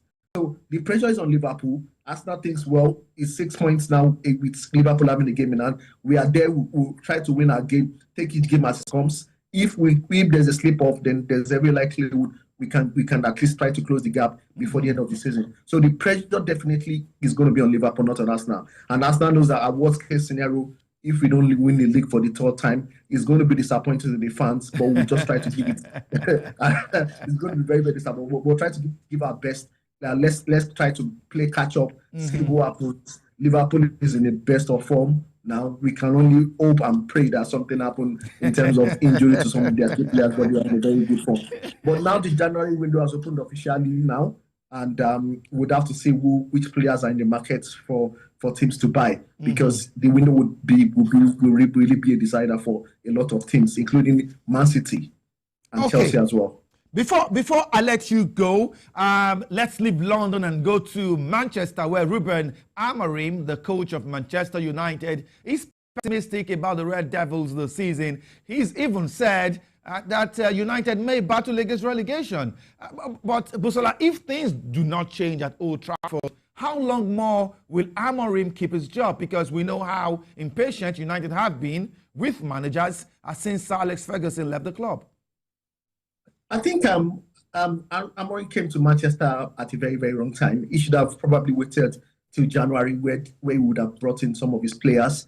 It's difficult for United at the moment, and I feel bad for a lot of Man United fans in Nigeria because I feel they are paying week in, week out. I think things are not just working out for them. Recruitment has been very, very bad in the last 4 years. They've recruited players that are not up to standard, and even last season, the players they've signed, Ugarte, Zekel, they've not really clicked. I don't think there will be an overhaul in January because January window is very difficult. You don't have clubs that want to, because of the financial fair play rule, you don't have clubs that want to break the bank for players, and also you don't have clubs that want to sell as well. So probably they might be able to get 1 or 2 players on loan and see what they can do. But to be candid, they are really, really, really competing for relegation. And the way the league is, everybody's going to fight for points.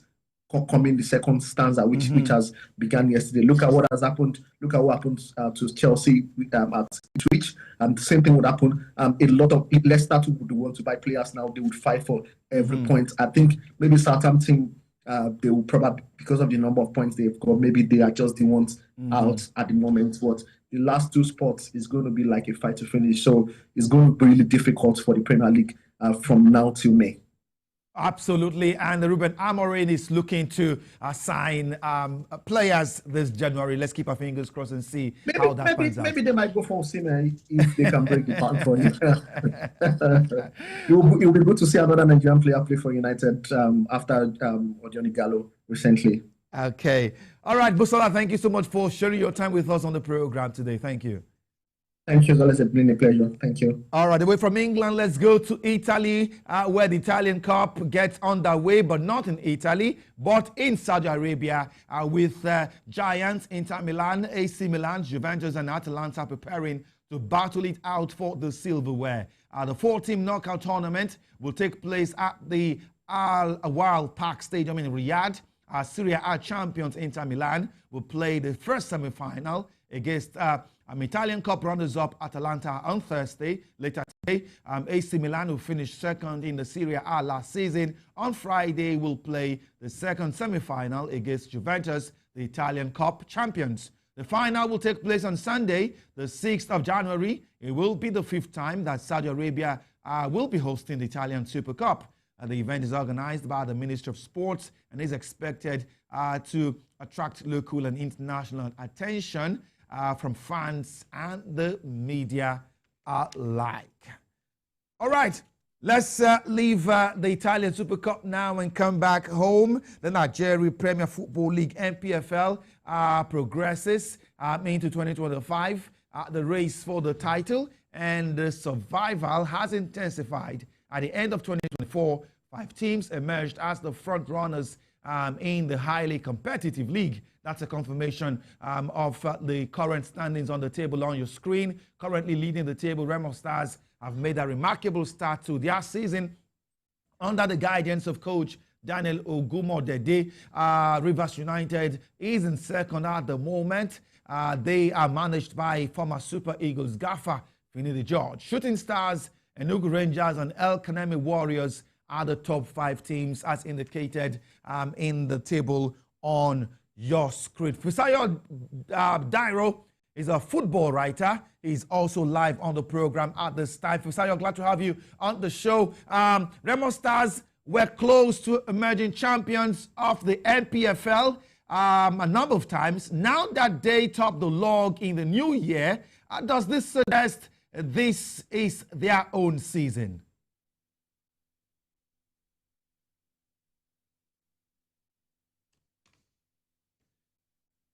Okay, it's a live situation. Hopefully, we can get to reconnect with Fisayo Dairo on the program today. The network not being really friendly for us on the show today. But while we try to reconnect with Fisayo Dairo on the show, let's take you back to how Nigeria urged Ghana to book a ticket for the 2025 CHAN tournament. We'll serve you highlight of this game because top of the list as far as our conversation with Dairo will be the Nigerian home-based Super Eagles players drawn from different teams from the Nigeria Premier Football League.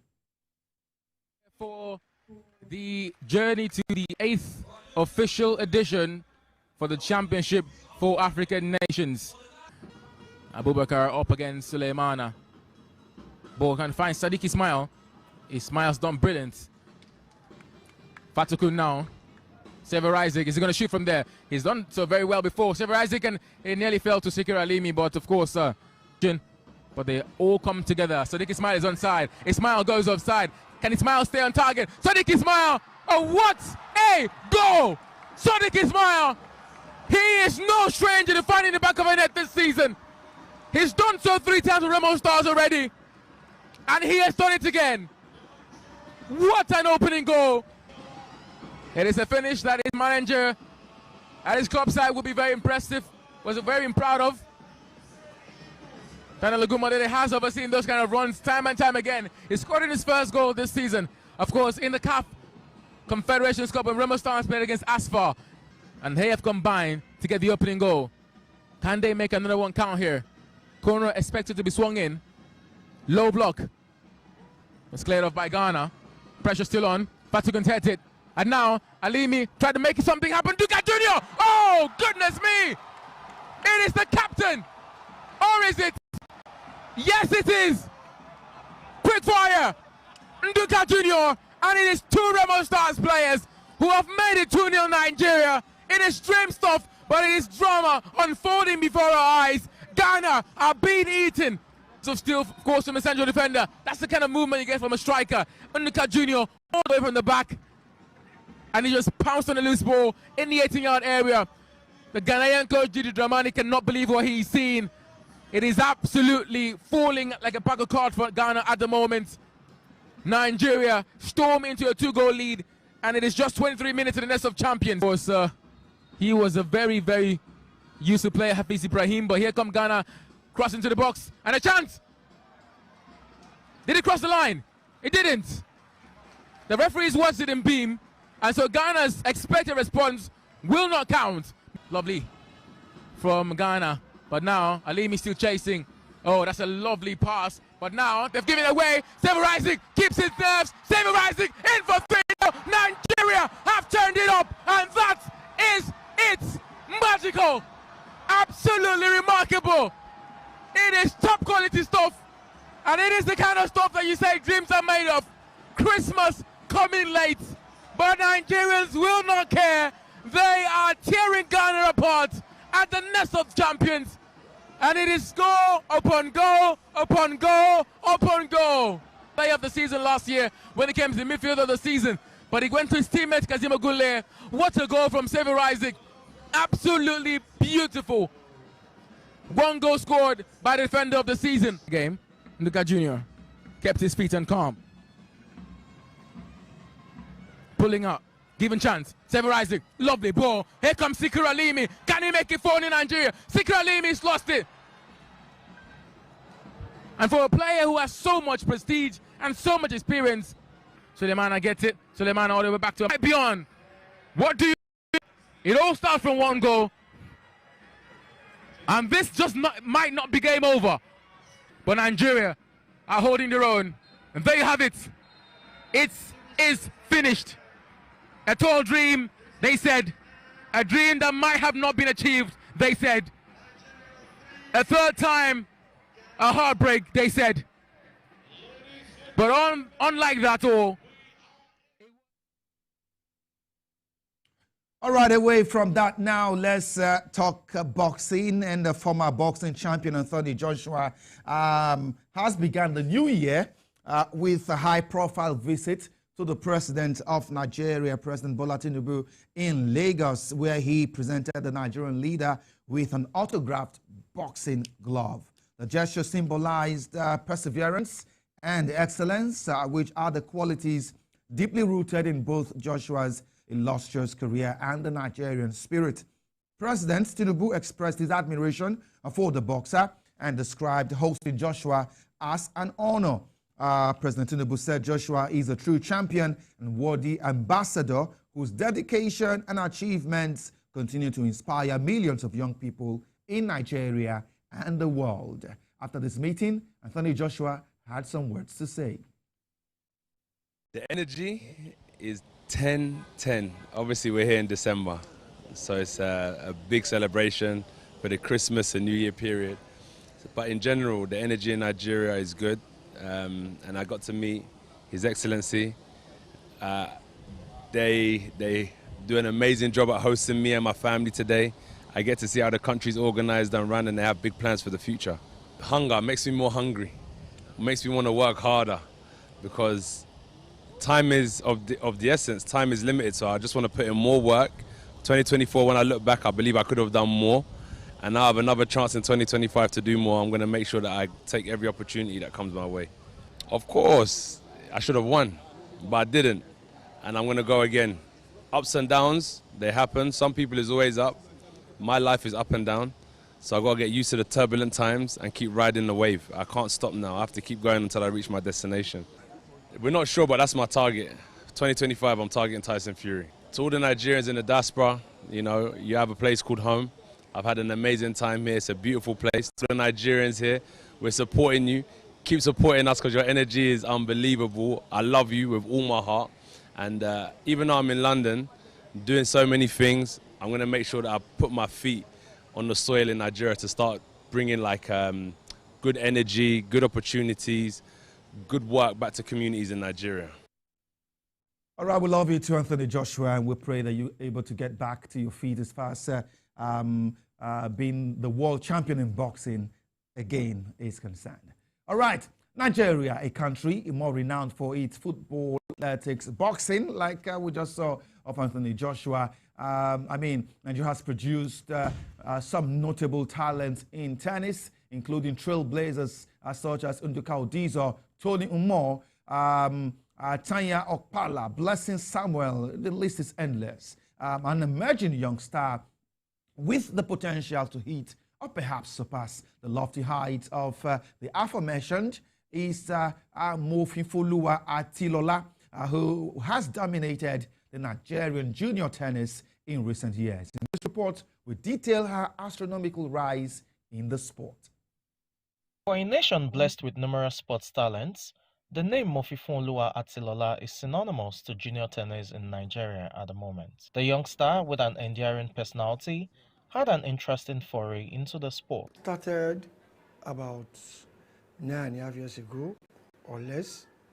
I was going to the tennis court, so I took my wife and my daughter Mofifoluwa to the tennis court with me, and I dressed her in the tennis attire, though she was putting on pampers as a baby, and she started jumping around with the ball and with a racket.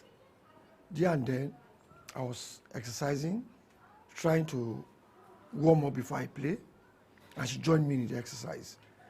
Basically, that's how the journey started.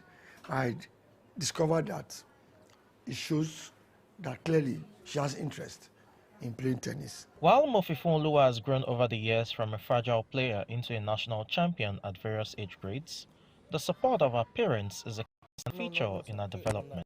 As a working mom, it's not easy to always be with her. To tennis for Mofifu, from our tennis coach to our fitness coach, to carton of balls monthly, to our tennis kits, to our racket restringing, to the fuel for transporting, and all of that. It's been a major sacrifice. Now into secondary school, The challenge of combining our education and a passion for sports can be overwhelming for the 11-year-old young star. It's very hard to cope with training and school because after school you'll be really tired, but you have to push. And for my tennis tournament, anytime I have tournaments, I don't really go to school. I'll miss like 1 week of school. Then I go back and ask my friends what happened. Then I download them on my tab. If it's towards exam, school will take 70%. Tennis might take 10%, or there won't be tennis. At ordinary exam, tennis ceases. With school, 100%. When there's no exam, school just resume on holiday. During holiday, tennis 70%, school 10%, play 20%. So we always try to look for the balance. Mofifonluwa's astronomical rise in Nigerian tennis has caught the eyes of major stakeholders of the sport. So she is a very, very natural talent. She's a quick learner. She's a hard worker. She never says no to being pushed or trained or doing all the hard work she needs to do. So I think she is potentially, if she goes the way she's going, I think she's a top 20, world top 20 material. She has been training so hard, even to the extent that she has to enroll for home school. We practice in the morning, afternoon. She has a special teacher, you know, to Much. I can see that she's dedicated. Her parents are dedicated to this path, and I can't wait to see what the future holds for her. Having conquered numerous state and national competitions, there are huge plans and expectations for the Lagos Lawn Tennis Club player. Nigeria is still important for her, but the campaign for 2025 is an Go Dominate Africa campaign. The plan is for her to be able to be part of the top 100 in Africa. By 2026, she'll be between top 50, top 20, and by 2027, she should be able to be number 1 in Africa. Improve my game to get better and to be better. I'd like my CATS and ITF ranking to go higher. Yeah. And start winning under 16 more often. A talented individual with many parts, Mofifonluwa Atilola's brilliance transcends the tennis courts. Just as her hands are good with the tennis racket, she's also good at playing the piano.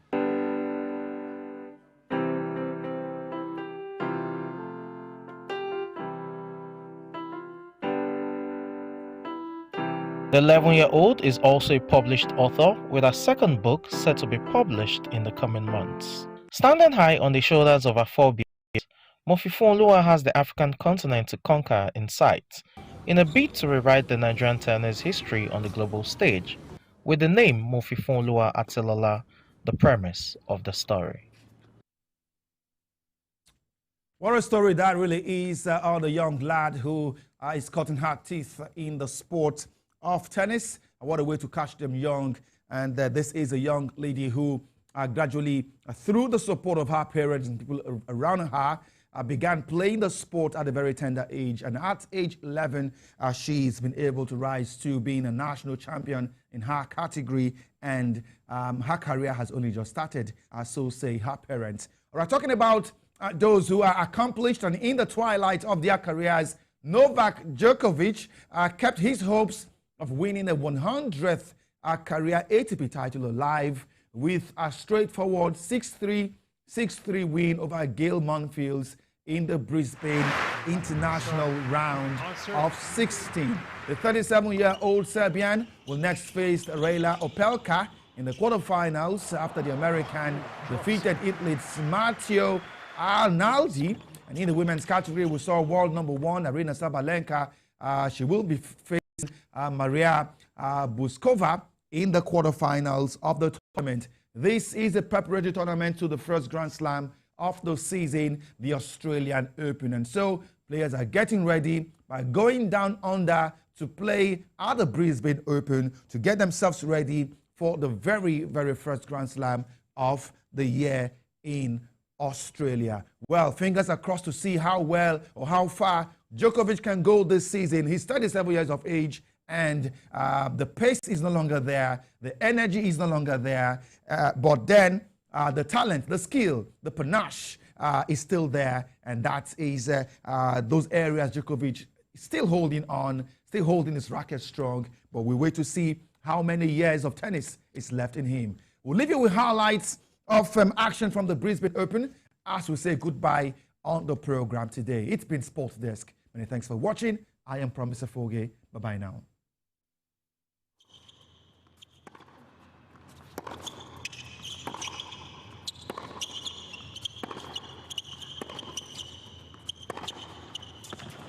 Took that first chance and sat up, and he was all over it. Djokovic.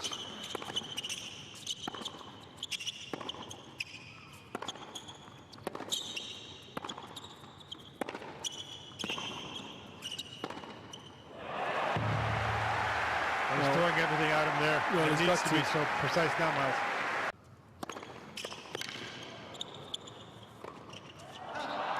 Oh, he's missed it. And this matchup, which has favored Novak Djokovic, will continue.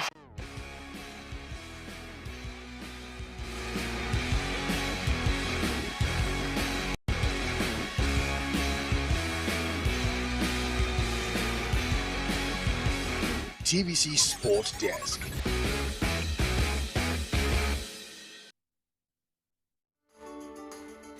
There is always more to a story than the scrimmaged line. The part of a story that is not told casts a shadow. It's like the part of an object that is not reached by light. On TVC News, I'm able to explore the many angles there are to a story, talking to stakeholders, asking the difficult questions, and digging for facts. I believe the viewers are able to make a better decision if they're well informed and understand not just a part, but the complete story. TVC News, first with breaking news.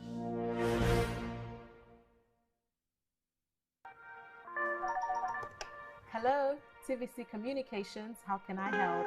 What makes TVC the right choice for my business? Excellent question, sir. Let me share some exciting facts with you. Start your day on TVC Entertainment with Wake Up Nigeria, a family and lifestyle show. Your view empowers women globally. It's your view, let it count. Entertainment Splash delivers the hottest celebrity trends. On TVC News, we keep you informed with breaking news and in-depth analysis of events shaping the world. I will continue to speak the truth. TVC News at 7 and TVC News at 10 p.m. delivers the most important stories of the day. Max FM, your hit music radio station, captivates listeners daily across Lagos and Abuja, making every commute more enjoyable. Adaba 88.9 FM is not left out, as it is the voice of Southwest. And on TVC Digital, we reach 2 million viewers daily. All together, pulls in over 17 million viewers daily. Contact us on 0707 272 8338 or marketing at tvccommunications.tv. Partner with TVC.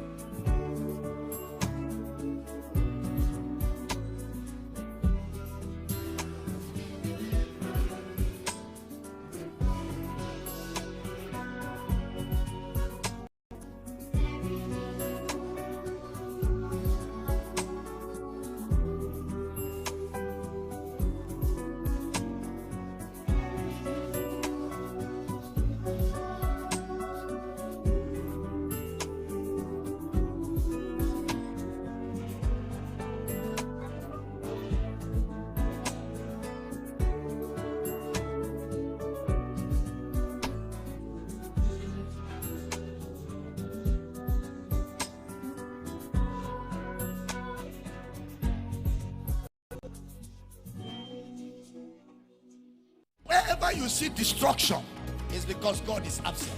There is no destruction in God. So who started killing from Genesis? Satan. Jesus exposed him. The thief cometh not, but for to steal, to kill, and to destroy. But I am come that you may have life and have it how much? More abundant. I prophesy as your amen is coming like thunder.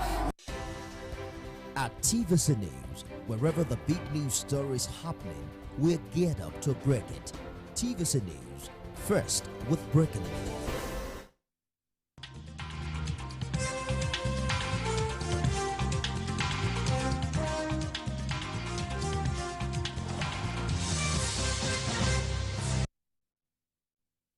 Hello and a happy new year, and thank you for joining us on the first edition of Journalist Hangout in 2025. I am Benga Oreshegun. Today on the program, we revisit President Tinubu's first media charge since the beginning of his administration. House of Reps Minority Caucus urges unity and collective action to tackle the nation's challenges and foster development in 2025. NUPRC projects 770,500 barrels per day refining capacity as Nasarawa Speaker hails Tinubu for reviving refineries. And later on the show, Nigeria and Niger joint operations against Lakurawa continue amidst diplomatic row. I'll be hanging out with Babajide Kolade, Utitoju, and Kade Ladende. Journalist Hangout starts right now.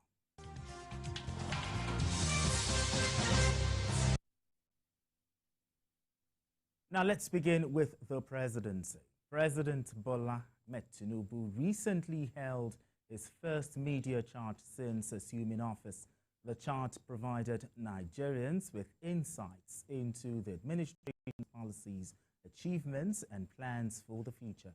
The president emphasized the government's focus on reviving the economy, combating insecurity, and fostering national unity. He also addressed concerns over fuel subsidy removal and its impact on citizens, assuring that palliative measures are being rolled out. Analysts believe the media chart reflects the administration's openness to engagement, but also highlighted areas where public expectations remain high. BKO, Happy New Year once again. Happy New Year. Yes, BKO, you were in the room with the president during the media charts. Now, how will you describe the way the president addressed most of the issues raised? I think that, yes, we may not have been totally in agreement with the way he answers some of the questions in terms of where we stand and where the president stands. Because as journalists, we are the mirrors of our society. Sure. And as I always say, we speak for our people, we speak for the ordinary people. And no president is too big to be criticized. Okay. No president is too big to be told the truth. Yes, there were some areas in which we will say our expectations were not met, but I think it was refreshing that the president agreed to that media chat, because as far back as October last year, I was first contacted about the possibility of a media chat, but it didn't happen at that time. So this time around, the president agreed to do the media chats, and we were allowed to develop our questions. There was not a single no-go area. Everyone can testify that we just spoke from the inner recesses of our hearts. Okay. And the president was ready to answer every question. You may not be convinced by his answers, but he spoke like a man who knew what he was doing, convinced that his methods were the best. So, and at a particular time, he said, the hallmark of his leader is the ability to take a decision and stand at the right time. Okay, at the right time. Yes, yes. There are some decisions that are meant for a particular time. There are some decisions you take that are premature, may not. Yes, but you see, leaders sometimes see what we do not see. And I've given the example of Aimé Jacquet, the coach of France, to the 1998 World Cup. Everyone condemned him because he refused to take David Ginola, and Eric Cantona to the World Cup. But he said, no matter the pressure, I will not take them with me because they will destroy my team, the unity, the cohesion in my team. I will lose the dressing room. So he refused, and he won the World Cup in spite of that. So sometimes leaders see things that we don't see. They have the third eye. So Mr. President stuck to his guns. He believed that the removal of fuel subsidy was the best thing, was the best decision he could take at that time. And he could not be convinced that he should have done it on an incremental basis. Phase by phase. Yes. We dismissed the question. Whatever, no matter how you try to pursue it, you still have to pay your bills. Nigeria was broke at that time. I used to say it here 1 year ago that Nigeria was broke. We are simply printing money. That's to tell you that we are broke. Exactly. So, and if we got to the point that we were now taking loans to pay for subsidy, then something is wrong with us as a country. So it was just decisive. Felt, look, this is the step to take. That was the second question, and the way he answered that question, I said, this man is ready for us. You know? So I think that overall, he did well. He did well. We had a president who abused people from beginning to the end in a presidential chat. Yes, you will even be afraid. There was a foreign journalist who came. The way he abused the journalist, he was even shivering on set. So, but he didn't abuse us. He allowed us to ask questions, and nobody gave us questions. I'm even too big for anybody to give me a question. This is not the first media chat that I will attend. I attend media chat with Wiki. Nobody gave me any question, and I asked him the toughest question on the day. Nobody gave me any question. For the president, nobody told me, Ajide, please behave yourself. Don't ask this or don't. No, nobody gave me no go there. If I had time, I was amongst of all of us, I probably asked the least number of questions. Yeah, I noticed. Yes, but I made sure that I asked the questions that Nigerians will be proud of me about. Yeah, exactly. I was really proud of you when I heard that. No, I'm not starstruck. He's a president that I've interviewed 4 times from my days as a tabloid editor, so there was no need to be starstruck. Some were having the opportunity for the first time and he showed, but not me. So nothing to be afraid about. I asked the questions, the most germane issues in our country. I asked questions about them, the size of the cabinet, the tax reform. Tax reform. You know, the size of the cabinet, tax reform, and you could see that at the end of the day, Nigerians are quite happy. And the issue of price control. I knew the president had dismissed price control at one point, but I asked that question to see if he had changed his mind. Because I've seen where intervention helped. Okay. In Yobe, for example, they went after middlemen who were buying crops, produce in bulk, and locking them up. To cause scarcity. To cause scarcity, so that prices can go up. They moved after them in Kano too. So for me, there is a need to do something about rampant rise in prices. Okay. And I can see CPC doing something like that, going to market, speaking with these women. And these women will sometimes tell us that their unions force them to increase prices arbitrarily. Yeah, that was where I was coming from, and I felt, look, maybe price control. But the president believed that, look, if you saturate the market, the prices will be forced to go down. But there are issues around that. Our neighbors, Niger, Cameroon, Benin, they are buying produce of Nigerian farmers. So the issue of food security is something that we have to address, because unlike before, when our currency was stronger, they were not buying as much as yes. But now the incentive is there for them to buy because our currency is weaker. All right, BKO, another thing is I saw a video, BKO, when the president walked up to you and gave you a handshake. Yes. What were you telling the president, if you like share with us? You know, when he came in, yes, he came in through my back. Okay. You know, so I was the first person that I greeted as he came into that set. And he said, I watch you every day. I still saw you last night. You're doing a good job. I said, thank you, sir. I bent down. I greeted him. So after the interview, yes, you could see that his aide was looking at me where I was standing. Okay. And he told the president, he just stretched his hand towards me so that the president can walk up to me and greet me. That was an honor he extended to me. In big time. And I felt that, okay, Mr. President, please, you said you saw me in a farm. I said, yes. I was doing a documentary, at Federal University of Agriculture, Abeokuta. Okay.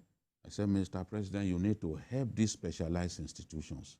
We want food prices to go down. We must encourage mechanized farming. And FUNAB has more than 10,000 hectares. We need to cultivate as much of those hectares as we can. You need to support them tremendously. He then said, oh, but I already told you people that I'm bringing in 2,000 tractors. Yes, he said that. FUNAB and other schools will get those tractors when they arrive in the country. So I was happy that at least I spoke for not just the FUNAB people. They didn't send me to do it. But in saying that, I was also speaking for Nigerians. Because we want agri-production to be stimulated. True. And what are those universities doing if we can't get the best out of them? So I told him, and he assured me that I would do something about that. Then I also spoke to him about insecurity. And I said, look, we have improved in many areas. I could mention places where we have improved, but we do not have time.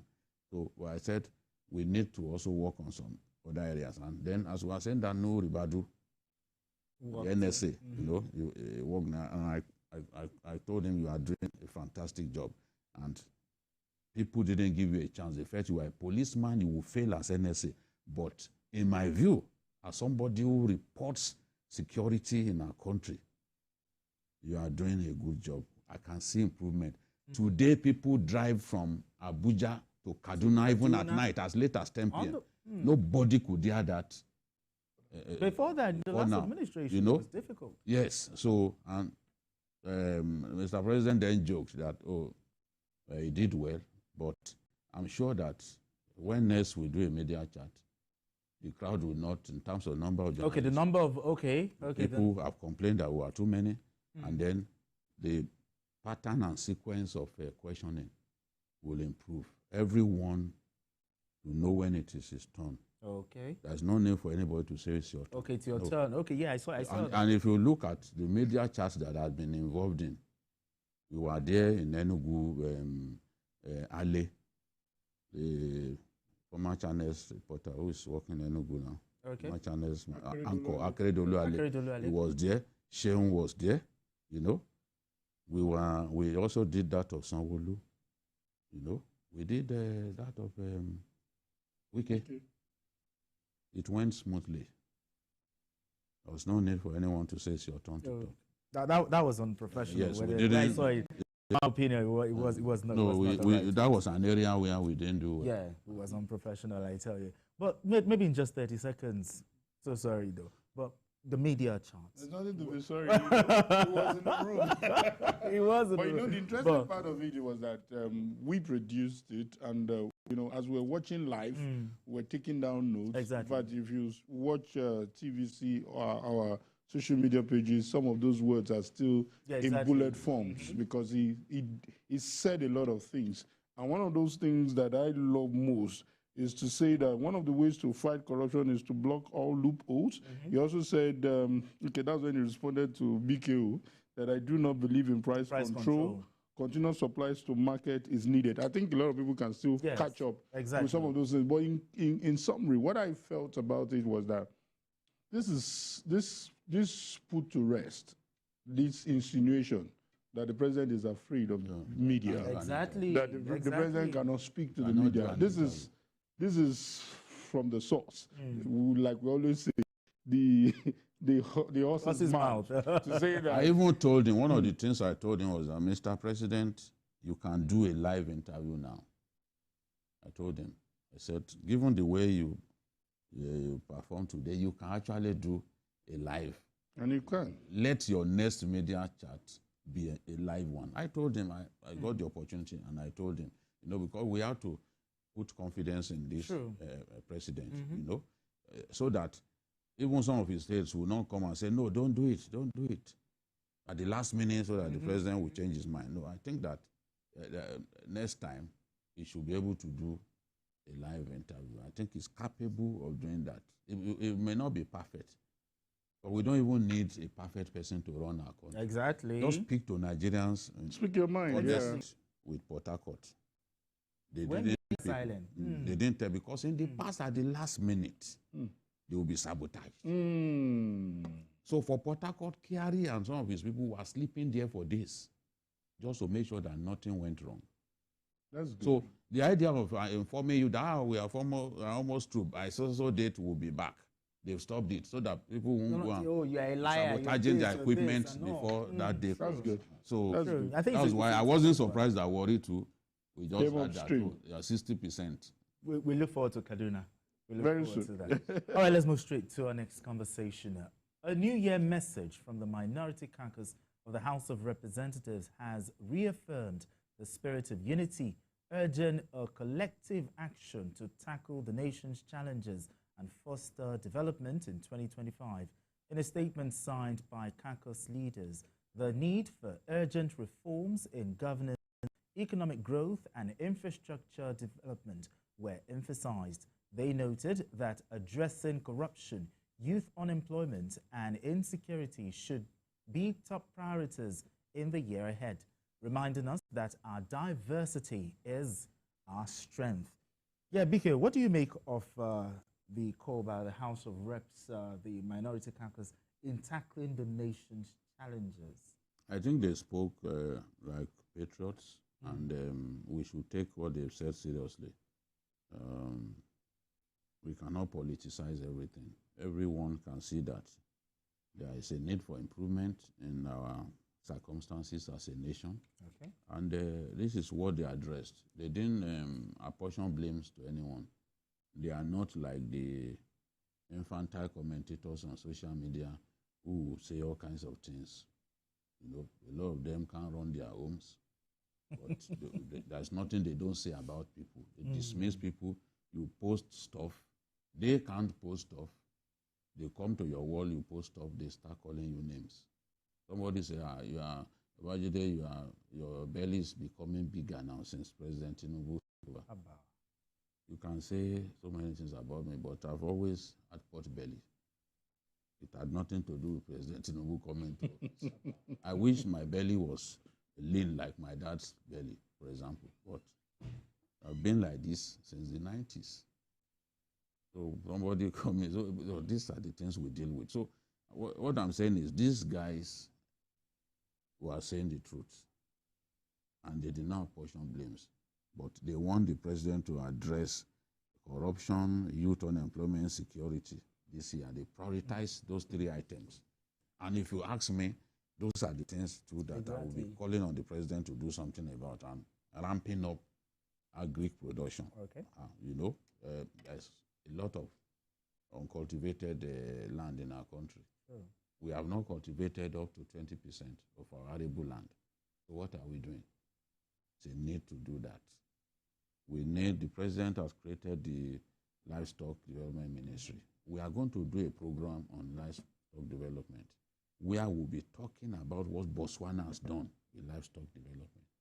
Nigerians will be amazed that people contributed money after selling their cows to build one of the biggest universities in Botswana. People, you and I. In fact, it was like, that's a country where they produce a lot of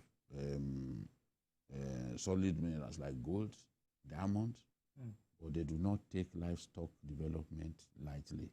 Every family takes pride in the number of heads of cattle that they have. So that's it. We are wasting time. There's a lot of opportunity in that area. I will want the president to look into that. And these guys also said, look, we need to also amplify our unity in diversity. Sure. They talked about that, and that no ethnicity, no tribe can singularly build Nigeria. No tribe can be bigger than the state. We are one. And in our diversity, we must see strength. So they talked about these things and the need for leaders to treat Nigerians truthfully. Leaders must be transparent in their conduct and in the way they deal with Nigerians. So I was impressed with what the minority caucus of the PDP said to us. And they knew they spoke the truth, no doubt about it. I can't sit here and say, no, what are they talking about? No. They spoke the truth. And these are areas that we need to really work on so that we can defeat the challenges staring our country in the face. Well, looking at this, the minority crowd, they mentioned insecurity, poverty, they mentioned some of the difficulties of 2024. Now, what should the president be doing as a matter of in addressing those things they mentioned? You know, particularly, I've always pushed for constructive criticism. I think that gets the attention of whoever is in the aim of affairs. Because if I see you as a destructive critic, if I see you as someone who will never see good, you're a fault finder, you're an error finder, trust me, you're not likely to get my attention. So if the minority caucus, you know, is coming up with this idea to say that, hey, there is so much strength in what we do, we cannot shy away from some of our challenges, I think that should get the attention of the president to start with. And one unique thing that I've also seen in this administration is that good, some might say it's not good for our politics, that you see opposition, you know, on the same table with the ruling power. As far as it's a national project, as far as it's something that can make our lives better, trust me, you must separate politics from governance. And I think what they've done is to focus on governance. It is about how we get better. This man has been so transparent, everything we see it together. That's why you see someone like the governor of Delta State saying that, hey, if you hit this man, you're hitting at me. You will see an Akwa Ibom State governor saying that. So it is really about governance. And when you have a leader who is, you know, very transparent and is making things easy, you should be able to tell him, hey, however, because I listened to the governor of Kwara State when he was talking yesterday, and he said, hey, Mr. President, good. The money you've given us has gone up. But however, we still have issues with the exchange rate. This is where this money is being affected. So this is to tell you that we cannot shy away from the fact that you're transparent. A lot of things have improved, but there are some factors that are affecting it. So I think the president should see it as this is a voice of reasoning. This is a voice that must be given needed attention. And by the time we have high rate of employment and some other things, Nigeria will be better at it. Now, Bikio, we have the issue of energy, forex instability, forex stability. You know, those are some of the issues that actually affected us, you know, the devil in 2024. Now, what other policy priorities should the president be looking at to try to address this 2025? I think if I were to look at the problems we have and in terms of what the sequence in which the president should address them, I will put the value of the Naira first. Because everything revolves around it. Yeah. That is something that we need to address. I've been talking about it for so long, and I will not stop talking about it. I do not think that this is the true value of our currency. I will never agree with any economist who stands in my front and tells me that this is the right value of our currency. I think that this is not the right value of our currency. People may say, oh, we do not produce and all that. Look,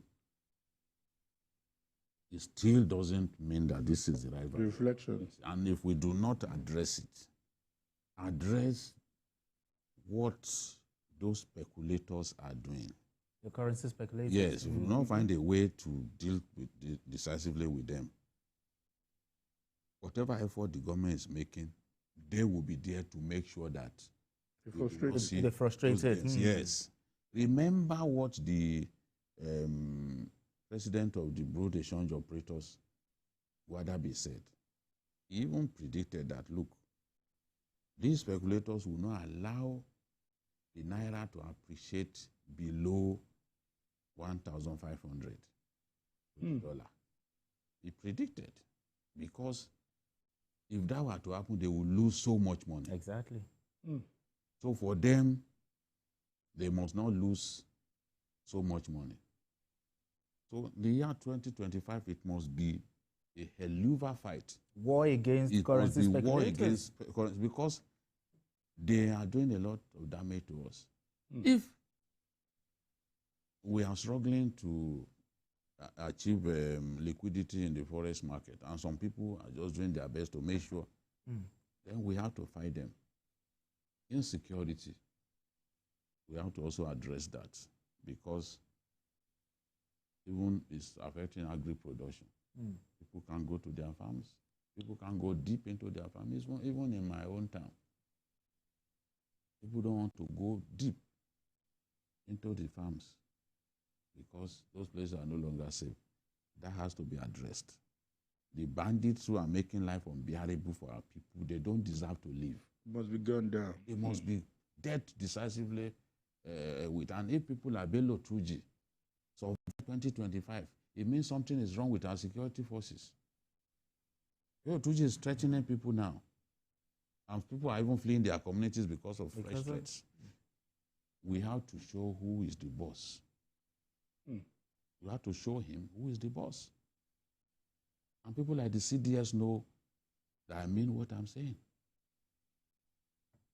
Security has to improve. Security improves and our currency gets stronger. Honestly, the inflationary trend will even go down. The inflationary trend is destroying people in our country. People can't feed the way they would love. So you think if the president addresses those two, the inflation target of 15%, they can hit it? It's realistic. It's good to always benchmark yourself. I'm not the president. If the president says this is his target, target is something that you work with. I will drive you. Yes, you set big targets for yourself. It's good. It doesn't necessarily mean that you meet that target. You understand? Okay. But once you know that this is your target, you work towards it. It's even in the military, they set timelines. You must capture this space within so time. Oh, Timbuktu Triangle in Borno State, you must capture it within 3 months. They set some form of timeline for themselves, and they will be working towards it. So I'm happy that at least it's not, he looks optimistic. He speaks like someone determined to attain a goal that some of us will see as unattainable at this stage. But we want to see him continue to work hard in that area. And then oil production. Oil production. Okay, we need to go on this quick break now. And when we return, the conversation continues. Don't go anywhere. Still Journalist Hangout.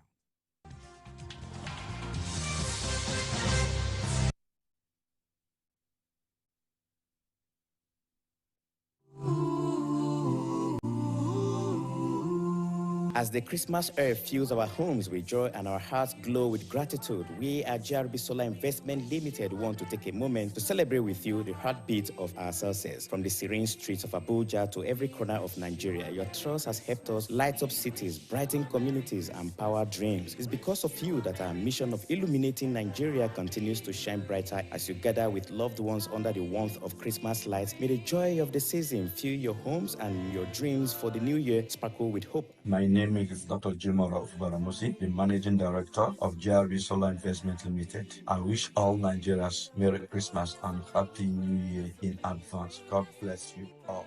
From our family at JRB Solar Investment Limited to yours, we wish you a very Merry Christmas and a radiant New Year. JRB Solar, the sun is going to shine in everything you do. At TVC News, wherever the big news story is happening, we're geared up to break it. TVC News, first with breaking news.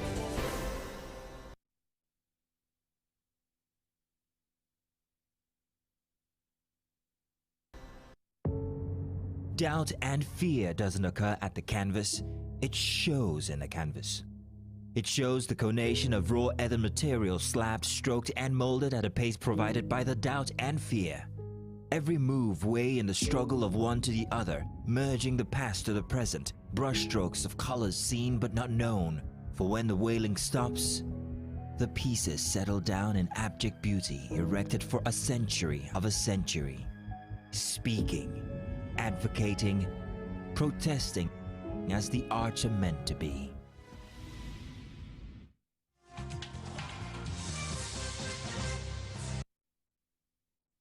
All right, if you just this is still Journalist Hangout. I still have Kadila Dende and BKO. Now, BKO, I'll still come back to you. One of the issues people complain, Nigerians, is the issue of hunger. Now, the farmers, your farmers, they are saying that if they have won, that if care is not taken, Nigeria may experience hunger crisis again. Now, for 2025, you're good at prediction. What do you foresee in the agricultural sector this 2020? I've already said we should improve security. We need to address that. It's very important. See, agriculture still contributes the biggest chunk, accounts for the biggest chunk of our GDP. So we cannot, and it engages the majority of our people, provides employment for the majority of our people. We need to do something about agriculture. There is a lot that we can do. For so long, we didn't take agriculture seriously. Now we've reached that point. Government, the state and federal governments must work together. The lands belong to the states. Yeah, exactly. The governors. Governors are not doing enough in this area. Governors are not doing enough. People want to give contracts where they can build estates and make a lot of money by way of kickbacks, rather than focus on what the people really want. Agriculture must be that synergy between the federal and state governments to boost food production, dry season farming, all year round farming of wheat. All year round. Look at what the Egyptians did when they saw that they didn't have sufficient water. Egypt was Africa's biggest rice producer. They then encouraged their farmers and they incentivized it for farmers to be producing wheat. Wheat doesn't need as much water as rice. There are crises with Ethiopia and all that. Today, Egypt is no longer Africa's biggest rice producer. But that's because they chose to move to something else. I know that Nigeria is a big wheat producer, but we can do a lot more. Look at the gap created by the war in Ukraine. Ukraine is a big wheat producer. Look at the gap created. We should have exploited it. And God has so blessed our country that in terms of the volume of rainfall, we are much better than other countries of the world. But we do not know what we have. So government has to do its best to stimulate agri-production so that our people who have bountiful harvest and food prices can come down. If we don't do something about food prices, we are in trouble. We are in trouble, and already it's been predicted that 2025 will be tough because people can see that in terms of agri-production, we are not doing enough. So there's a need for massive cultivation of arable land. This will happen with the states and federal collaboration. Yes. Young people, let's encourage young people to take to farming because our farming population is aging and they still use those archaic methods. Let's make agriculture mechanized. Let's make it attractive to young people. All of these young people who are school leavers, if they find something that will engage them, they will be happy. So they won't take to a life of criminality. So why can't we just set out, make agriculture more fascinating to these young people?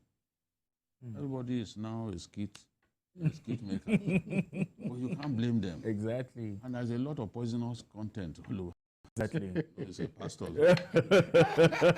He had to bring that in. I don't know what BK is talking about. Let us engage the young. All right, gentlemen. Let's move straight to our next conversation. The resurgence of our refineries across board has been generating a lot of reactions, with many anticipating progress as time progresses. Meanwhile, the Nigerian Upstream Petroleum Regulatory Commission, NUPRC, has predicted that local refineries in the country would need an average of 770,500 barrels of crude oil in the first quarter of 2025. This was made known in a statement by the CEO of NUPRC, Benga Komolafe, during the unveiling of the crude oil production forecast of producing oil companies. He said this requirement is in consonance with the Section 109 of the Petroleum Industry Act, PIA 2021, and it is aimed at effective capacity utilization of the nation's domestic refineries by ensuring a consistent supply of crude oil. All right, Kaidi, the NUPRC projection of 770,500 barrels per day for domestic refineries, is it achievable? Yes, it is, in the sense that for the fact that we are dealing with 2 local refineries now, and there are some other things that will boost production. So when you look at that target, so that we don't just celebrate resurgence of the refineries, we need to work with a target, we need to work with plans, so that when we are dealing with our annual budget, we know the benchmark and we know what we are dealing with. And in this case, we are getting the crude, we are refining, and everything is being done here, which, which gives us a sense that a whole lot of things are going to change. So for me, and the total thing would now be like about 2 million thereabout, barrels in a day. This is a big one. And this is to also say that, when you now add the Dangote refinery and some other refineries that was still into it, it's a wake-up call. And is this, a lot of people have asked that question, what is even the import of these 2 refineries that have come up? And we've started seeing the implications. Exactly. So it can only get better.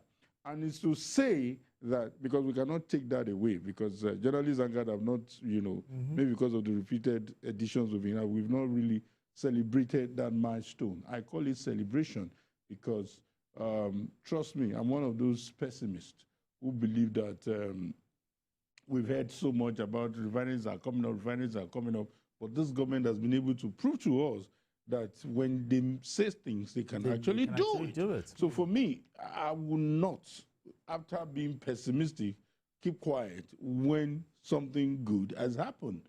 So for me, the target is in order. Whether it's achievable or close to being achieved, it's something that we should keep our eyes on and make sure that nothing sabotages this effort by NNPC and the regulator who is putting this figure. If we shoot above it, good for us. But for us not to have plans, for us not to have a target, it's a no-no. It's a no-no. Last year, they talked about 1 million barrels. But as beautiful as it may sound, the big elephant in the room, crude oil theft. Have we been able to conquer that? Is this figure, can we achieve it?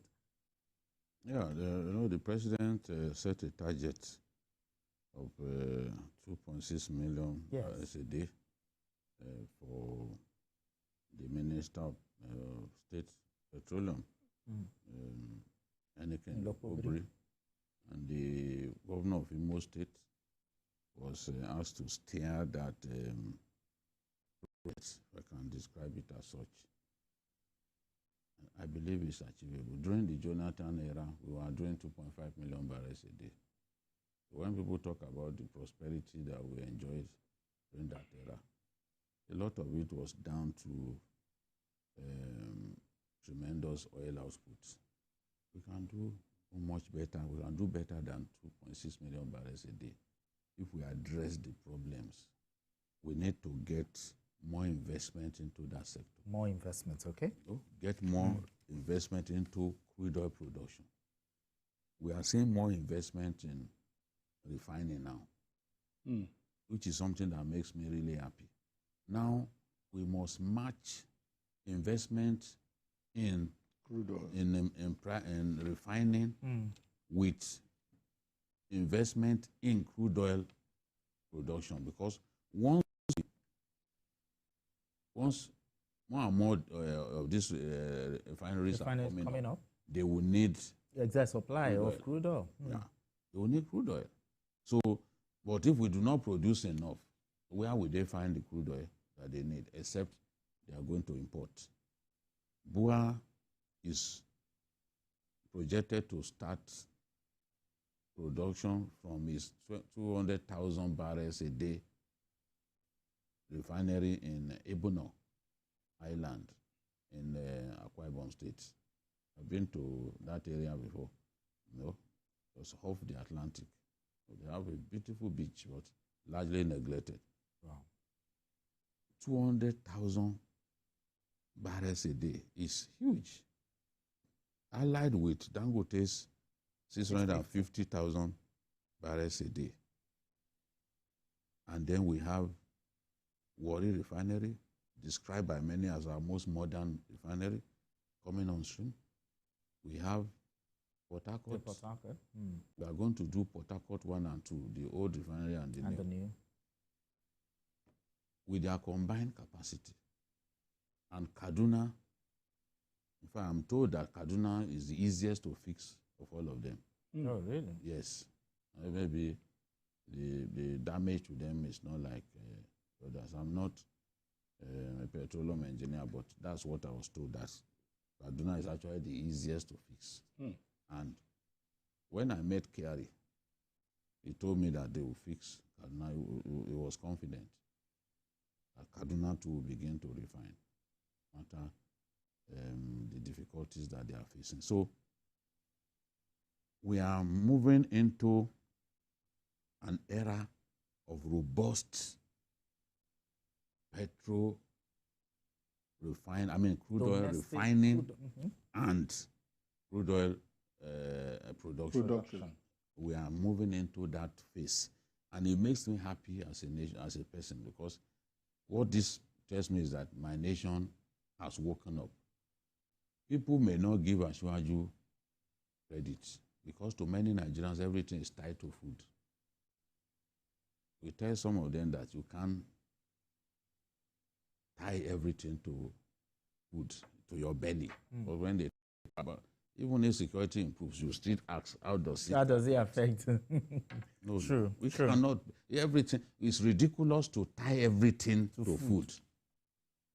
This is a big, big achievement that those refineries are working. We had given up on them.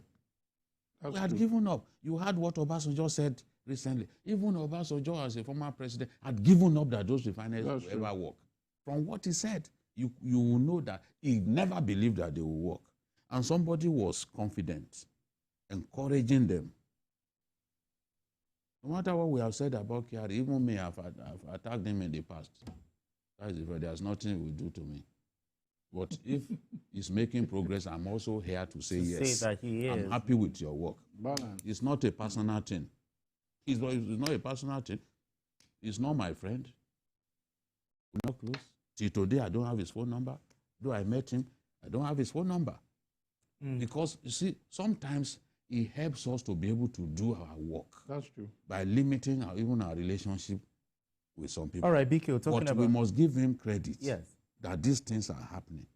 So, you see, even if we do not, I suspect that at the end of the day, with all these refineries coming on stream, there's another one in Bayelsa that's also coming on stream. We may not be able to give them all of the crude oil. All of the supply they need. But they can bring in crude oil from other countries. Sources. Okay. What will happen at the end of the day is that Nigeria will become a net exporter of refined petroleum products. And that will fetch us foreign exchange. Exactly. They don't have to use... I was saying that Dangote does not have to rely heavily on Nigerian crude.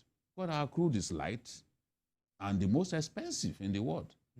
So you will need to even bring in other crude oil from other places, the WTIs, the Russian crude, all of those ones are not as clean and pristine as our own. But you can blend them together and you make your money. BK, talking about commendation, there was a commendation from the Nasarawa Speaker of the Nasarawa State House of Assembly, you know, commending the president, because lots of administration have come trying, they've not been able to do it. You know what I see?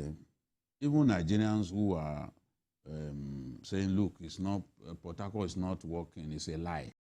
It's because they are unable to live with the reality that the table turned. This man that you call Bulaba, that is old, he cannot achieve anything. Under his watch, you can see that the refineries are working. You are reluctant to give him credit. This is the way we are as a people. That's where the white people are different.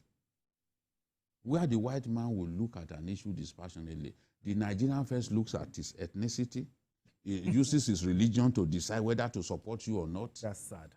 And the position that I am speaking about you, if you like, come in the cloak of the Almighty God, he will still decide to doubt you and say, no, he cannot. That's what is always saying. See, today, despite the fact that they took the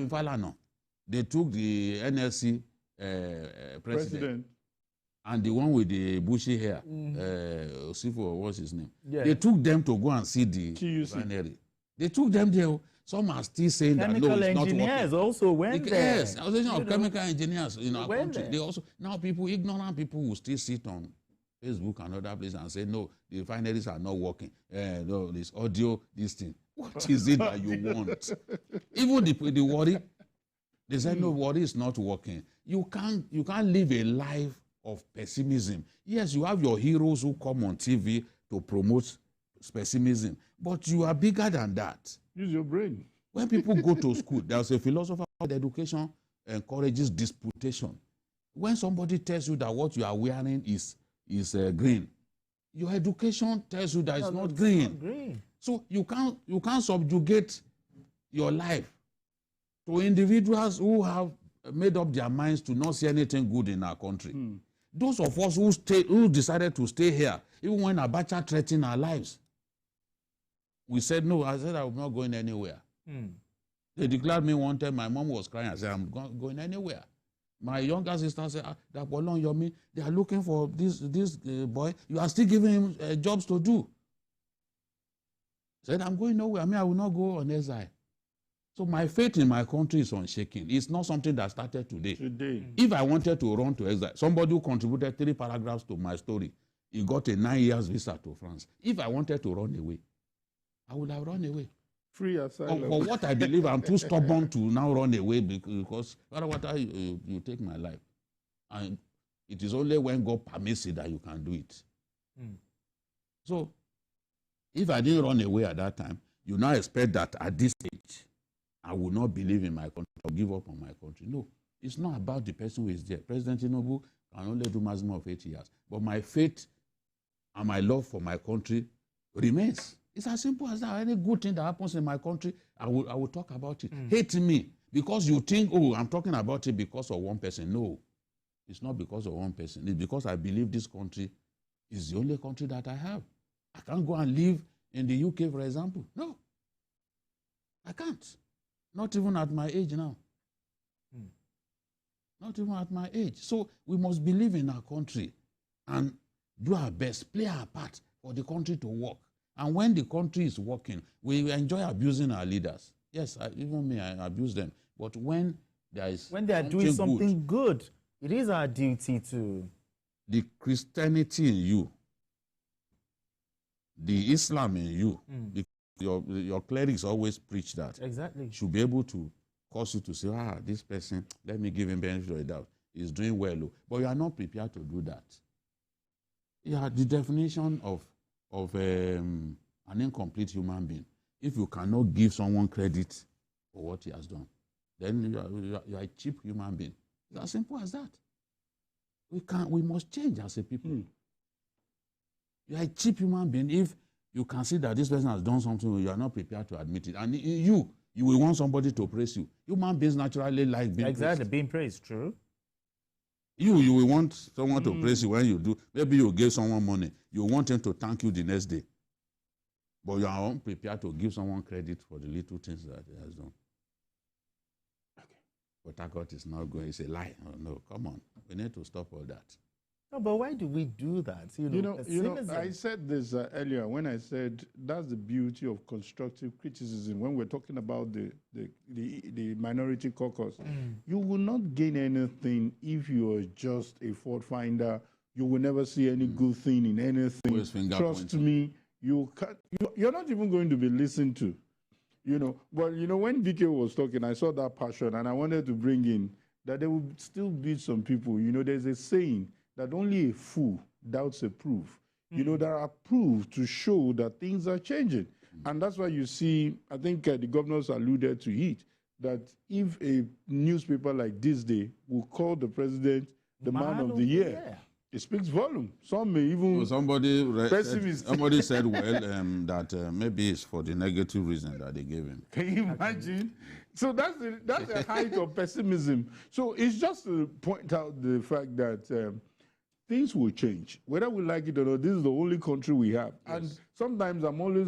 Some people look at me that am I so privileged? I say, excuse me. No, but my mind is so intact to know that a lot of things are getting better for me as a person. I have been through the terrible times of this country. And if things are getting better for me, I will be a hypocrite to say things are getting worse. So I'm just saying, because I'm going to be tagged I saw somebody who said, this government has not achieved anything. Exactly. We see some of our colleagues say that. Even the international community will admit that our oil output has gone up. That was not the level at which it met it. And you said they've not achieved anything. In terms of even gas, our output has gone up, and there's increased earning both from crude oil and gas. Increased earnings. And that's why people are projecting that these measures will help the Naira to strengthen. True. Because you are going to earn more for any exchange. Foreign portfolio investments are coming in. You can say those ones are temporary in nature, but they give us the liquidity that we need. Exactly. To address. Otherwise, the Naira will probably have gone to like 3,000 now to the dollar. But improved liquidity from improved oil output, improved gas output, improved foreign portfolio investment. Yes, that's positive. And all of those Euro bonds and all that. Yes, which are oversubscribed. Yes, it will give liquidity. So you can say they've not achieved anything. Yes, exactly. The government may not have met our expectations. We actually wanted something more. But you cannot, with your sanity intact, say they've not achieved anything. No. That is a no-no. It's a no-no. It's a no-no. It's not an argument you can win, except if you are in a hall full of illiterate, ignorant people, and then you are just talking to them like a. All right, gentlemen. It's a fine place for us to leave it. When our pastors are preaching, it's forbidden for us to argue with them. Yeah. So maybe somebody stands in a hall full of ignorant people. You're just talking. That's where you can sustain the argument. All right, gentlemen. Thank you so much for coming. It's always a pleasure. It's good to be back. It's good to be back. Happy New Year once again. DK, appreciate you as always. Thanks. And that's it on Journalist Hangout today. Join us tomorrow for another episode of the program. You can watch the repeat broadcast of this episode tonight at 11. Join us on Sunday from 1:30 to 3:30 p.m. for Journalist Hangout on Sunday. We are on YouTube at youtube.com/TVC News Nigeria. I am Benga Oreshegun. Bye for now, and God bless Nigeria.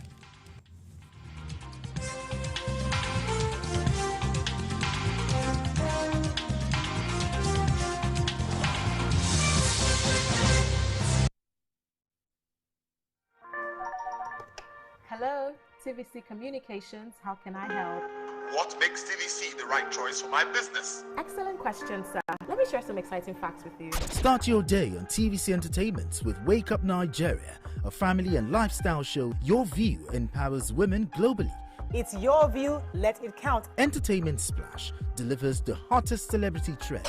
On TVC News, we keep you informed with breaking news and in-depth analysis of events shaping the world. I will continue to speak the truth. TVC News at 7 and TVC News at 10 p.m. delivers the most important stories of the day.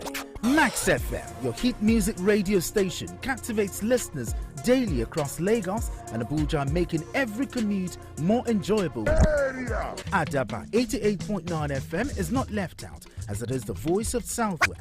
And on TVC Digital, we reach to million viewers daily. All together, pulls in over 17 million viewers daily. Contact us on 0707-272-8338 or marketing at tvccommunications.tv. Partner with TVC Communications today. Let's grow together. Wherever you see destruction, it's because God is absent. There is no destruction in God. So who started killing from Genesis? Satan. Jesus exposed him. The thief cometh not, but for to steal, to kill, and to destroy. But I am come that you may have life and have it how much? More abundant. I prophesy as your amen is coming like thunder. Whatever is yours, receive it now.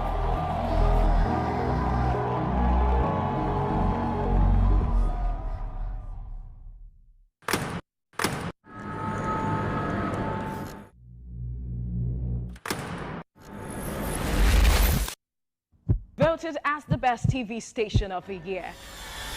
TVC News breaks into the core of every event as they happen. Following all nationwide big and impactful stories.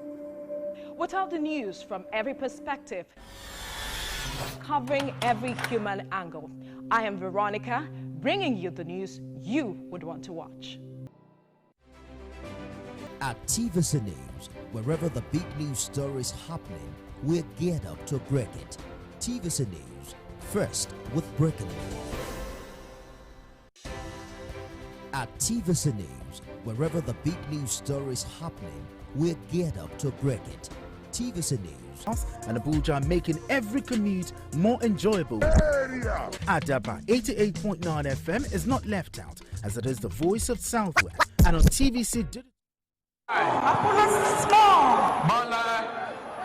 Ahmed Tinubu, do solemnly swear. You're watching Beyond 100 Days with me, Nifemi Oguntoye. You can join the conversation right now on X at TVC News and remember to use the hashtag Beyond 100 Days. We'll begin with President Bola Tinubu's emphasis on the crucial role of state governors in driving Nigeria's development and prosperity. This came during the New Year homage by Vice President Kashim Shettima and members of the Nigeria Governors Forum at the President's Ikoyi residence. Our State House correspondent Femi Akande has more on this story. President Bola Tinubu has never failed to acknowledge how much he needs the support and collaboration of the governors in driving the change he seeks and implementing the necessary economic reforms introduced by his administration. This meeting with the Nigeria Governors Forum is to reassure the subnationals that these policies are not targeted at reducing the influence of state governors. President Bola Tinubu called for stronger collaboration between the federal and state governments to address pressing challenges, including local government autonomy, agricultural productivity, and currency stability. Yes. It means we just have to work harder and grow more. And the situation of our currency will improve.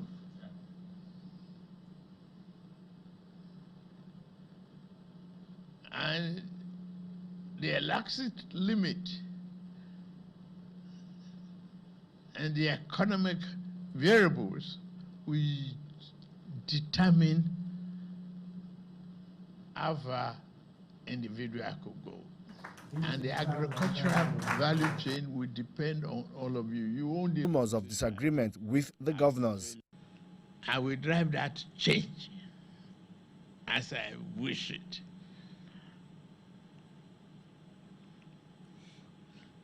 You have the control of your local governments.